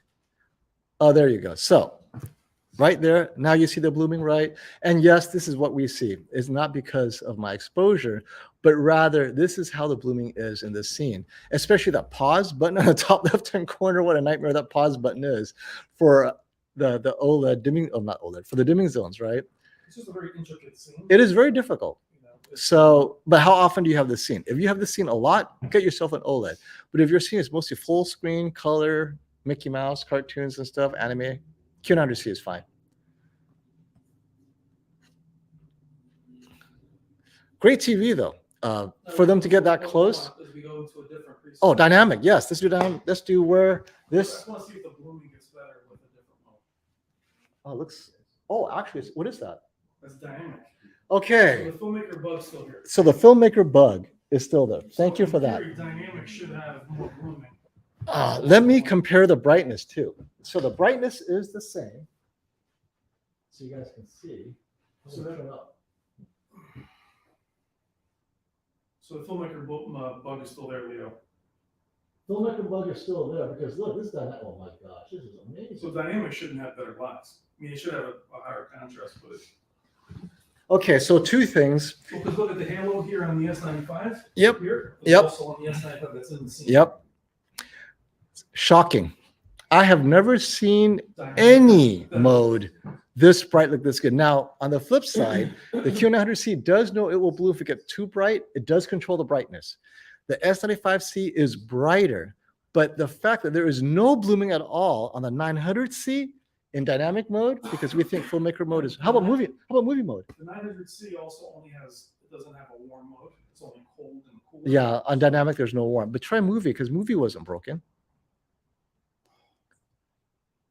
This is pretty cool. So I have to spend time and applause the 900C here. My Q90A cannot get it this good, which is what it did very well. Q90B definitely does not get it this well.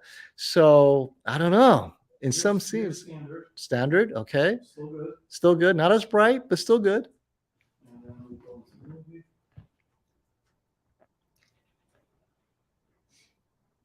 Eco. Who doesn't love Eco? Who puts Eco in the middle? No, so- Oh, so movie mode is broken too. Yep, so movie mode busted too. So movie mode and filmmaker mode is broken for whatever reason. So yeah, you know, check Leo. Is your dynamic mode better? But either way, though, if you're getting a Neo QLED or any mini LED, you have to know that they need to reduce the specular highlight to reduce the amount of blooming. If they match the brightness of the S95C, the blooming would be even more visible. So yeah, Look how it goes away with dynamic. dynamic's great. Let's go see dynamic. This is an argument to do dynamic. I would never say it. But dynamic, but put it in regular content, because this one I know it's dimming on purpose to avoid blooming. Yeah, you just play it. Go to the next one. Let's see how bright the next one gets. Next what? Oh my gosh, look how bright that is. Let me lower the. Next setting? Yeah, a little. Let's see. Yes, that'd be fun. So that is the brightness difference between the two. And this is in dynamic mode where the Q900C is supposed to let loose. It simply cannot because it doesn't want to bloom. Wow. So if you want a brighter TV in a dark room with dark scenes, the S95C nails it. Now we're going to go to, let's say, bright, like Leo says, oh, this is unfair, right? These are dark scenes. Of course, it's going to get killed. So we will jump into brighter scenes, which is, we're still in dynamic, by the way. oh, Get out. no, dynamic is good because we're going to let it loose. Okay. This is a quote unquote typical bright scene. Okay, look at the blue water on the is brighter than TV. The 900 is brighter. 900C is definitely.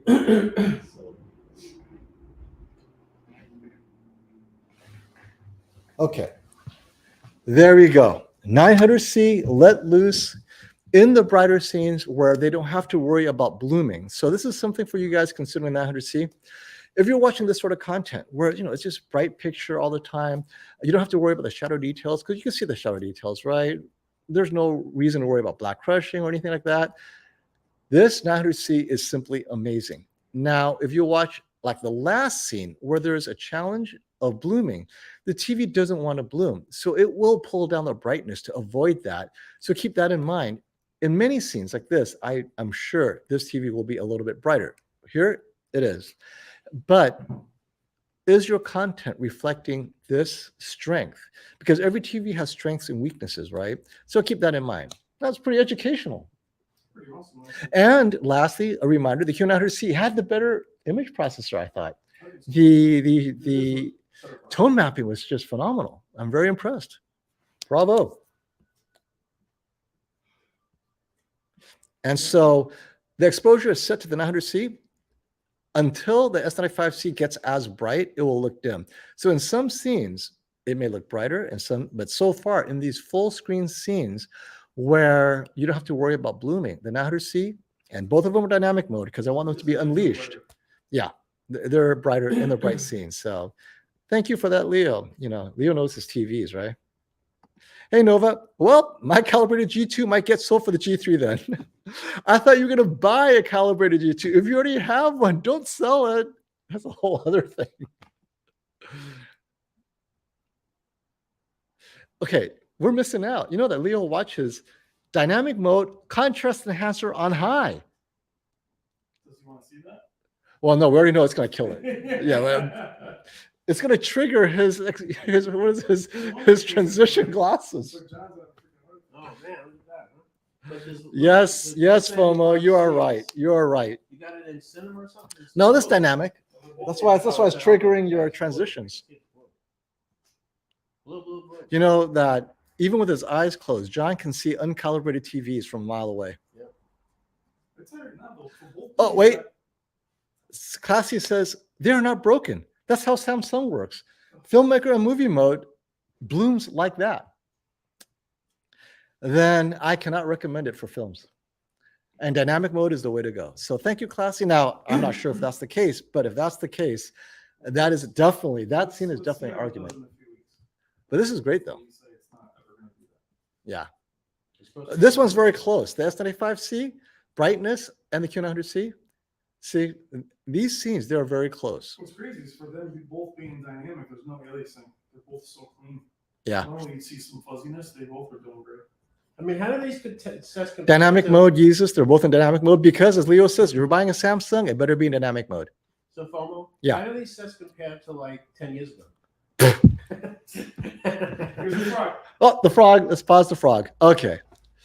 Oh, this frog. Here we go for the frog. As you can see, literally the same color signs. Let's start with that. Samsung has a look. They're consistent. This is the look. It's very consistent. So if you're getting the S95C, you're not missing out. But the brightness. So in this kind of scene, you have a lot of black, areas mostly black. The S95C is brighter and, it's noticeable, but it's not like, oh my God. So if you're watching this kind of content, which is like Planet Earth, dark scenes, right? Diving in, a lot of neons, the S95C just nails it. Q900C, it changes its brightness and APL scene to scene in order not to be exposed to the dimming. And if you're in filmmaker mode, it's all the worse. And definitely filmmaker mode, Q900C may be a bit over darkened. It's not pushing the TV, even if it can handle that HDR level, 2000 4000 nit content, it appears to not really care. It just doesn't want to bloom, which affects the filmmaker's intent more than the brightness, right? So it's a trade-off. It makes a decision. But on the other hand, I thought the tone mapping was a little bit better on the 900C. So yes, do PS5. I think we have some great conclusions. All right, frog is the last thing you'll see before we go to gaming. We've changed some minds. Elias Habash says, ouch, I totally disregarded the 900C now. It's completely trashed next to the OLED. Two different use cases, my friend. I guarantee you, if you are watching hockey in a bright room, full screen, colors, brightness, nothing will touch the 900C in the Samsung lineup. But in most content, where there's mix, shadow detail, blacks, gradients, all that stuff, the 900C will, I believe, fall behind the 95C more often than not. And you're paying a little bit extra energy consumption. So that balance, you have to decide for sure. But I'd still choose the S95C. All right. What are we doing here? We are doing click counting. What do you want to click to? What do we want to click to? Let's click to the 900. Actually, let's ask the audience. Guys, what are we clicking to? Are we clicking to the 900C or the S95C? I'm going to give you guys 10 seconds to think about it. And the first person to respond will get it. 10, 9, 8. I forgot the lag. 7, 6, 5. Is there a 20-second lag? 4, 3. Otherwise, I'm going to choose FOMO, turn on intelligent mode. I don't even know how to do that. What's an intelligent mode? John, do you know what intelligent mode is? It's in the settings. Which? It's like reality creation. But on the Samsung, where is that? And they're saying do it to the 95C. You gotta do them both. You're not gonna just do it to one. Yeah. Oh, to the okay. Wait, so then am I not getting bright enough on the 900 then? Actually, well, they don't want to see the 95 clip. Well, no, we can do both. What time you think? Just do real quick and then run back. Go to your most challenging scenes where it clips, and then we'll compare it to. So I wanted to mention this. The 900C out of the box is not calibrated, so it's not even updated. Phantom, that's a good thing, right? Didn't we agree out of the box is better uncalibrated? They click at the same time. Oh, they're clicking at the same. Oh, you guys see that? How many? They stopped at the same click.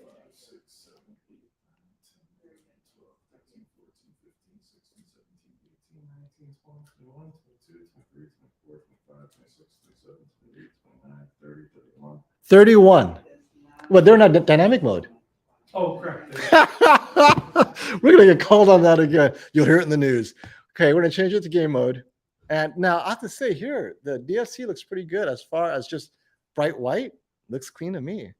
That is not always the case, my friends. So let's take it out dynamic mode. Like, oh my God, Brian got there like 31. That didn't sound right. So we're gonna put them in game mode. I don't know these TVs like the back of our hand. Yeah, that 900C is a very, very bluish white. It's very white. This is very nice. If you guys enjoy white, what you see on 900C is what you see. There's no the color adjustments between the QD OLED and the mini LED are very minor, not like the W OLED. This is very similar to what I see. That difference in color is the difference between a calibrated S95C and an uncalibrated 900C. So you're in game mode in both yet? Yep. All right, we're in game mode. Any other settings you want to start with? We'll make sure they're both in the same. Yeah, the same HEIG or dynamic tone mapping. Oh, someone's seeing dark streaks on the right side. Maybe because my exposure is not right. Let me see. It's on. The camera is, I think, exaggerating it. This is kind of okay. If my exposure is off a little, you'll see stuff that only the camera sees. It doesn't mean it's not there. That's what I'm saying. The camera sees it, and then it shows you it. But in person, I'm not really seeing that because I was looking at the TV. But so let's start. Let's start with game HDR off, and we'll go back and do HDR on.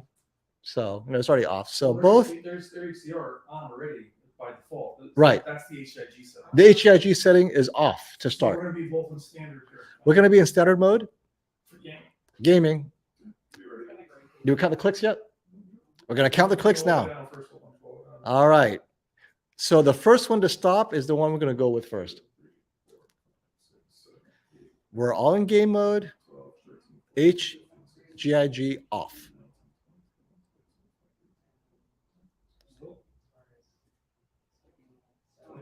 They stopped at the same time? What number? 29. 29, folks. So it doesn't matter. Apples to apples. I love it.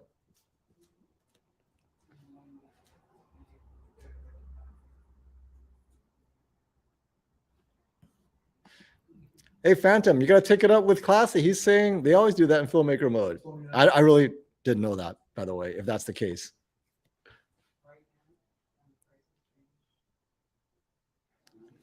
And until we get there, quick question. Stop the FOMO. Do you have any info as to when the 2023 Sony TV lineup will be released? So it's not going to be released all at the same time, the information. May 8th will be the first time you get official information. Brian is going to release that with Robert. Robert's been given permission to share it with you on May 8th. So you'll get all the information about launch or release dates and prices at that time. Right, Robert? May 8th? Hold on, folks. All right. That's for the X93L. X93L? L. X93. And then a couple of days later, the A80L. So X93L, X95L, X90L on May 8th. A couple of days later, the A80L. And then we'll find out even later than that at some point, the A95L. So we'll keep you guys in touch. We will have HGIG on 7 Sakura right after this because it starts off with it off, right?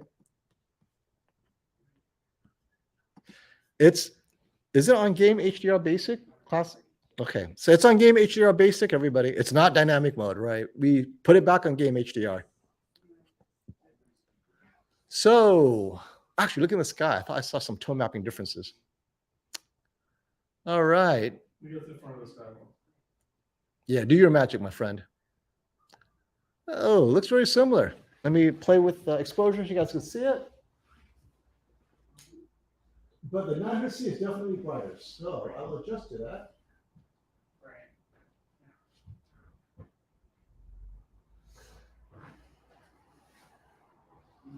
The brightest part of the screen is in the top with the bright sun shining through. The 900C is slightly brighter, but it's not so crazy, right? The rest of the C is very similar. What's important too is the 900C isn't creating any aliasing in the leaves. And Brian's not seeing any aliasing or No added from 8K. no added from the 8K, right? So you don't lose Right. the extra pixel. Aren't Okay, I have to say, I'm now noticing better tone mapping on the 900C. I see cloud details that are better defined on the 900C. Not that the S95C is clipping. It just feels that 900C is both brighter and has a bit more details. So in this mode, a little deeper in clouds. deeper, yeah, the clouds feel like it's more three-dimensional because of tone mapping. Leo's spot on. This is a pretty good gaming TV option for you guys. If you guys play with it off, HEIG off, right? And I will say that. So Iceman's saying, wait, 900C is dimming the rocks to the right. So can you, yeah, so right there, let's see if it is. Let me open up this exposure. Find the rock somewhere and hold right there and then. It's very subtle. The 900C, now, so here's the argument to be made. Is the S95C raising the rocks or is the 900C correct? I don't know what the answer is, but there is a difference, right? And of course, I know what Classy's response is. HEIG would be the accurate mode. We will know for sure what it is. But who knows if they're both doing it differently. So at the end of the day, if getting that gradient is important to you, 900C is doing it. I'm seeing a difference in gradients, whereas on the 95C, and this is consistent with processing, in the brightest areas, it's a bit flat, and in the darker areas, it's still a little bit flat. The 900C is giving that gradient between the brightest and the darkest. Definitely a better processor. A little bit of a spider web thing in the woods. Yeah, Brian's doing his gaming science right now. What are you seeing, Brian? So if you look at the gradient, like the smooth gradation, All thing that's on its own, if you look at the white clouds, Okay. Yeah. so looking at white clouds here, Brian's looking at the white clouds. you see some of that spider web effect. See these very faint lines? Oh, wait, let me turn that down. Okay. You see them right Spider web. You want to come over here and explain that? Because I really don't know what that is. So Brian's saying he's seeing some artifacting, maybe spider web artifacting, but you have to walk up close where you saw him do it. Okay. So you end up with like in the white clouds, if you get really, really close and you pan back and forth, you can see almost like what the CX had, that hatching On both TVs or just one? just on the 900C. 900C. I think that's a byproduct of the 8K because it's upscaling. it's It's not, upscaling. it's not. Okay. So Now, upscaling, it's false pixels, but do you know, see it from here? No. Okay. No, So you can see it from normal sitting distance. You wouldn't see it. It's Okay. just something that we have to talk about. okay, yeah. So if you like to game on a 65-inch really up close, which I wouldn't on I would 900C. never buy an 8K. Yeah, that's so bright. But so thanks, Iceman, for that. I didn't even see that, but these are the little things. But again, this is not even real 4K. So game HDR basic. When they say that, what is that even? Isn't game mode HDR basic? I mean, aren't there just two settings in the Samsung? You have it on game mode, and then you have to decide whether to put it on HDR. Well, it has HDR. Watch, you'll see it. Here, look. It's got, look in the game bar. Well, Because if it's HDR basic, it should be clipping at 19 clicks on the S95C. Okay, so let's look at this. Yeah, yesterday we had that at 17 clicks or 19 clicks. Right, but how do you get to 29? I think we're out of, you don't have HDR yet. HGIG on, you have that, right? You have HGIG on. Okay, so it says HDR on. I mean, if you're saying we do have HGIG off, we will turn it on next, and then we'll redo the clicking. Okay, I think we've seen enough. Let's go to do HGIG on and see what happens. So HDR, quote unquote, is on, but the setting for HGIG is off. And then we'll count the clicks again when we have HGIG on. So we have basic, that's HDR 10 plus. Yeah, no, yeah, basic. That was on basic. So what are we on? So what do you, That's HDR on full flat. so is this basic? It's still on. That was HDR 10 plus. I don't know why they even have HDR 10 plus gaming. Oh, let's go back then. That's it. So basic, okay, basic and game HDR off, right? And then you have these, well, that's off, but then you have advanced.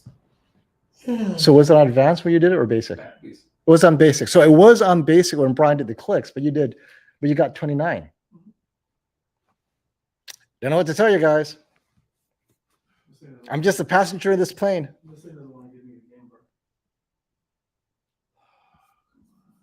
bar. All right. There we go. There. Look at that. You guys enjoying the beauty of the size? So basic is what we were on.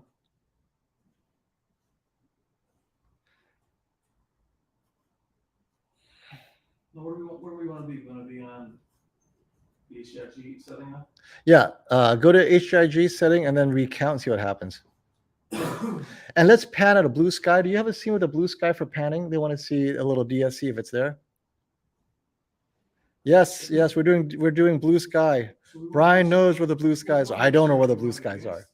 What is- what- Let's stay here and do the blue sky right now before we leave, because blue sky is blue sky regardless of what mode you're in. So we want for HDR, we want the advanced, the HIG. What do you want? Do that. What did we do the clicks if you do advanced, right? So do the blue sky first, So then we'll do we're doing advanced. basic here, Uh-huh. and then we're doing advanced here. Fair? So from- Yeah. Yep, basic and advanced. Is that right? What you guys want? Man. What we want to do is, when we end, we want to leave enough time where we can just go over, like final thoughts about what we learned. After your calibration. No, I'm just saying. Okay. The whole. Thanks for the super chat, Michael.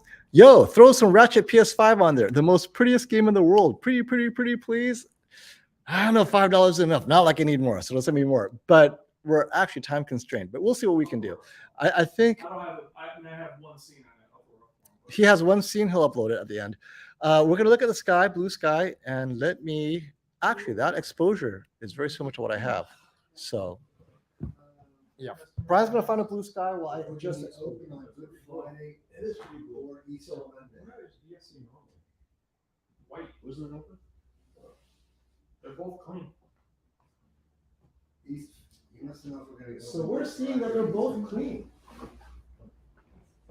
I've upped the exposure a bit, and I'm not seeing anything. And if the camera captures anything, it's more sensitive to it than my eyes anyway, as you guys know.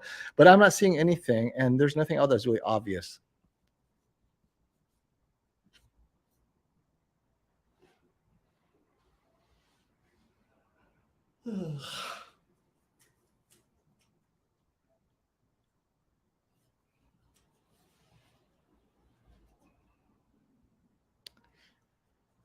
No, Justin, we're not going to test 4K 144 hertz 12-bit.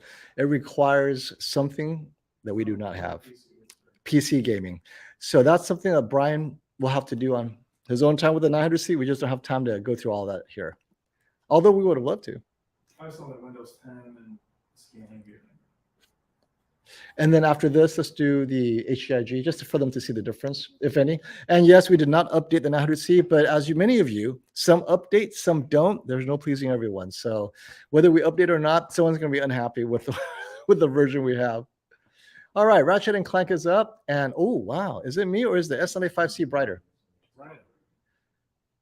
What did we do wrong? It's burning my eyes. Yeah, he's walking the wrong way. I'm over here, John.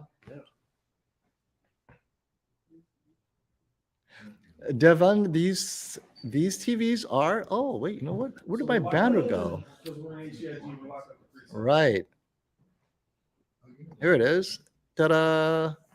That's what we have. Devon, we have the S95C on the left, 900C on the right. And in the settings that you saw, we haven't, well, it just looks a little bit brighter, but we're going to do HIG and do the clicks again, and we'll see what happens.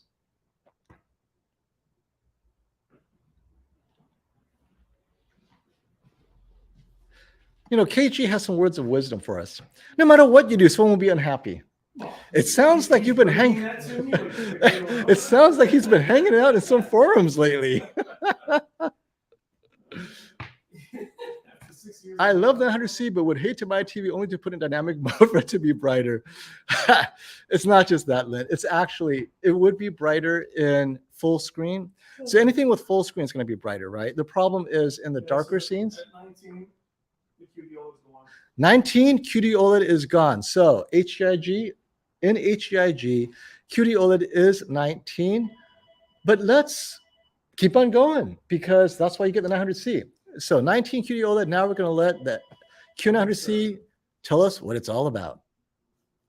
So we're matching the QN900C now. You guys saw when we matched the S95C in non-HEIG mode, it actually was at least the same, never less bright, sometimes more bright, but the 900C though had more subtle gradients from the brightest areas to darker areas. You saw the gradient across the screen. That's kind of cool. For me, I would go with that actually, because I don't really care about the extra 100 nits of brightness, which is what you could be getting with the S95C. But the gradients, I may notice that, or if as to the realism, but it wasn't a huge difference there either. I had to a little bit overexposed for me to notice, but one of you guys noticed and called it out. So we're now in HEIG, set to the 900C, and 19 clicks is still the S95C. Nothing's changed. They do look closer though now, at least the logos. Leo wants you to know, put the 900C gaming mode to the same as S95C, basic or advanced. You forgot the 900C. They are the same, but Leo wants to make sure his life is on the line. You know, he cannot go to bed. He cannot go to bed. Oh, Leo, you're killing me. But because he loves you, Leo, he will do it. And because you are one of our oldest viewers. Okay, right here, this scene, it's killing him because clearly the 900C is a touch less bright. Let me adjust exposure so you see the detail in both and you will see.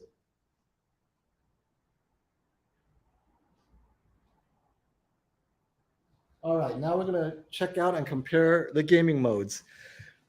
And remember, this was clicked to the 900C and the brightness on the S95C. It's actually, yeah, it's noticeable, but I'm not going to say it's not in day, but it's kind of like the G2 to the G3 upgrade, which is a slap in the face, I guess. So these are the settings, and we're going to double check to make sure they're both, are they both on advanced? Or So let's check it out. So we're going to check it out. Let's hold hands together, everybody. Let's hold hands. Someone hold Leo's hand. Game setting. Game mode on. Game setting. Game mode on. Expert. Expert. Expert. Basic. All right, let's stop right here. Any questions? Or remember, we clicked. I have to put Leo on suicide watch. Okay, I'm gonna give him his 20 seconds of lag and delay. These are the game modes, and you know, Leo, in this game mode, unchanged, we had the clicks set to the 900C, which was, what was it, 20 something? And the S95C clipped at 19, but that didn't matter. It still toned up like a hero. So it didn't end up clipping regardless. And it's running through a splitter, and the splitter doesn't care. It just does what it does, right? So that's it. It's a match. Is contrast enhancer on or off? Wait, that could be the ultimate. And you know, if it's on, we have to do all of this. Oh, I'm almost afraid to check settings now. Did we leave eco mode on? Oh my God. So FOMO, I'm not a gamer, but the S95C looks like it's killing it. I know. No, this is why they buy TVs. They want to be blind. They want to trigger. That's really bright. It is bright. That's why you're wearing sunglasses. They just can't see you. It's unbelievable. I know. Please, the cops are going to come because they think we have a disco going. So HDR tone mapping is. So contrast enhancer is high, local dimming high, HDR tone mapping is active. Okay, you guys are seeing that? Now, turning it off doesn't help. Can you check game mode to see what it's on? The reason that it looks bright is we're in a dark room now. Right. Which benefits OLEDs, and it's the pure black. Well, not only that, APL, Reflection is bright. but not only that, APL, total APL, the S95C is brighter. I know. 900C in everything scene specific. In full screen, Robert, the 900C was brighter. Yes. But in game mode, specifically this mode, it's pretty surprising. But isn't a 900C like a 2000? Oh, wait, no. Leo is paying you now to do this. Thank you for the super chat, Leo. In all caps. Remember, he only saves this for special occasions. Get off the ledge, my friend. Check. He's starting to misspell stuff now. He's typing so fast. Check picture expert setting on the 900C. When you change to basic, it changes everything. It changes the picture expert setting. Make sure the picture expert is the same as this is his last chance, right? Same as what?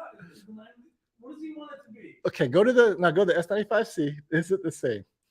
No, I just changed the dynamic contrast. Well, put it back to advanced. He may not last. Make sure it's the same on the. He may not last your next live stream. I'm not live streaming for years after this. Brian may have to go to therapy after this. I'm not live streaming ever again. I think after this, I might be the only one coming back next year. And we're not doing gaming. We're going on 12 hours so far now. Oh, you lie. Yeah, it's 12 hours. Yes. Okay. I know you're on lag, Leo. Is this okay? I mean, we're kind of showing you, right? Everything. Oh, but Leo has a win. The menu is brighter on the 900C. That's a win. That's a win. You got to get your wins where you can get it, right? But isn't a 900C like a 2000 TV? You know, we're such a loving community. There's at least 3 people that told Leo not to jump. This is what I'm talking about. I'll do it at the same time. All right.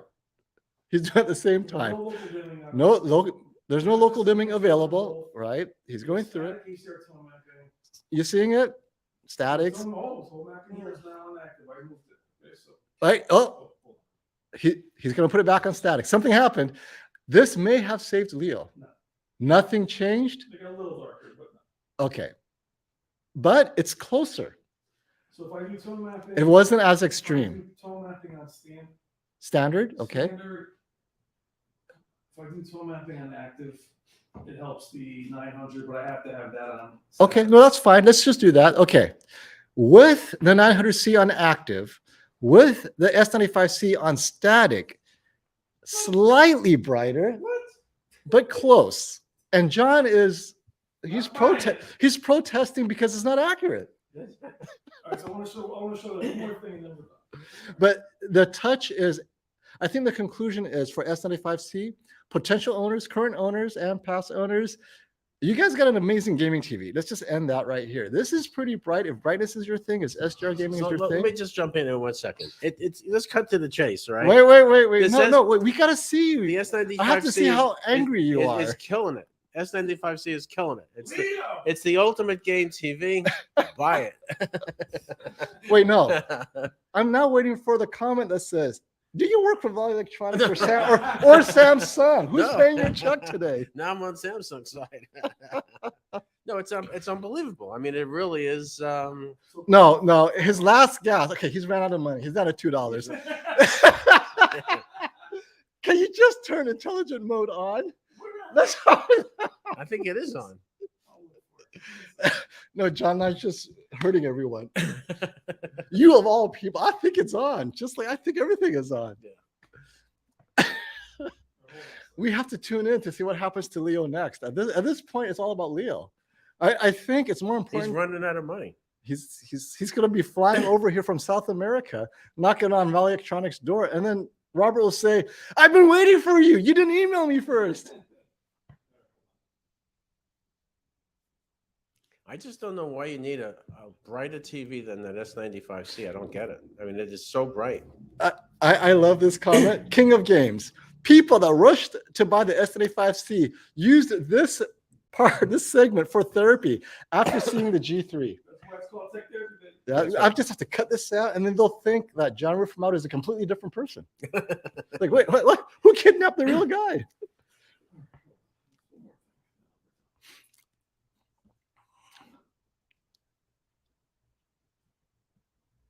I'll just show them the game mode. Okay, they're convinced, Brian, that you left eco mode on in 900C. I have to ask. Eco mode. Here we go with that. again. The curse of eco mode. Here we go. Brian, did you leave the eco mode on? And I know Leo's secretly thinking, okay, other than intelligent mode, God, please, it's got to be eco mode that's on. Let me ask a question. Is it still, are you on 110? Is the voltage right on the coming out of the socket? In the wall? Well, you know, I think where Leo is from, it is a 240. Yeah, but I'm saying maybe the plug that we're plugged into on the S900 has less voltage coming out of it or something. You know, I'm afraid. So yeah, you know, not eco mode. We're gonna check the eco mode because it's quite possible that it's on. If it does, we'll just have to end it now and leave you all in mystery. I'll go to general. I'll go to all settings. Yeah, or you go there. Energy saving. There it is. Oh, thank God it was off. Because I know we will not hear the end of it if it was on. You are so lucky, Brian. Because he did a reset, reboot, and we know when you reset and reboot, eco mysteriously comes on. And it did not. Praise the Lord. What do you want to see? You want to see Intelligent mode. Yeah, there we go. It's off, on. I don't see a difference, Leo. You know, now it's official. Someone's got to visit Leo. We need a safety check. Safety check, Leo. Are you in Brazil? He's not responding anymore. Oh no, no, it's worse. He's in Scottsdale, Arizona. So he doesn't even get the 240 volts. Leo, if only you were in Brazil. So now we can do a safety check on you. Anyone in Scottsdale, Arizona? Just a skip and a hop from Phoenix? All right, so quickly, I want to show everybody this. You guys are crazy. All right, So Brian's going to show it off now. Really quick, I want to show you guys that once we do get out of HDRG. Oh, they're very similar though in HEIG. Once we made the adjustments, active on the 900C, static on the S95C, just so you guys know. So once we get out of these, now these presets come back. Yes, presets are back. And these look very different. Yeah, so the presets make the TVs look different. Now remember, oh yeah, and we didn't game mode was not calibrated. So this is out of the box for both of them. So they look crazy different. Oh yeah, ignore my banner. The calibration is not applicable to game mode. Game mode was not calibrated. I'll just hide that. I think you guys, whoever is still left, have figured out which TV is which. Maybe it needs a firmware update. 900. Don't get started. Maybe it needs a firmware update. You know that the true Samsung fan knows that's always the wrong, always the wrong choice. Should I update my firmware? It's always no. You're done? Okay, so time for a wrap up. Who is the most tired? I'm gonna have them wrap up first before they pass out. All right. So Oh wait. Right. Let me wait. I can get this super chat. They've waited long enough. Michael McHee, thank you for the super chat. Okay, guys, do the G3 colors for gaming look dull compared to the A95K gaming mode? My C7 gaming mode is blah. Looking to upgrade SDR, HDR gaming. Thanks. Now, I will answer this question. Dull is a bit exaggerated, but I will say that when I saw the HGIG C3 looked a touch more subdued. Now, that could be accurate to the creator's intent, though. Whereas the S95C the luminance were a bit higher here and there. The leaves sparkled a bit more where the G3, it did not. If that's what you're complaining about, get the S95C. There is no S95K. You meant S95C, right? Now, the G3 is accurate, though. So you have to keep that in mind. If you don't care about that, that's where you get the LG. So looking to upgrade SDR, HDR gaming. SDR is brighter on the S95C. So that alone may be the upgrade. But yes, it inaccurately pops things here and there in all modes compared to the G3 in this current firmware where we did it after 1100 to 1113. So, but in a future firmware, who knows if that's still there? Because if enough accuracy fans complain, Samsung might just go LG. We just don't know. Hopefully that answered your question. All right, let's start wrapping up. John, it looks like your transitions are back to normal. Yep. Go forth. All right. So a lot of people, I'm hoping people enjoyed today better than yesterday because I think we get a little bit more organized, which is good, right? Yeah, that was the direction at me. Thank you. It's first time. You like the football analogy. Yeah, it's the first time I've ever done anything like this. It was kind of interesting. But anyway, the first and the last. You didn't leave Florida for this. Yeah.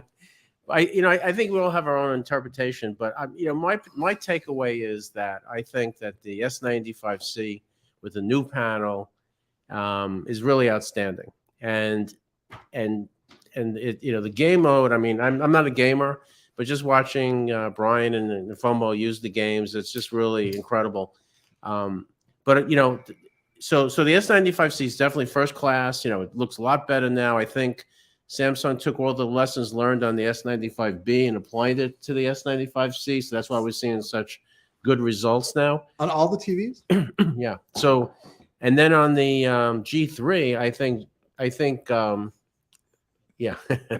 Leo, Forget about love Leo. you, boo. I think on the takeaway on the Out of all the G3 guys, is you forget that about Leo. whether it was forced or not, LG That's the poor guy. really He goes, came "Man." through with the MLA technology, because it's now, in my personal opinion, it's as close, or it's as good, or just extremely close to the QD OLED picture quality. For what you see. And it's panel stable. It's really super bright.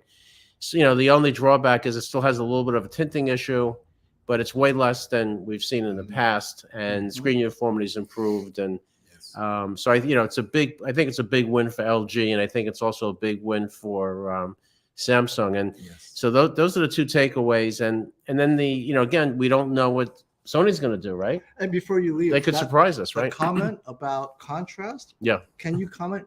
Is brightness done? Are we just focused on things like contrast and color? What are they working on? I think is essentially what's left to be done. Well, I think what's going to happen eventually is that these You're welcome, Zach. the manufacturers Thank you, Zach. are just basically going to keep trying to increase the brightness Thank you, of the sets. Because that's how you win marketing. Yeah, I mean, because the bottom line is the processing in all these sets is like super outstanding. I don't know how Yeah, much. it's ridiculous. I really now. don't know how much more you could do. Well, I I mean, mean- I think that even though we have Hisense and those guys catching up, I think we've seen in the last 16 or 25 or 35 hours, the processing is absurd on the top three. And they were slightly different here and there. Mm-hmm. Yeah. S95C was phenomenal in different movies and stuff, Right. but in gaming, wow, the 900C is pretty impressive with Yeah. this processor. It is. And I think the 900C is, I mean, there's not a single update for it yet. Didn't update out of the box. It's early days for us here. So we'll see if it changes. And also on the G3, I mean, there were some scenes that we were able to catch that Yeah. really showed the outstanding processing this year. The big jump. The big jump. For the G3. But yeah, the G3, especially in the tone mapping and Well, that more powerful Gen 7, 9, whatever. whatever it is. A9 Gen 6. We sit with the. I can't believe you remember that, Robert. He knows them all. Things like the expression enhancer, right? Right. That stuff that they couldn't do before because software aside, it's very intense Shout out to processing, Robert Zone. Right. scene to scene. Oh, And that's shout out to very Robert. nice. Thank Guys, you. if you guys don't understand, it is like nighttime on a Sunday night. He has to be here with us just in case I run off one of these TVs. And no one's paying him to be here, by the way. Certainly not me. Who's And paying the he's- electric bill for all these? 900C, Leo? Leo, thank you for the super chat. Leo says, Oh, he much has- love to he ha- Brian. he has- Fulmer." he- He didn't put John in there because he's like, son of my He has more money, right? He's not right, Leo. Much love, baby. Well, now he's no longer selling his TV. So it's Yeah. awesome, right? KG, you shout out to Robert and John. What about me, man? Come on, KG. Wait, did you share with them what happened to you all day yesterday? No. No, we No, don't- no, Let's I not- no, wait, I wait, will. wait, I will wait, say before this. we do that, let's focus on the takeaways, Oh, and then we'll okay. talk about Are you that. done? I'm pretty much done. Okay. So, So, Brian, Yes. what's your takeaways. takeaway? Just The- now, up to now, gaming, whatever. I mean, stands out to you? to me, aside from, I mean, I think the 900C is very impressive, especially on its own. If we're looking at these two, I was gaming out by myself. I think it'll take some updates. The 900A, damn, Lee, good looking out. Thank you. And he's looking for the best. He And you said, see, money I is told, no you, I object. told you, funny matters. Funny See, we matters, get out of right? that calibration talk for a little bit and have some fun. Anyway, my takeaway is, I mean, pick your poison. They're both incredible. Do you think that we favor one over the other? I mean, the S95C blows my mind. The G3 is caught up. They trade shots. I mean, really incredible. So I don't have any answers for which I would actually prefer because I saw them in all kinds of content. The processing on Samsung is next level. LG's is next level. So I have no answers actually. Out of this many hours, I don't know. You probably can't go wrong with either set, right? And Yeah, I've and that's the never, best answer, I guess. I was going to say, because this I want to ask you, because I don't consider myself a serious gamer by any means, although I enjoy the gear. I never thought about which TV to be a gaming TV because I treated all TVs you can really game in. KG, love you, boo. So this is the first time when I looked at all the TVs now. Personally, there is no right answer here. I know. I would get the S95C for myself for gaming because I do enjoy its interpretation of the image, especially once I see, okay, that's HIG and that's accurate. I'm not impressed. I do want that extra pop in my games because for me, that's fun, right? Mhm. But that's not the right answer for everyone because I see this S95C, QN900C, identical in the way they made things pop. This is Samsung doing what it does. I like that. Now, in other things, I thought the G3 may be my TV, but for gaming, I'm really enjoying the S95C. Regardless of what is, what you're saying, it's broken. I thought, what things don't work? I mean, maybe It's not no, it's a broken. couple, It's just- maybe it's a couple clicks brighter than it was, Yes. but it looks incredible. It's not Yes. noisy. But I'll say this: if you take any of these TVs away from each other, Mhm. that's that's what's interesting when we unbox these. We go through our Yes. first impressions. They Yes. do wow the crap out of you until Yes. you put them next to something else. Well, that's you have to have a. I always say this: you have to have a reference. And You mean the still- one- Otherwise, you Yeah. don't know what you're talking. So anybody looking that at. buys the 900C or these other TVs is going to be very happy. But I will say this for Value Electronics: if you look at FOMO and I, unconnecting Revons and splitters Oh, and 900Cs behind the and so- scenes, the but- broken DJI. Okay. But the fact that me and Robert's wife Wendy are moving around A95K Master Series. I mean, it really is a gift for us to be here playing with these toys. They're doing the work. And I hope that came across that, the fact that you say that we talk about them too much. You want me not to talk about them? I'm in their home. Well, the You best, know, I the mean, like- best part was when someone asked, I can't find the Valley Electronics website What? because you know what? I didn't put it in the description Oh, because this is not Yeah. a commercial. It's not a electronics. commercial, Like, but oh my God, I forgot to put it in. Let me type it in. yeah, but it's not a This is commercial. how But informal we are. in all my videos, though, I'm not going to shout them out. I'm in their store. So Mhm. it's like, you mean just buy all these, bring them home and send them back? I mean, it's really, really a gift that, but I mean, I want you real quick before you finish. The toys we're playing with here are, none of us could ever have them on our own. No. So if it was all Sony, I could understand some saying we're favorite. We have all three of them here, Yes. and they are incredible. And they're all But you bring up sold here. Panasonic. If the Sony had the A95L, it would be It would be you here. might be here. But Yeah. this is early in the year where we wanted to get excited with you guys. Yeah. What's available now? But I mean, G3? but we've been in this store we've been here all weekend. I was here all week. And Getting they- ready. and they have a Okay. business to run. We're in the way, and it's a course. gift for all of us, and it benefits everybody. But Robert, thank you so Thank much. you. I really appreciate it. Wendy, but the TVs we're carrying around, thousands of dollars of equipment, guys. I mean, and we're being careful, but it's just as you guys were talking, and I'm setting them up. How lucky am I putting a Revon into this Oh, player yeah, and yeah. switches? But the only thing really is we cool. didn't have out of all this expensive equipment, no Oppo here, No Oppo. no Oppo player, Yeah. and That's I'm a And Rob- this is that's all what I Robert hear says. from the back. You got the Revon, you got That's what Robert said. Panasonic. Yeah, Where's the Oppo? I'm like, right yeah. What is this? because it would 2010? They have the Magnetar also. Well, You got the Magnetar. Magnetar. What a title that one's got. Magnetar. Hey, EHA, thank you. Thank you all for a great stream. Can we all say that one of the best weekends of the year? Okay, among enthusiasts, I guess this is, right? This is kind of cool. I'm glad I brought you one of the best weekends. The Electronics TV Mania, WrestleMania, Final Four, NBA, MLB, and more. Have a great and wonderful Sunday, everyone. What's left of it in the East Coast? Well, what's interesting though, quickly, is Safe that travels, we've yes. run longer than the shootouts. oh yeah, for sure. So we actually put in more hours in these last two. And I did it all yesterday with food poisoning. So that I had gets food, to I had what food I'm going to poisoning the say. entire time yesterday. So you guys didn't see this, but this guy, everything you saw, he was just trying to keep it together. yeah, I thought I was having a heart It's attack. just like, So I hung in and there. I didn't even know until the very end. I was like, okay, you know what? I think that's a wrap. He's like, I'm dying. I'm like, here. I gotta go. What about dinner? I'm dying. I can't. Bye bye. I'm going to the Oh hospital. my God. But I So, mean, we put in this is more. what we do. We put in more hours than we do at the shootout. That's right. But these kinds of the fact that even you guys in the comments are learning so much about these TVs like we are, and we're getting to play with them in this huge room, and it's just and wait till we do stuff at the warehouse next door, not the warehouse. Yes. I'm sorry, the theater Yes. where we have all the room. I mean, it's a gift to be in here playing with. I them mean, all, the really is. bottom line is this: is if you learned one thing out of all this, then that's a win, right? Yes. Yep. And the more you learned, and it doesn't have to be super technical, calibration going crazy and all that, but just any kind of aspect that you learn from this stream is a win. And so this is a great segue. I didn't even think about this when he said it. Thank you for this comment, Simon, because this leads me to my comment for you. The shootout is great, but we needed it like this weekend with commentary throughout. So You'll have it. you will have it in this year's shootout. Robert has said, let's make it fun like the way you want to do it. So we will make sure the shootout has full commentary and it will be a fun event, right? It's going to be great. You guys will love it. We'll have our sports. It'll be the same. It'll be like golf, right? It'll be like watching yeah, golf. It'll be like it's how he goes up to the end. See that? But we'll have the commentary, and we'll also have somebody who will be the master of ceremonies. That's not going to change.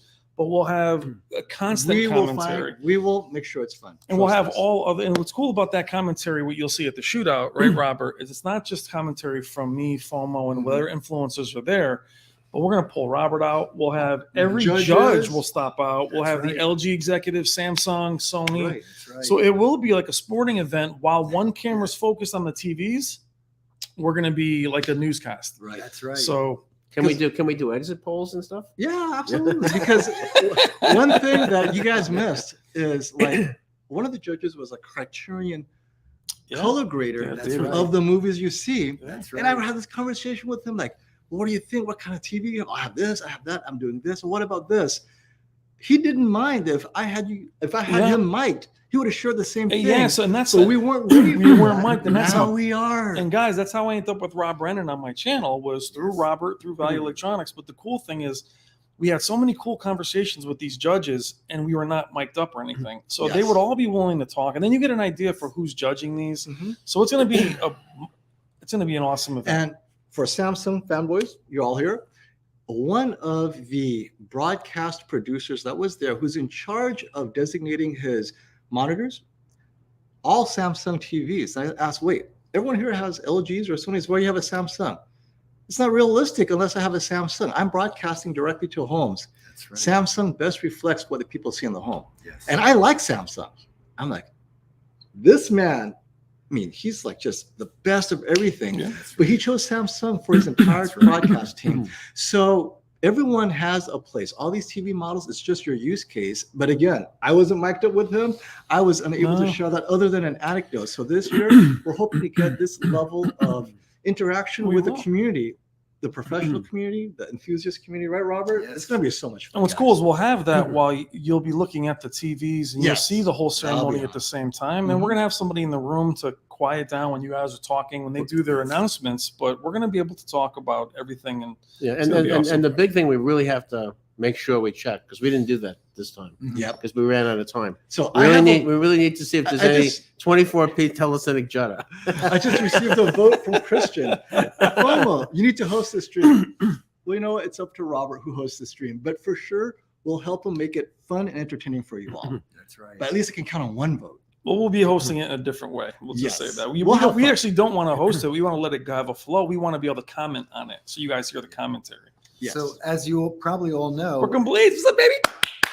At our TV shootout, we fly in from Hollywood filmmakers, cinematographers, color graders, and that's who makes up our panel of expert panelists that judge.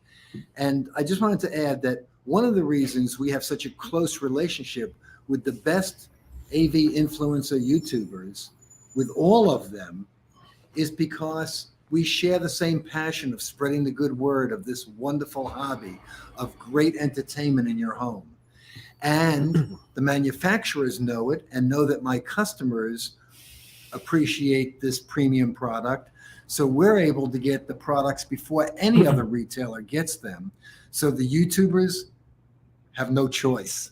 Well, what's cool, Robert, for that perfectly said, guys, we learned in the last couple of years that the manufacturers are actually hearing us, which means they're hearing you. Yes, they are. So will you guys thank you speak up? And Robert, and I'll tell you, Robert passed a lot of that VR art of Sony. Yes. A lot of these quantum dot OLEDs. Yes. So they're here, and I was shocked at CES when they said that they knew they were listening to us. We all talked. That's great. I've had so many consumer enthusiasts give me advice on how I should be presenting fixes and enhancements to the manufacturers. And we have done that. And we've gotten a lot of great fixes and enhancements thanks to the public that gives me these tips. And you talk through us a lot of the Absolutely. So it's You cool. bet. How's Leo doing there? Oh, Leo's He's fine. good. He's He just realized what he had to do, and he's good. All All right. right, so I want to also say a special thank you to FOMO for flying You're out welcome. from You're not Cali. kidding. I mean, he flew Yes. out. He's a machine. He went all weekend. John Riformato Thank you, John. for sharing everything that he learned with the G3. I mean, John Riformato is also still doing calibration. He is not fully retired. Yeah, That's right. So we'll find a way to reach out to John, whether you want to put you in the description of videos, we'll Yep. definitely do that. John is Good, still doing that. good. He'll do consulting. Good. Yep. And again, FOMO, thank you so much. We're a great team, FOMO and I, Yes. and to the great Robert Zone Thank you. for Value Electronics, and Wendy, who I think is no longer here, but the whole family was down. Yes. East And, Coast time, baby. So, Yeah. but thank you guys. Really appreciate it. And hope you enjoyed. Thank you all so very I, much. I need to get a solo of all of us up there. Now you can see. There we go. Okay, this is the last scene. All right. There's Rob. So There you hey, go, Robert. thanks guys for showing up. We wanted to try this out. If it's popular and successful, we'll definitely do it next year. Absolutely. And same thing, get out early because we want to Yeah. get an early look at. And these we should do TVs. it when the Sony TVs come out. Yep. Yeah. Isn't that called the shootout? It's going to be pretty close to the shootout. May 8, right? Yeah. The A95L, obviously. So Yeah, yeah. definitely the mini LED. Yes. There's a lot yes, of curiosity. yes. But I want to do it when the Sharp comes out. I know. So- Oh, we're gonna have them. Yeah, The there's Sharp, there's a lot of Yeah, excitement. I'm there, also so- getting the very first Sharp. X. We're gonna cover He gets the mini first of LEDs. everything. And also, if you don't know me, I'm Brian from Brian's Tech Therapy. Please check out my channel and subscribe. And he's in the description below. And I'm in description, FOMO. And you're seeing collaborations between YouTubers. It's never really happened before. You know, it's all love. There's no hate. There's no That's resentment. Yep. We have a bunch of guys in the chat, Classy, KG. Isn't that nice? We all work together and we'll all be Yes. at the shootout. What's cool about seeing these guys at the shootout is you'll see their commentary as well. Mhm. And again, manufacturers are seeing us for the first time, just starting the last couple of years. It's only going to get better as we go. And you guys are a part of it because we take your comments Absolutely, you are. seriously. Absolutely. Yes, we do. We pass them All on. right. Thanks, guys. And one last thing before we go, Yes, Mr. and that Transition? is, if you drive a golf cart, don't leave your keys in the golf cart. He lives in the villages where everyone drives golf carts because someone he's going to take them. Did someone drive away with your golf cart? Until next time. Not mine, stop the but- All right, promo. later, guys.